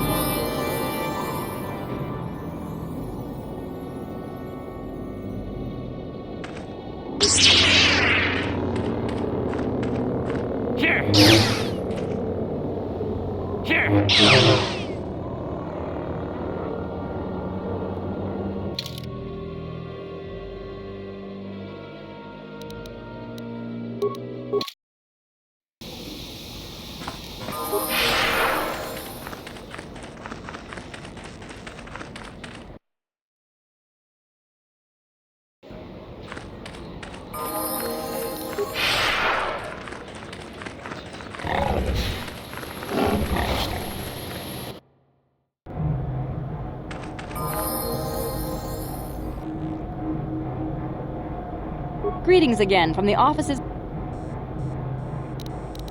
You are. Ki mulira kun king. Tong hitwama ag iiko tune. I don't like the sound of this. Chiwi aita ka chong chicha. Agi inko tune chula mulira. Chiwa aita kan kicha na chupornibo. Kun mulira slimo poiwanga tong hitwama.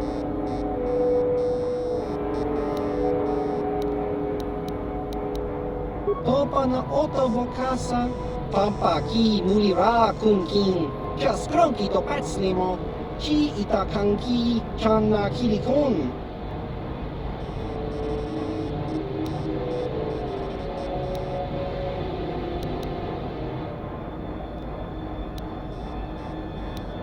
Just kronki to patslimo, chi ita kanki channa kilikon. Damn it, Griff, won't you ever learn? How can my own flesh and blood be so stupid? Chiwa aita kan kicha na chupornibo, kun mulira slimo poi. Hey there, what can... I want to thank you for helping me with Griff. You did everything you could for my brother, more than most people would have. I know it might look like it didn't make any difference in the end. Griff's in debt and on the run like usual. But at least I know we tried to help him.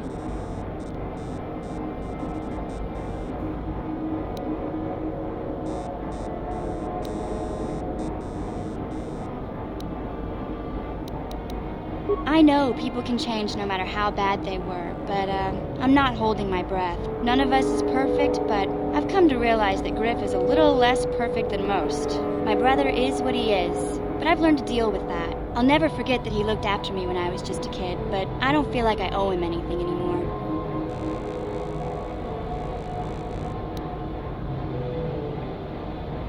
I've made my peace with Griff and what he means to me. If he ever shows up again, I'll deal with him. But I'm not going to dwell on my brother anymore. It's time to move forward. So, is there anything else you need? Okay.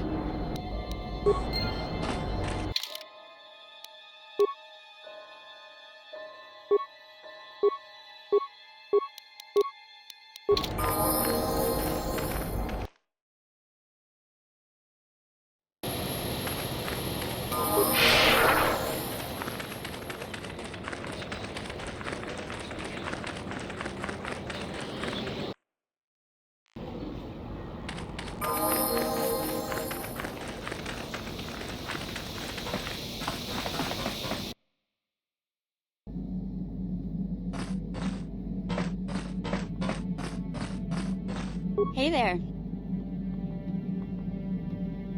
I've made my peace with Griff and what he means to me. If he ever shows up, so...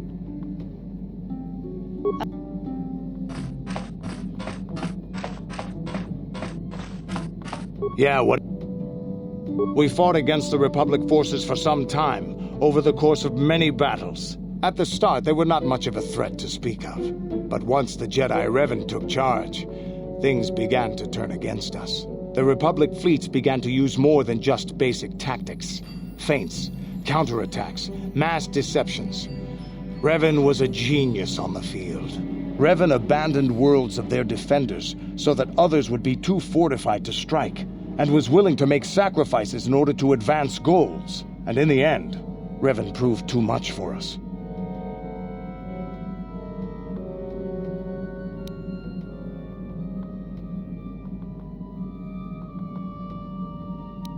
The Sith had gone, retreated into their empire.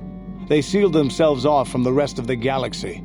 We thought it would be centuries before they'd come back. It's amazing that they could rebuild their fleet so fast. But at the time, it looked like the galaxy was in our grasp. I still remember that final battle in the skies above Malachor 5. The two fleets filling the space around it, outshining the stars. It was not your ships or your men or your vaunted fight for freedom that won this, the final battle of the war. It was by the actions of one person, the Jedi Revan, that you prevailed. His strategies and tactics defeated the best of us. Even Mandalore himself was taken aback by the ferocity of his attacks, the tenacity of his defenses, and the subtleties of his plans. He fought us to a standstill, and then began pushing back. We really didn't have a chance.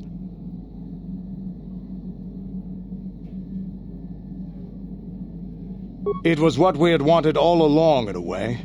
We wanted to fight the best, in a battle that would be remembered for centuries. And we did. And Revan won. I don't hold a grudge against Revan, and neither do any of my people.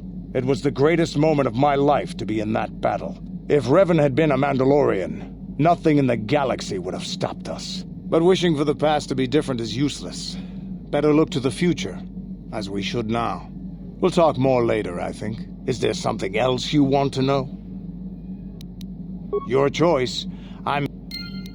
Yeah, what do you... Statement.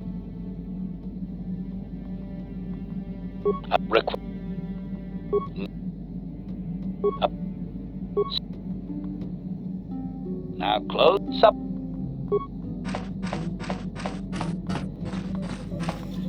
Got something.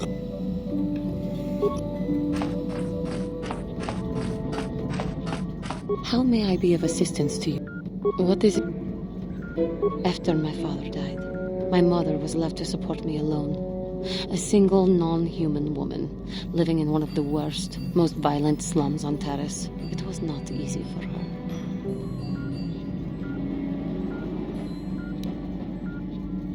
When my father was killed, it seemed that something in her began to die as well. She worked as hard as she was able. But over time, she began to waste away. I later learned that she was unable to get enough money to feed both of us, and had to start borrowing from the exchange, a band of cutthroats and smugglers. But even that was not enough. She hid what she was doing from me. She gave most of her food to me so that I would be strong, but she herself was suffering deeply from it. In the end, she could go on no longer, and collapsed at the cantina where she worked one day.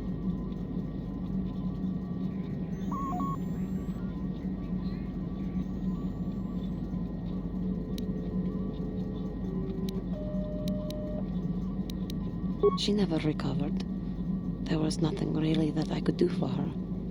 She left me no money, and no doctor would see her without being paid first. I sat by her bed for days as she lay there dying. I never want that to happen to someone I care about ever again. But there was still the money she had borrowed. She had never paid it back and made no provisions for her death. You must understand. The exchange is brutal. They care nothing for the life of a sentient being.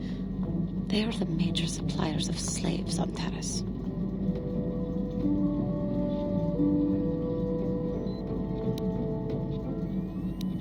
They thought it would be appropriate that, with my mother owing them money, the debt should be passed on to me.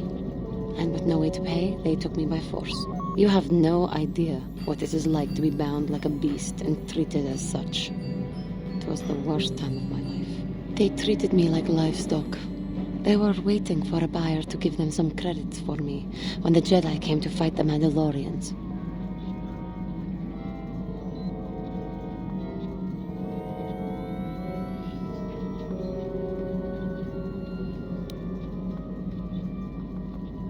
The Jedi could not abide by what they saw there, and drove the exchange from the face of the world, freeing those of us imprisoned there. But the Jedi soon left to fight their war, and I was left with a dream.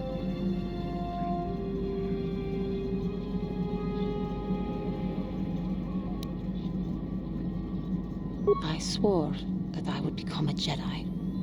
As soon as I had enough money to do it, I bought passage on a freighter headed for Dantooine, and we both know what has happened since then.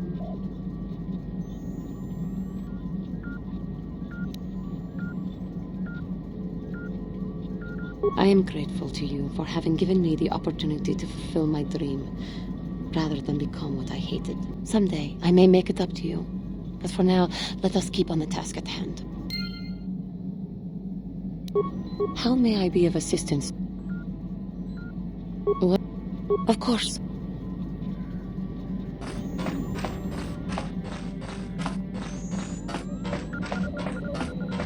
How can I help?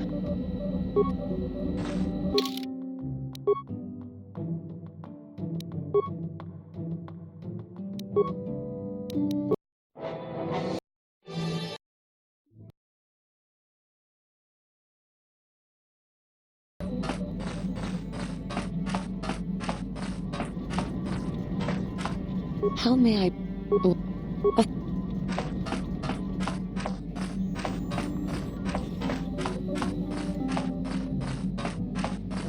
Yeah, what?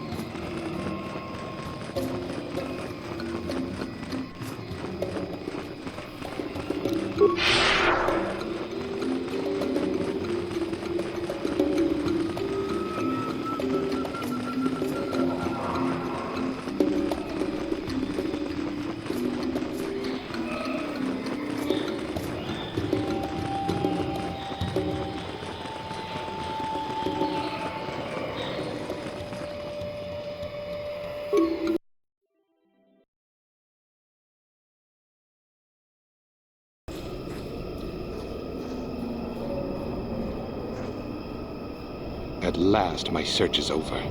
I was beginning to fear someone else had killed you and deprived me of the pleasure. You may have defeated the pathetic bounty hunter my master sent after you, but you are no match for me. I have studied at the foot of the Dark Lord himself.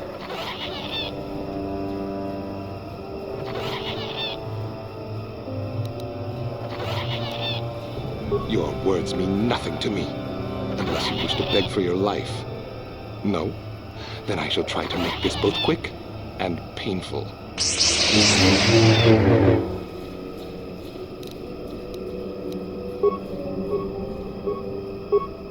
Yes.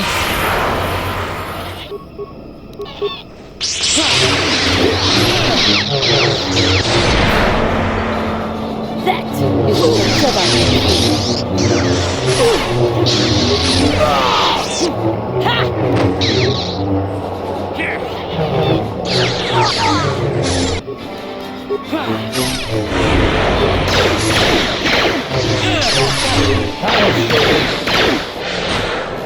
You will fall!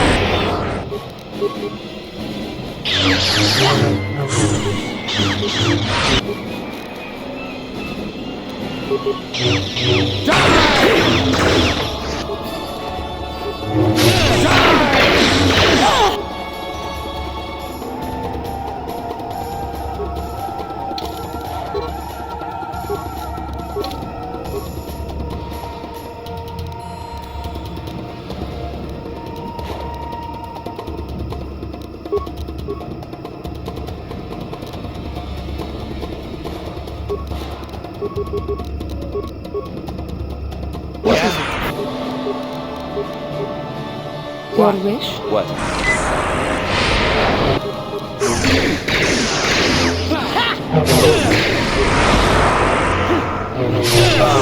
I will be your doom!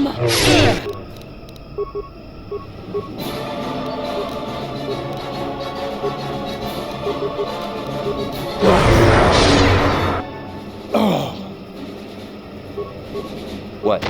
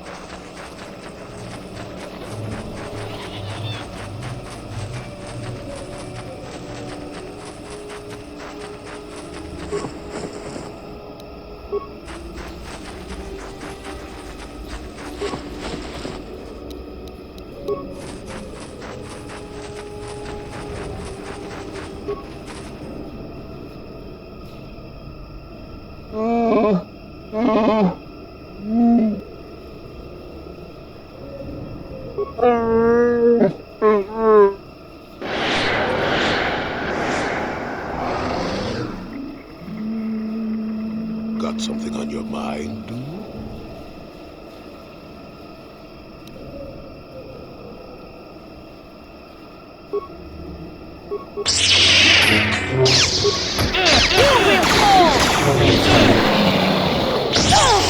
You will fall!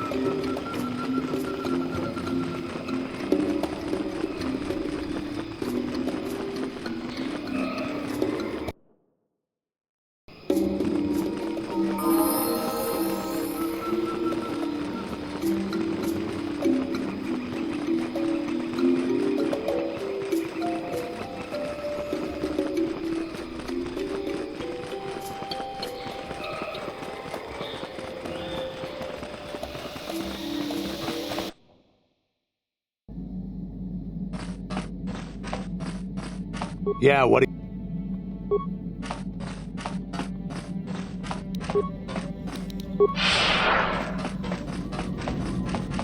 How may I...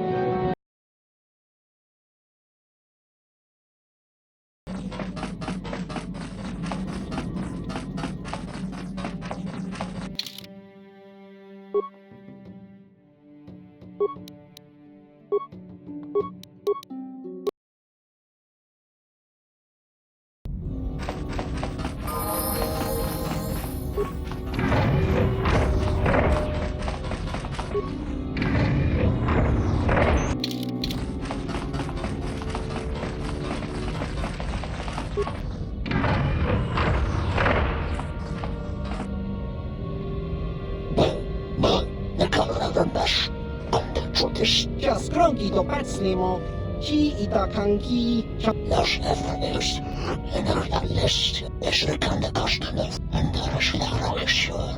Achua penki, yun pati. Tong itu mama ji, human act in ikatune. Los efforts en la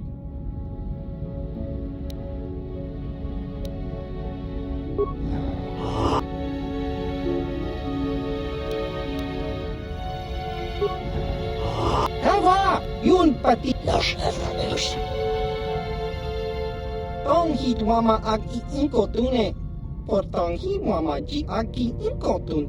Tong pa ki mulira kun kin. Chiwa e aita kang ki cha na jupornibo. Kun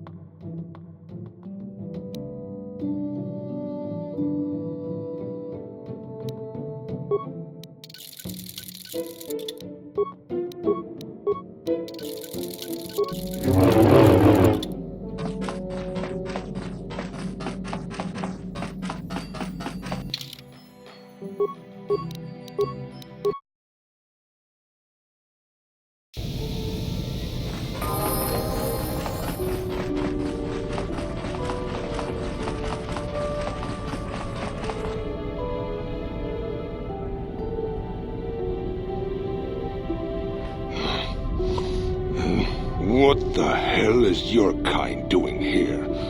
Bad enough I have to deal with all these other idiots, but now there's a stinking Cathar on this world too? I have as much right to be here as you do, sir.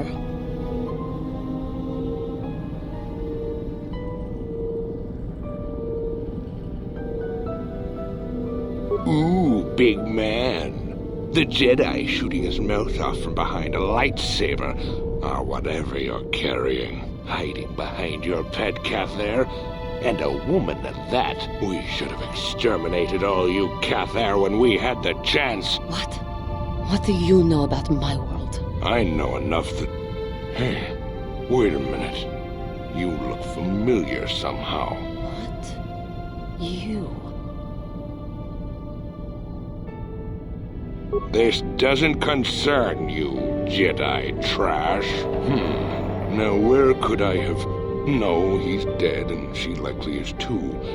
What are you talking about? Maybe I was wrong. Still, I think a specimen like you would be a nice addition to my collection. So, what would it take, Jedi, for you to sell your pet here to me?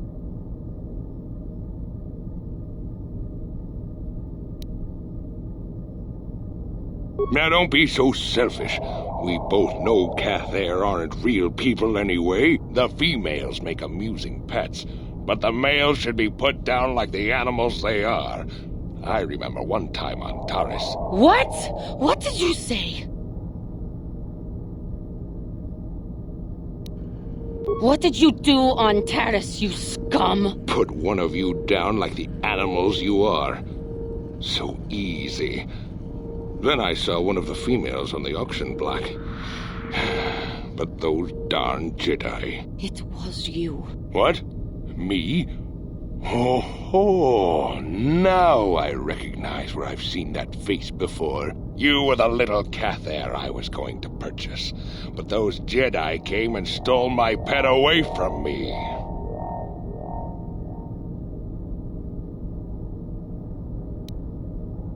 When I was fighting with the Mandalorians against the Cathair, I developed an appreciation for these creatures. They make excellent servants if properly trained. You Jedi act all prim and proper, but inside you must feel the same way I do about the lesser, non-human species. The Sith at least let their feelings show on the outside. My homeworld. Come now.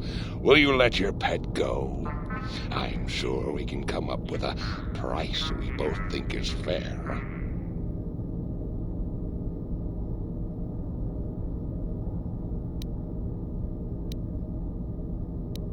And I will see you dead for what you have done to my people. Hold on a second. Don't be hasty.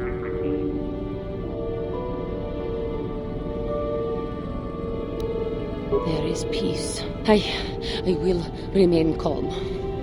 I am a Jedi now. My lust for vengeance must be curbed. Yes. Say no to the dark side, but I will have you yet. Ha!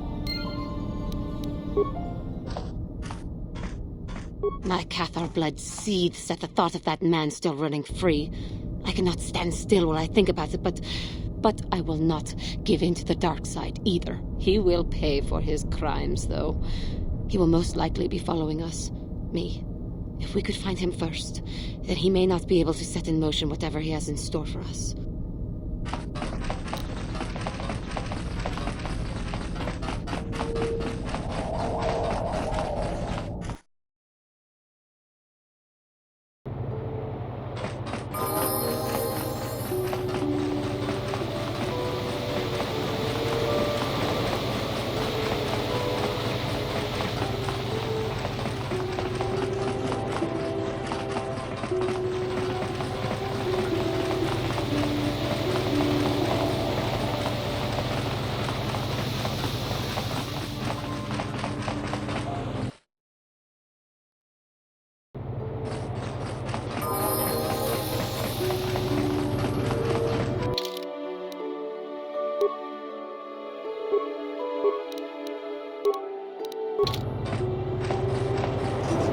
Juhani P3, Tony Tuamaji, human acting.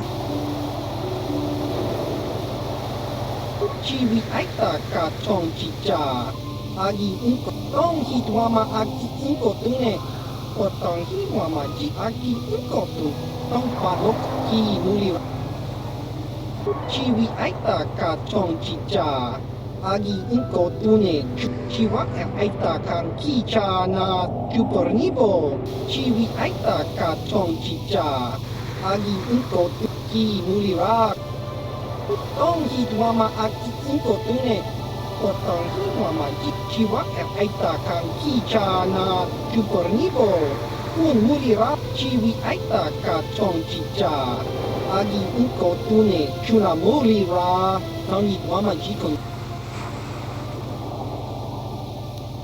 Juhani P3, Yun Patisa, si Juhani P4 naga, Tong Hituama Aki Unko Tune, Otong Hiwamaji Aki Unko Tune, Gizka Dosoki, Kopa Bono Nakachu, Labora na Winky Smack Toma.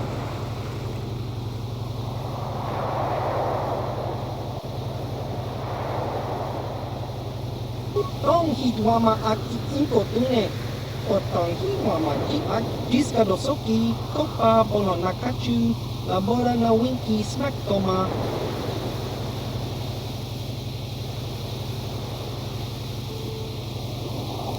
Chiwi aita ka tong chicha.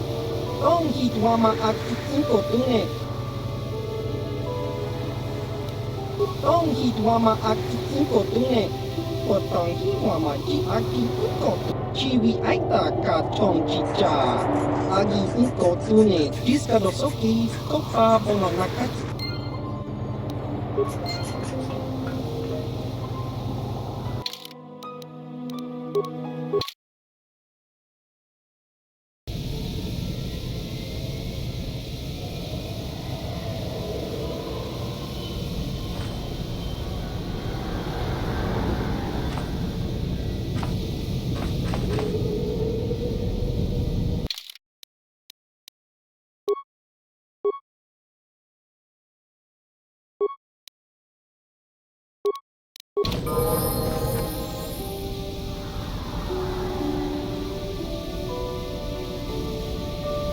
There she is. Get her, men. But remember, don't kill her.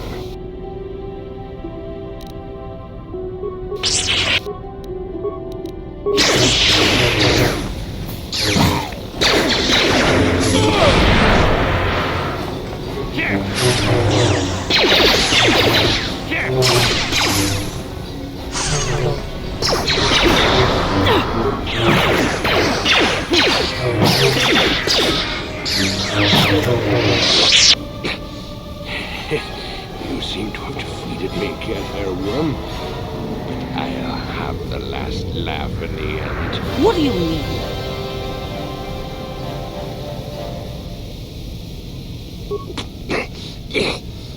You may have killed me today, but I had the pleasure of killing off your species. Not everyone who fought alongside the Mandalorians did it for their stupid concept of honor. Some of us just did it for the pleasure. The pleasure of seeing your world burn. You animal! You wretch!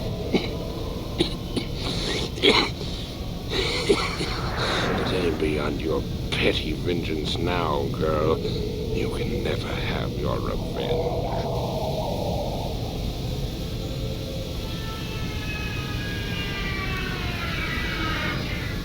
I will not give him the satisfaction of seeing me give in to the dark side. Worm, I killed your people on Carth in the sky. On the ground. In their homes. I hunted them down like the animals they were. Just to see them burn. But the treacherous beasts fought back and left me with injuries that meant I could never fight again. Or so they thought.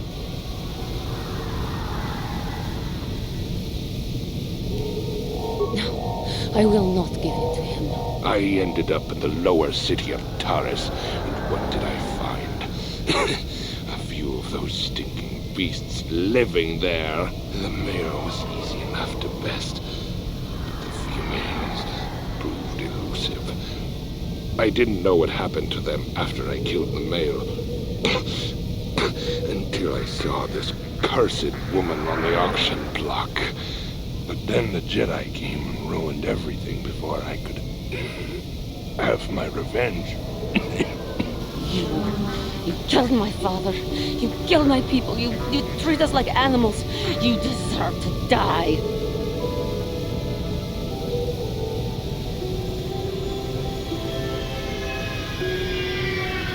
Give him and embrace your hate. You're no better than me. You're nothing.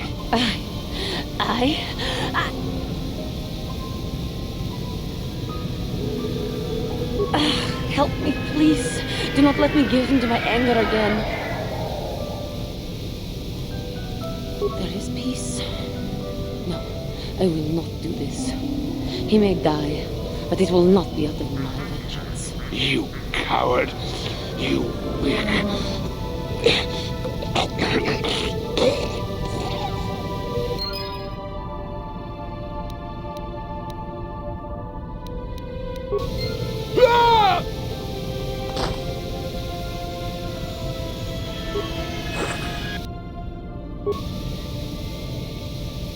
That man was a beast, a monster. I am glad that the galaxy is now rid of him so he may not harm others again. I do regret, though, that he did not die by my hand.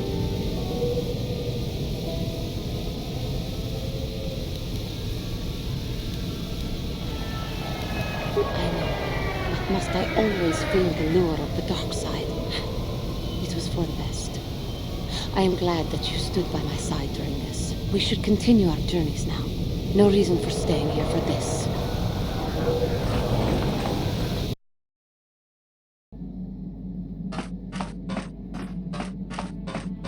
Yeah, what are you...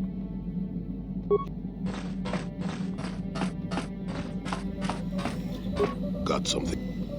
Oh, How may I be of... What?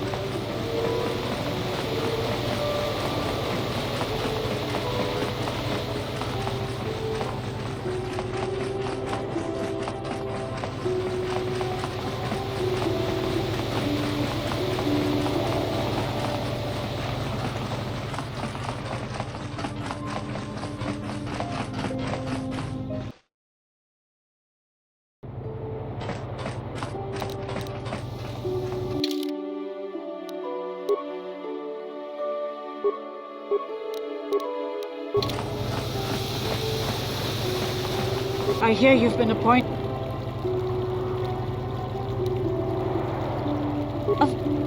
Of course not. Yes. Yes, he was having an affair. He was seeing that Sith woman. After all these years we've been together, he just dropped me like that. Not publicly, oh no. But inside, that's what it feels like. He started seeing Elasa last year. I had my suspicions for a while, but he was careless. Pretty soon everyone knew. But even though I'm sure that harlot was only using him, I know he couldn't have killed her. He came and confessed to the affair to me. He said he was going there to break it off, to end it. Maybe the Sith woman attacked him, and he had to defend himself. But even though he cheated on me, inside he's still the man I loved. Love. He's too kind and gentle to have killed her in cold blood.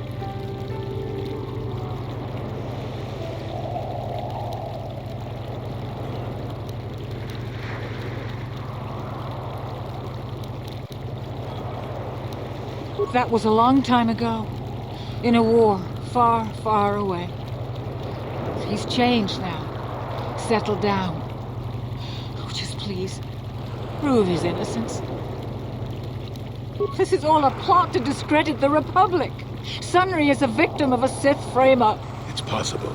I haven't seen Sunry since I crashed on Kashyyyk. A man can change a lot in that time.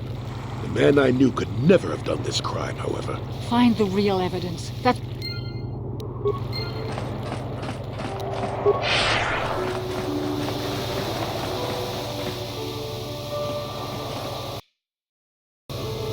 Joey!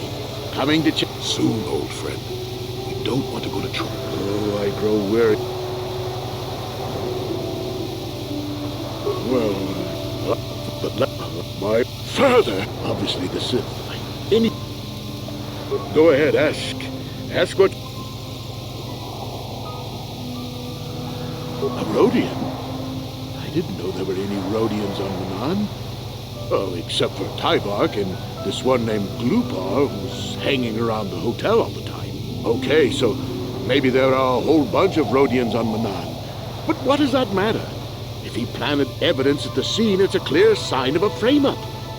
He probably took all the evidence of the real killer at the same time. The evidence of a Sith conspiracy keeps getting stronger, doesn't it? I suspect there's still stuff you want to clear up. Go ahead, ask. Ask what you need to.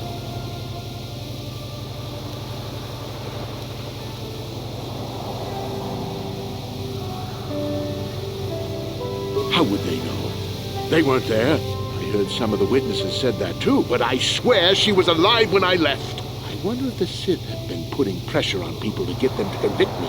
It wouldn't surprise me at all. They've had it in for me since the war. You should ask everyone about that. They might admit to helping the Sith under pressure.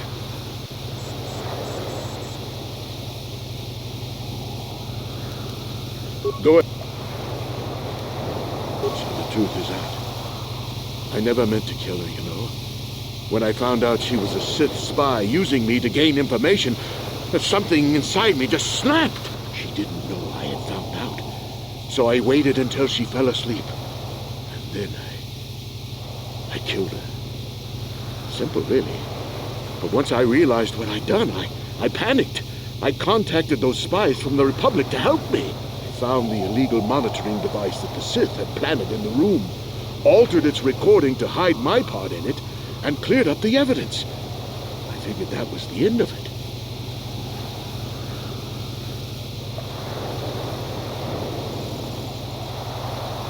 The Sith must have been spying on me and Alasa, trying to make sure she wasn't a double agent.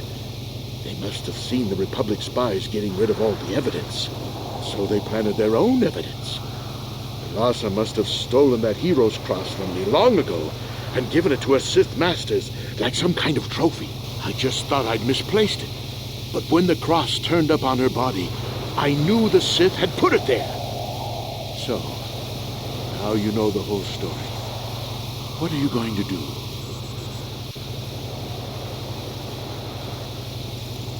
You think I'm some kind of monster, don't you? All I did was kill a Sith.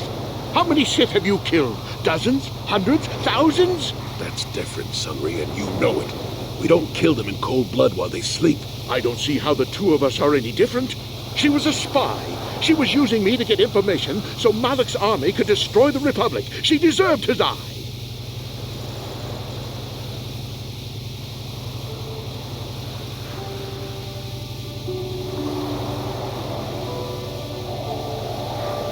If I confess, I'm looking at 20 years in prison. And the Aro City officials might even place Kolto sanctions on the Republic Embassy. Without Kolto, how can we treat the injuries to our soldiers on the front lines?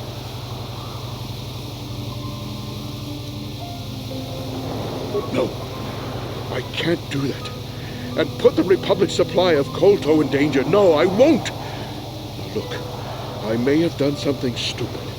And it may only be worse for my standing by it, but I will not confess. If you turn me in, the Republic will likely lose its Kolto export privileges, and then we'll lose the war for sure. Are you going to send all those thousands, millions like Taris to their deaths just for your sense of justice? Sunry, this is wrong, and you know it. I am a Jedi. What is it that you expect me to do to defend your actions? You do whatever you have to, Jolie. I know what I did, but I also know what's at stake here. No, I'll rot in here if I have to. I won't betray the Republic. Do what you have to, but know what the consequences will be. No, I'll rot.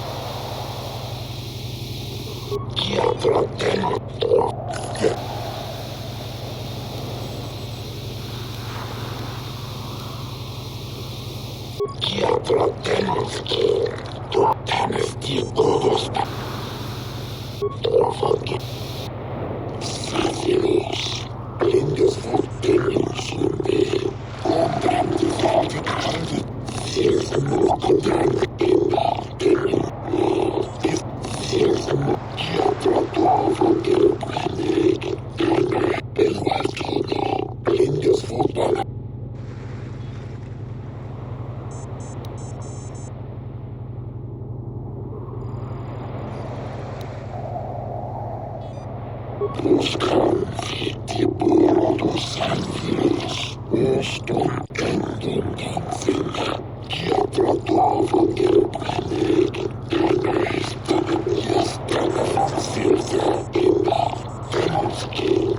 It is an honor to see justice served, and I will see Sunry is executed for the crime he has committed.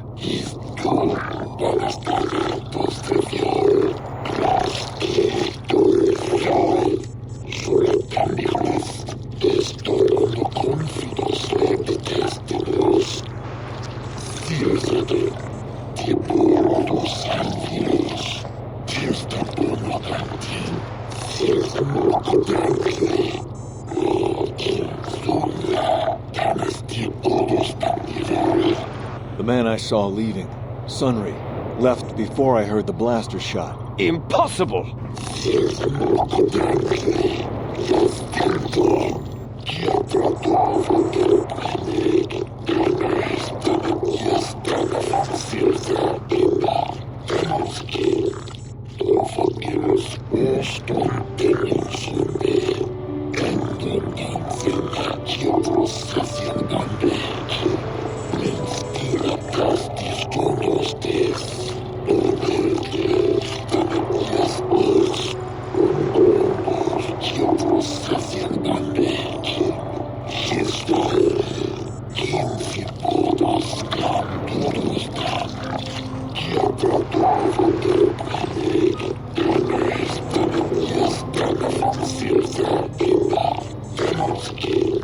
You are Firith Me, the well-known Pazak player. I wonder if we can trust the word of a gambler as reliable testimony.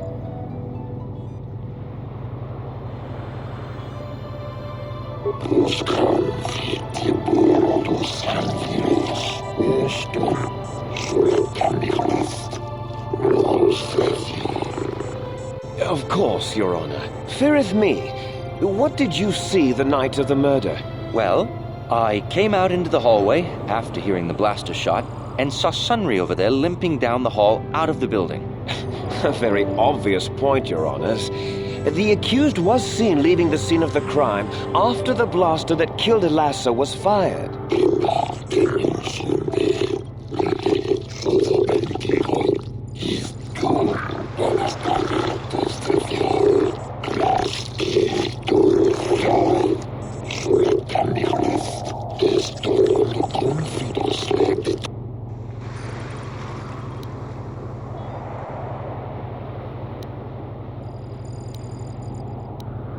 Yes, from what I could tell, she carried a lightsaber under that cloak of hers. Objection! That doesn't prove she was a Jedi.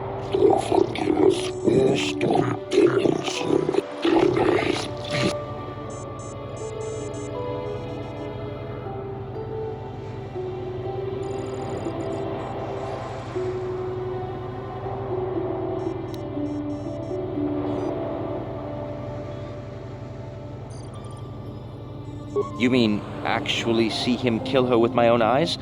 Well, no, but I don't think there could have been anyone else there.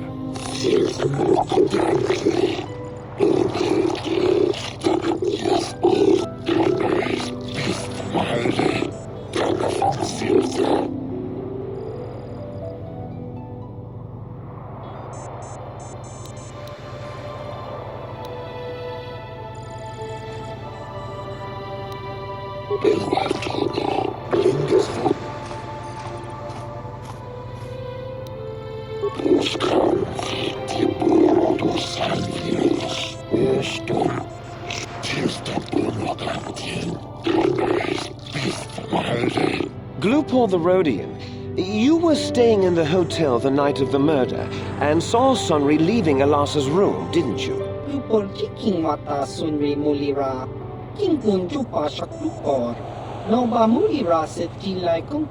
This is clear, then, that Sunry left the room with the Sith Elasa already dead behind him.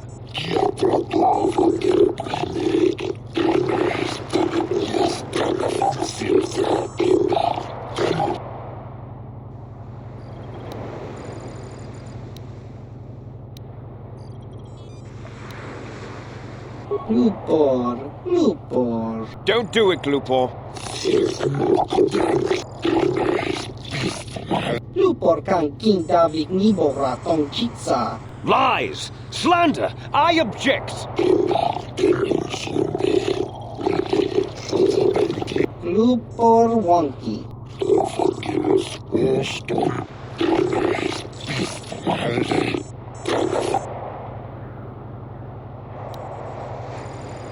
Lupor tong himwa majik lupor aki ukotun sit. Lupor no mulira chuni mulira tong sunri. Kingba no konik dorcha. Chubaka chupak lupor. Chawa whisky sit.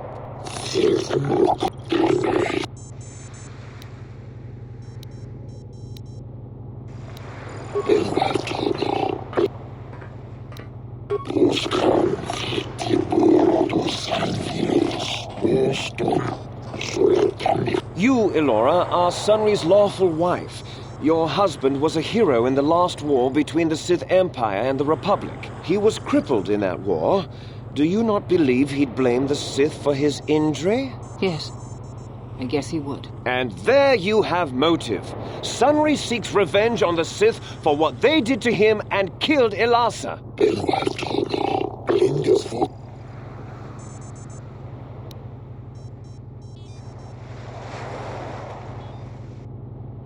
Yes. Yes, it was true. He was having an affair with that Sith harlot. It seems painfully obvious that he killed her to keep her quiet about the affair.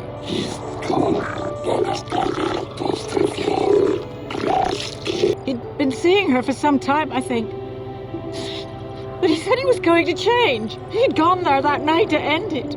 We talked the night before and he'd promised. But now things have become so very complicated.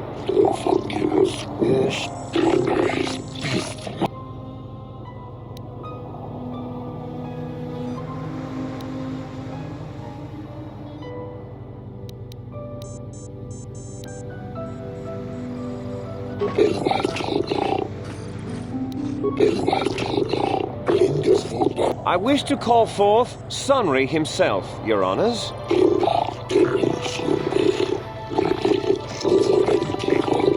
Are you a war hero, Mr. Sunry? You fought in wars against the Sith Empire, correct? Yes, that's right. And I don't regret it either.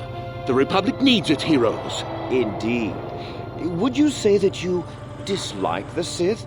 Even hate them? Of course I hate them. Trying to take over the galaxy every chance they get, killing millions of innocents. Pure politics. Were you in Elasa's room on the night of the murder? Well, yes, I was. I had been having an affair with Elasa, my wife, yes.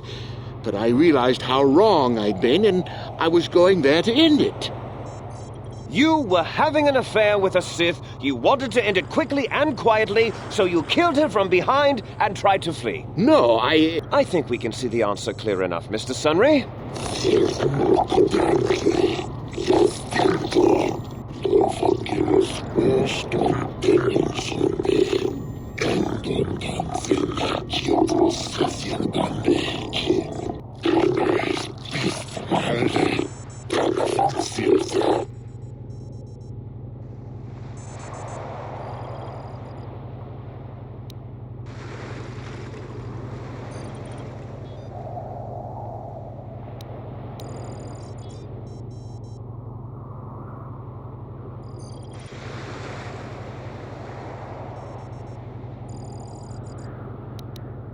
Of course she was.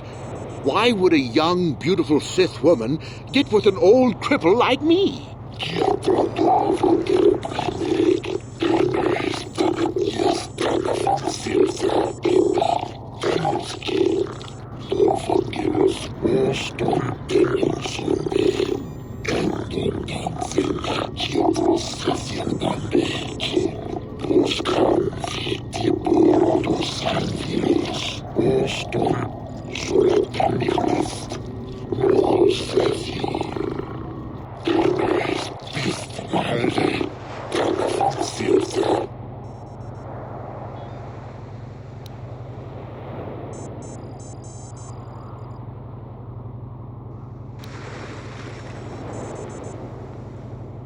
Yes, I think they would. They wouldn't want to lose one of their sources, even though I didn't give them anything. They might have killed her for her failure. Or they might have thought she'd turn against them or something like that. The Sith Empire is not the barbaric institution you portray it to be.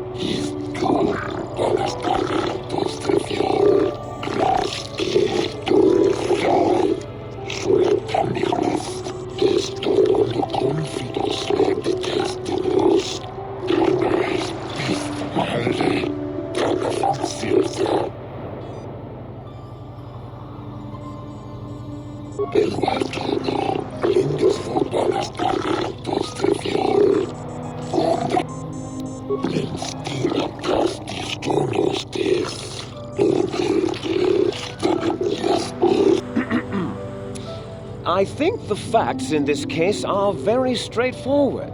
Sunri was having an affair with Elasa. He sought to end it, and the simplest, quickest method, given his hatred of the Sith, was to simply kill her. Witnesses saw Sunri fleeing the scene, and material evidence places him there at the time of the murder as well. I am confident that any informed observation of the facts will lead the judges, Your Honors, to this very conclusion.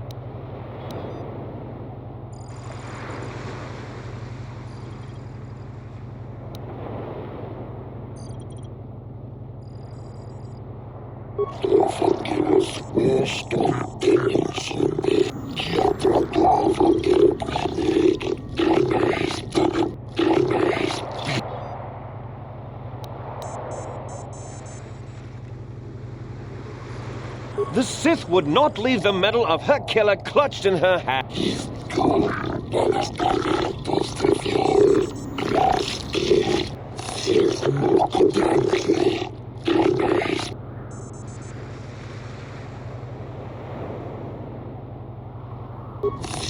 Well, that doesn't mean a thing. He would...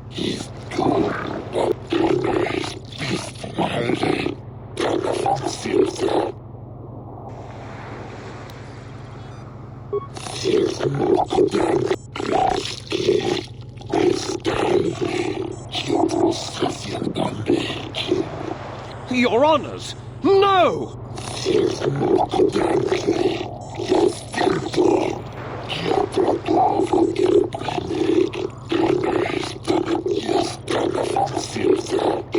Oh, Sunri, I'm so glad. Elora, we have done all we could for you, old friend. Thank you for saving me. I don't know how I can repay you. Elora and I are going to leave here and get as far away from all this as soon as we can. I and the Republic will not forget what you've done for us. Thank you.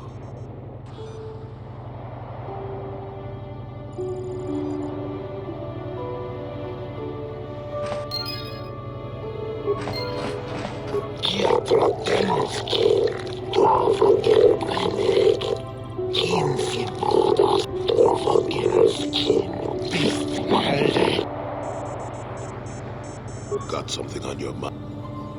Innocent. I don't know what to make of it, to tell the truth. Do you think justice has been done?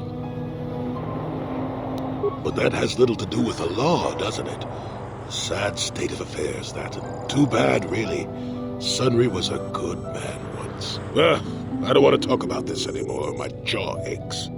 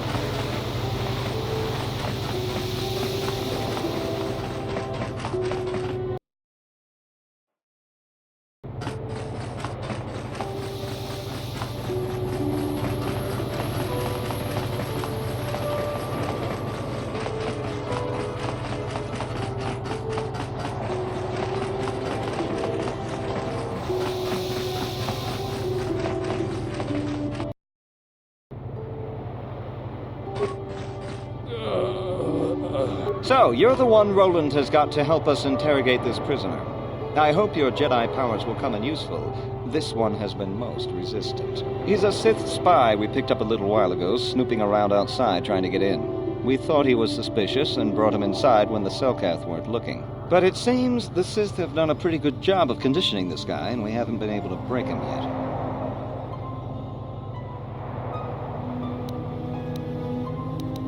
The Sith protect their really important spies with some sort of mental force feedback system. They can turn their minds in on themselves, so force compulsions won't affect them. Combine this with conventional training to resist interrogation, and sometimes it takes months to get them to tell what they know. Do you want to interrogate him now? Well, the training the Sith gave him will protect him from most normal interrogation techniques, and also from force persuasion. We have found a few hooks you might find useful. He was with another man when he was first spotted. We think it was another spy, but we didn't manage to catch him. We also seized some personal documents he had on him when he was captured. It would seem that he's married to a woman named Tila. We checked this in our computers, and it seems to hold up. We've sent a couple of agents to investigate, but it may be a while. Okay, but you should know what we have to work with here first. What we have here is your standard issue truth serum. It should make him spill his guts in no time. But there is a catch. Because of his conditioning, he's able to resist it at small doses. But if you give him too much, his body realizes what you're trying to do and shuts his mind down completely. If you do that, you'll have to inject him with an antidote that neutralizes the truth serum. Unfortunately, that too has a drawback. It causes short-term memory loss. This may work to your advantage because you can try the same tactic over and over again. But if you use it too much, you may forget everything we want to know. Shall we get it started then? Hey you, wake up. Someone wants to talk to you.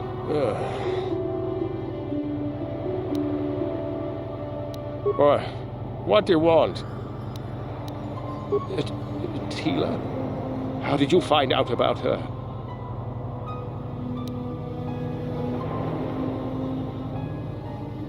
No, please don't hurt her. Please. Yes, it could be so much easier.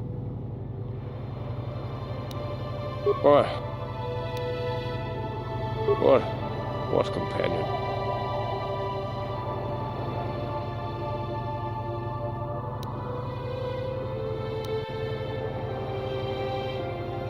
Of course, they would never believe we let you go so easily, but they would all too happily believe you betrayed them.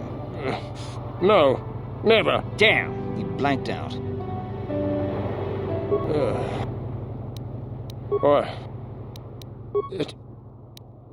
No! Yes. All right. I'll tell you what you want to know. What's the passcode to the Sith base? It's Zeta 245698 Alpha. Just no more. Good. With this pass, you should be able to get into the Sith base without trouble. Just don't delay too long, or they might learn that he's been captured.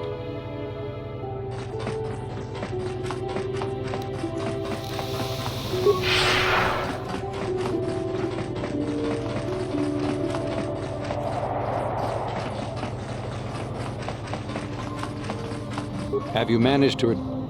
Time is...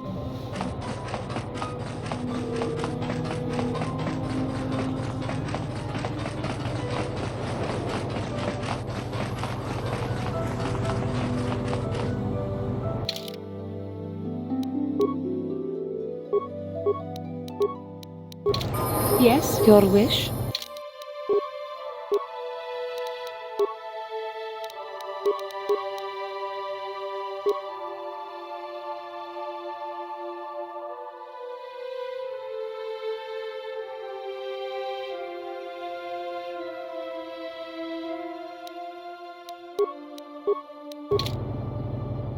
Yes?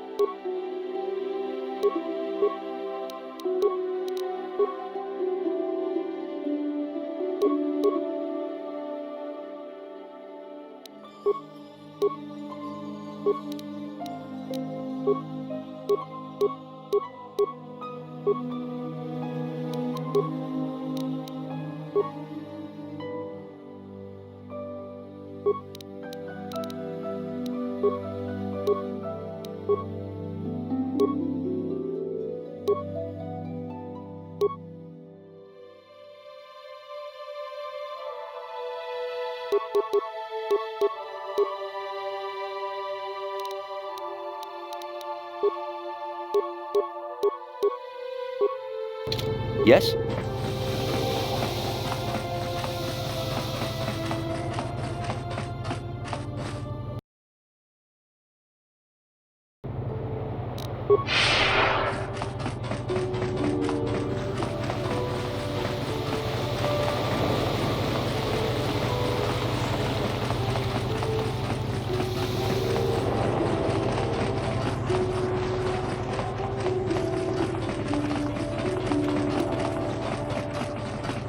I can't believe... But we Sith...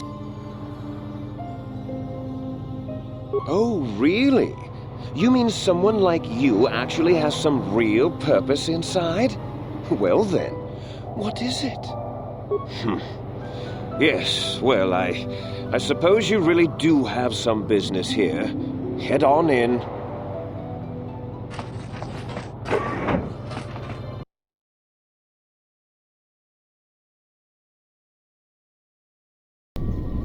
You there. I don't recognize you. How did you get in here? Your passcode is out of date, and I don't recognize you at all. We'll get to the bottom of this soon enough. Commander Gran, report to the security desk immediately.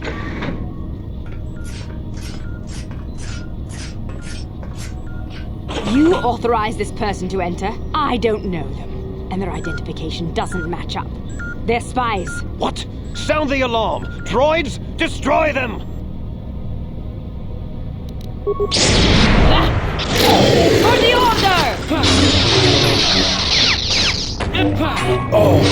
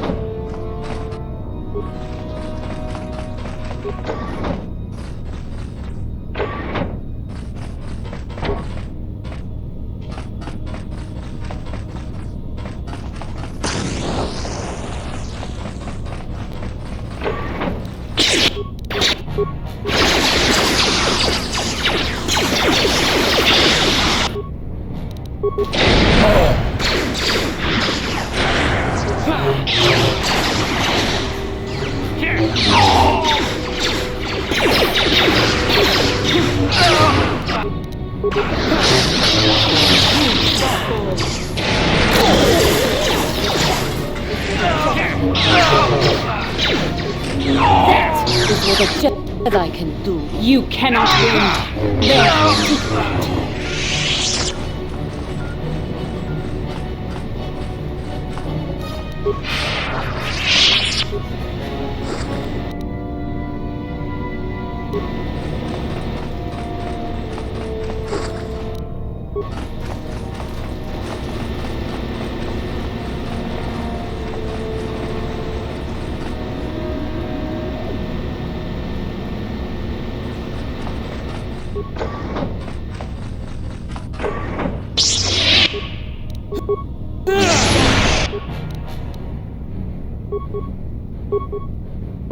Your wish?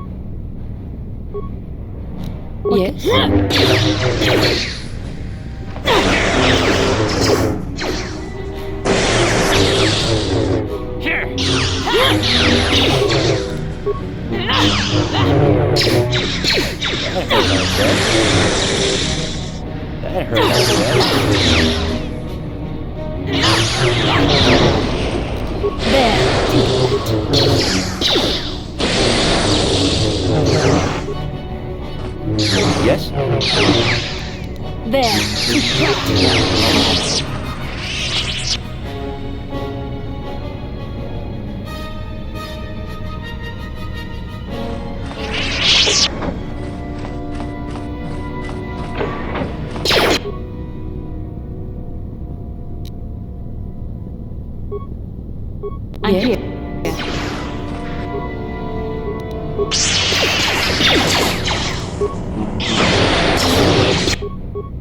That hurt, I bet.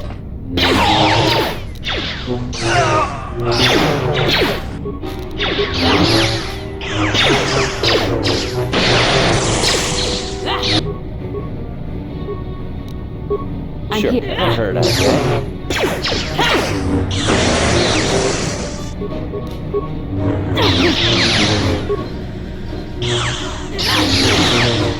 Yoru. Let's make this quick. I'm here. I will be your doom! Yes.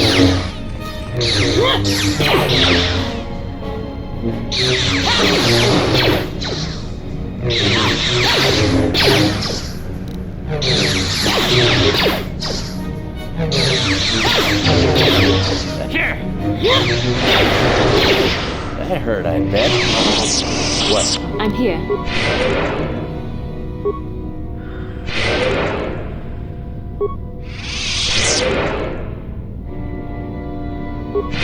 Your wish? Sure. How may I...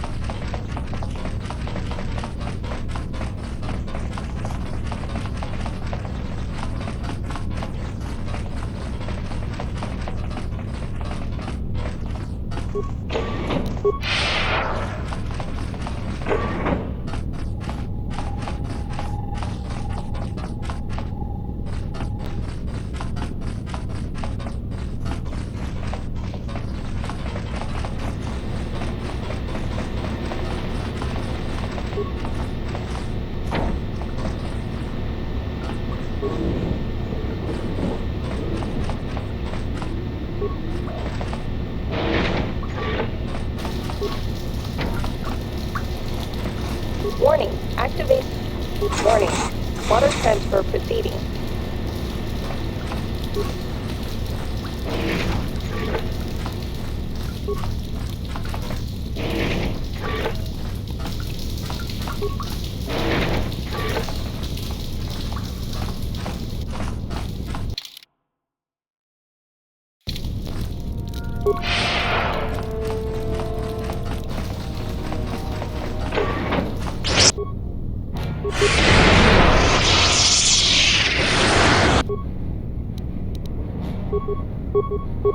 I'm here.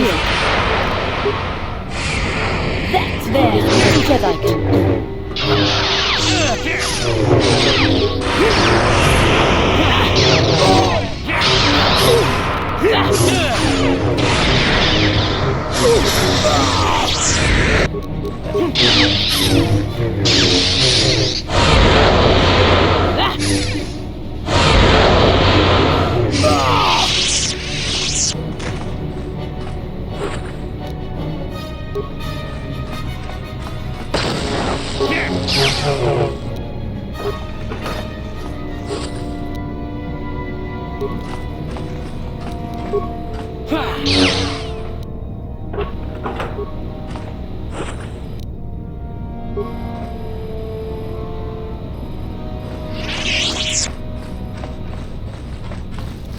What can I do?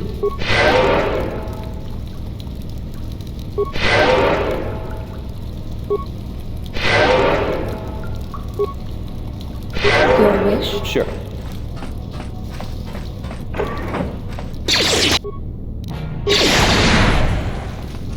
I think.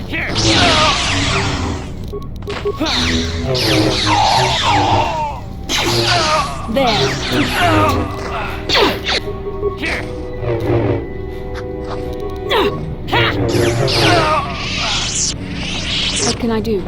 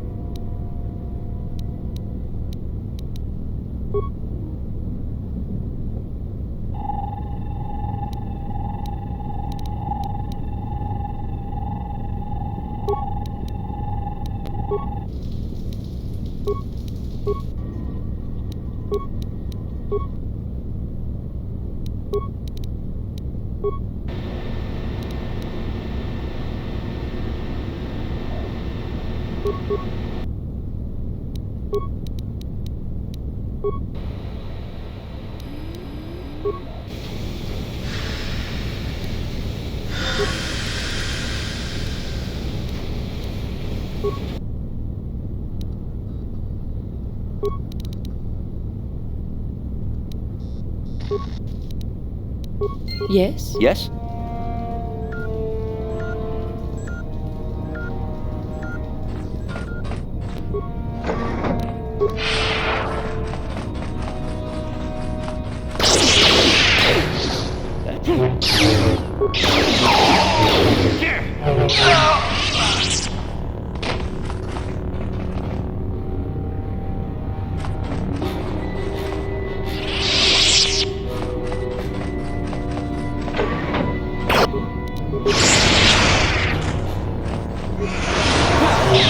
You shall fall.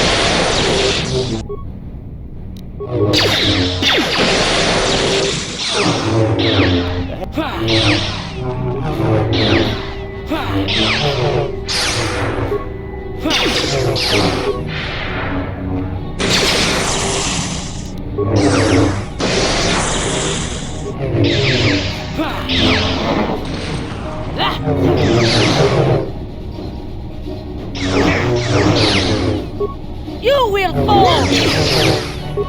For the Order!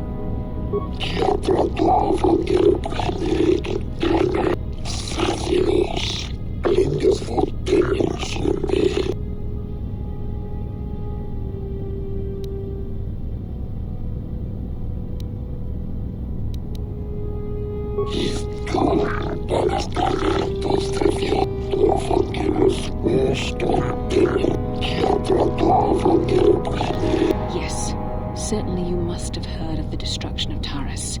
It's your honorable friends that committed that atrocity.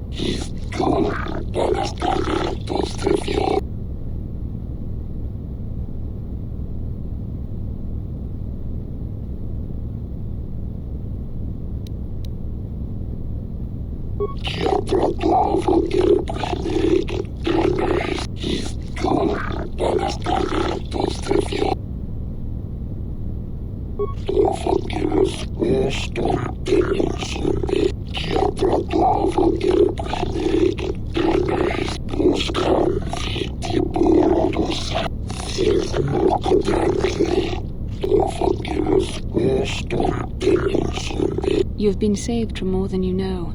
Given time, the Sith would have turned you fully to the dark side, and you would have betrayed your world gladly.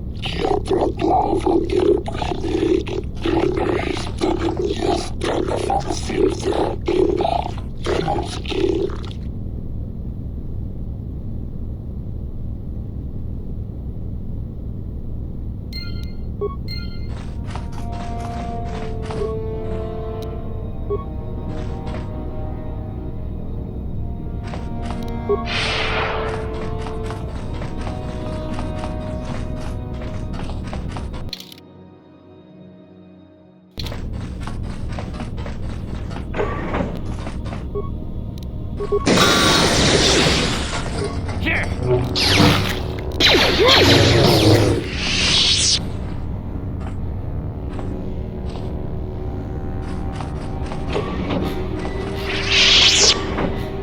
did you get in here? Wait, I recognize you. Lord Malak was most displeased when he learned you had escaped Tanis alive. He has promised a great reward to whoever destroys you. As you wish, my eager apprentices. We shall remove this thorn from Malak's side once and for all.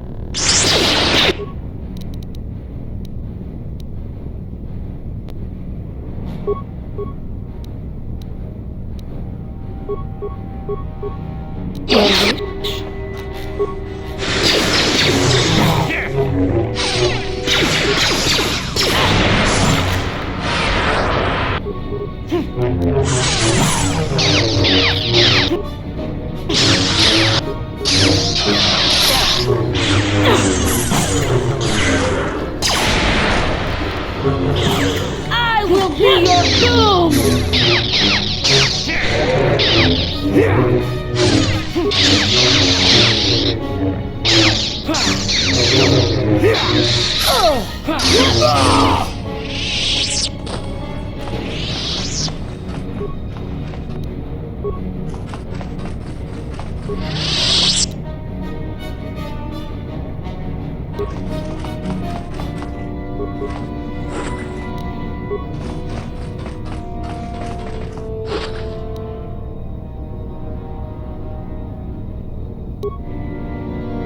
What can I do?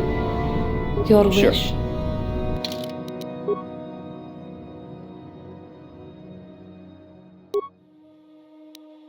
Yes?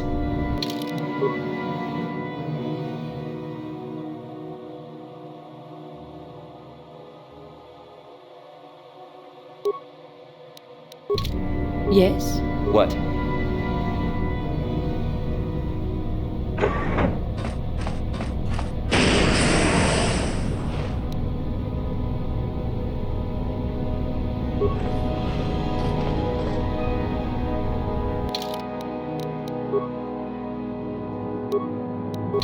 Sure. I'm here.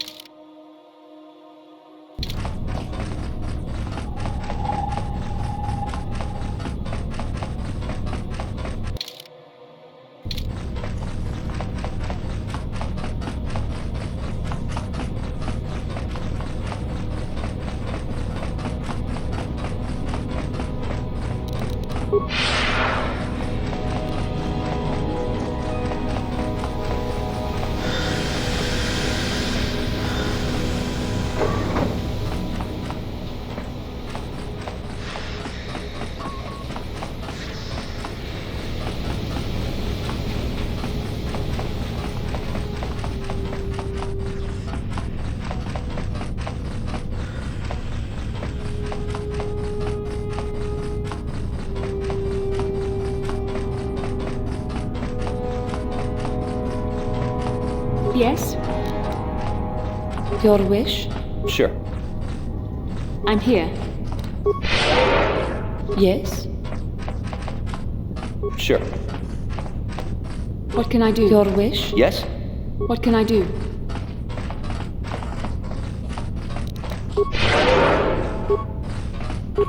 Yes? What?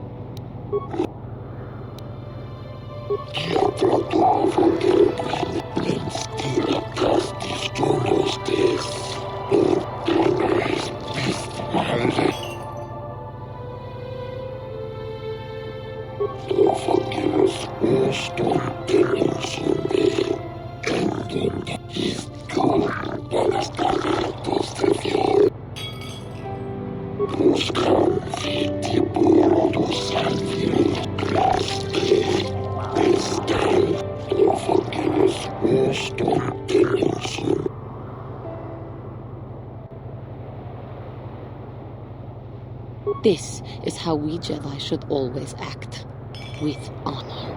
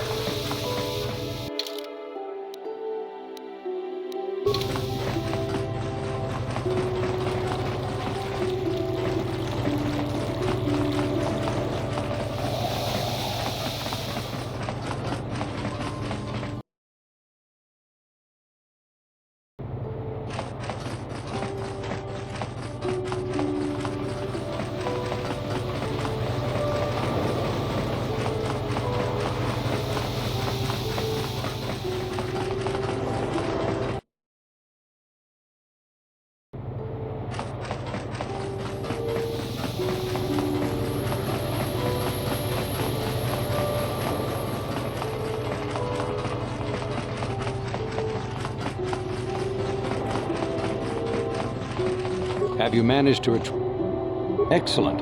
It does not appear to have been tampered with, so the Sith did not manage to copy its contents yet. And now for your information. We are not supposed to speak of this, but since you are a Jedi and we have exhausted all the other options, I think I can entrust you with this. As you know, the Republic is fighting for its very existence against the evil of the Sith Empire.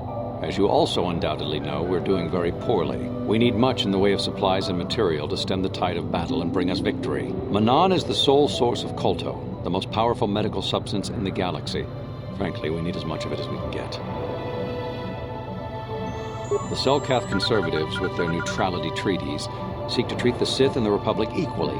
This includes Kolto exports, but a few more far-sighted Selkath see that if the Sith are ever allowed to win, the galaxy will be plunged into darkness, and there would be nothing to stop them from taking Manan anyway, so we made a deal. We recently began construction of a secret underground facility to harvest Kolto directly at its source. We also hope to one day be able to synthesize it effectively. Current techniques are insufficient for the task, so we must mine it for now. The amount we take would hardly be noticed, since most is lost naturally before it reaches the surface anyway. We were nearing completion of the base when the digging teams reported some sort of obstruction. An ancient building or artifact, possibly your star map. Transmissions from the base were cut off abruptly after that, and we haven't heard from the station since.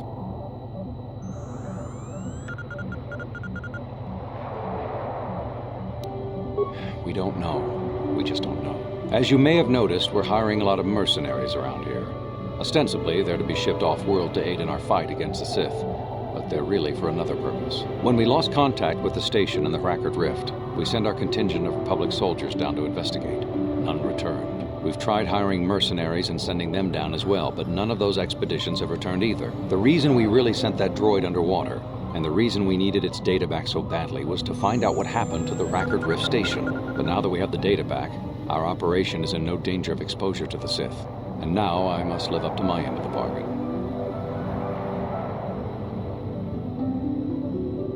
I took the liberty of having a submarine prepared for your departure.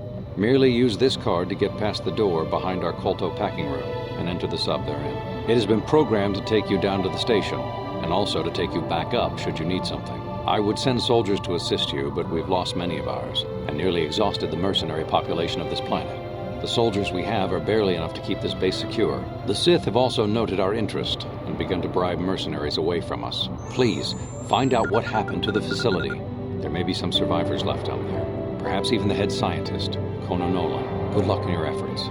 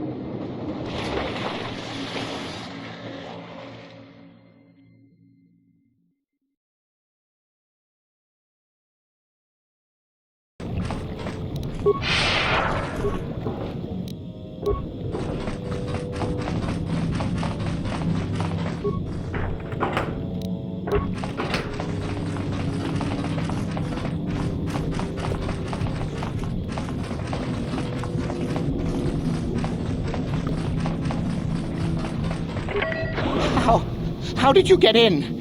Did they send another submersible? Quick, we have to get out of here. We have to get away.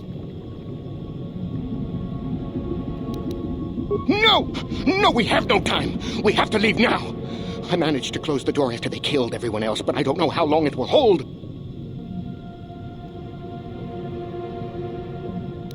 The cell Carth, they went crazy. They started killing anything that moved. Someone must have triggered the defense systems too, because all the droids activated as well. I was one of the mercs the Republic sent down here to find out what happened. We came down and secured the first couple of rooms.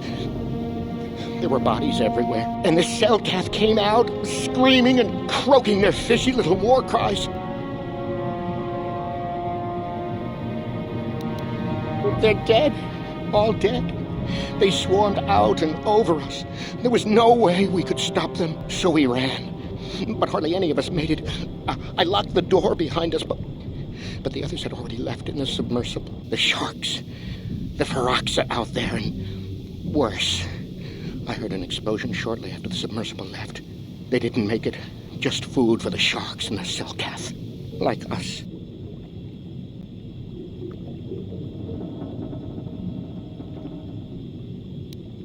Back to the surface, yes. No! There's something out there. It got the other submersible already. We can't leave until you do something. Blow up the entire station, maybe. That might distract whatever it is long enough for us to escape to the surface. But all the machinery and stuff is in the southern half, and that's been flooded. There might still be environmental suits around, but the cell Carth might have laid their eggs in them.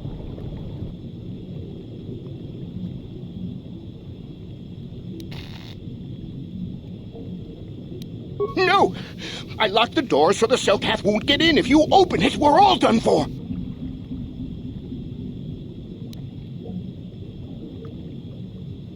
If you go in there, you're dead. You're all dead. If you want to die, then go.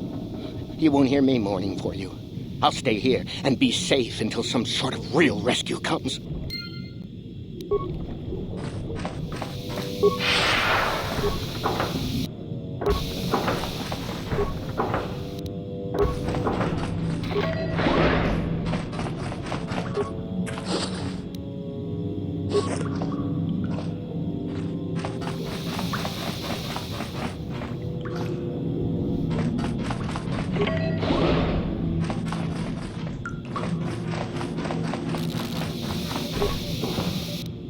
What can I do?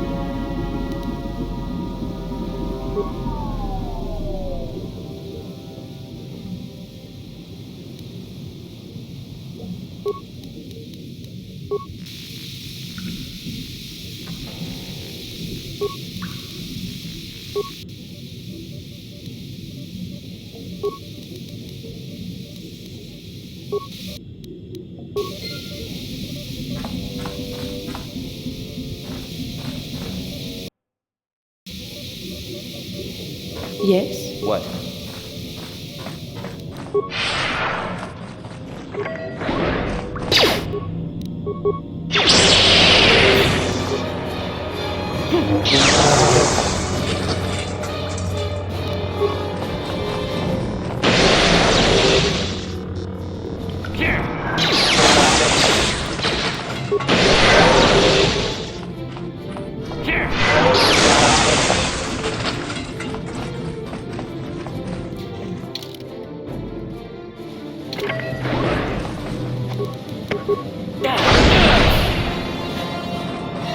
This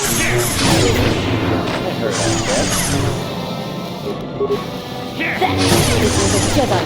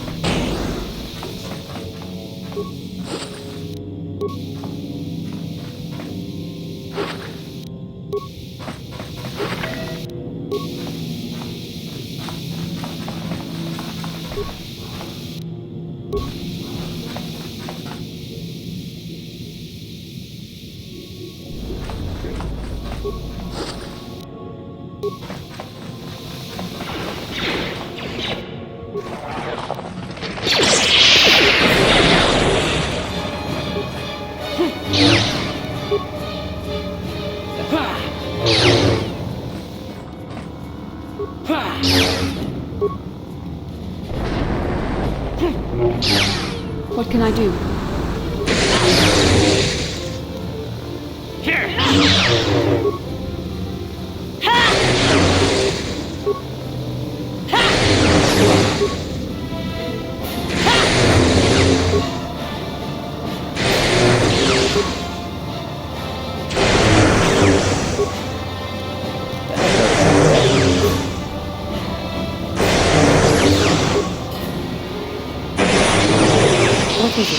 Yes?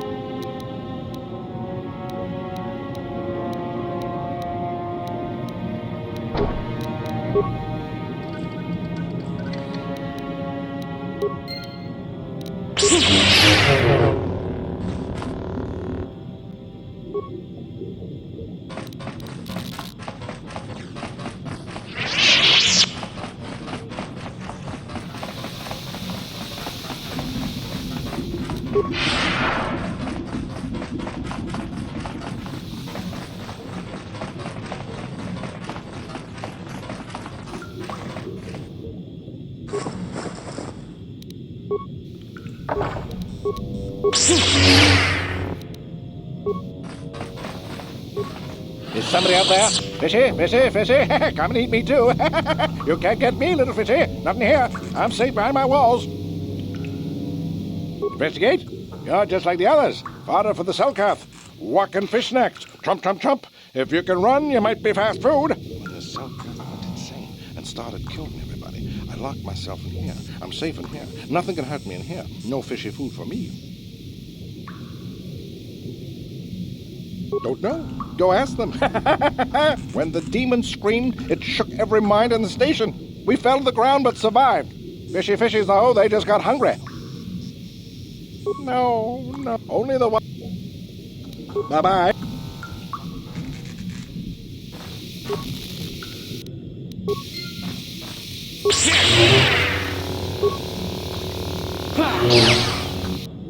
I'm here.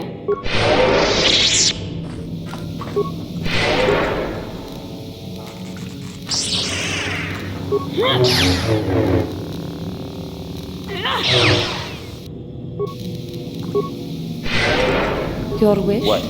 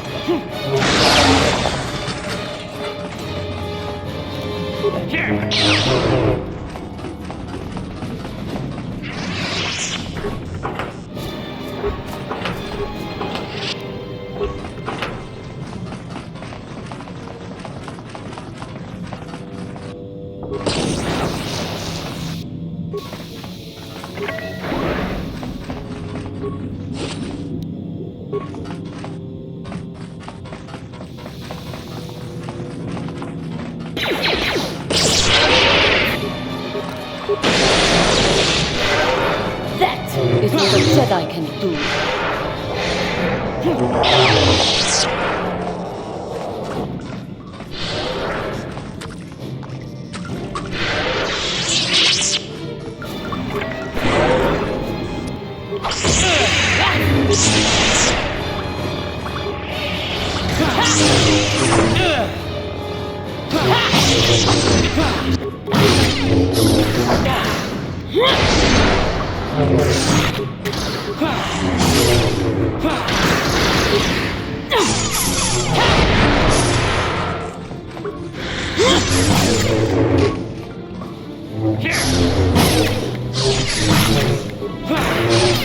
Let's make this quick.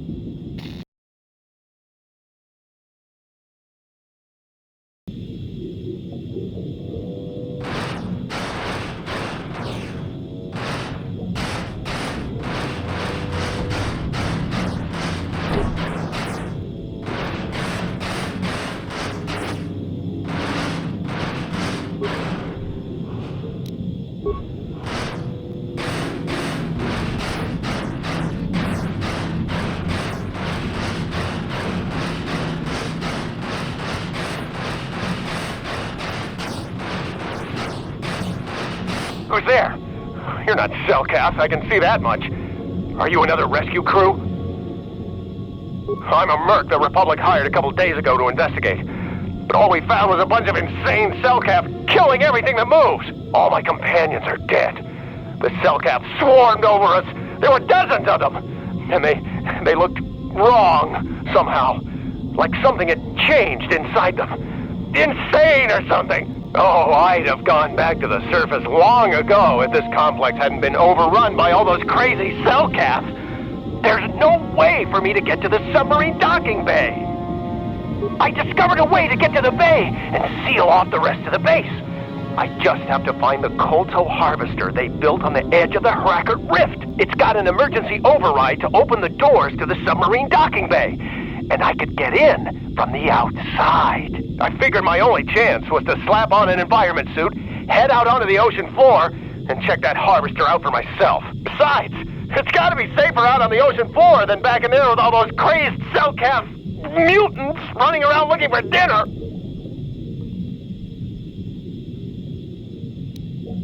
I'm not spending another minute in this facility. Not with those psychotic fish people all over the place. I'm heading out to the ocean floor right now. It leads to another complex of buildings. Going through them is the only way to reach the Kolto harvester. We should probably stick together, but I won't wait around in here with the cell calf. You can catch up with me if you want, down the hall and through the doors on the right. I'll be waiting on the ocean floor where it's safe.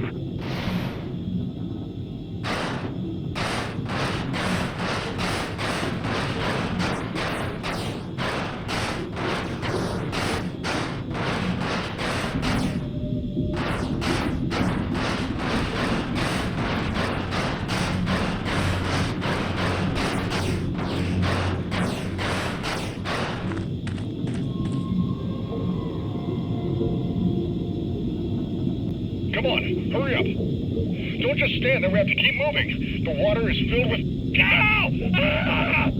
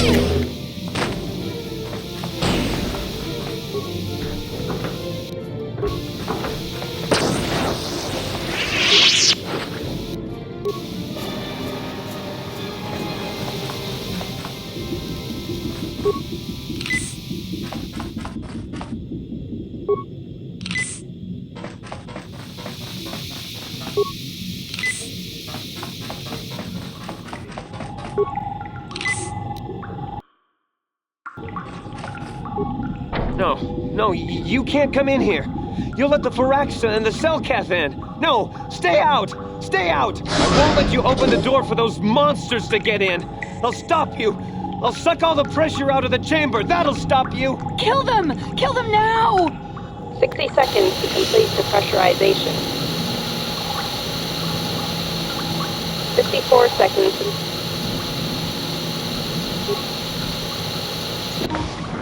No. The Firaxa will get us. No, the Selkath are coming. No! No! No! Ah!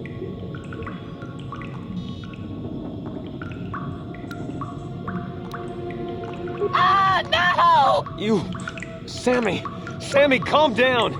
I don't think they're here to kill us. Kono, are they? Yes, I think they're here to help us. I'm sorry for what I did. I don't know what came over me. I just panicked when I heard someone outside the door. Please forgive me. I'm just so scared. We're both just scared. When the Selkath went crazy, I thought everyone else except me and Sammy went mad. We had a few people outside the station when it happened. The Firaxan sharks just tore them apart. It was like they were frenzied. The next thing we knew, our Selkath researchers started screaming and clawing at everything around them. My team was torn apart and eaten before my eyes. Sammy and me, I thought we were the only ones left. We heard the Selkath outside the doors every once in a while, and strange noises echoing through the base. We thought everyone was dead or insane. I must have been hysterical. I don't know what I can say. I truly apologize for the horrible mistake I was making. I'm Kono Nolan, and this is Sammy. We were scientists working here on the Harakard Rift project.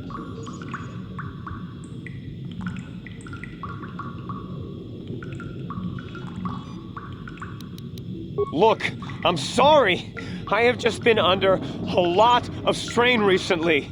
You know, the whole thing about having my entire research team devoured before my eyes. Kono, calm down. Don't talk to him like that. We've gone through a lot, and we said we were sorry for the mistake we made. I'm sorry for my actions, but what are you doing here?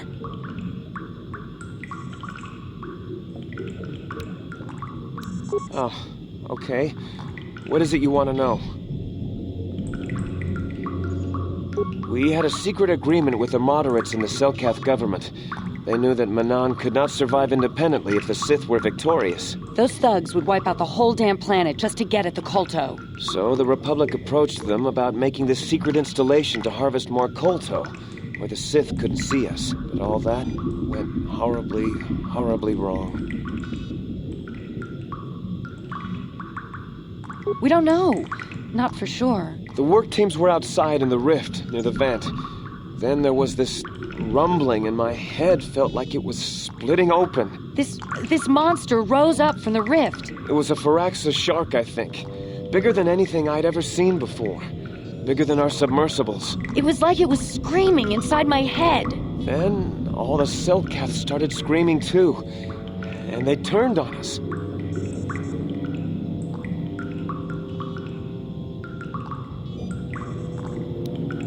Well, maybe it was protecting the ruins by the rift. It could have been.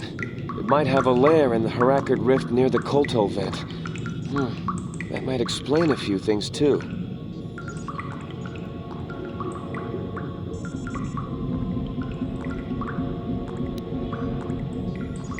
I don't know. It seems impossible, but maybe whatever sort of power it used to drive the Selkath insane masked it from us somehow. Maybe it was lying dormant deeper in the rift. I think it might live there. Live there because of the Kolto. Maybe. That would explain more. Like why it reacted so violently when our construction efforts got closer to the vent. And also, why it's so large. It must be feeding off the Kolto. Would have to be ancient indeed for it to reach that size. With Kolto as a food source. And all those other Firaxan sharks? Those might be its offspring. Which would be why they all swarmed when it called out to them. Children coming to protect their mother.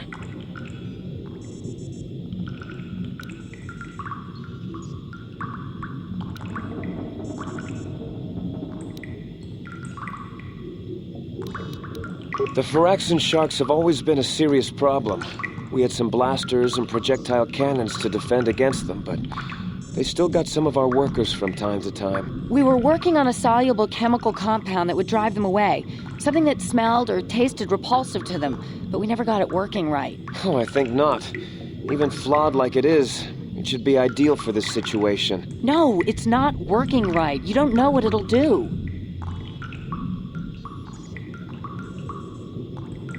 The repellent we made was supposed to drive Faraxan sharks away, but we never got very far in its development. The one we tested instead was violently toxic to them, rupturing their outer skin in seconds and preventing them from drawing oxygen from the water by clogging their intakes. Which is exactly what we need in this situation. Something to kill that monster shark that destroyed our station. But we don't know how else the chemical reacts. We only tried it in a controlled environment. In the open ocean, who knows what it could do? It could even affect the Kolto. We know exactly what it'll do. It'll kill the shark.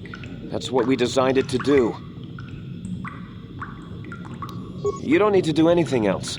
We have a canister of the toxin here right now. We were working on it before the giant Faraxan drove all the Selkath insane. All you need to do is insert it into the main Kolto harvester and have it vented. Get away as soon as you can. We don't know how much worse it'll affect the giant Faraxan shark.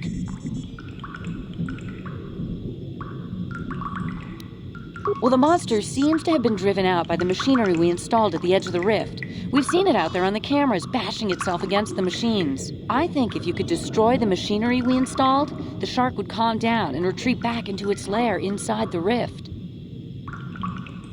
You can reprogram the harvesting machines to overpressure their self-oxidizing fuel so that the fuel tank canisters will rupture and the entire machine will destroy itself. The hydrolium gas we use is a gas at 1 to 3 million sangin, a liquid at about 4 million sangin, and a solid above that. When it's a liquid, it's very explosive.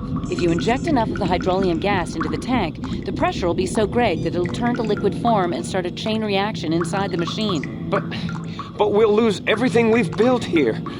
All those years of work. It's better than whatever your chemical will do to the water.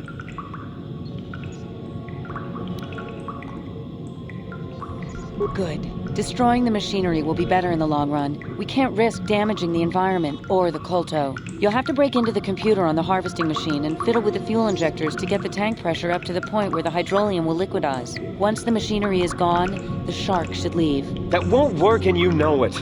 We have to vent the toxin from the harvesting machine. Once the shark is dead, we can get back to mining the Kolto. You know what you have to do. I just hope you make the right choice.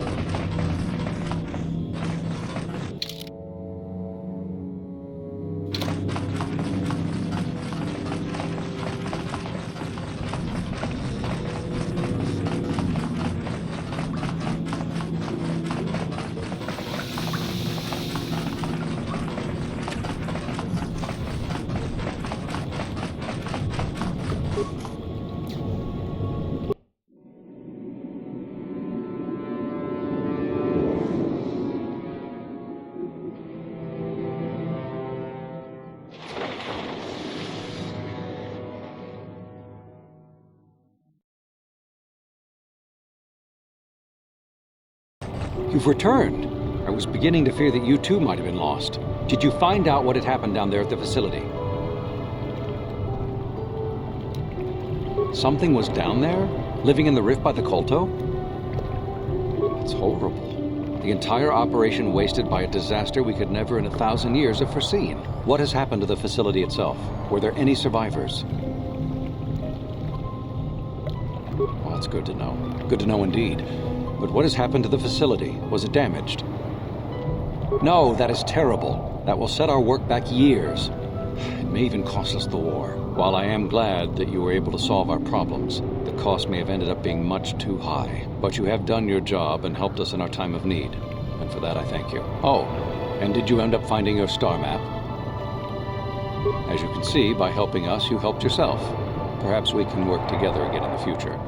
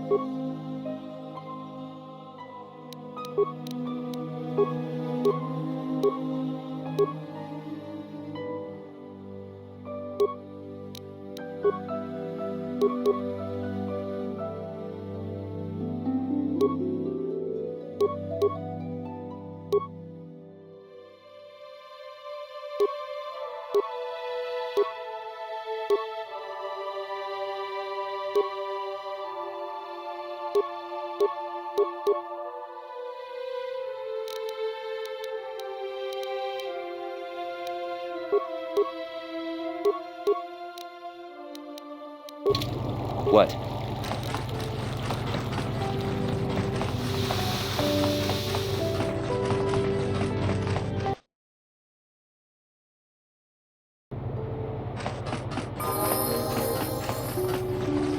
Carth, you fought in the Mandalorian Wars, didn't you? We may have faced each other in combat. What battles were you in? I try not to think about my past battles too much. The horrors of war are something I'd rather not relive. The horrors of war? My people know only the glory of battle. I'm disappointed in you, Carth. I thought a warrior like you would understand.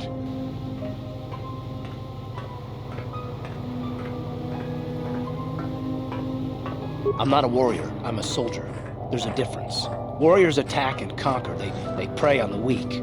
Soldiers defend and protect the innocent, mostly from warriors. Nice speech. I bet you tell yourself that every night so you can sleep. But I accept who and what I am. I don't have to justify it with words. Victory in battle is my justification. Justification through victory? So what happens when you lose? You know, like you did against us. You had us outnumbered 5-1. You had more ships, more troops, more supplies, and the Jedi on your side. And we still made the Republic tremble before we fell. Nice speech. I bet you tell yourself that every night so you can sleep. I don't want to talk about this anymore, Canderous. The war is over. You lost.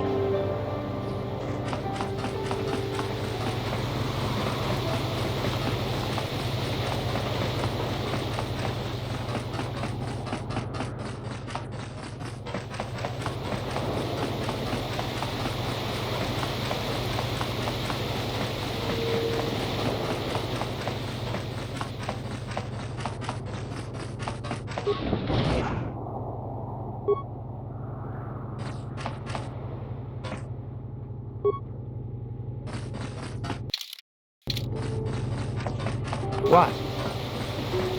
Uh-huh. Yes?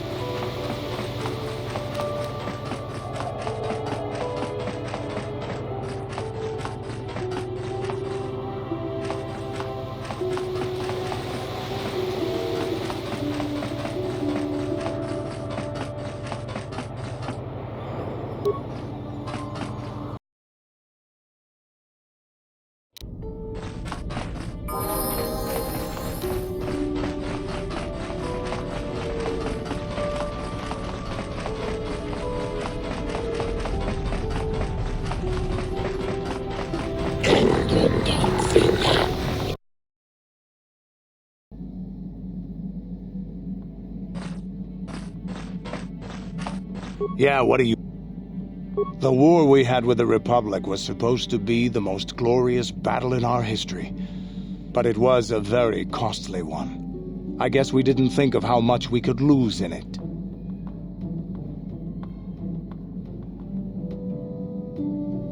There weren't many of us after that last battle. Mandalore himself was killed at the hands of the Jedi Revan. The best of us could not defeat him.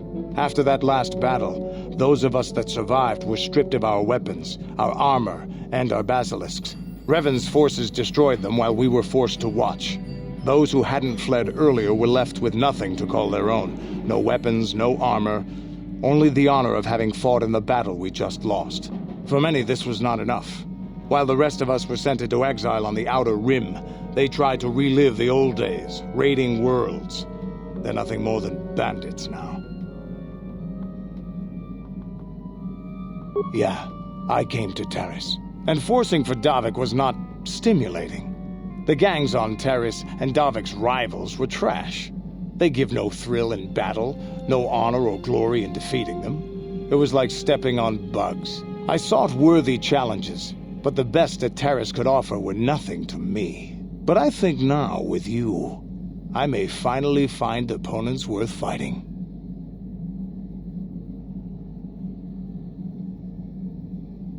Maybe later I'll tell you more about what it was like to work for Davik. For now, though, we should get on with our lives. Is there something else you want to know?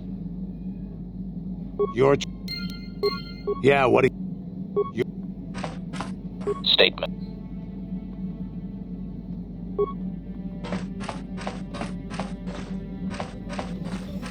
Got some...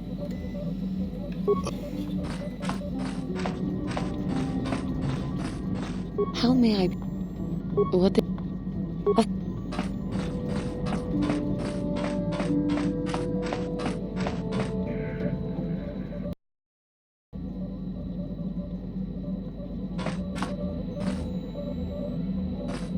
How can I help?